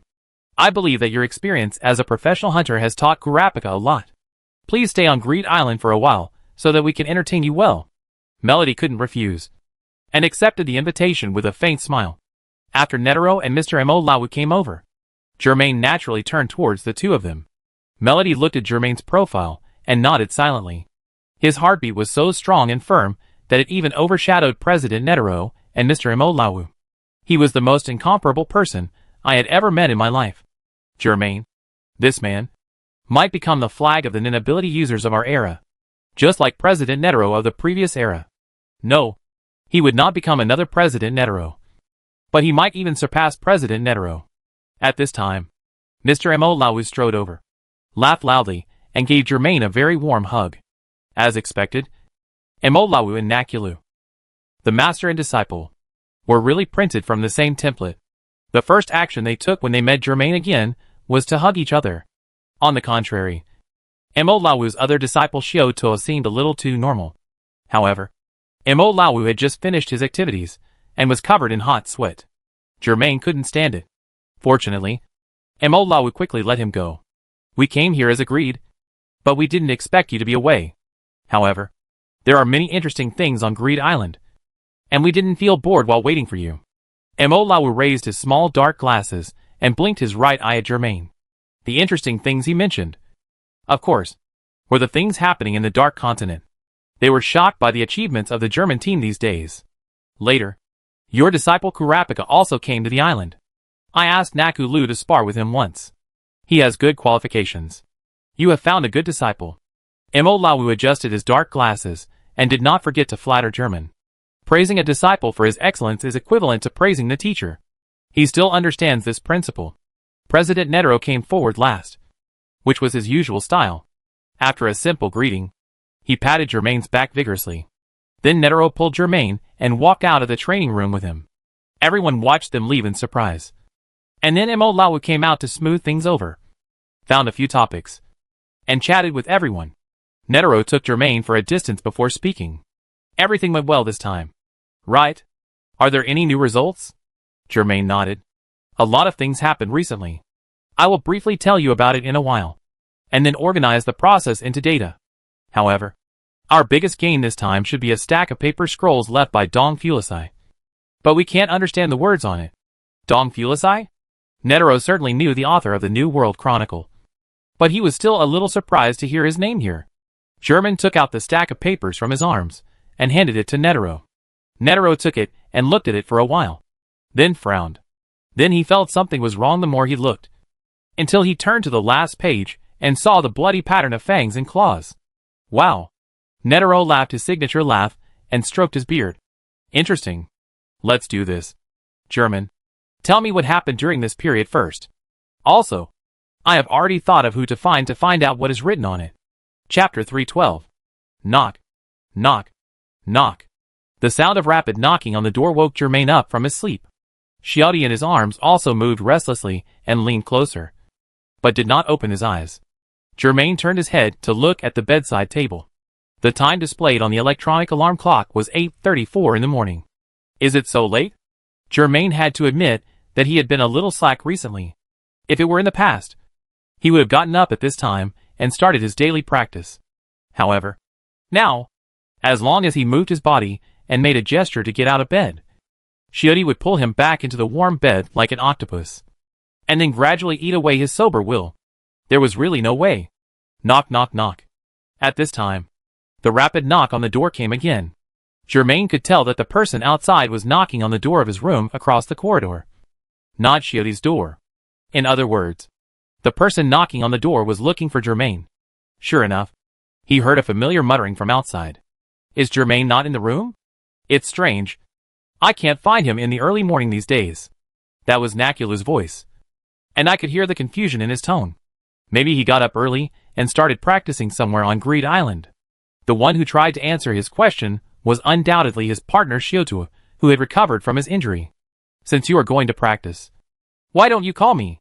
Let's learn from each other. I also want to ask a few questions about the Dark Continent. The practice of mind ability is a very personal matter, so let's not disturb Germain rashly. You know, he is the one who is most likely to surpass President Netero. If we delay him even a little bit, it will be a sin. They don't know yet that Germain has surpassed President Netero in combat power. However, even if they know, what Xiaotu has said is not wrong. Because in terms of reputation, popularity, and experience, Germain is definitely not as good as President Netero, who has accumulated decades of experience. Okay. But the training is over. I have to let him answer a few questions. Honestly, looking at that information makes me want to go to the Dark Continent. Don't worry. Germain said that Jean and Biscuit have already established a base there, and we should have a chance to go there in the future. By the way, Xiaotu, do you dare to go? Of course I should dare. Right? Ha ha ha. Nakulu and Xiaotu walked away while talking, and soon the footsteps disappeared in the corridor. Germain couldn't help showing a slightly ashamed expression. I'm sorry. The man you have high hopes for is still lying in bed, but not in his room. However, when he looked down and saw Xiaodi's sleeping face, he felt that it was worth it. There are always some people who are worth your temporary stop. However, it's almost time to get up after lingering for so long. His action of getting up seemed to annoy Xiaodi. She frowned, squinted her eyes, hugged Germain tighter, and even used joint skills intentionally or unintentionally. Germain whispered softly in her ear and comforted her for a few words, and her brows relaxed slightly. He promised Xiaodi more things, and Xiaodi slowly loosened her hand and let him slide out of the bed. When Germain finished washing and came out of the bathroom, Xiaodi also got up. She sat naked on the bed, rubbing her sleepy eyes, and her bare feet casually crossed on the soft carpet. She was as crystal clear as jade, and as charming as a woman walking out of an oil painting. Xiaodi opened one eye and accidentally noticed the presence of Germain. She finally felt shy and slightly blocked it with her hands. But her hands could not block much. But it was more likely to arouse endless reverie. Xiaodi seemed to have noticed this, and in a daze, she simply stretched out her arms as if giving up. Come and hug me. She asked for Germain's hug like a little girl. Germain continued to promise softly in her ear. We have to get up. I promise you. I will spend more time with you tonight. Xiaodi closed her eyes again, not knowing whether she agreed or just murmured casually. She just knew to enjoy the tenderness at the moment. Germain finally got Xiaodi's permission, left her room, and walked downstairs. He had to do two things today, and these two things were intertwined and related. First, he had to find two mind-removing masters, a Bengani and bunny girl Hina, to remove his mind. This step was actually very smooth, and both exorcists were very happy. At least on the surface. There are very few exorcists, and they are also very good at hiding themselves. This is why even the Hunter Association only has one full-time exorcist. Note, in the manga chapter 325 Joining the War, it is mentioned that the Hunter Association has only one exorcist, which refers to the one who is publicly registered, not including a Bengani. Due to various concerns, exorcists always use their mind abilities very cautiously, trying not to expose their existence as much as possible to avoid getting into danger. If Germain had not opened his eye of heaven, he would not have been able to find the hidden Bengani in the beginning.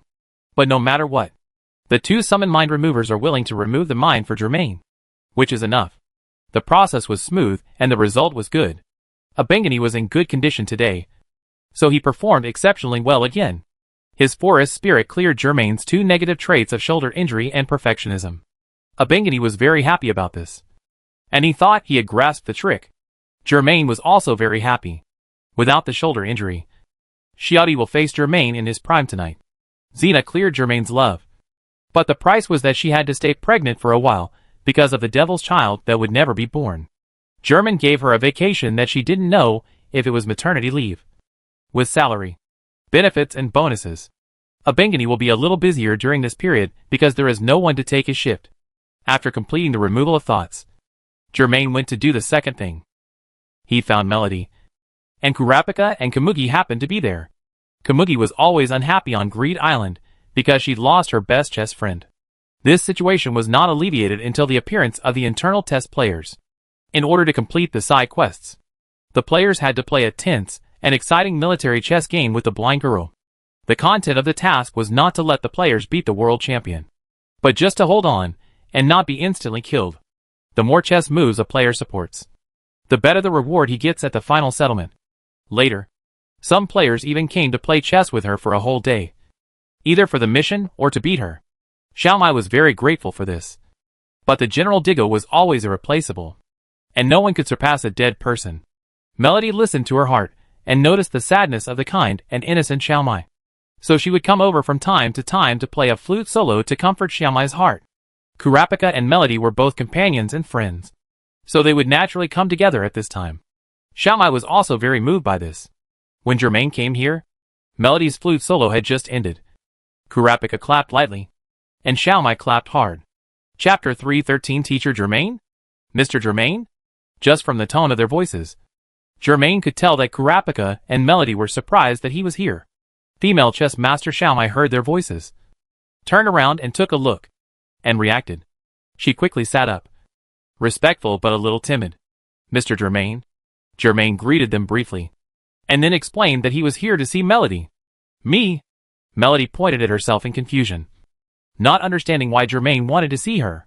Kurapika also looked at Mr. Germain in surprise, then at Melody, trying to figure out what was going on. Mr. Germain and Melody, they shouldn't be very familiar with each other, right? What did the teacher want to ask her for? Play a song for me. Germain suddenly pointed at the flute in Melody's hand and suggested. Although it was a little sudden, Melody thought about it, but there was no reason to refuse. So she agreed happily. Then I play a song. Then, Melody put the flute to her lips, pressed her fingers on the holes, changed a song, and started playing. The sound of the flute was beautiful and melodious, like the sound of nature. Germain, Kurapika and Kamugi could not help but immerse themselves in it, as if they were walking between snow-capped mountains and grasslands, seeing all the beautiful scenery in the world. Then, the sound of the flute disappeared, and everything around returned to normal. Melody bowed slightly to everyone. I hope you like it. Everyone applauded, and Kamugi was the most enthusiastic among them. Germain quietly paid attention to the projection of the hunter badge and noticed that his pressure had decreased a little. Sure enough, he found another way to relieve stress. Hina cleared his passion for him, so that the decompression effect of Melody's ability of mind could work on him. That's why he first removed his thoughts, and then tried to find Melody to relieve his stress. Although Bahala's food relieves less stress than the magic beautician Miss Cookie and Minchi, it is more stable and continuous. Melody can play the flute in the battle to continuously reduce the pressure of everyone. In addition, she also has the ability to release thoughts to control the whole scene with the flute, which can also play a miraculous effect in battle. When Germain thought of this, he sincerely praised, "It's a beautiful flute." "Thank you." Melody smiled. But everyone could see that Germain had something else to say, and he didn't want to say it here. He couldn't really be here to listen to the flute solo. Right? As expected, Germain spoke. Melody, let's go to the back garden behind the castle. Melody and Kurapika quickly realized that Germain had something to say to Melody alone. Okay. Melody didn't hear the malice in Germain's heart, so she followed Germain away with a little curiosity. Kurapika, full of doubts, stayed to play chess with Kamugi. But his military chess skills were not as good as Kamugi's to begin with. And now that he was indecisive, he was defeated by Kamugi. Germain and Melody quickly followed the path and turned to the lush and flowery back garden. Melody followed all the way, but she couldn't hear any hesitation in Germain's voice, which made her even more confused. Sorry, Mr. Germain. I'm really curious. What do you want to talk to me about? She stopped and rubbed her fingers nervously. Germain never liked beating around the bush. When Melody asked, he said directly, I heard that there is a demon king in the world who created the so-called Dark Sonata. Melody couldn't help but widen her eyes when she heard the demon king and the Dark Sonata, and lost her composure in front of Germain for the first time. How did he know this? Germain only observed for a while, and continued. The Dark Sonata is a solo piece that can be played by piano, violin, harp or flute. It is said that as long as someone plays the Dark Sonata, even if it is just one movement, extremely terrible things will happen around them. Germain noticed that Melody's face turned pale, as if he recalled some terrifying memories, and couldn't help but tremble slightly. To be honest, the experience of the melody reminded Germain of a Cthulhu mythology story he had seen before. It was called The Song of Eric Zahn. The story was actually very simple. A violinist named Eric Zahn played a mysterious piano piece in a narrow attic every night. Everyone who heard the piano piece was amazed and lingered. However, the truth was that he did not play voluntarily. He had been using his violin music to resist the music from the god in his mortal body. He had to play non-stop, without stopping for a moment, and refused to listen to the music coming from the endless dark void behind the attic window. But he failed in the end, and turned into a dead body that played the music numbly under the mockery of God. Melody's horrible experience was no less terrible. Germain saw Melody's uneasy expression, and couldn't help but apologize and care about her. I'm sorry. It brought back bad memories for you. Are you okay? Melody slowly calmed her breath, and looked at Germain fearfully. Is this the intelligence network of the top hunters? I have always kept a little-known secret deep in my heart. But he revealed it in one word. His voice was steady and powerful, and he was definitely not bluffing me. In the tense trance, she knew that there was nothing to hide anymore. This man knew everything. Besides, bearing the dark memories alone for a long time also made her nervous, and she really needed someone to talk to. Perhaps Germain was that person. It was many years ago. Several of my good friends had the Dark Sonata, and they played it on the flute in a drunken state. After that, something extremely terrible happened. We were in the endless darkness in that moment. Afterwards, almost all the performers and listeners died with distorted faces, and skin and flesh turned upside down. Only I was lucky enough to survive. But even if I survived, I became what I am now, like a hairless mouse. Your ability to hear other people's thoughts is also due to the Dark Sonata, right? Germain asked. Melody was stunned for a moment, then sighed. It seems that you know more than I thought. You must also know that I have been listening to your thoughts during this period of time. Yes, everything is thanks to it. So I made up my mind to destroy all the Dark Sonatas, and never let our tragedy happen again. At the same time, there is also a glimmer of hope in my heart. Maybe on the journey to find the Dark Sonata, I can also restore my original appearance. Melody said here, stroking his face, and showing a strange look again. Then, Mr. Germain, can you tell me why you want to know these old things? Are you interested in the Dark Sonata? Almost. Melody immediately showed a look of fear and tension. They are too dangerous. Please don't. Don't worry, Germain interrupted. I know nothing about music scores, let alone playing piano, violin, harp or flute solos. Even if you throw the score of the Dark Sonata in front of me, I can't play it. Then you are? Melody looked at him suspiciously. I just want to confirm some of my previous guesses through the Dark Sonata. That's all. After seeing Melody's ruined face, Germain knew that it was beyond the scope of most means that could be handled by the herb that cures all diseases. The breath of the archangel, the mind clearing or other means. Even plastic surgery is useless. Otherwise Melody would have done it long ago. This is a curse. An evil curse that cannot be removed. At the same time, it also brings unexpected gifts. Melody's telepathic ability comes from the Dark Sonata. That is, its root is the devil. Germain breathed slowly. And for the first time, Melody heard a different, slightly disordered beating sound from his chest. And then he regained his calm. What a strong control. She couldn't help but think. At this time, Germain said to Melody, I agree with your idea of destroying all the Dark Sonatas. And I support you in doing so. You need a companion you can trust. And you need to know more. If you are ready, go to Duan and List and tell them that I allow it. Melody looked at Germain in confusion, not understanding what he meant by this. Germain did not explain, but just reminded him, remember, once you decide to join us, there is no turning back. Just like the solo in your memory. Once you start playing, there is no way to stop. It will be engraved in your mind forever and become an indelible nightmare.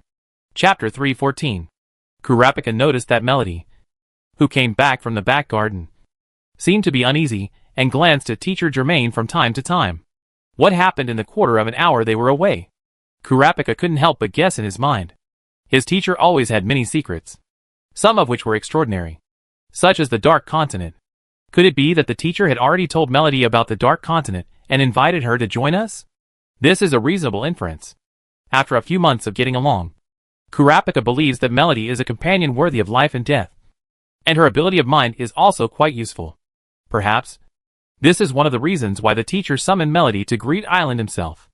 The teacher wanted to personally examine his partner. At this time, Germain's words interrupted his thoughts. Kurapika, come with me. Okay. Kurapika was a little surprised, and then immediately agreed. It had been a while since Germain had asked Kurapika about his recent situation like a real teacher, and now was a good time. Afterwards, it was Germain and Kurapika who had a private meeting. Leaving Melody, who was hesitant about something, to play chess with Kamugi, Germain and Kurapika walked back to the courtyard of the Satomi castle and passed by a fountain that was sprinkling water, and even formed a small rainbow. Kurapika thought for a while, but couldn't help asking, Teacher, are you going to invite Melody to participate in the affairs of the Dark Continent? Germain glanced at him and admitted, yes. But I just sent an invitation, and she still has time to consider whether to join or not. Do you think Melody will agree? Kurapika asked calmly. She should. She has her reasons for being involved. Germain noticed that Kurapika's tone was not right, so he stopped and asked, what's wrong? Kurapika knew what the teacher was asking, and he felt like he was being seen through, which gave him a slight sense of frustration, even more than Melody's ability to see through him with her mind. He hesitated for a while, and then said, after I get your approval and become a capable hunter, can I also participate in the exploration of the Dark Continent? Germain did not mean to avoid this, and it was not surprising that Kurapika would ask this question. It should be said that it was strange that Kurapika had never asked. I do have such an idea. Now that you have obtained a hunter license, your strength has improved rapidly, and you have accumulated a lot of experience in combat. However, compared to the entire combat pyramid, you are still in the middle and lower reaches. It is barely enough in the 6 continents, but it is too early to go to the Dark Continent. Kurapika had to admit this, and the sense of frustration became stronger. This feeling of being left behind was not good. Then he thought of something and blinked his eyes. He remembered what Mitsai Istrom said to him after the professional hunter exam. Teacher, if I become a 1-star hunter, will I be a hunter who can stand on my own? Can I go to the Dark Continent with you? 1-star hunter? German thought about it carefully and said, if you become a 1-star hunter, it means that the Hunter Association has recognized you. And of course you have met my standards. However, you still have some karma in the 6 continents that have not been completely cut off. Are you really willing to leave like this? Kurapika immediately knew what teacher German was referring to. Soon after meeting German again, Kurapika told him how Mitsai Strom helped him recover the last red eye. He has held a low-key funeral for his people, chanting Karuta poems, wishing them rest in peace and rebirth. My greatest wish has actually been fulfilled, Kurapika said. That is to find the red eyes of my people, and let them be buried together intact. I don't have much hatred for those who once had the red eyes. As long as they are willing to return the red eyes, I will not use the ultimate means. Now that everything is over, I will not go after them to investigate their crimes. Of course, The Phantom Troop is different. They are different. They are the instigators of the Garuda tragedy. Although I know from Shira that most of the main culprits who took action back then have died at the hands of the teacher in us. However, there is still one person who is the mastermind of everything. Now he is probably still alive. Just hiding. Kuroro. If he doesn't die, everything will not be over. I will never let him go. Kurapika frowned when he said this. But Sue relaxed again. Teacher, you said that my strength is barely enough in the 6 continents. But, at least Meteor Street, I can't go there alone right now. He thought for a moment and added. And there's Kakurika Mountain. Kakurika Mountain? Germain was a little surprised to hear this place name. Isn't that the territory of the Zoldyck family? When did Kurapika have anything to do with the Zoldyck family? I almost forgot. He participated in the 287th Professional Hunter Examination in 1999. Gone. Leorio, Hanzo, Bakugo and others all took the exam this year.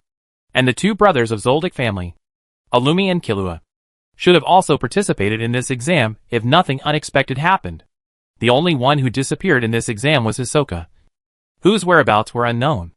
As expected, Kurapika began to talk about his experience in taking the Professional Hunter exam, including how he met Gon, Killua and Leorio. After that, he talked about the conflict between Illumi and Killua. German nodded silently.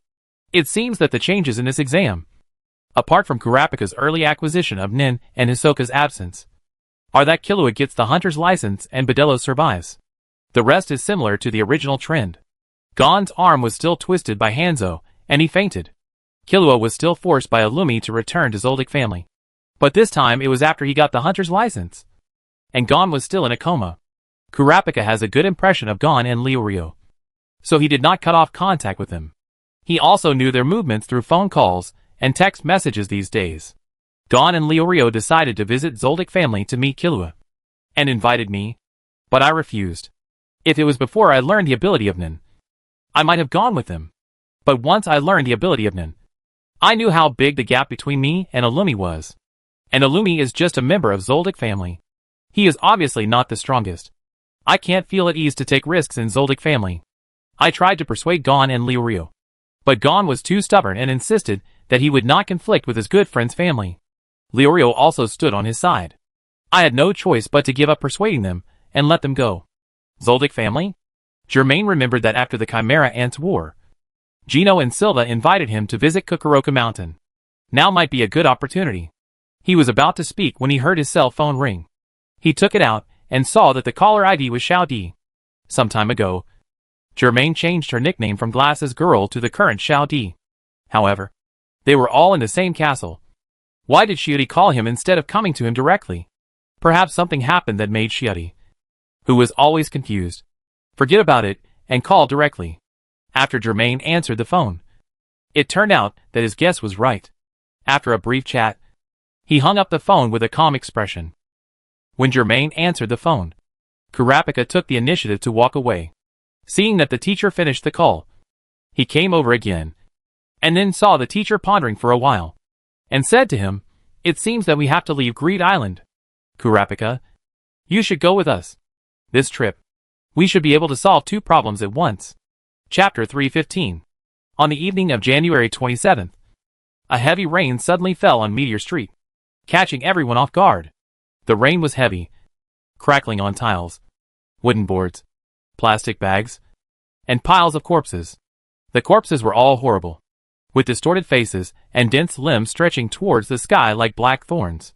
Sheila stared solemnly at the pile of smelly corpses that would have to wait until tomorrow morning to be dealt with. She was silent for a long time and couldn't help but sigh. How did she become like this? When she heard about the war dilemma that Meteor Street was currently facing, she said goodbye to Kate and rushed back from a long distance. Exhausted, unlike Germain and Xiao, no one in Meteor Street knew what she had done for the time being. So she was still considered a member of Meteor Street. Meteor Street really needs any living force now. No. It should be said that 1/4 of Meteor Street needs her. 1/4 of Meteor Street is controlled by a surviving elder. And 3/4 of Meteor Street is controlled by the terrifying Zailuo. After several months of war, the residents of Meteor Street, who were originally proud and unyielding, became confused and hesitant. All the fighting forces of Meteor Street, including the Elders, the Phantom Troop, and the combat troops, appeared on the scene, but they were all defeated by Zyulia's forces one after another. What's more terrifying is that those who were captured by Zyulia's forces will experience extremely terrible torture. The final fate of the captives is either to become food for the Chimera ants, or to become neither human nor ghost, and become a member of the man-eating Chimera ants. Having their bodies eaten up was already a terrible thing, and now even their independent will was taken away, which was a heavy blow to Meteor Street. They were able to hold on to the last quarter of the area because they fought bloody battles day and night, constantly pulling the front back and forth, and doing their best. As for reinforcements, they simply didn't have much resources for this. Those gangs that had worked closely with Meteor Street only sent a small force in at the beginning to try to hunt down the new Ant King and Queen. After the unsurprising annihilation, the gang stopped their activities and ignored the current bad situation of Meteor Street. If they were like this, let alone V5, the Kajin Empire, and other countries and regions.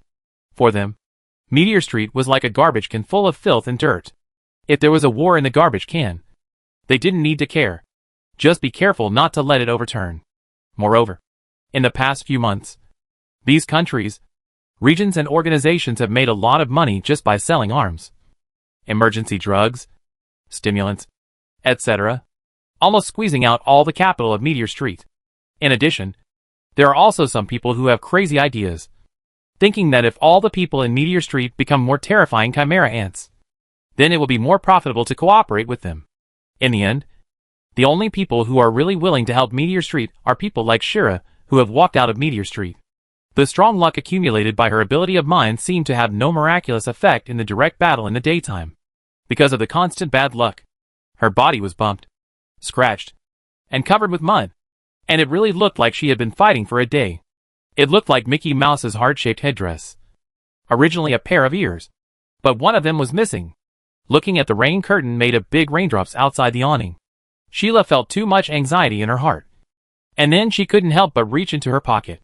She took out her mobile phone, pressed the button, and saw her call record in the fluorescent light. Was it right to call them? Can I really save Meteor Street by doing this? Perhaps the people of Meteor Street would rather die than have the help of traitors? However, Meteor Street is currently facing a reality that is more frightening than death. That is, being replaced, completely replaced, when it comes to combat power and hostility towards the outside world. The people of Meteor Street are completely overshadowed by this group of Chimera ants. If the replacement is completely completed, they will be more Meteor Street people than the people of Meteor Street. Not only that, for the people of Meteor Street, when both the physical body and the spiritual will can be controlled and become another person, the death of complete annihilation is actually a great blessing. Sheila sighed again. Suddenly, some incredible sounds came from the torrential rain, which immediately aroused her vigilance.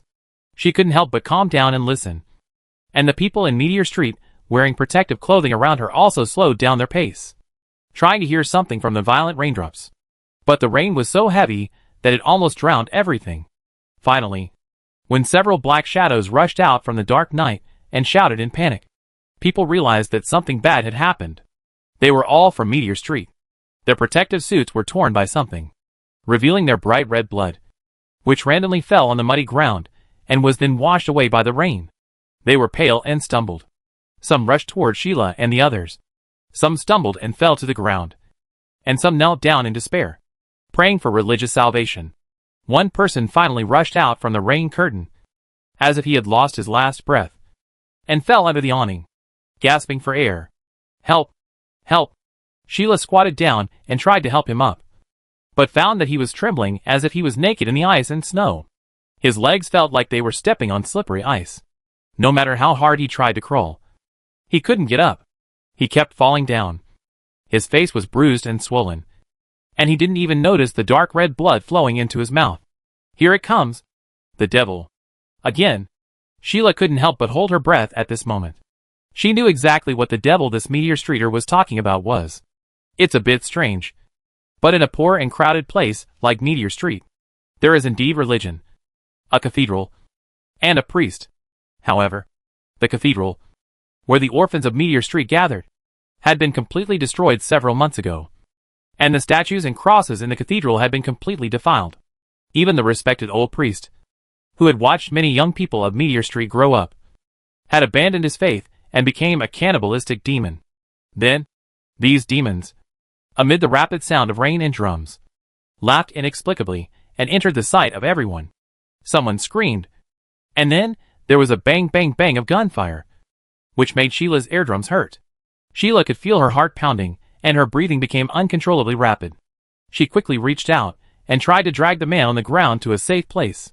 But the sound of gunshots also rang out in the rain. The demons also knew how to use guns, and as they won many battles, they captured more and more weapons and equipment. After several ding-ding-ding sounds, Sheila seemed to hear the crisp sound of a stapler.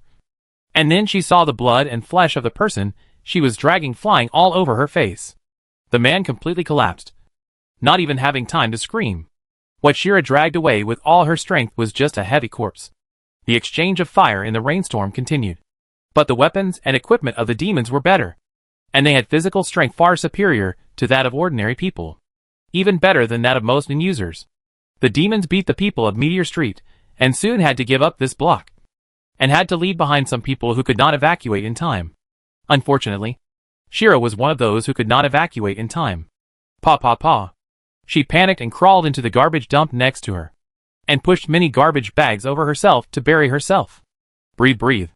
Hiding in the stinking garbage dump, Sheila heard that this small encounter for the demons was basically over. But occasionally there would still be sporadic gunshots and screams, which were the executions of people who tried to escape or resist. Or maybe they just wanted to have some fun. Now, they have fallen into demons, and have long lost their human nature, becoming more violent, vicious, and gluttonous. They do need to capture captives, and let Queen Zazan transform them into their own kind. But they don't need to capture all of them. Just some of them. After all, transformation is not 100% successful. And the captive's physique and luck are also important. Later, Sheila heard the sound of someone tearing pieces of meat. And through the gaps between the garbage bags, she saw two demons cutting a human into pieces. They are eating people. Once she realized this, Sheila couldn't help but have the urge to vomit. And she tried her best to prevent herself from vomiting. However, now she regretted it very much. Did she rush back to Meteor Street from the Kajin Empire day and night just to become a meal for the devil? Sheila did not want such a bad thing to happen to herself. She could not wait to use the good luck she had accumulated and prayed silently. Don't find me. Don't find me. Don't find me. However, it was not as she wished. A rustling sound that made her hair stand on end rang out. The garbage bag on Sheila's head was pushed aside, and the rain splashed on her face. She squinted her eyes, and barely recognized a tall silhouette standing in front of her. Take a look. What did I find? There's another one here. A rough, scaly hand grabbed Sheila's throat, easily pulled her out of the garbage pile, and held her in his hand. No. No. No. Sheila whimpered and punched and kicked, trying to break free. But the big hand gradually increased its strength, forcing her to almost suffocate, and her neck was all red. TSK. TSK. TSK. The demon stared at it with appreciation, enjoying this scene, sticking out his tongue and licking his lips gently. I discovered a long time ago that when you are in extreme fear, it is the most delicious moment for me. How tragic. You don't have the opportunity to transform like us, and you will never be able to taste this deliciousness. Can you still hear it? You're not going to die. Are you? Sheila was about to lose consciousness. She made a gurgling sound in her throat and couldn't help sticking out her tongue. Black spots were eroding from all around her retina. In a few seconds, the darkness would completely swallow her. But she didn't want to die. I don't want to die. I don't want to die. Shoo. As if to respond to her inner prayers, a sharp whistle came from her ears. And then, there was a blue light that was enough to pierce through the darkness and save her. Ah! Sheila fell to the ground, and she coughed violently several times before her consciousness and senses returned to her control. When she looked up, she found that the demon that had been pinching her throat had disappeared. No, that's not right. It's still here, but only a charred, scattered pieces left. Just a moment ago, it died a violent death due to some kind of power. It was destroyed just like that? What happened? Sheila opened her eyes wide.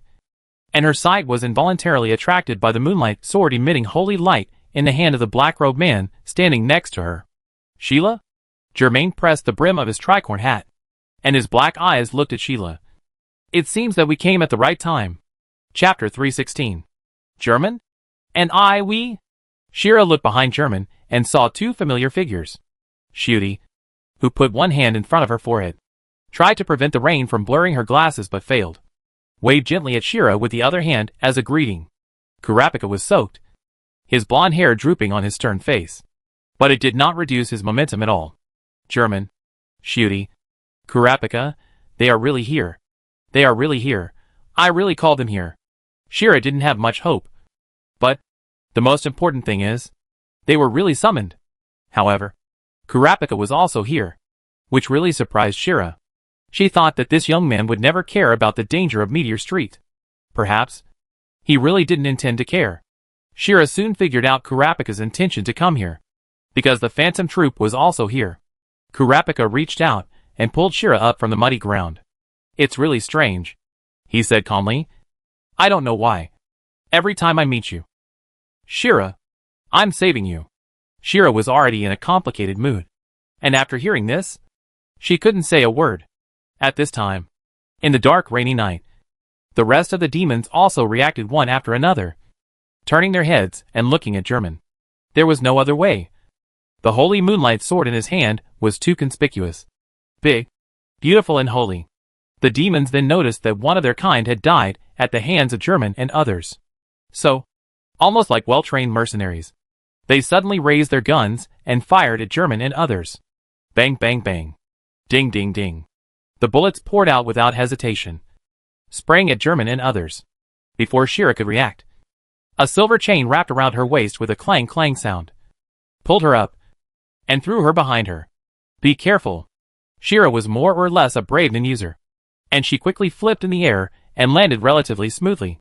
Turning her head, she saw Kurapika, who had thrown her here in a hurry, retracting the silver chain, and rushing forward with Germain and Shioty. The bullets could not get close to them at all, and Shioty's bulge-eyed fish opened its mouth and sucked them all in, and then bounced back like a magic cylinder. This scene shocked the demons holding guns, and then several demons were hit by bullets and exploded with sparks. But their bodies were too hard now, and ordinary bullets could not penetrate them at all. However, this really surprised the demons. They looked at each other and realized that this group of people, like the Ant King, the Queen Ant, and the Direct Guards, were all ninjusers. In addition, they also saw this magical ability in the so-called Meteor Street Elders and members of the Phantom Troop. However, there are only 2 Meteor Street Elders left, and only 3 members of the Phantom Troop. The native forces of Meteor Street are already at the end of their strength. With a little more effort, they can completely eliminate the native forces of Meteor Street, making this place their territory, and radiating to other areas. Where did these ninjusers come from? The demons were surprised, but they did not forget to take action. They threw away the useless guns in their hands, threw away the flesh and organs that they had not eaten, and killed the prisoners who were still struggling. Then, they pounced fiercely. They were not afraid. Even the few ninjusers of Meteor Street were seriously injured and fell down under the siege. They did what they did before. The demons rushed over from all directions, with an astonishing speed. Soon, they would be able to show their equally astonishing power. However, Germain did not give most of them a chance to perform. Germain, who took the lead, suddenly raised the holy moonlight great sword with both hands, and placed the sword horizontally. And the Nen-Chi was freely released and retracted in an instant. Swish. He suddenly swung the sword horizontally, and a wide, green crescent slash spurted out unreasonably. Swish. Swish. Swish. Just as the demons showed their expressions of astonishment, they were swallowed up by the green light. And then, their bodies were instantly destroyed, just like mud washed away by a flood. Bang. The green crescent slash flew out, even cutting the low-rise houses not far away in half, revealing the few pieces of furniture inside. So strong. Sheila stared blankly, lost in thought for a long time.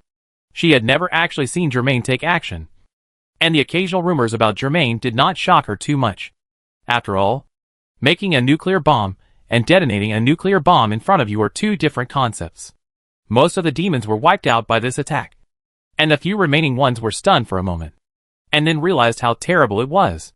Even if they were direct guards, the demons had never seen them launch similar bombardments. Fear surged into their heads, and they reacted instantly, and they turned around and ran away. However, Germain, Xiaodi and Kurapika chased after them. What they wanted to do was, of course, to kill them all. Germain's great sword slashed, Xiaodi's bulge-eye hammered, and Kurapika's chain penetrated, causing the last few demons to fall to the ground and die. Swish, swish, swish. The rain became heavier, as if to wash away the sins here. When Germain, Xiaodi and Kurapika turned around and walked towards Shira, the young woman who had just returned from the gates of hell couldn't help but cover her face and cry. "It's great! You are here! It's great!" She cried and spoke incoherently, and her excitement was beyond words. What happened in the past few days, especially tonight, made her almost despair. She really couldn't imagine what kind of future Meteor City could have. And Germain, Xiaodi and Kurapika, they brought hope. When everything seemed to be over, the sound of footsteps rang out in the rain again. When Xiaodi, Kurapika and Shira looked in that direction warily, Germain's eyes fixed, and he had already noticed who was coming. In the cold rain that seemed to never stop, Maki with a messy ponytail and Paknana in a wet women's suit appeared. Maki and Paknota were startled at first when they saw Germain, Xiaodi, and Kurapika. Then they frowned and showed anger. "You? Why are you here? What are you doing in Meteor Street?" Not only that, the Meteor Street combat troops, following closely behind them, also stood behind them. After realizing the identities of Germain and others, they also gnashed their teeth. The status of the Phantom Troop in Meteor Street is quite high, and even many people in Meteor Street are working hard to become a member of the Phantom Troop. They really admired the bloody and violent style of the Phantom Troop, who killed and robbed whenever they wanted. Not to mention that the Phantom Troop would eventually distribute the stolen money to Meteor Street, which attracted the favor of too many people. This is simply the life that many people in Meteor Street dream of. However, in the past year, the team they admired suffered the heaviest blows since its establishment. Most of the members died, and Germain and Xiaodi, who were born in Meteor Street, were able to gain their current fame and status by stepping on the corpses of the Phantom Troop. This is why the people of Meteor Street regard them as traitors.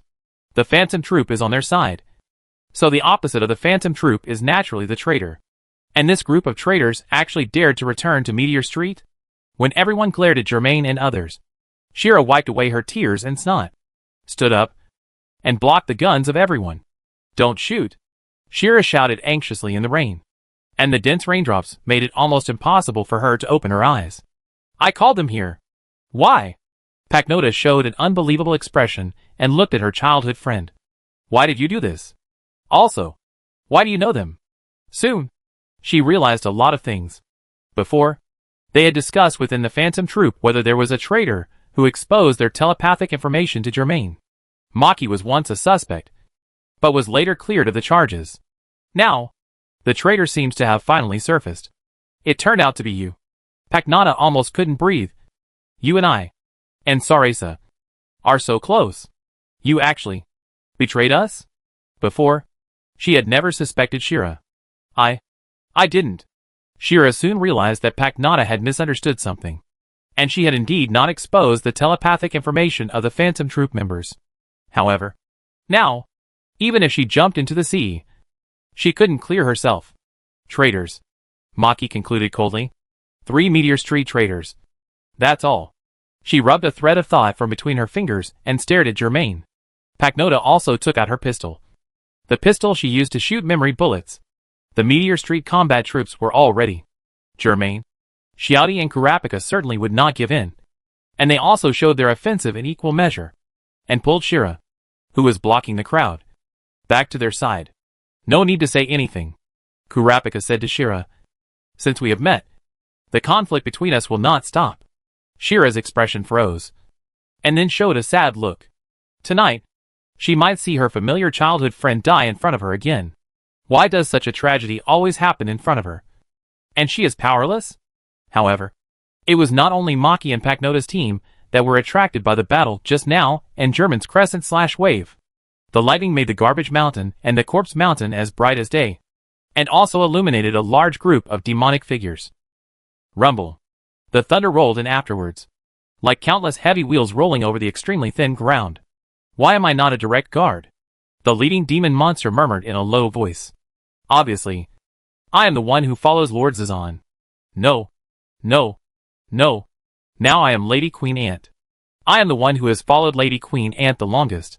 A demon that looks like a spider climbed on the corpse mountain. Like a melancholy poet, chanting its own sorrow. Many demons popped their heads out. But with them, there were also many rocket launchers that looked quite scary at first glance. Amidst the rumbling sounds that were no less than thunder, and the shaking that was no less violent than an earthquake, 3 tanks even drove out, with their black muzzles pointed at the human side. Chapter 317. Boom boom boom. The guns roared, and the explosion caused the Meteor Street combat troops to burst into pieces. Screaming, like a broken watermelon, red and black pieces of meat were scattered everywhere. Wearing white protective clothing, they raised their guns and fired in panic, without even waiting for the orders of the 2 nominal superiors, Maki and Pacnota. However, the bullets hit the 3 steel behemoths, but apart from the sparks, they did not cause any actual results. They knew exactly why the demons had 3 tanks, because they bought them from the outside world. But they were snatched away by the demons not long ago, and almost all of their anti-tank rocket launchers, guns, grenades, etc. were now in the hands of the demons. This meant that the Meteor Street combat troops could only use everything they had to stop the 3 behemoths and the surrounding demons who were eyeing them. Destroy their tracks? After the Meteor Street side lost 3 tanks, Maki was already thinking about how to deal with them. She glanced at Germain, Shuti, Kurapika and Shira. At this point, it was impossible to attack them in this situation. Maki even prayed secretly, hoping that they would not take this opportunity to backstab the Meteor Street combat team. If they were attacked from both sides, the consequences would be disastrous. Pacnota obviously thought of the same thing. Her eyes on her high-nosed bridge met Maki's, then looked at Germain, Shira and others, and turned to face the real enemy in front of them. Now is not the time to get entangled with them. The Meteor Street combat unit obeyed Maki's order and tried to approach the tank, destroy its tracks, and stop it from moving forward. However, the demons soon saw through their idea. Whistling, bang, the rocket penetrated the dense rain curtain, dragging a long tail sound, and exploded between the Meteor Street combat units. Disperse, Maki ordered again, and her finger shot out a thread of thought, which strongly wrapped around one of the rocket launchers, turned around, and threw it back. Bang! The rocket exploded on one of the tanks, and the fire suddenly flashed, followed by thick smoke. The hatch on the top of the tank was immediately opened, and several demons crawled out one after another, jumped to the ground, and revealed their hideous faces. This is the worst part, Maki thought. Generally, the explosion might stun or kill the living creatures in the tank, but the demons are too strong. They are not human at all, even without tanks, rockets, and guns. These demons are still monster-level enemies that make people's scalps numb. The Meteor Street combat troops had dispersed at this time, hiding behind garbage piles, houses, corpses and other shelters, and fired back at the demons. However, they knew that their counterattacks would not have much effect. Before this, they still had many heavy weapons, enough to kill and repel ordinary demons. However, with the failure of several battles, and the loss of a large number of weapons and equipment, the offensive soon reversed. The Meteor Street combat troops had been fighting day and night, and they were already exhausted. Tonight, the demons took advantage of the heavy rain to attack, which might be the last straw that broke the camel's back. If possible, Meteor Street really wants to use the poor rose or explosives of similar power to end this nightmare that has never ended. However, because of Meteor Street's usual crazy style, some terrorist organizations feel inferior to them.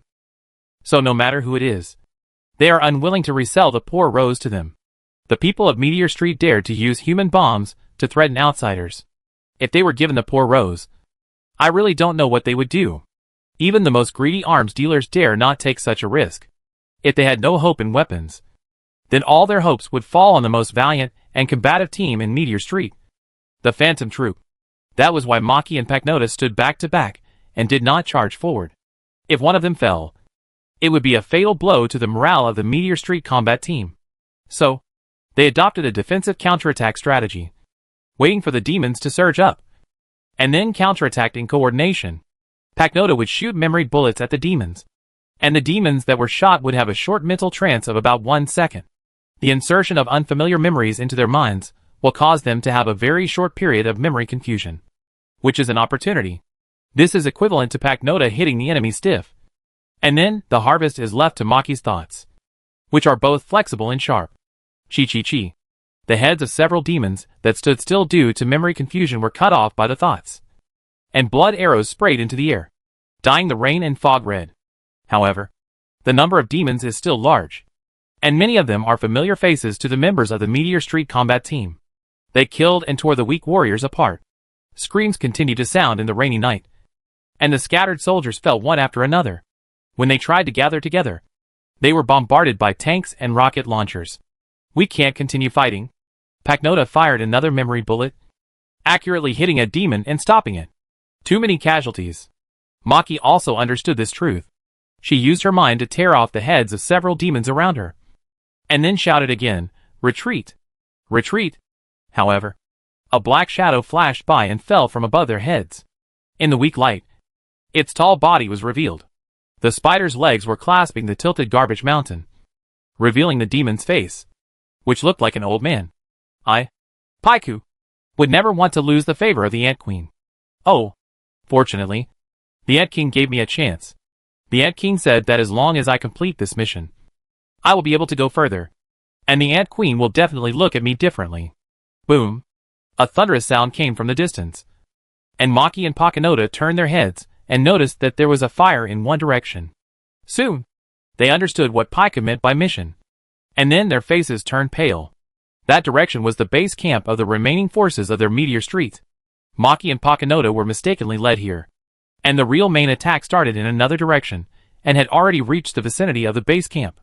They actually broke through multiple lines of defense in such a short time and attacked the base camp directly. I'm afraid that at least all the direct guards are there. We must hurry back. There is only the knight there, and he can't hold on for long alone. With their minds racing, Maki and Paknota turned around and were about to run, but Paiku jumped over and stopped them in the middle of the road. "You can't go back," Paiku murmured, holding a black pill with his hands, like a puppet's joints, and throwing it into his mouth. "You can't go back." What did it eat? Maki and Paknota were inexplicably surprised. Instantly, black, vicious thoughts shot out from Paiku's body, and its shell began to crack, spewing out scarlet flesh and black pustules. The entire body expanded in an instant, and soon, it turned into a giant spider 2 stories high.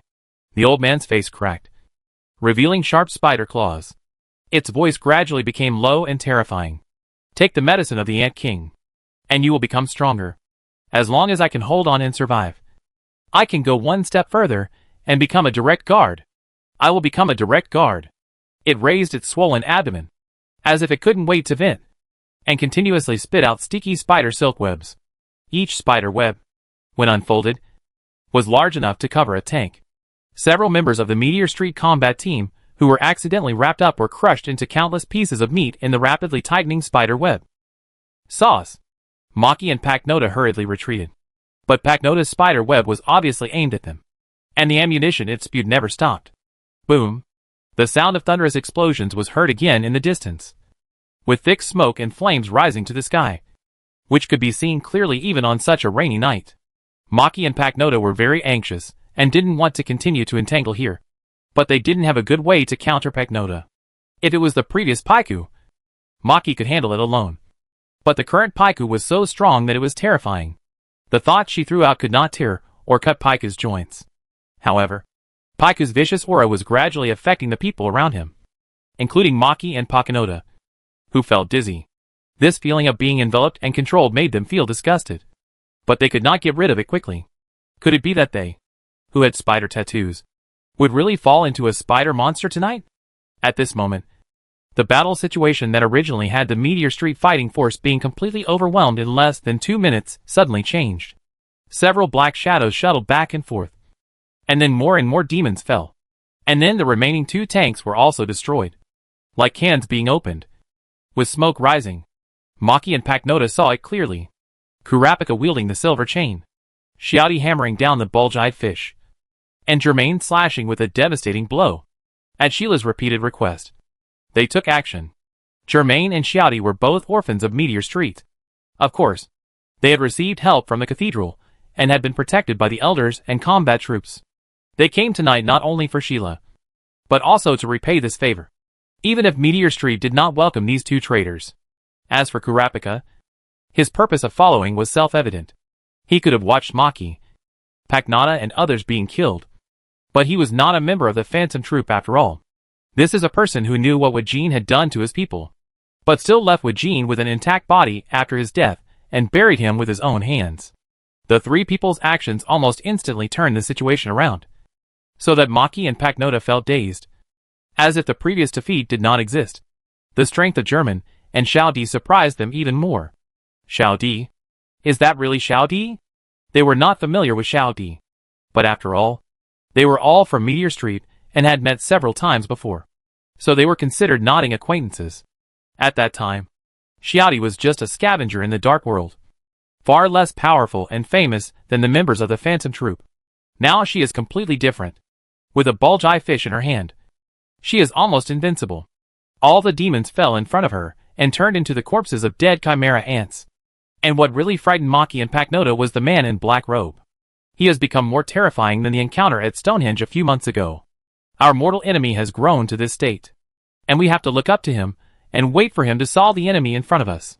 Humiliation and unwillingness filled their chests, almost suffocating them. German disappeared in the lightning, and suddenly appeared above Paiku after the lightning. Paiku's spider roar quickly turned into screams and sobs, because the holy moonlight sword had pierced his back. Boom! The close-range explosion caused pain in Maki and Paknota's eardrums, and the blue light that filled their vision rose from the ground like a pillar. Boom!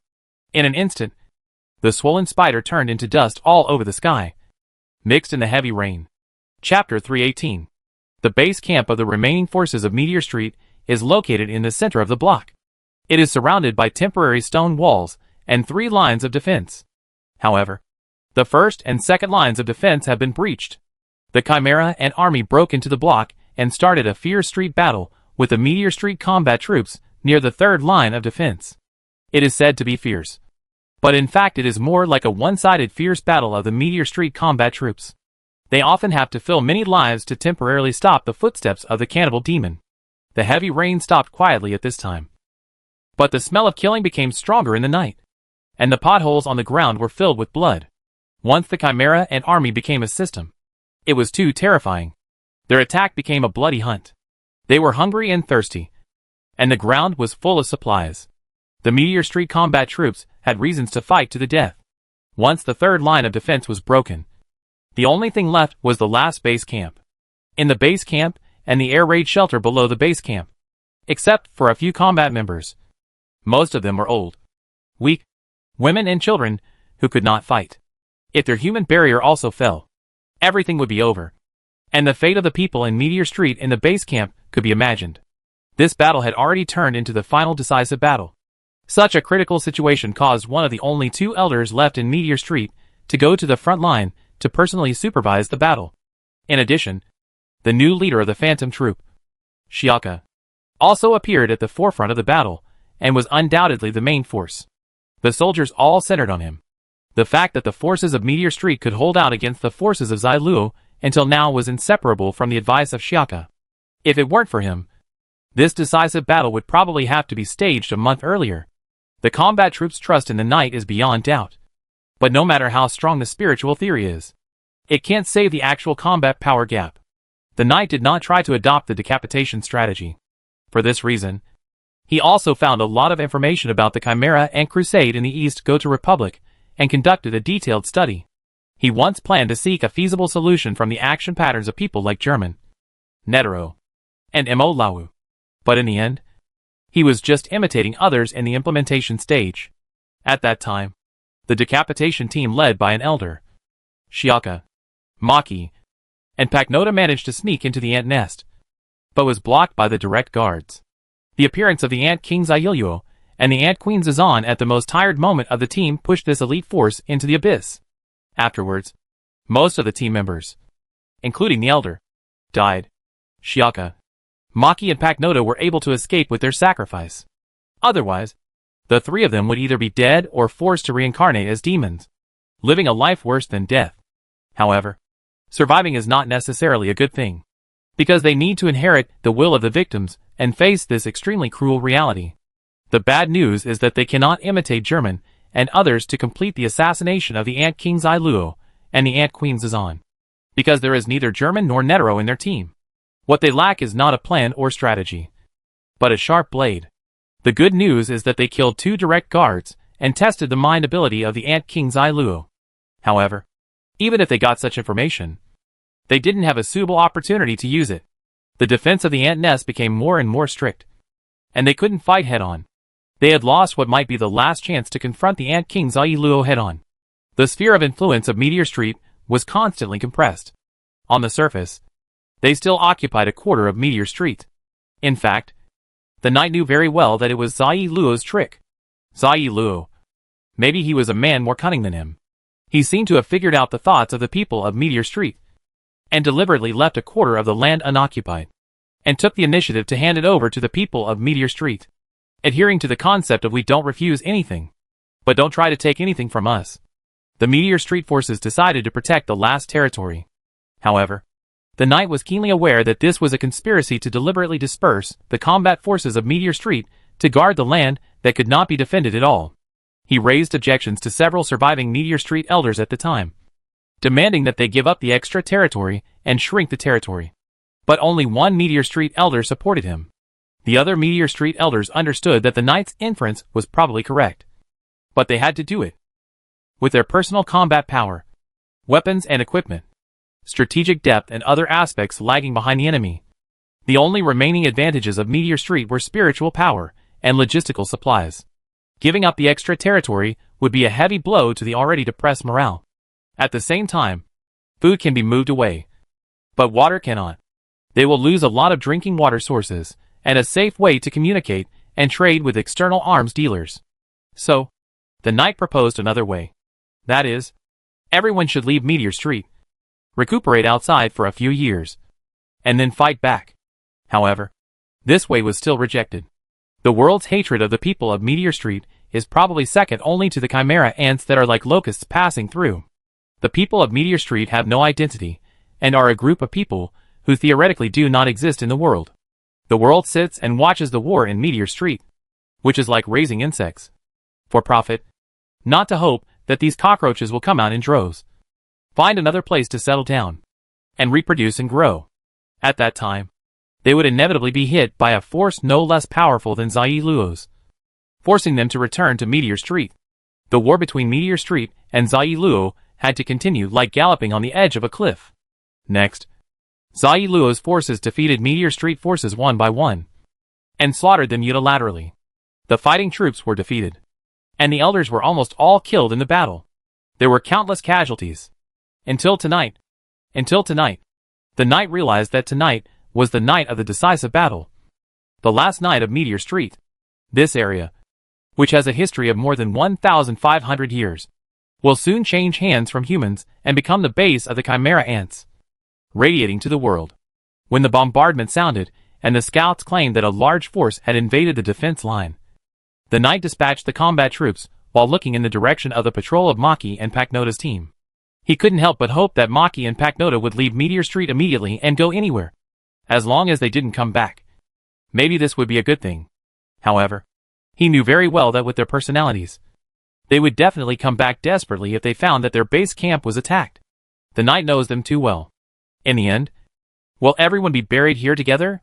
The knight sighed, pressed the button of the puppet phone, started to carry the fate of others, and manipulated the 2 demons to fight for him.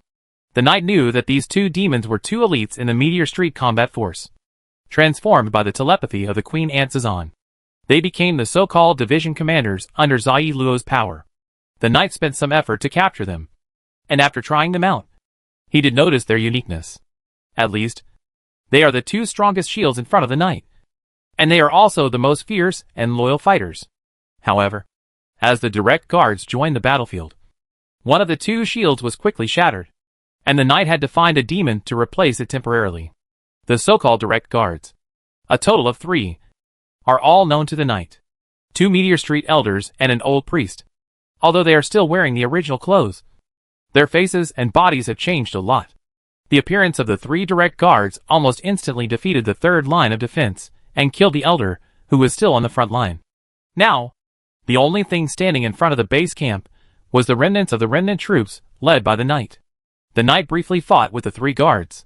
Since his telepathic ability could only control 2 people at most, he gave up one of his shields in order to try to control one of his direct guards. This was extremely risky, as evidenced by the numerous wounds on his body. But it was worth it, because as a manipulator of telepathic ability, once he successfully inserted the antenna into the enemy, it would almost kill him with one strike. The 3 guards would lose 1 member, but the knight would gain another 3 guards. In this way, there might be a chance to turn the tables. However, things did not go as planned. The 3 guards were very united tonight.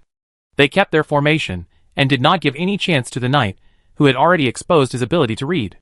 The shield of the other division commander of the knight was soon dismembered, so he had to catch another demon as a shield and continue fighting. Afterwards, he looked at his only remaining antenna from time to time. Perhaps it was time.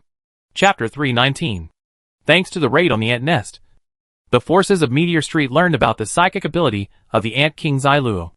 Zailuo is most likely a special psychic user, who can materialize a special drug. After the demons take it, their lives are controlled by it. The demons will suffer a lot at first, and more than half will explode and die due to the drug. After the pain ends, the demons that survive will become stronger. Ordinary soldiers will become army commanders. Army commanders will become division commanders. And division commanders will become direct guards. There are also those who jump 2 levels, but they are very rare. Those who don't have the ability of mind will have it, and those who already have it will increase it. And at least one of the aspects of strength, speed, defense, regeneration, etc. will be improved. What the knight has to face at this time is the 3 monsters, who have taken Zailuo's medicine and promoted to 3 guards.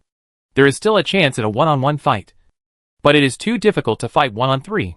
While fighting, he once again looked at the antenna in his hand, and finally inserted it into his body and adjusted it to automatic operation mode. Once the automatic operation mode is used, it means that the knight has used his last resort. The automatic operation mode is actually a bit like the combination of Zailuo and Zan's mind abilities. The knight will be in an unconscious state, and his mind abilities will be enhanced in all aspects until all the enemies in front of him are killed. And the mode will automatically terminate. Otherwise, he will continue in this state, and finally stop when his mind energy is exhausted. In this way, he is equivalent to giving up his most trusted brain and turning to physical confrontation to make the last struggle, leaving the victory or defeat entirely to fate. The knight would never use the automatic operation mode unless it was absolutely necessary. And now was the moment of absolute necessity. Since Zailuo's forces took root in Meteor Street, he had used the automatic operation mode more than once to defeat the enemy or escape from a dead end. He hoped that this time, the automatic operation mode could also give him a surprise. If even the automatic operation mode could not defeat the opponent, then he would rather die than be captured and then be transformed into a demon by the Queen Ant Sazan. As a man with the ability to manipulate telepathy, it would be ironic if he ended up being someone else's puppet. After the automatic operation mode was turned on, the demon he used as a shield lost control and fell to the ground. The automatic knight led the Meteor Street combat troops to make the final resistance. In terms of the results, the automatic knight killed one of the direct guards, but the remaining elders and the old priest forced him into a desperate situation. The elder pulled out the antenna on the knight, forcing his automatic operation mode to terminate, and the old priest's axe chopped the knight's flesh. A horrifying wound extended diagonally from the knight's shoulder to the abdomen. One could almost see the bones and internal organs, not to mention the blood flowing out. The knight, who could no longer hold on, fell in front of the base camp. He raised his eyes weakly, and saw that the people from Meteor Street around him also fell one after another. The breath of death exhaled from his nostrils, and he inhaled the bloody smell in the air. It seemed that this was the end. At this time, he realized that the elder and the old priest did not come forward to add a fatal blow. Strangely, he wanted to raise his head, but he had no strength. However, he was soon turned over, and a face appeared in front of him. "Don't talk." Maki calmly and skillfully sewed up the knight's wound with a thread of thought. "We are back. It's too late to persuade us to leave now." Just as the knight was familiar with Maki and Paknota, Maki was also familiar with the knight, knew the knight's thoughts, and knew what the knight wanted to say. The knight could hardly feel the pain in his body, but felt a little cold all over. After hearing Maki's words, he didn't say anything, but just sighed again. What's the point of stitching my wound now? Or rather, what's the point of you coming back now? Forget it. Forget it. Since we're already back, let's all die here. It just so happens that if the three of them die here, it means the complete destruction of the Phantom Troop. And this team will become history. No. It should be said that it will be the end of the Phantom Troop soon after the enemy attacks the base camp. Just when he was about to close his eyes, the blood stain on his face, like a ridiculous beard, remained under his tall nose. And Paknota also appeared in front of him. Then came the uneasy Shira, who looked around in panic, and finally fixed her sight on the front for some reason. The knight couldn't help but laugh. The three of you gave up fighting and struggling and ran to my side. Are you here to listen to my last words? Okay. Okay. Let's end it in a decent way. As the second leader of the Phantom Troop, I forgive you. However, Paknota took the opportunity when Maki was suturing the knight's wound, hesitated for a moment, and said something to him. Shira has found reinforcements. Although they are reluctant, they are the only ones who can change the current situation. No matter what happens later, let's cooperate with them now. The knight didn't know whether it was because Paknota was vague, or because he was too seriously injured and his thinking ability declined. He couldn't quite understand what Paknota said. However, the rumbling explosion in the place he couldn't see made him realize that something unexpected had happened even though his reaction was slow. But what happened? Not far away, Germain stepped on the corpse of the elder, feeling a little confused. Can it be called one of the three guards? Are they too weak? Or are EP261 and Al-Yapafu too strong? The elder's combat power is actually only between the three guards and the division commander encountered in the East Goto Republic. It's already very strong. But calling it one of the three guards may be a bit unfair to the fierce reputation of EP261 and Al-Yapafu. He has fought with all three guards, so he should be the most qualified person to make such an evaluation here. Germain turned his head and saw Kurapika struggling to swing the silver chain to repel the surrounding demons, and then saw Shiori confronting the old priest. He pursed his lips, swung a slash first, helped Kurapika kill a large number of demons, and then flashed to Shiori's side. Do you want me to do it? Germain probably knew why Shiori hadn't killed the old priest yet. With her current fighting power, the old priest could not be her opponent. Shiori adjusted her glasses and recalled the kind old priest in her memory. His face was full of wrinkles. His body was fat. And he always held a Bible and naggled in front of her. None of the orphans in Meteor Street listened to his sermons attentively, but they all came for the communion later, especially the novel candies and cookies. Perhaps there were two freaks. One was Kuroro, and the other was Paknota, who really listened to the old priest's recitation. But that was a long time ago. After the murder of Sarasa, they rarely came to the cathedral. So, the days Shiori was treated by the old priest as the only child who listened to his preaching seriously. This made him very happy, and he was especially good to Shiori, often giving her more snacks and fruits. However, he soon saw that Shiori was not very interested in religion, but he had already accumulated feelings for her, so he took care of her as his granddaughter. When Shiori planned to venture out of Meteor Street like other people in Meteor Street, the old priest thought for a long time and did not give her a cross, but instead gave her the cross of St. Peter. The old priest hoped that she could remain humble and find a way to heaven. However, he was isolated from the news in Meteor Street and did not know that the inverted cross had become a symbol of rebellion in the outside world. Shiori blinked her eyes at this time, but she did not see the fat old man who was always smiling. Nor did she see the old man who showed a sad face when she left. The only thing that could be identified about the old priest in front of him was the set of clothes. His face became like black charcoal.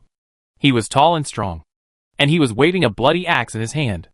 Such a cruel man is definitely not that old man. That old man is the one who tried to preach and raise children in a place like Meteor Street. He is a person who is always full of hope and believes that as long as people believe in religion, pray seriously and do good deeds, they can be saved. However, God will not save Meteor Street. This is a place that is generally recognized by God. Time continues to flow. No need. Xiao Di recovered his breath at this moment and stepped forward. No need. Only he must die in my hands. Easily avoiding the chopping of the axe, Xiaodi's bulging fish swung up and bit off one of the old priest's arms. She picked up the bulgy fish again, and with a snap, she smashed the old priest's head and watched it fall to the ground coldly. It turned out that when it came to the moment, making a choice was difficult, but also easy. After a while, Xiaodi reached out to touch the inverted cross on her chest. After a while, she whispered to the old priest's corpse the prayer for the dead that she had actually memorized a long time ago. I should have told him earlier that I had memorized it. Germain said that there are indeed souls in the world. And I hope it's not too late now. And I hope his soul is still there and can hear my prayers. Rest in peace. The sudden entry of Germain, Xiaodi and Kurapika suddenly reversed the situation. But the war was not over yet. Maki handed the wounded knight to Shira, who had little fighting power, and then stood up. The last batch of combat troops rushed out of the base camp, and together with the survivors brought back by Maki, Paknata and others, they gathered together. Maki and Paknata led them to charge at this time, intending to defeat the demon army that had lost its 3 guards. This was the closest they had ever been to victory. But they were pushed back by the sudden appearance of a new demon army. Under the moonlight, the Ant King Zailuo, wrapped in a robe, and the Ant Queen Zazan, who showed off her fiery body without any concealment, appeared. Zazan leaned against Zailuo with a smile, and the long scorpion tail was wrapped around Zailuo's waist, showing the lingering love between them during this period. I didn't expect that the 3 guards were all killed in the battle. Forget it. Forget it. As long as I have my aesthetic reincarnation injection and your DD demon medicine. No matter how many 3 guards can be made. Zazan licked his dark purple lips with his tongue, and his charming eyes glanced at Germain, Xiaodi, Shiaka, Maki, Paknota and Kurapika. Look, aren't there 6 people here who are qualified to be direct guards? Zailuo said nothing about this, just staring at Germain. He smelled the smell of danger from this man. Chapter 320. Is that the Ant King? I always feel a little disappointed. Germain held the holy moonlight sword diagonally in one hand, slightly turned sideways, and glanced at their king surrounded by many demons. He lowered his eyes a little, and couldn't help but think of Meruem. After Meruem died, I don't know how many people in the Chimera Ants became kings and dominated.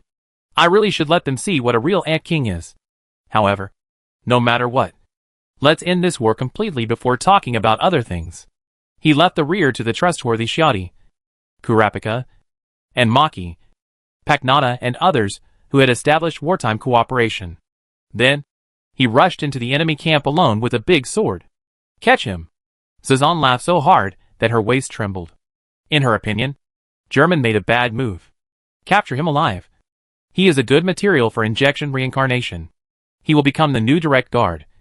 And maybe he can get more. Zazan licked his lips greedily. When Zailuo was silent, Zazan's order would be the first priority, and the demons rushed up like a tide without hesitation. However, when Germain swung the seemingly extremely heavy sword and slashed out the first crescent-shaped slash, the situation suddenly changed.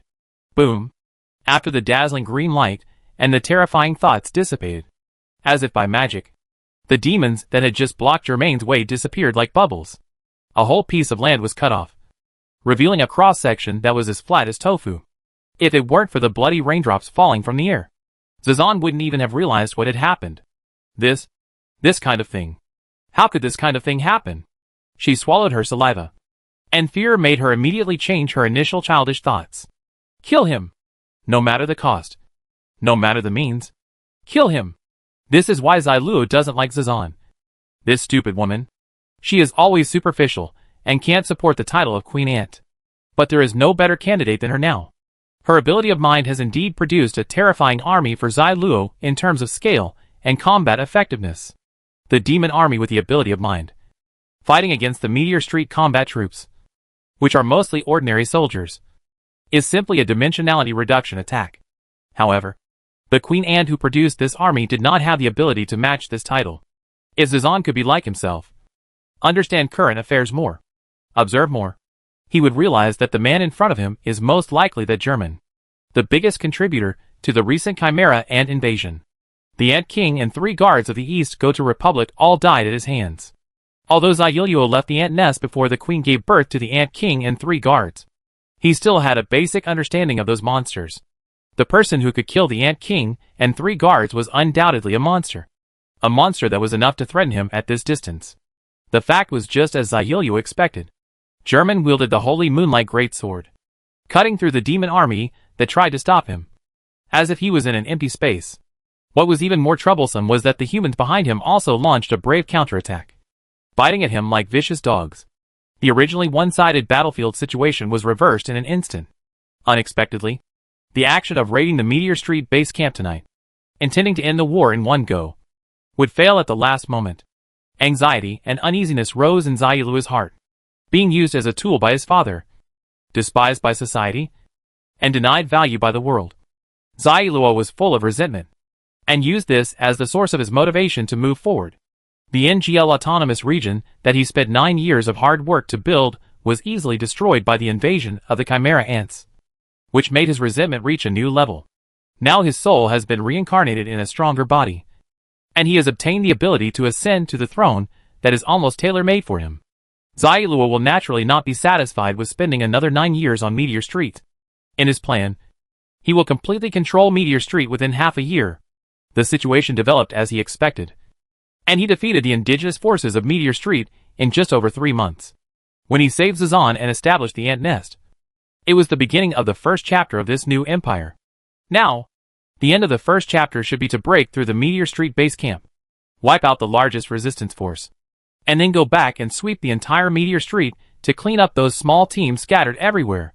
He can't wait to spread his ambition and madness to the whole world, so that everyone will be shrouded in his terrifying threat.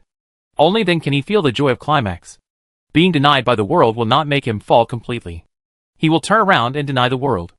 However, just when they were about to achieve complete victory, this man appeared in front of them, and with incomprehensible strength, he crushed them.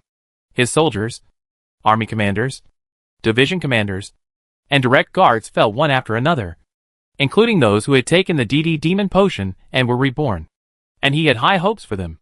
Under the slashing of the Holy Moonlight Sword, the classes set by Zayuluo seemed to have become meaningless pronouns. All beings were equal, and they were all killed with one sword, without any surprises. This feeling is really strange. Zayuluo hoped that he could be unstoppable in Meteor Street, which is actually the situation that German showed in front of him. He couldn't help but have a familiar feeling of being denied again. It was ridiculous that months of planning and hard work would be so vulnerable. He must be stopped, and the Chimera ants must not destroy his NGL autonomous region again. He must be stopped. So, after a long silence, he coldly issued an order to Zazan, who was worried beside him. "Take the medicine I gave you." Zazan turned his head to look at him in surprise, and the originally fiery red curly hair seemed to fade at this moment. But, Zazan's hesitation disappeared when he saw the pair of cold eyes under the hood. Okay. She took out a black pill from her pocket with a prominent DD mark on it. She trembled slightly, put it in her mouth, and swallowed it. Soon, the burning heat and tearing pain swept through her body. When she was trying to grit her teeth and endure it, she noticed Zayuluo's actions. He also took out a handful of pills, and stuffed them all into his mouth without hesitation, chewing them like eating and swallowing them all. Zazan's eyes widened in astonishment. She had to endure such pain for just one pill. But Zayuluo took more than a dozen pills. He was crazy. He was really crazy. In order to gain strength and defeat the powerful enemy in front of him, he didn't even care about the risks and costs. And he didn't even care whether there was a future. Soon, Zayuluo and Zazan's bodies were changing in a violent expansion. Zazan was a transformation type. She had the ability to transform like EP, and the DD demon potion gave her a more powerful transformation form. Her red hair grew rapidly, and turned into a series of fiery red pythons. The whole face and the lower abdomen were split vertically with a terrifying crack, revealing rows of interlaced fangs. After the pain subsided, Zazan did not die, but gained more powerful strength, which made her laugh ecstatically. Ha ha ha! Once upon a time, she was also ambitious, but now she has to rely on Zayuluo. And now, this dependence seems to have brought back rewards. She has become stronger. The scorpion's tail rolled and slapped the ground. She bounced up and rushed towards German. It seems that not only her body shape, but also her confidence has expanded. Die. Lowly human. I will let you. However, the next moment, the rest of her words were stuck in her throat, and her entire upper body was swallowed by the sudden wave of mental energy. Boom. Before even the thought of fear came into his mind, Zazan was destroyed, and his lower body rolled on the ground. German did not notice how much the target he had just bombarded was different from the target he had bombarded before, and turned to the steps of exterminating the remaining demons. Chapter 321. Zazan was as stupid as ever. She didn't even realize my intention, and she became my shield without hesitation as I expected. Zailuo thought so. His expression was still solemn. He took advantage of the short second that Zazan fought for with her life to completely strengthen himself. The sudden death of the queen and only stopped the tide of the demon army's offensive for a moment. And then they rushed forward again without caring about their lives. Zazan's death freed the demons from the shackles of injection reincarnation.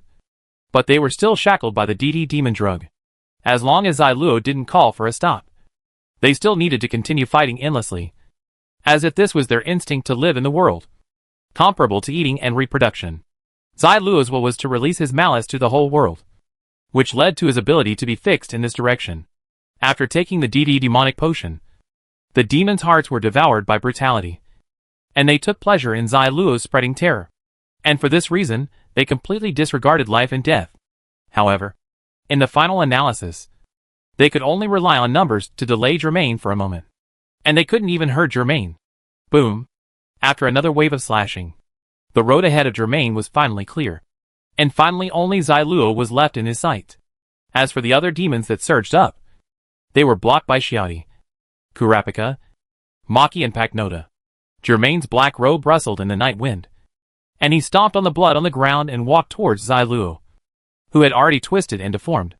Zailuo's robe had been torn by its expanded body, and fell to the ground in strips.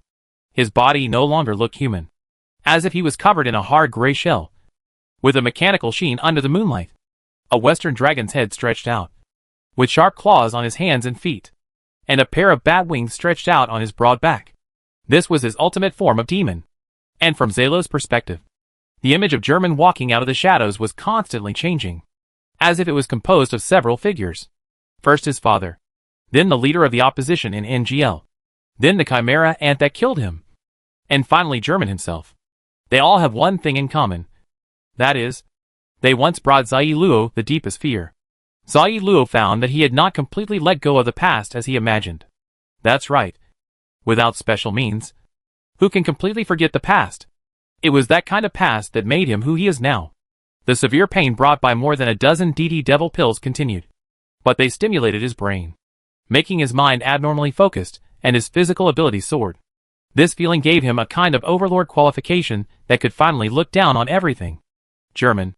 Zailuo's voice was low and mixed with strange noises, as if there was another person hidden in his body, speaking at the same time as him. You are German, right? German's silence was equivalent to an answer. I know that you are the one who killed the Ant King in the Republic of Donggudo.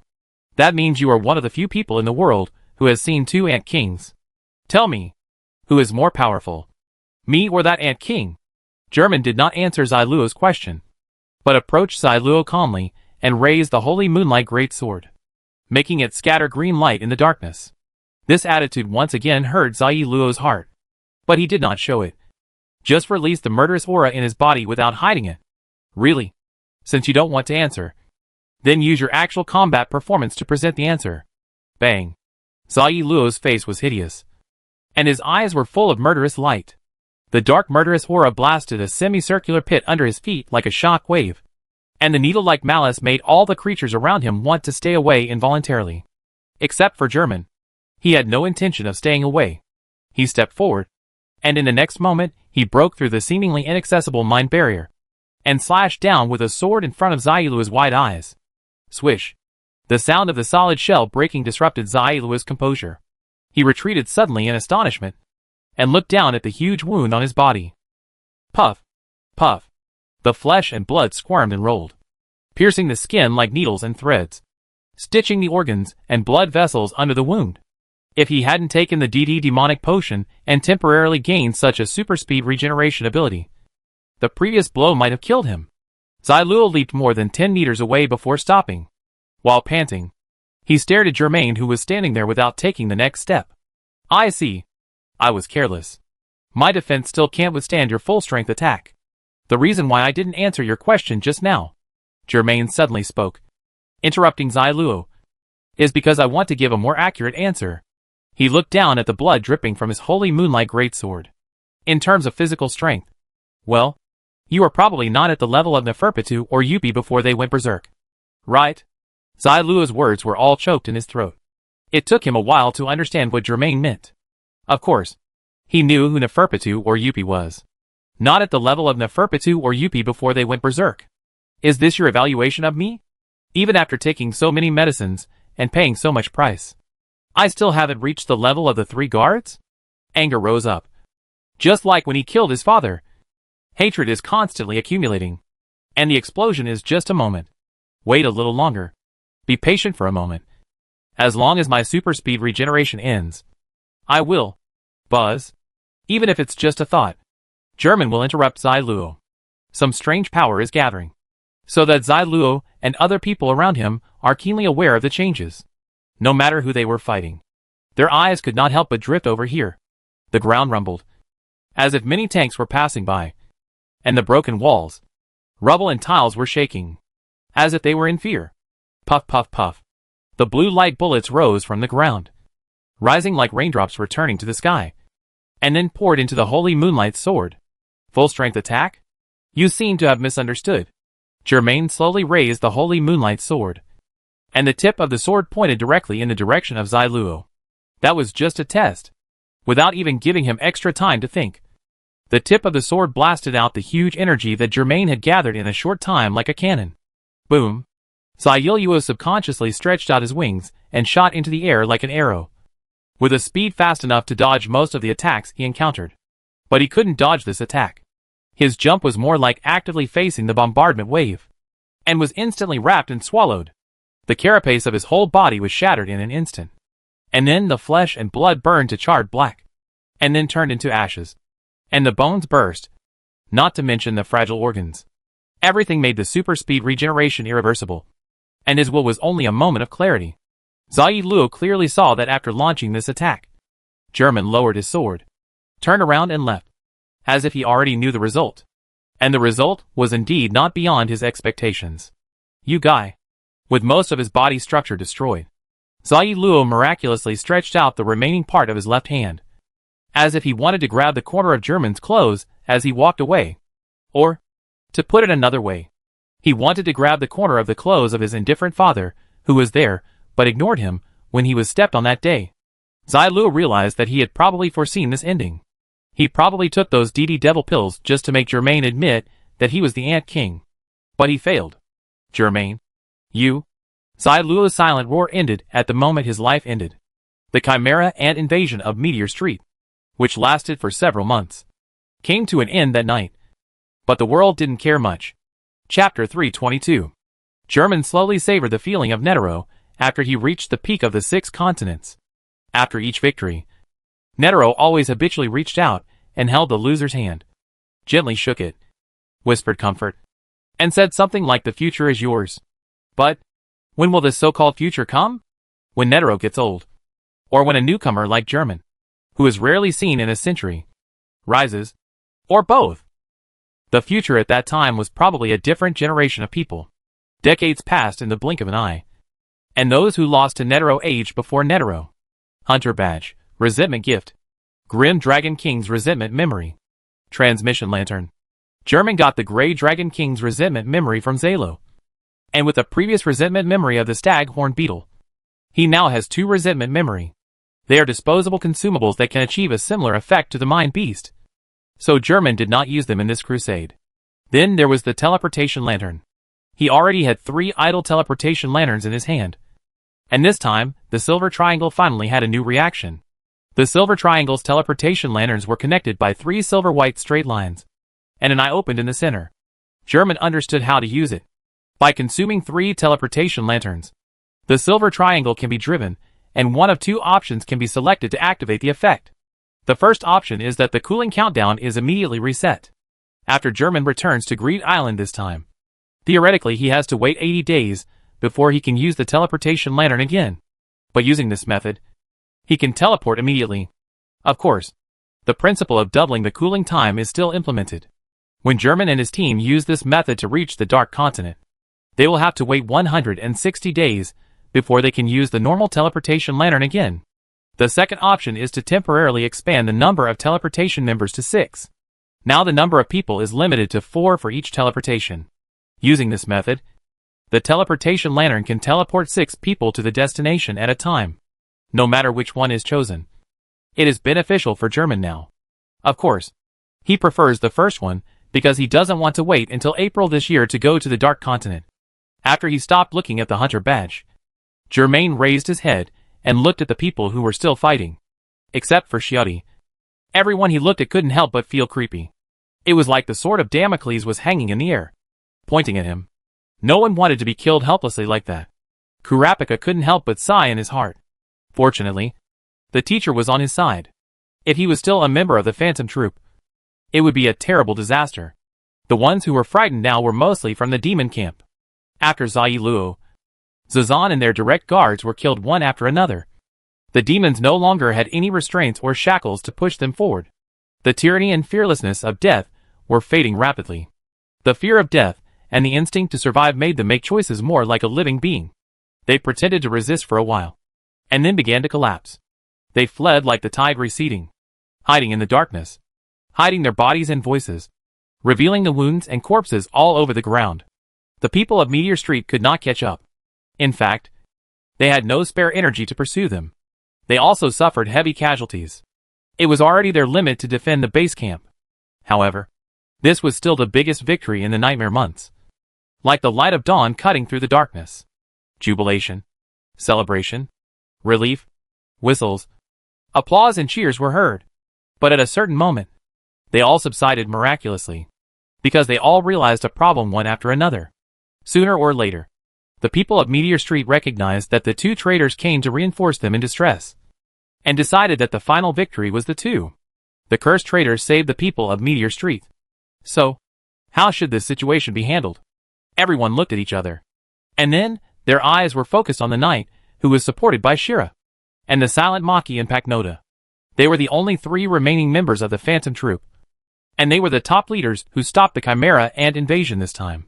Second only to the elders of Meteor Street. No matter from which direction, they are the most qualified to lead everyone to make a choice and decide how to deal with the complicated situation in front of them.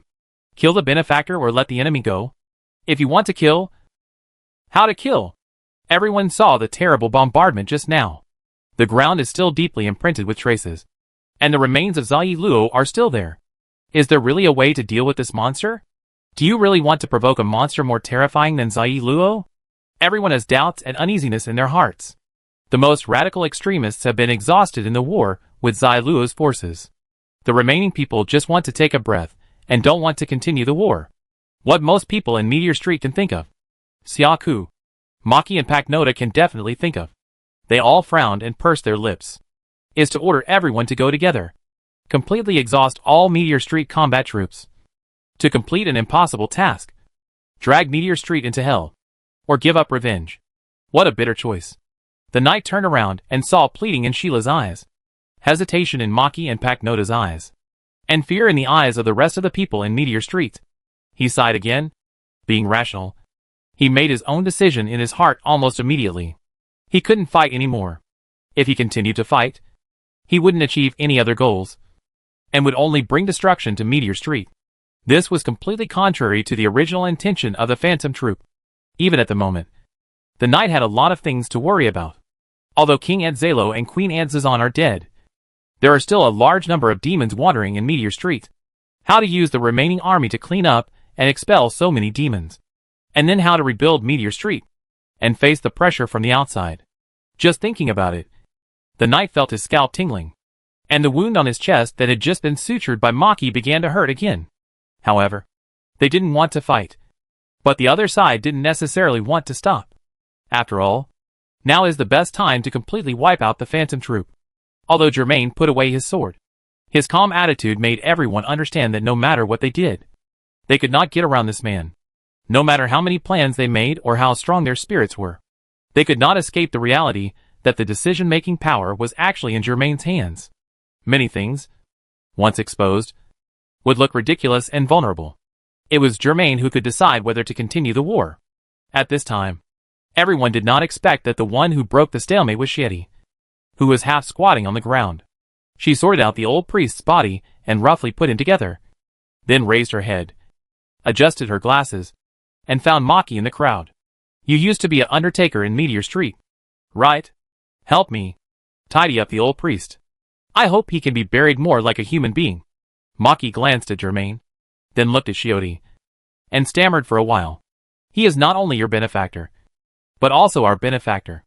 Even if you don't say it, I know what to do. We will make proper arrangements for the dead companions. Shirdi blinked. Oh, that's good. Maki and Pagnota next to him didn't know what to say for a moment. That's good. Is that all you want to say? Can't you see the tension in front of you? Why can you ask us, your theoretical enemies, to do things for you so comfortably? The knight covered the slightly painful wound under the red bandage. After thinking for a long time, he was about to speak, but heard a noise from the direction of the base camp.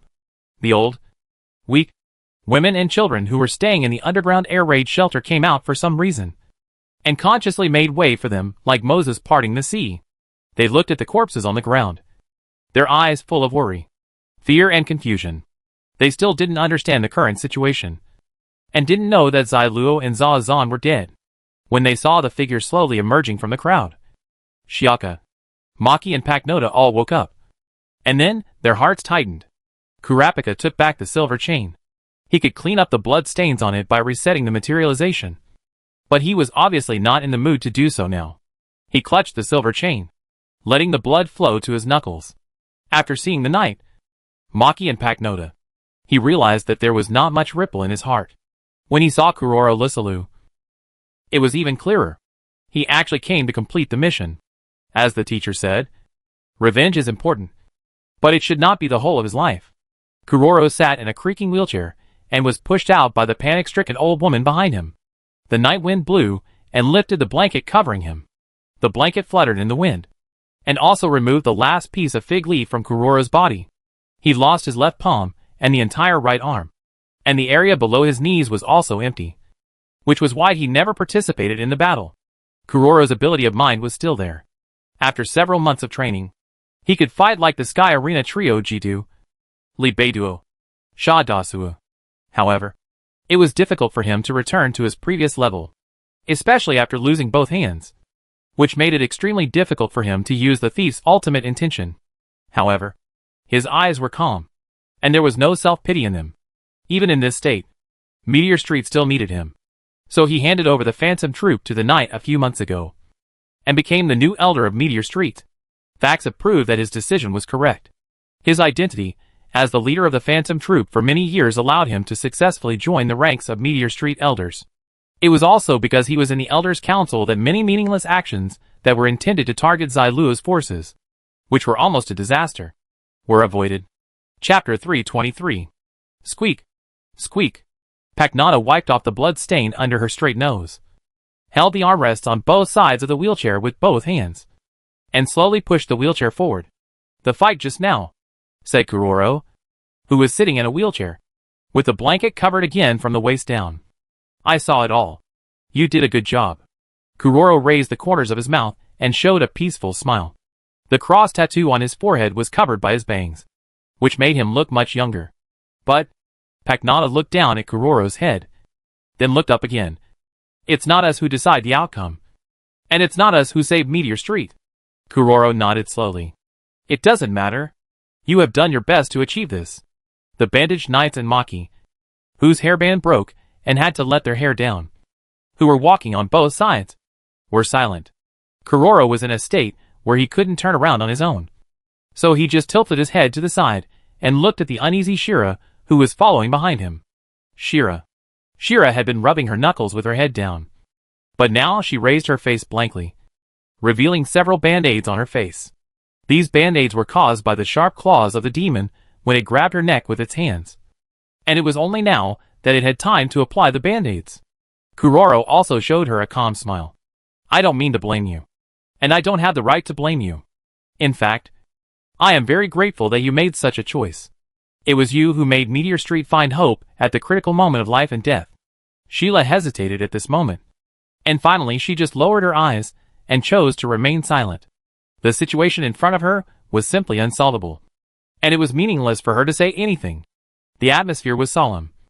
And the footsteps of the crowd were clattering but monotonous. But Kuroro seemed to be in high spirits. Paknota pushed the creaking wheelchair and came to a simple but spacious room deep in the corridor of the base camp.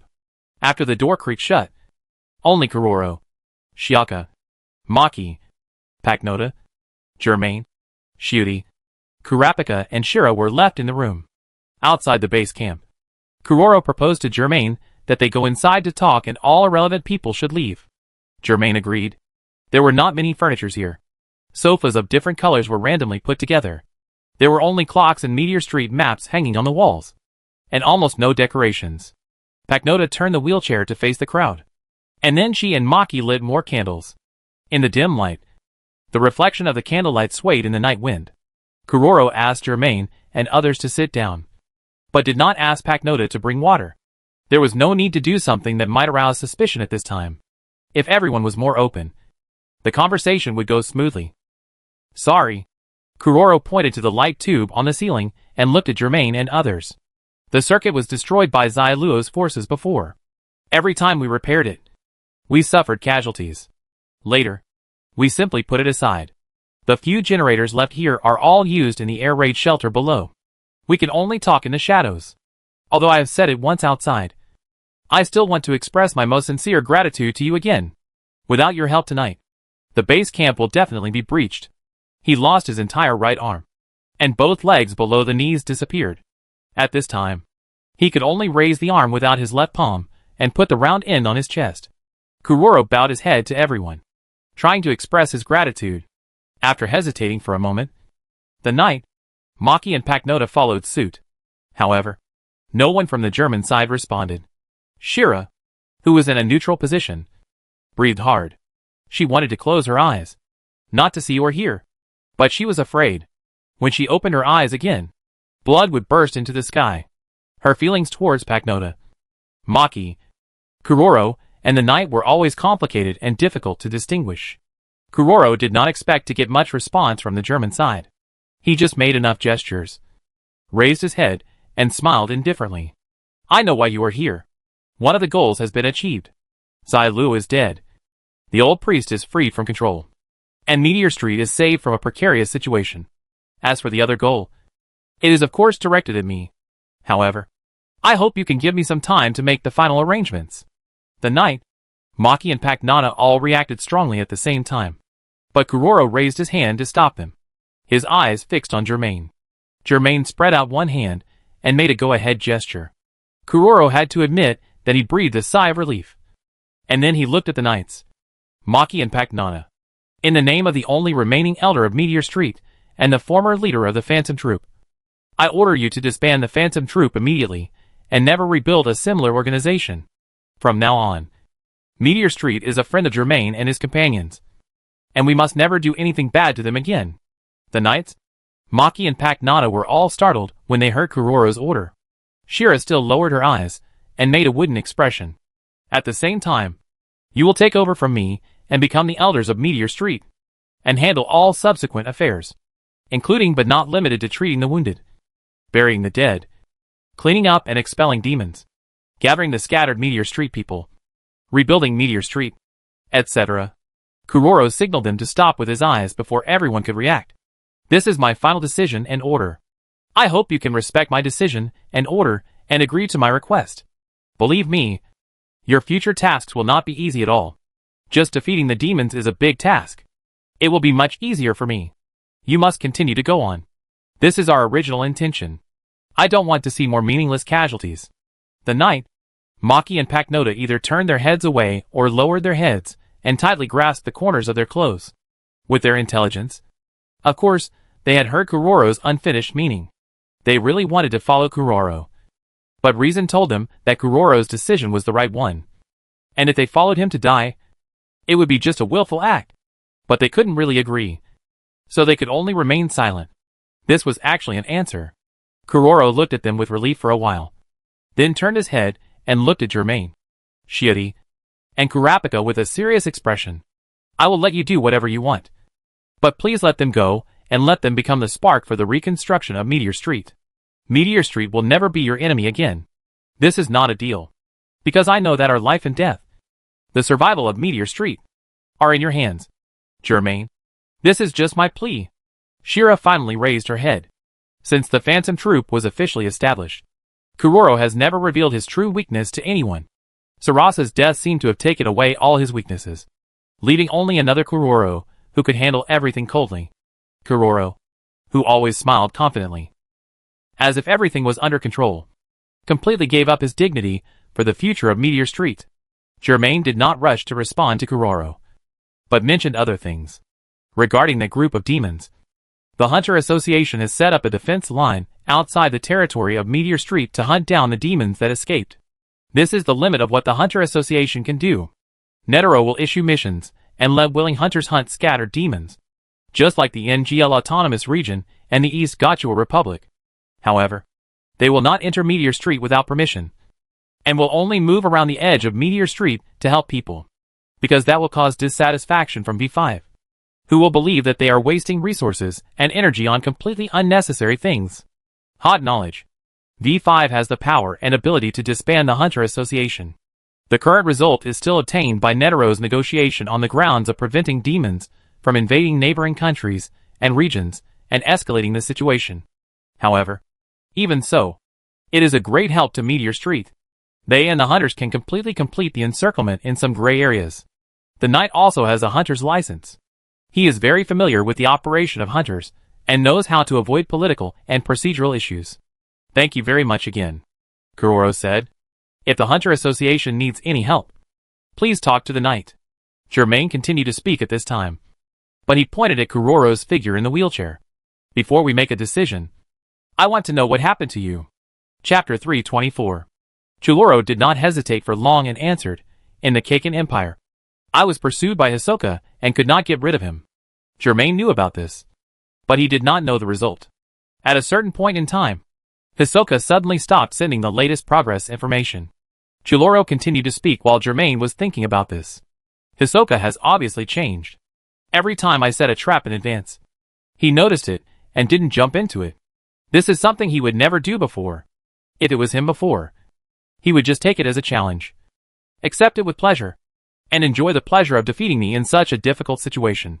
I originally planned to use this to win, but he didn't fall for it and kept pestering me, like fishing, trying to exhaust all my strength. Finally, I realized that I couldn't go on like this, so I started a hasty encounter with him, which was also a decisive battle. The result was that both of us were seriously injured and fell from the waterfall into the turbulent river. Kuroro raised his arm without his left palm. When I woke up from my coma, I found that someone had saved me.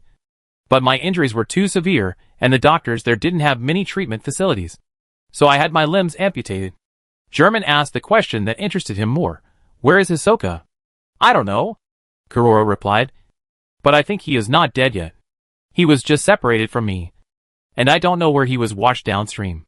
The reason why he didn't come to me again must be that he encountered some problems. After that, while I was recuperating from my injuries, I learned that it was a famous slum in the Kaken Empire.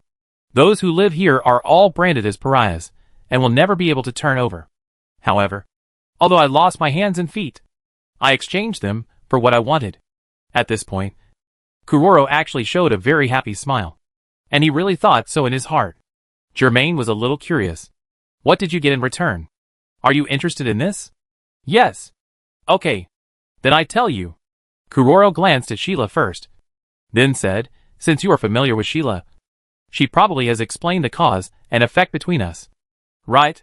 She told us part of it, Germain replied. Most of it we found out ourselves. That's right. Kuroro nodded thoughtfully. The incident in Sarasa caused a stir in Meteor Street, and many people knew about it. In short, we never gave up the pursuit of the murderer. But the video has not been posted on our website as we wished. This is not in line with common sense. Logically speaking, there is no way these scumbags can endure for so long and not share it with others. So, we realized a problem. The group of people who tortured and killed Sarisa should be people who have a cooperative relationship with Meteor Street. So they can come and go so easily. The various actions they took back then were actually to humiliate us and get pleasure from us. In this way, they will complete the most important step. That is to return here and observe us. Our pain and unwillingness are the source of their joy. It is very likely that they have been observing us silently for several years under the guise of cooperating with Meteor Street, and have witnessed how we have grown up. It is possible that we have met them before, and even talked to them. At that time, the Phantom Troupe had probably gained some fame, and it was too late for them to get rid of us. So they began to fear us instead. They were worried that we would find them. So they did not come to Meteor Street again. And it was even more impossible for them to release the video on their own initiative, because they knew that we had the conditions to find them through the video. Kuroro paused, turned his head, and looked at Paknada. After realizing this, we used Paknada's ability to find all the strangers who appeared in our memories in those years, and went to their doors one by one. It's just that there were too many of them, and they couldn't have lived in the same place all the time. So in the end, we failed to complete all the investigations in these years. This is one of the reasons why the Phantom Troupe often separates. They do what they want to do on their own journeys. And at the same time, they are also checking suspects. However, I didn't expect that the clues that we couldn't find no matter how hard we tried. I finally ran into them by chance. The woman who saved me from the river claimed that she was from Meteor Street like us. But she was tied up by a strange man when she was young and thrown into a van and taken away. German noticed that the expressions of Kuroro, the knight, Maki, and Paknada all became cold at this moment, and only Shira felt relieved. I asked her about the details of being taken away that year. She told me something she would never forget, and called it her lifelong nightmare. At that time, she was blindfolded and gagged, but her ears could still hear, and she heard the scream of a strange girl. The girl struggled hard in the van, shouting "Clean-up warriors" and many other people's names. There is no doubt that she was shouting our names. The girl was Sarisa. The man in the van was annoyed by Sarasa's noise, so he blocked her mouth. But she continued to struggle and resist. Then, the van stopped, and the woman said that she heard the men yelling and dragging Sarisa out.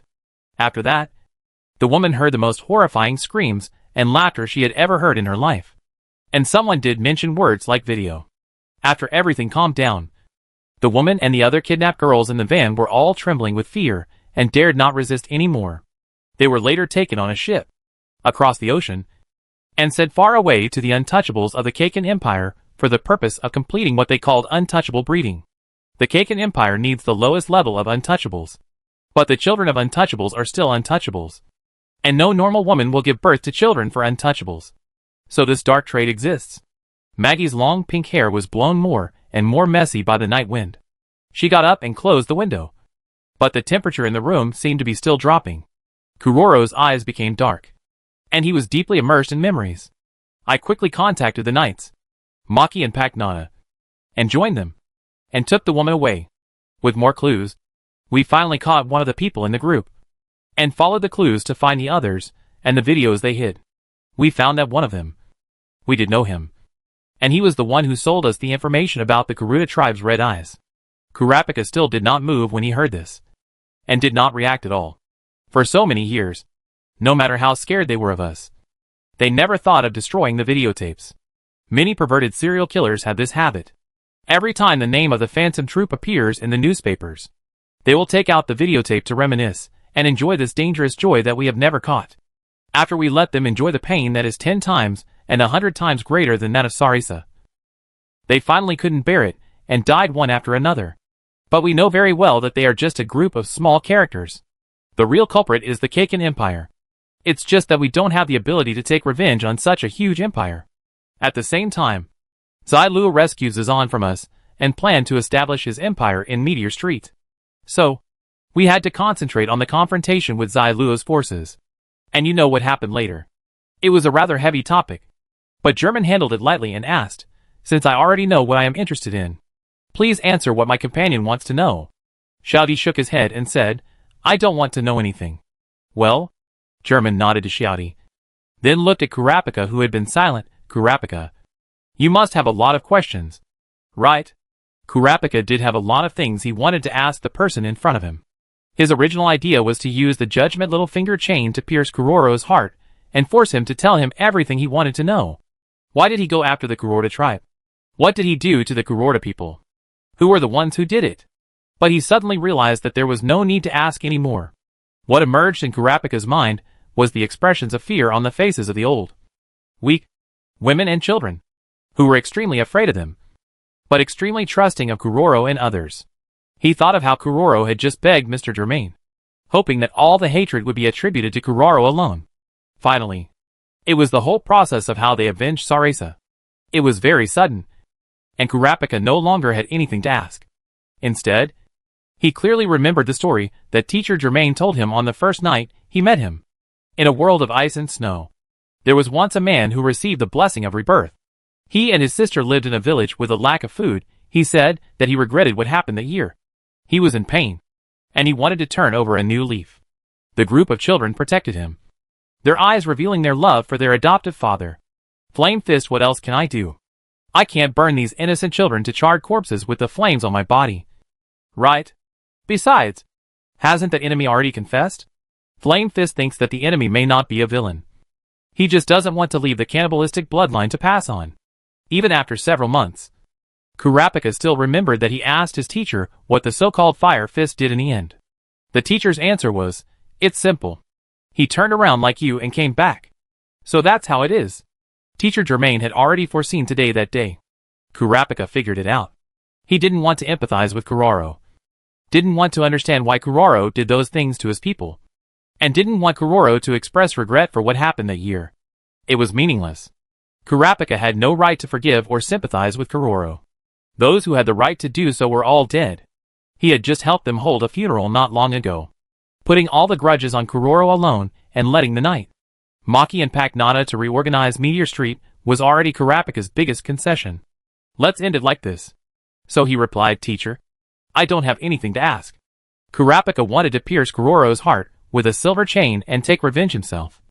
But now, he has no interest in doing so. He just felt very tired and held his forehead and exhaled a long breath. Germain was not surprised by Kurapika's reaction. The mastermind was Kuroro, and the one who proposed how to force the Kuroda people to show their fiery red eyes was Phaeton, who was well versed in torture. The ones who carried out the killing were Phaeton, Eugen, Finks, and Franklin. The rest, including Nobunaga, Shikaku, Maki, and Pack Noda, were more responsible for control, preventing the Kuroda people from escaping. He had asked Kurapika earlier and confirmed Kurapika's thoughts. The question just now was just to confirm whether Kurapika's thoughts had changed. Since Kurapika had no intention of asking any questions, and had no intention of doing it himself, Germain turned his eyes to Kuroro again. Kuroro knew his decision from the look in Germain's eyes, so he breathed a sigh of relief.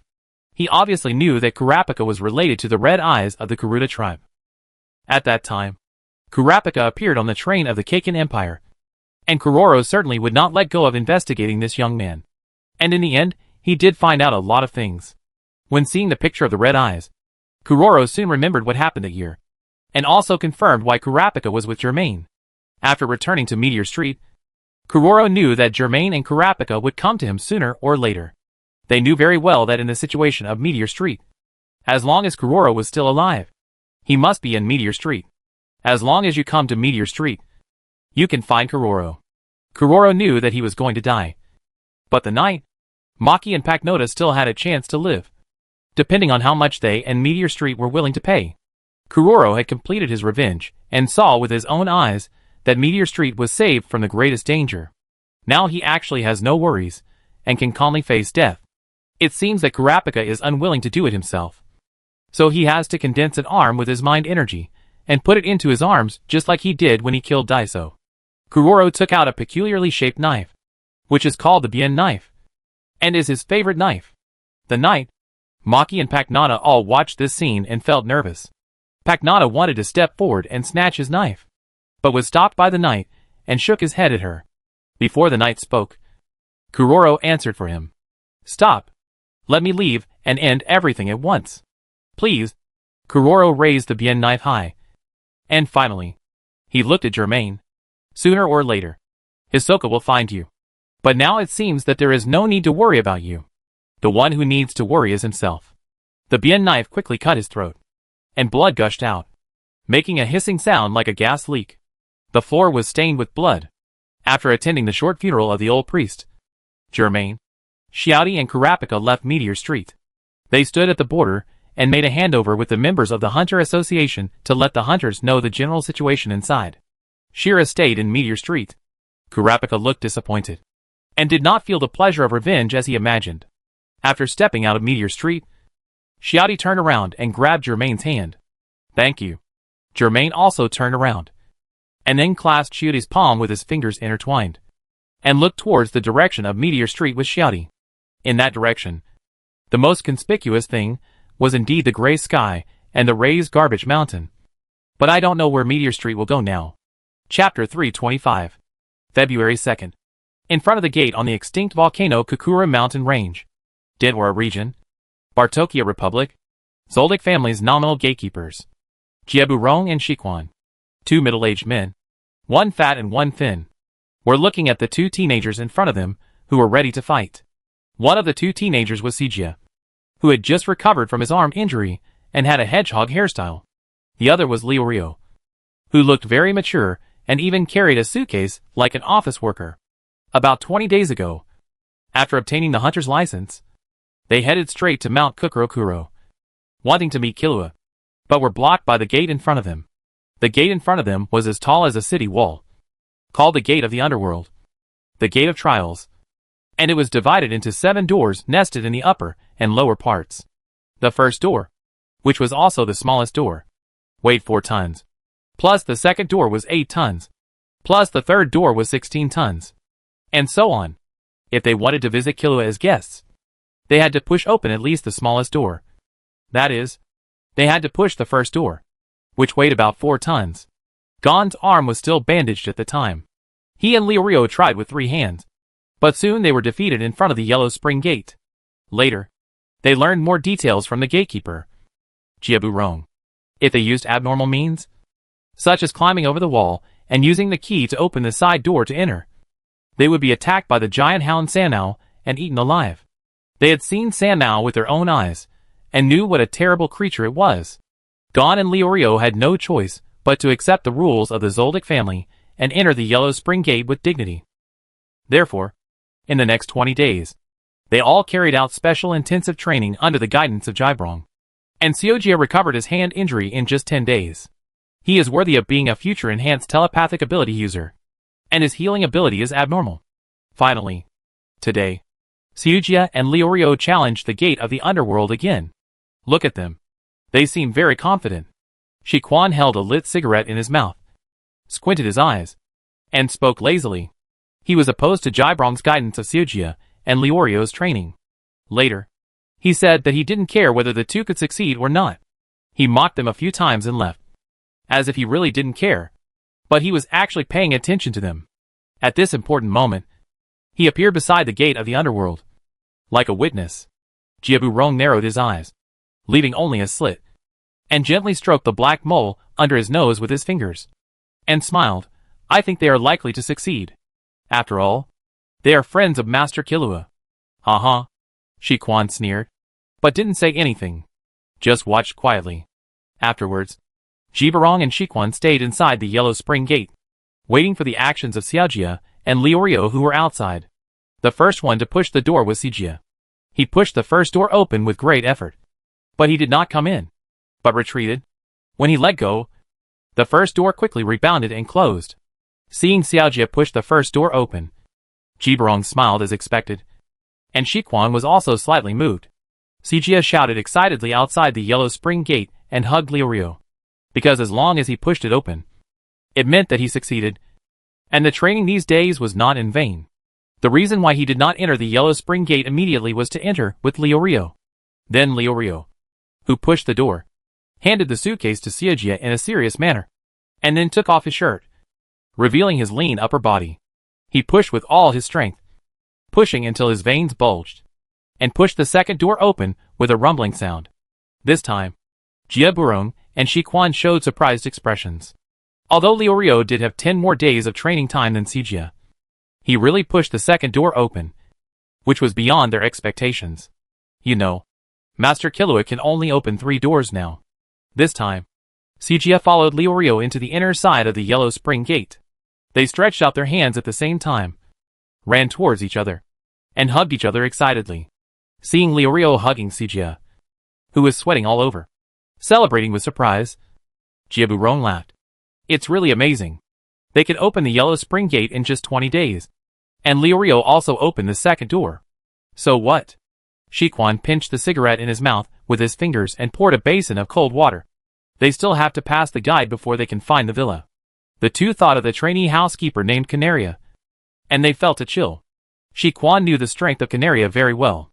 At that time, he and his friends were defeated by Canaria, who was only 10 years old. After realizing what overestimating one's own ability meant, Shiquan became the nominal gatekeeper here. But in fact, he was Sanmo's breeder. Jiaburong showed a solemn look, indeed. Xiao Jia and Leorio will face many big problems in the future. Even if you pass the level of Canaria, there are still Mr. Wudong and others. Before he finished speaking, he heard a rumbling sound coming from the direction of the closed yellow spring gate.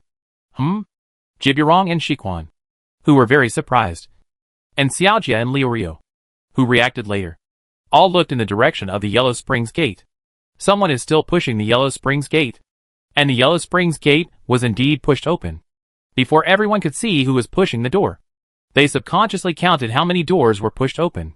1, 2, 3, 4, 5, 6, 7. Jiaburong and Shiquan almost thought they were dazzled, and couldn't help rubbing their eyes and counting again.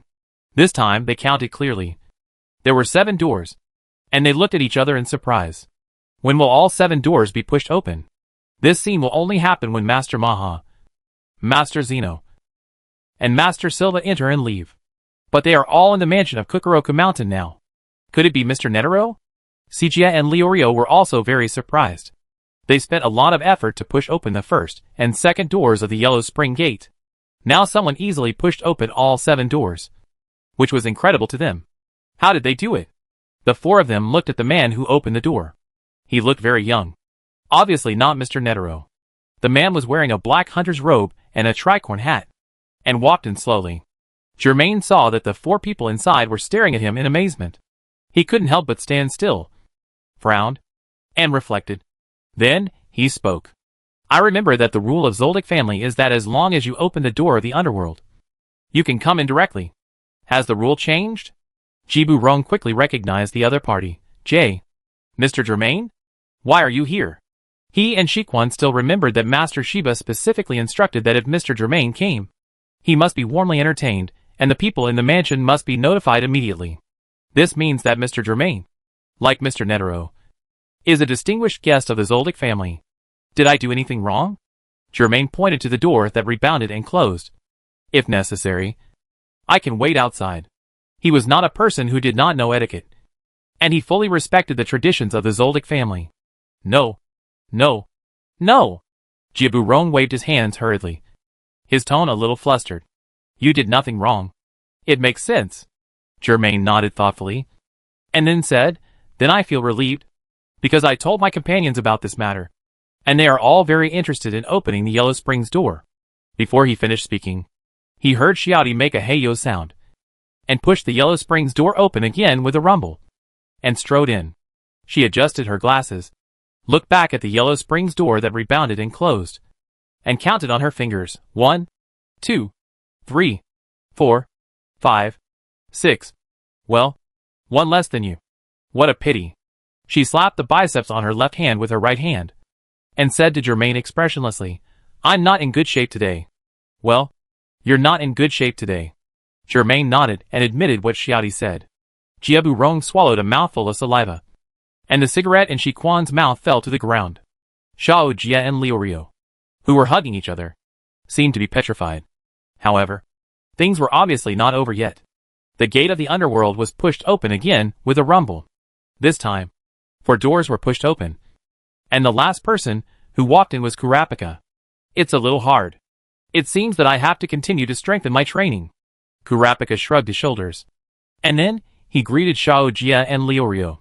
Xiaojia and Leorio let go of each other and responded in shock. Shiquan picked up the cigarette, but on the ground, and turned to look at Jibarong.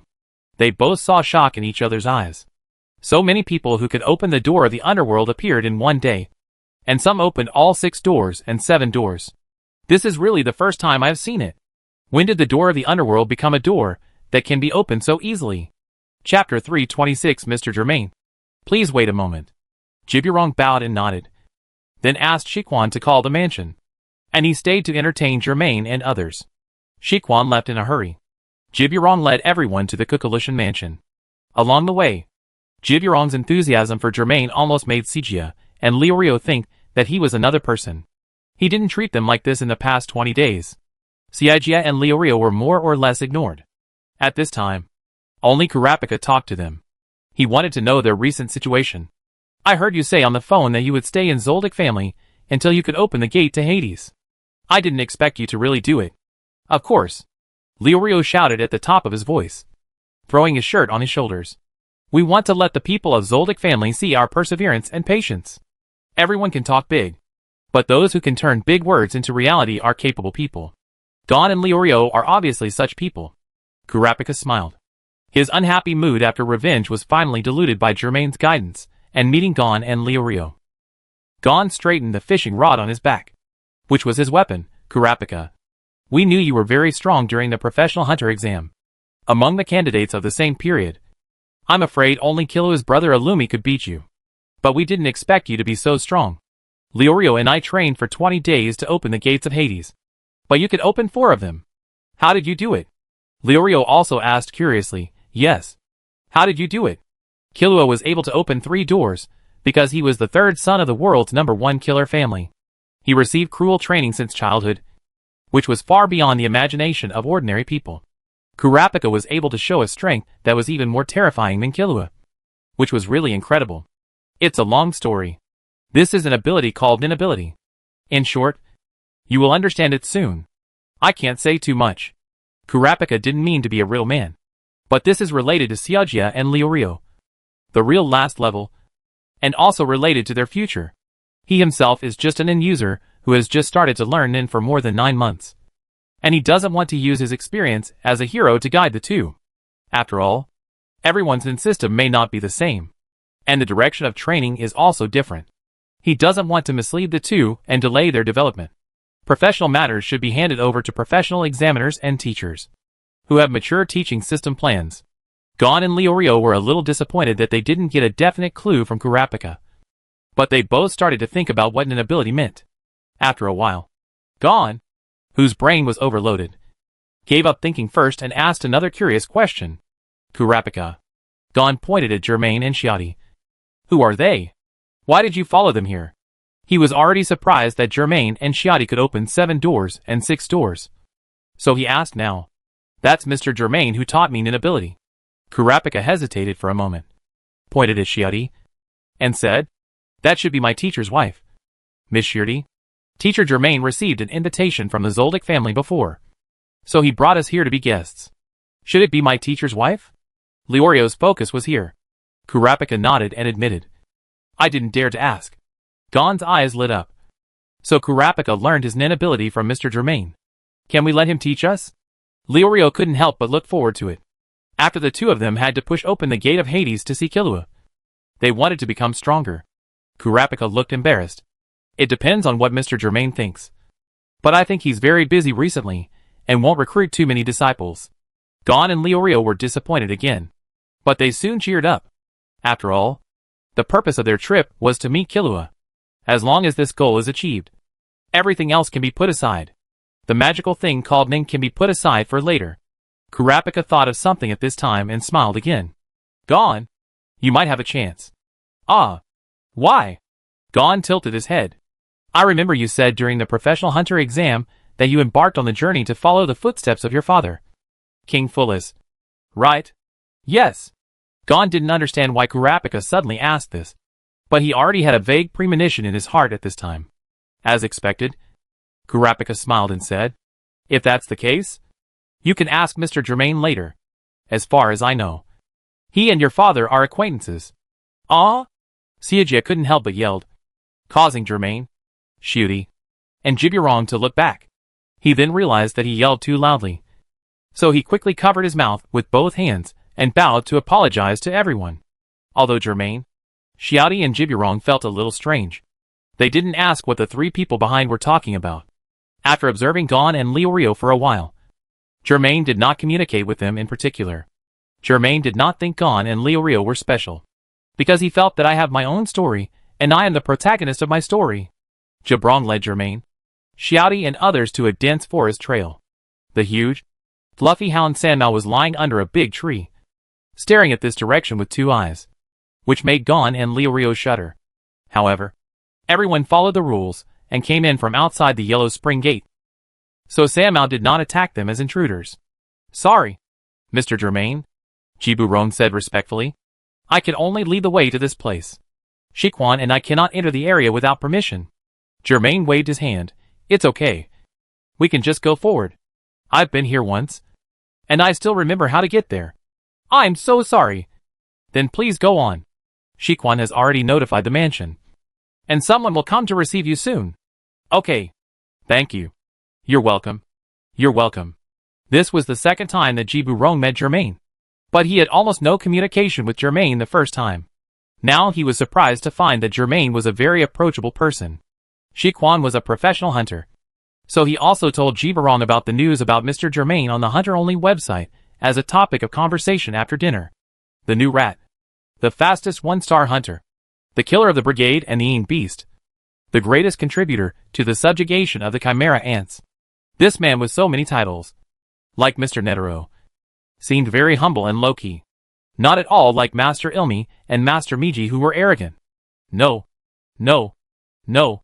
As a doorman and dog breeder, how can I, a humble person, look at the masters like this? No matter how much Jiburong denied it in his heart. Shiquan and many housekeepers actually liked Killua more than other young masters. This is an indisputable fact, but no one publicly admitted it. The reason is that Killua has no heirs at all, and at the same time has genius talent and extraordinary strength for his age. Everyone is very happy to see Killua become the future head of the Zoldyck family.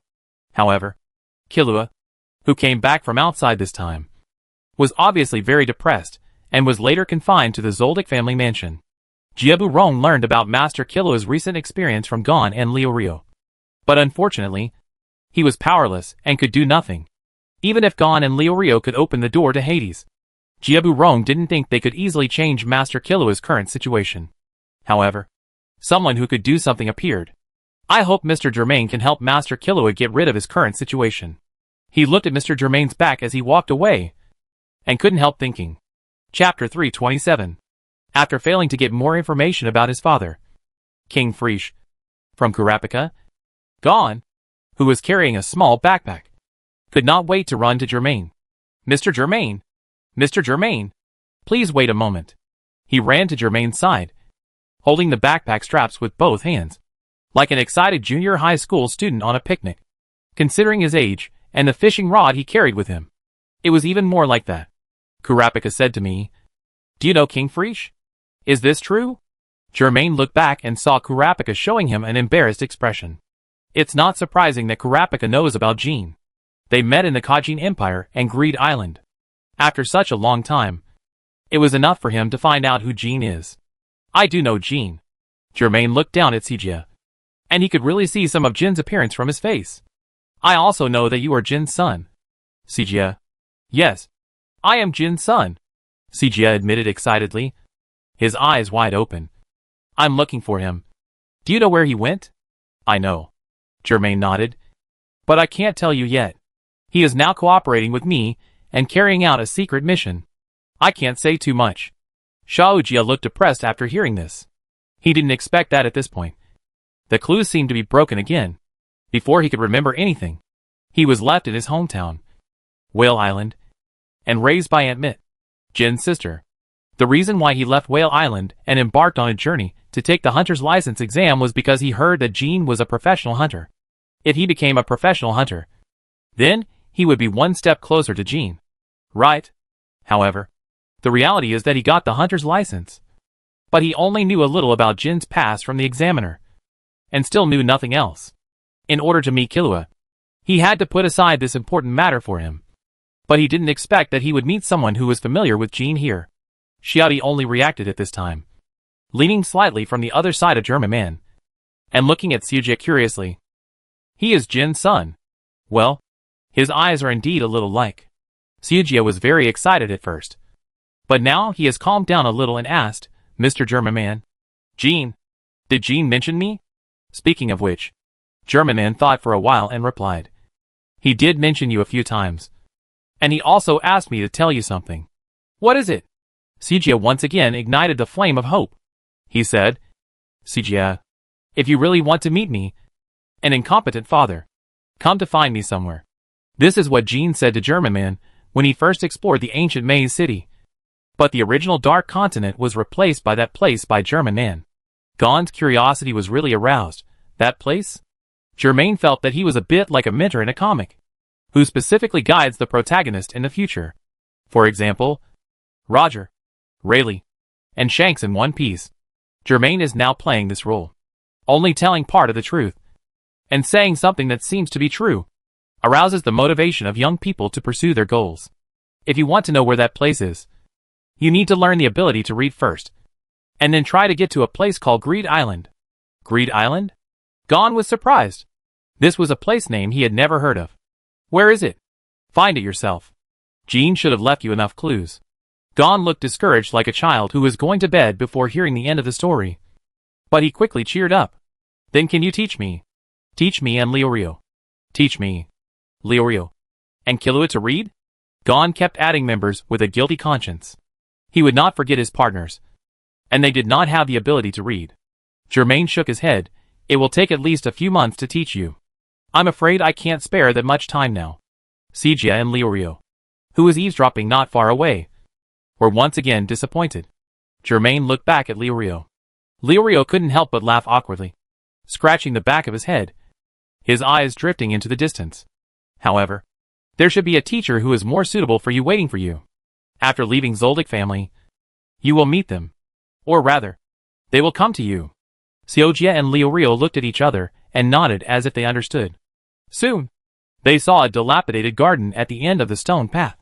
At the entrance of the garden stood two broken stone pillars covered with ivy, which looked quite old. At this time, a large group of men and women in black tuxedos had been waiting here for a long time, and saluted to Germain and others in unison. The leader was Wudong, whom I met last time. He wore thin-rimmed glasses and had a stern face, and completed the reception task meticulously. Canalia, who wore dreadlocks and held a round-top cane, and was called a guide by Jibu Rong and Shi Quan, was also among the many housekeepers. As an apprentice housekeeper, she was supposed to guard this place, and prevent uninvited guests from breaking in through the gate of the underworld, such as Shi Quan and his companions back then. However, Wudong brought the order to come to the mansion, and Canalia became one of the housekeepers who welcomed him. She stared at Germain silently, and in this situation, she did not walk over and say anything extra. The last time Germain came into contact with Master Killua, Master Killua fled the Zoldyck family after hurting Mrs. Kiju and disappeared. Although she was implicated and severely punished, she did not blame Master Killua or Mr. Germain in her heart. On the contrary, she was actually very happy that Mr. Germain could make Master Killua determined to leave the Zoldyck family. Deep in her heart, she always hoped that Master Killua could be free and live happily, even if she had to sacrifice her life for it. Unfortunately, Master Illumi still forced Master Killua back. Seeing the lonely look on Master Killua's face when he came back that day, and the words I made a friend, he said to her, all these broke Canaria's heart. This time, Master Killua may take a long time to be released from the confinement. But after this, will he still have the courage to leave the excessive control of Master Illumi and others? Canaria felt powerless about this, but she really hoped that someone could do something. However, in such a large Zoldyck family, who can convince the masters in the mansion? No one, not even Zybonian and Wudong, can change the masters' minds, and they don't even have the right to persuade them. They can only watch silently. At this time, Mr. Germain appeared in front of them again. Last time, he briefly changed Master Killua's fate. This time, will he do something? Canaria hoped so. As they walked toward the Zoldyck family mansion on Kukula Mountain, the number of butlers following them decreased, and finally only Wudong was left to lead the way. The other butlers had important tasks to attend to, and without new instructions, they could not go to the Zoldyck family mansion. The same was true for the trainee butler Canaria. She was unable to witness the subsequent developments, so she had to suppress her regret and left silently. The bearded Wudong pushed the center of his glasses frame with his middle finger. He had been quietly leading the way ahead, but suddenly spoke at this moment. "Are you just here to see Master Silva and the others?" Germain glanced at the man with a cold expression and replied, "No. Is that so?" Wudong did not ask any more questions, and later led everyone to the gate of the Zoldyck family mansion in silence, and then continued to look stern and stepped aside. At the gate of the mansion, Maha, Zeno, Silva, Kiju, Ilmi, and Kurt were all there. Such a welcoming standard made even Wudong, the butler who had served the Zoldyck family for decades, have his eyelids twitching wildly. However, he said nothing, just watching with his eyes and his nose, and watching with his nose. Anyway, he had already learned what he wanted to know from Mr. Germain. That was enough, and he just had to wait and see how things would develop. Chapter 328. Out of courtesy, Germain said a few words to almost every member of the Zoldyck family present. Shuti, Kurapika, Sujia and Leorio stayed quietly in the back. The first person who spoke to Germain was, of course, Maha, who was about the same age as President Netero. He was much shorter and thinner than President Netero, with a chestnut-like head, and looked quite kind and amiable. He asked about the relationship between Germain and President Netero with a smile, and encouraged him with a few words like "the future is yours." Then, Maha patted the back of Germain's hand like a normal old man and let him go. However, Germain knew that Maha was not a normal old man. He was still a killer, but the number of times he shot was getting less and less. In comparison, Gino, the grandson who was active in his career and killed once a day, was much more diligent. If it weren't for Germain's appearance, which disrupted the original future, Maha would have formed a 3-person team with Ilmi and Kurt, accepted the commission from Kuroro, and assassinated the 10 old men. No, it should be said that they broke through head-on and killed the 10 old men. But the Zoldyck family likes to use the name assassination, just like the Phantom Troop liked to use the name Thieves Group before. In fact, their actions were basically robbing. Then it was Zeno and Silva. As soon as the Chimera and Subjugation War ended, they invited Germain to visit the Zoldyck family when he was free. Unexpectedly, after several months of absence, Germain had no news, but he suddenly came to visit at this time.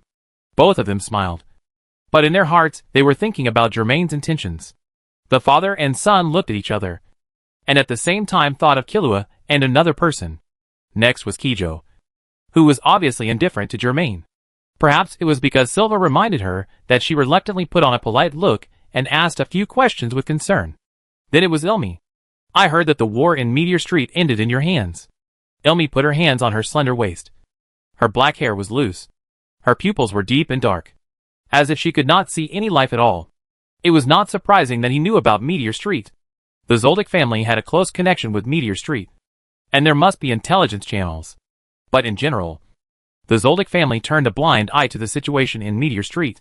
Even Kijo, who was born in Meteor Street, did not take any action when Meteor Street was invaded by Zailuo's forces, let alone others.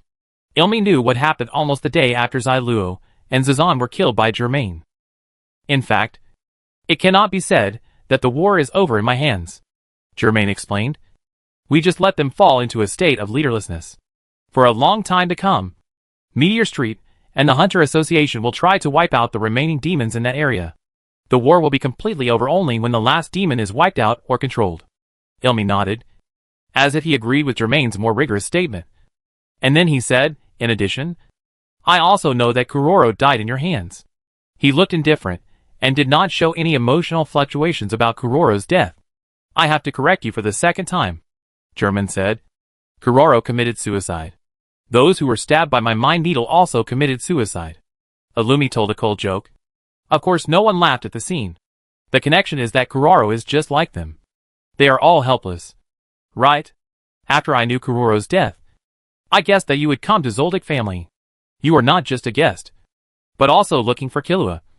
Right? After thinking of this, I rushed back immediately, and sure enough, I ran into you today.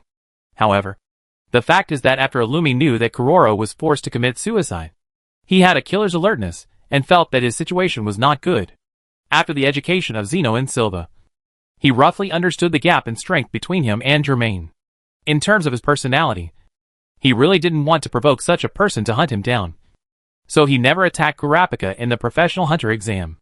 The current situation is that the leader and most of the members of the Phantom Troop have died at the hands of Germain, and a few died at the hands of Hisoka, leaving only 3 people alive. He had briefly joined the Phantom Troop and wanted to attack Germain and others, but was ruined by Hisoka in the end. Although the possibility of Germain taking revenge on him was not very high, it was always safer to stay in the Zoldyck family. Of course, in this situation, he would not admit that he was a coward in this regard. At the same time, he was indeed convinced that Germain came for Killua. Almost a year ago, after Germain came into contact with Killua, Killua suddenly injured his mother, ran out of the Zoldyck family, and disappeared without a trace. Killua then disappeared for a long time, and Illumi caught him in the professional hunter exam. At this time, Germain's apprentice Kurapika was acting with Killua in public, while the hunters of the Hunter Association were watching them secretly. This made Illumi more confident in his judgment. It must be Germain, who is now a new rat, who gave the order to let Kurapika and the hunters protect Killua. For this reason, Illumi, who was habitually suspicious, failed to take action against Killua during the entire hunter exam, but chose the short opportunity after the hunter exam. He had decided that Germain was so thoughtful and protected Killua so well throughout the hunter exam. But unfortunately, he still found an opportunity. The people from the Hunter Association still relaxed at the last moment. Of course, Illumi didn't know that the group of hunters were actually mostly staring at Kurapika, and noticed the gifted Killua by the way, and couldn't help but take a few more glances. When the professional hunter exam was over, Kurapika had successfully obtained the hunter license, so the hunters naturally didn't need to follow him. In short, Illumi had a void battle with Germain on his own, and he won in the end. But he thought Germain would not give up. Sure enough, Germain came today. Regarding Illumi's question, Germain thought about it and simply admitted, yes. One of my purposes is to find Killua. Whether it is Killua's own talent, or the relationship between Killua, Aluka, and Nanika, it is worth it for Germain to build a good relationship with Killua. If we can take Killua with us, and then meet Aluka and Nanika in the future to understand their abilities, it would be good. Everyone had different reactions when they heard what Germain said. Maha was still smiling, as if he hadn't heard anything. Zeno and Silva looked at each other again. Kiju was obviously a little excited, and his mechanical red eyes were shaking rapidly. Illumi showed an expression of as expected, hesitated for a while, curled his lips, and said, I object. Germain thought their conversation had ended long ago, and when Illumi hesitated, he passed him, and turned to the last Zoldyck family member present. Kurt is Silva's 5th child and the youngest, but he is dressed like a girl, and the beauty spot on his chin highlights his cuteness. Whether it is Aluka, the 4th child, or Kurt, the 5th child, they both interpret the unique meaning of having children. Let's not talk about Kurt for now. Aluka clearly recognizes his gender as female, and Killua is willing to call him sister. In ordinary families, the youngest child is the most favored. But the Zoldyck family is definitely not an ordinary family. Therefore, the level of attention that Kurt received was far less than that of Killua, who had extraordinary talent and bloodline. However, Kurt was not jealous of Killua, but silently paid attention to Killua, wanting to do something for his brother, especially in the current situation of being grounded. There is a saying that the entire Zoldyck family is Killikon, which is not without reason. However, Killikon is also divided into factions, namely the extremely Yandra control faction, headed by Kijo and Illumi. Next is the laissez-faire faction, led by Zeno and Silva.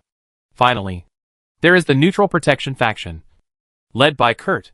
He will decide his inclination according to the situation. He will side with whichever side he judges is better for Killua. Now is the time for him to judge the situation. He wants to know what kind of changes Germain, who has been away for almost a year, will bring to the current situation of Zoldyck family. Kurt, wearing a kimono, covered the lower half of his face with a small fan, nodded to Germain, then blinked his big eyes and observed Germain. Chapter 329. It was not good to stand and chat outside the mansion.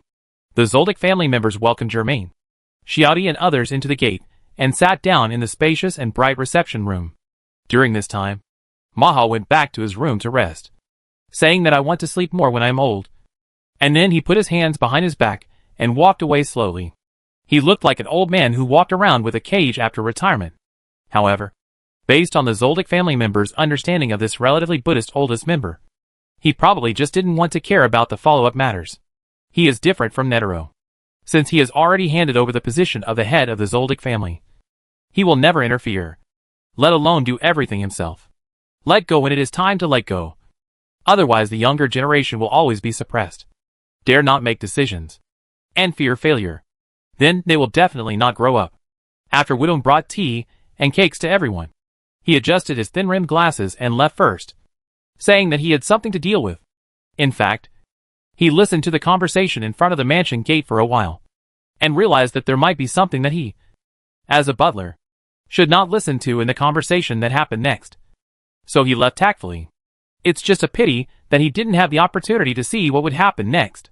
Whether Master Killua's freedom is still in the hands of Master Ilmi, or someone else depends on the results. As the current head of the family, Silva sat at the top. Although Zeno was an elder, he sat on his left, and Kija sat on his right. He only asked about the people other than Germain now, asking who they were and what their purpose was. Germain first introduced Xiaodi and Kurapika on his behalf, saying that they came to visit with him, and then talked about Xiojia and Leorio. Gon and Leorio straightened their backs immediately, not wanting to show their weakness in front of Killua's family. Silva actually knew Gon and Leorio. After all, they had been living in Kaboon's residence for 20 days. Kaboon could not have failed to report the situation, and Wudong would naturally convey the news. But they basically didn't care, and didn't expect that Gon and Leorio could actually open the door to the underworld. However, Silva still pretended to be very unfamiliar and surprised at this time, and gave Gon and Leorio a friendly smile. So you are Killua's friends, and you came here to find him. As Killua's father, I want to thank you for taking care of Killua before this. Gon and Leorio both had illusions for a while.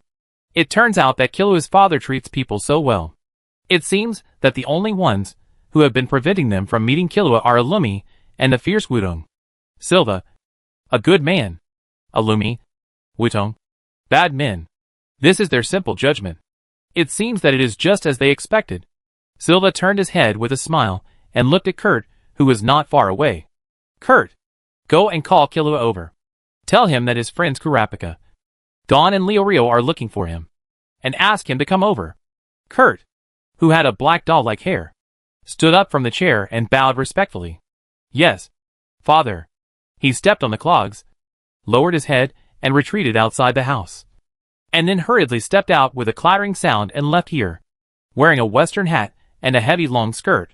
Kija noticed that something seemed wrong, and the red dot on his mechanical eye shook excitedly. Dad? What are you going to do? This is the most critical moment for Killua. And Illumi finally persuaded him to come back. But you let him come out at this time. Then all this time will be wasted? I absolutely don't agree. Kiju didn't curse bad friends directly in his mind, which was very restrained. Silva, with his long silver hair, was very calm in the face of his wife's questioning. Killua was grounded because he hurt you and Mickey and left without saying goodbye. I think this punishment is enough. More grounding is just a waste of time. The hunch Zeno rubbed his mustache. I think so too. It's enough now. Father-in-law.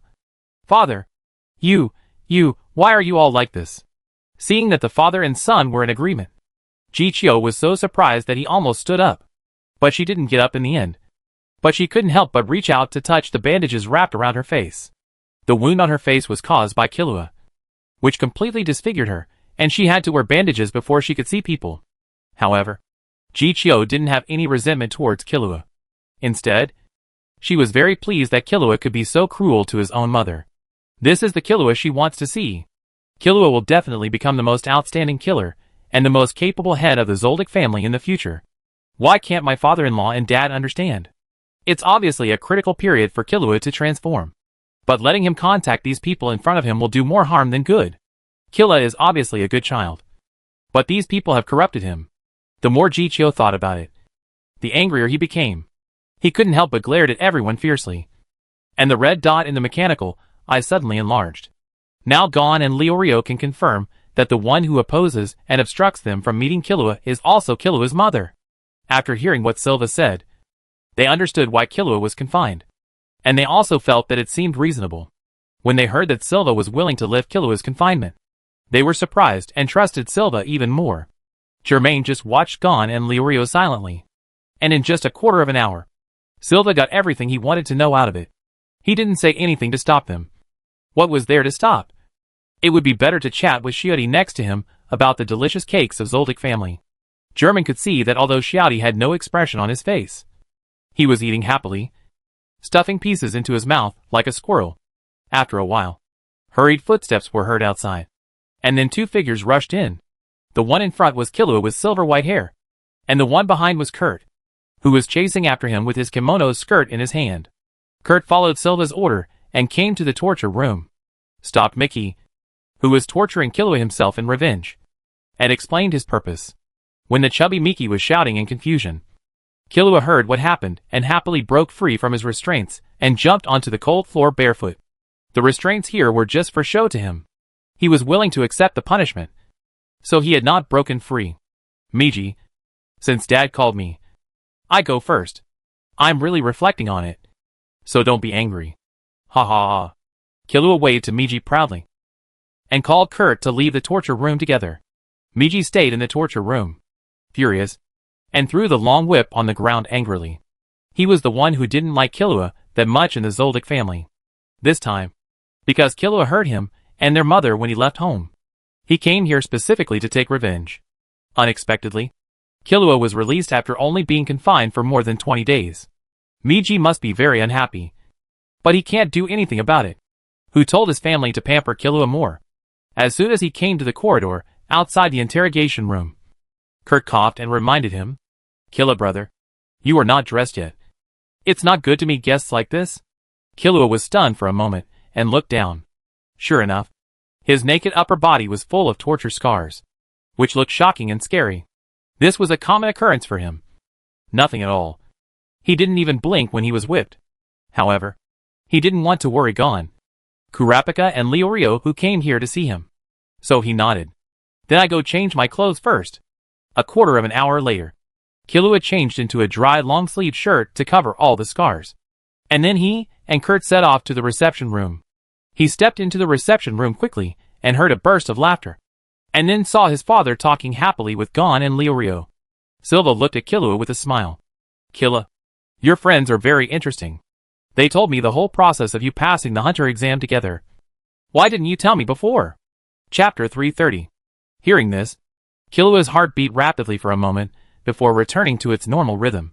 Father, actually, I was thinking, I'd tell you later. Killua hesitated. Silva smiled and didn't take it seriously. So that's how it is. Then come over quickly and entertain your friends. They've been waiting for you for a long time. Killua subconsciously obeyed the order and walked over. But his mood became more and more solemn. When he saw Gon, Kurapika and Leorio, he was indeed very happy. After all, they were his few friends. However, Killua has to worry about them. How can they leave the Zoldyck family territory safely? Grandpa and father are easy to deal with. Killua can also deal with Mother and Mickey. But Illumi? He can't beat Illumi at all. What should he do? If Illumi really kills Gon, Kurapika, and Leorio in order to make him become a killer, how can I stop him? Should I act like a spoiled child to my father and grandfather and ask them for help to send Gon and the others away safely? But even if he leaves here, Illumi can still do it outside the Zoldyck family territory. This is completely in line with Illumi's usual style, and his father will definitely not blame him for it. Kia's headache became more and more headache, and he couldn't show too much enthusiasm to Gon, Kurapika, and Leorio who were walking towards him. Kia, who seemed not very happy during the greeting, inadvertently saw Germain sitting next to him, and his heart skipped a beat. Germain? That's Germain. Right. Why is he here? Kurt only talked about Gon, Kurapika and Leorio, but didn't mention Germain at all. So Killua was surprised when he saw Germain. Then, a bold idea quickly came to his mind. I remember that about a year ago, Germain, Illumi, and the guy called Hisoka seemed to be three people of equal fame. That is to say, the strength of Germain and Illumi should be similar. Even if Illumi is stronger than Germain, Germain can definitely hold Illumi back. I can feel that Germain seems to be quite nice to me. If I try to ask him for help, he might be willing to help Gon and the others escape. However, with so many people here, how can I ask him for help in a subtle way without arousing suspicion? Kia forced a smile and talked to Gon, Kurapika, and Leorio, while his mind raced. The next moment, he noticed the half-smile on his father's face. Ah, why is my father looking at me like this? Could it be that he has guessed what I want to do? Silva did speak, but he was asking Killua another question. Killa, do you want to go on a trip with your friends? Killua was stunned with surprise. He never thought that his father, who was so strict with him, would ask such a question. Is this kind of thing allowed? He was hoarse for a long time before nodding in response. I want to go. Silva smiled lightly. Don't be so nervous. Killua, I have no objection to you and your friends embarking on a journey. This is your life after all. I won't interfere. Killua was so surprised that his mouth was dry this time, and he didn't know how to respond. This was not the attitude his father would show in his impression. No, absolutely not. Kija finally couldn't bear it anymore. She stood up and faced Silva, who was sitting on the bench. The hem of her skirt rose and fell like a jellyfish. Killa is destined to become a killer, and he also has the qualifications to become the future heir of Zoldyck family. How can you let him go out to play during this critical period? Seeing that it was his mother who was saying those words again, Killua couldn't help but turn cold and refute. I'm not playing outside. I'm doing serious work. Didn't I pass the hunter license test? That doesn't mean anything. Kija lifted the hem of her skirt with both hands, walked towards Killua in a hurry, and looked down at her most precious son. You will definitely learn nothing outside.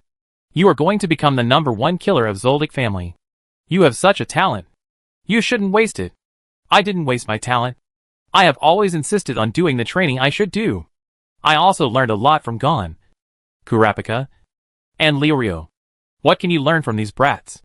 Kikyu was so angry at his beloved son's series of rebuttals that the red dot on his mechanical eye began to shake rapidly again. Okay. As soon as Silva spoke, he stopped the quarrel between the mother and son. Killua and Kikyu had to stop angrily, and Silva looked at the other people in the family. What do you think? Illumi, who had been strangely silent from the beginning, finally spoke coldly at this time. I still object. Father, you know how dangerous the outside world is. Killua is too weak. If he plays house with this group of people, he will suffer a great loss sooner or later. Leorio was very upset when he heard what Kija said, but because Kija was Killua's mother, he couldn't refute her. Now what Illumi said finally made him unable to bear it. What do you mean by playing house? Whether it is Killua or us, we are mentally prepared to die there before we take the hunter exam. Doesn't this prove our determination? Leorio pointed at Illumi and yelled at the top of his lungs. If Kurapika hadn't held him back, he would have rushed over and fought with Illumi. What Kurapika knew better was that if Teacher Germain hadn't been there, Illumi might have already attacked Gon and Leorio. Shiba and Zeno seemed to be on the side of Gon and Leorio. In fact, once Illumi had the intention to kill, they might not necessarily save Gon and Leorio, but might just go with the flow. Suijia also spoke solemnly at this time. Please believe us. We are Killua's friends, and friends should take care of each other and share weal and woe. We will never betray our friends. Kija sneered, and Illumi didn't even look at Suijia and Leorio. At this time, Silva looked at the last person who had not yet expressed his opinion. Kurt, what do you think? Kiju opened a small fan and fanned himself quickly, as if to cool down. Kurt, you have to think it over. Kurt pursed his lips tightly, and the beauty mole became more obvious. He hesitated. However, the situation is equal. Father and grandfather both support Killua to travel outside, while mother and Illumi are against it. Without Mickey, Aluka has no right to vote. In this way, his vote is the key one. Although he thinks that no matter which side he votes for, it will not change the outcome, but he still considers it carefully. Kurt has to admit that what mother and Illumi say is more reasonable. Killua has the talent and ability to become the heir of Zoldyck family, and he should not waste time in the outside world, especially since it is so dangerous outside. Even Illumi-san can't say that he won't fail. If I let Killua go outside, wouldn't it be irresponsible? Kurt? At this time, Silva urged. Kurt felt that he had thought it through. So he spoke slowly. I think Killua should go outside to see. Maybe it will help him grow faster. What am I talking about? Why did I say such a thing? Kurt found that he actually said something incredible. As if his mouth was out of control. He lowered his head involuntarily. Kija looked at him in surprise. Kurt!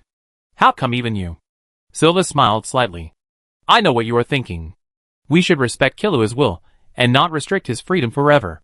However, your concerns are normal.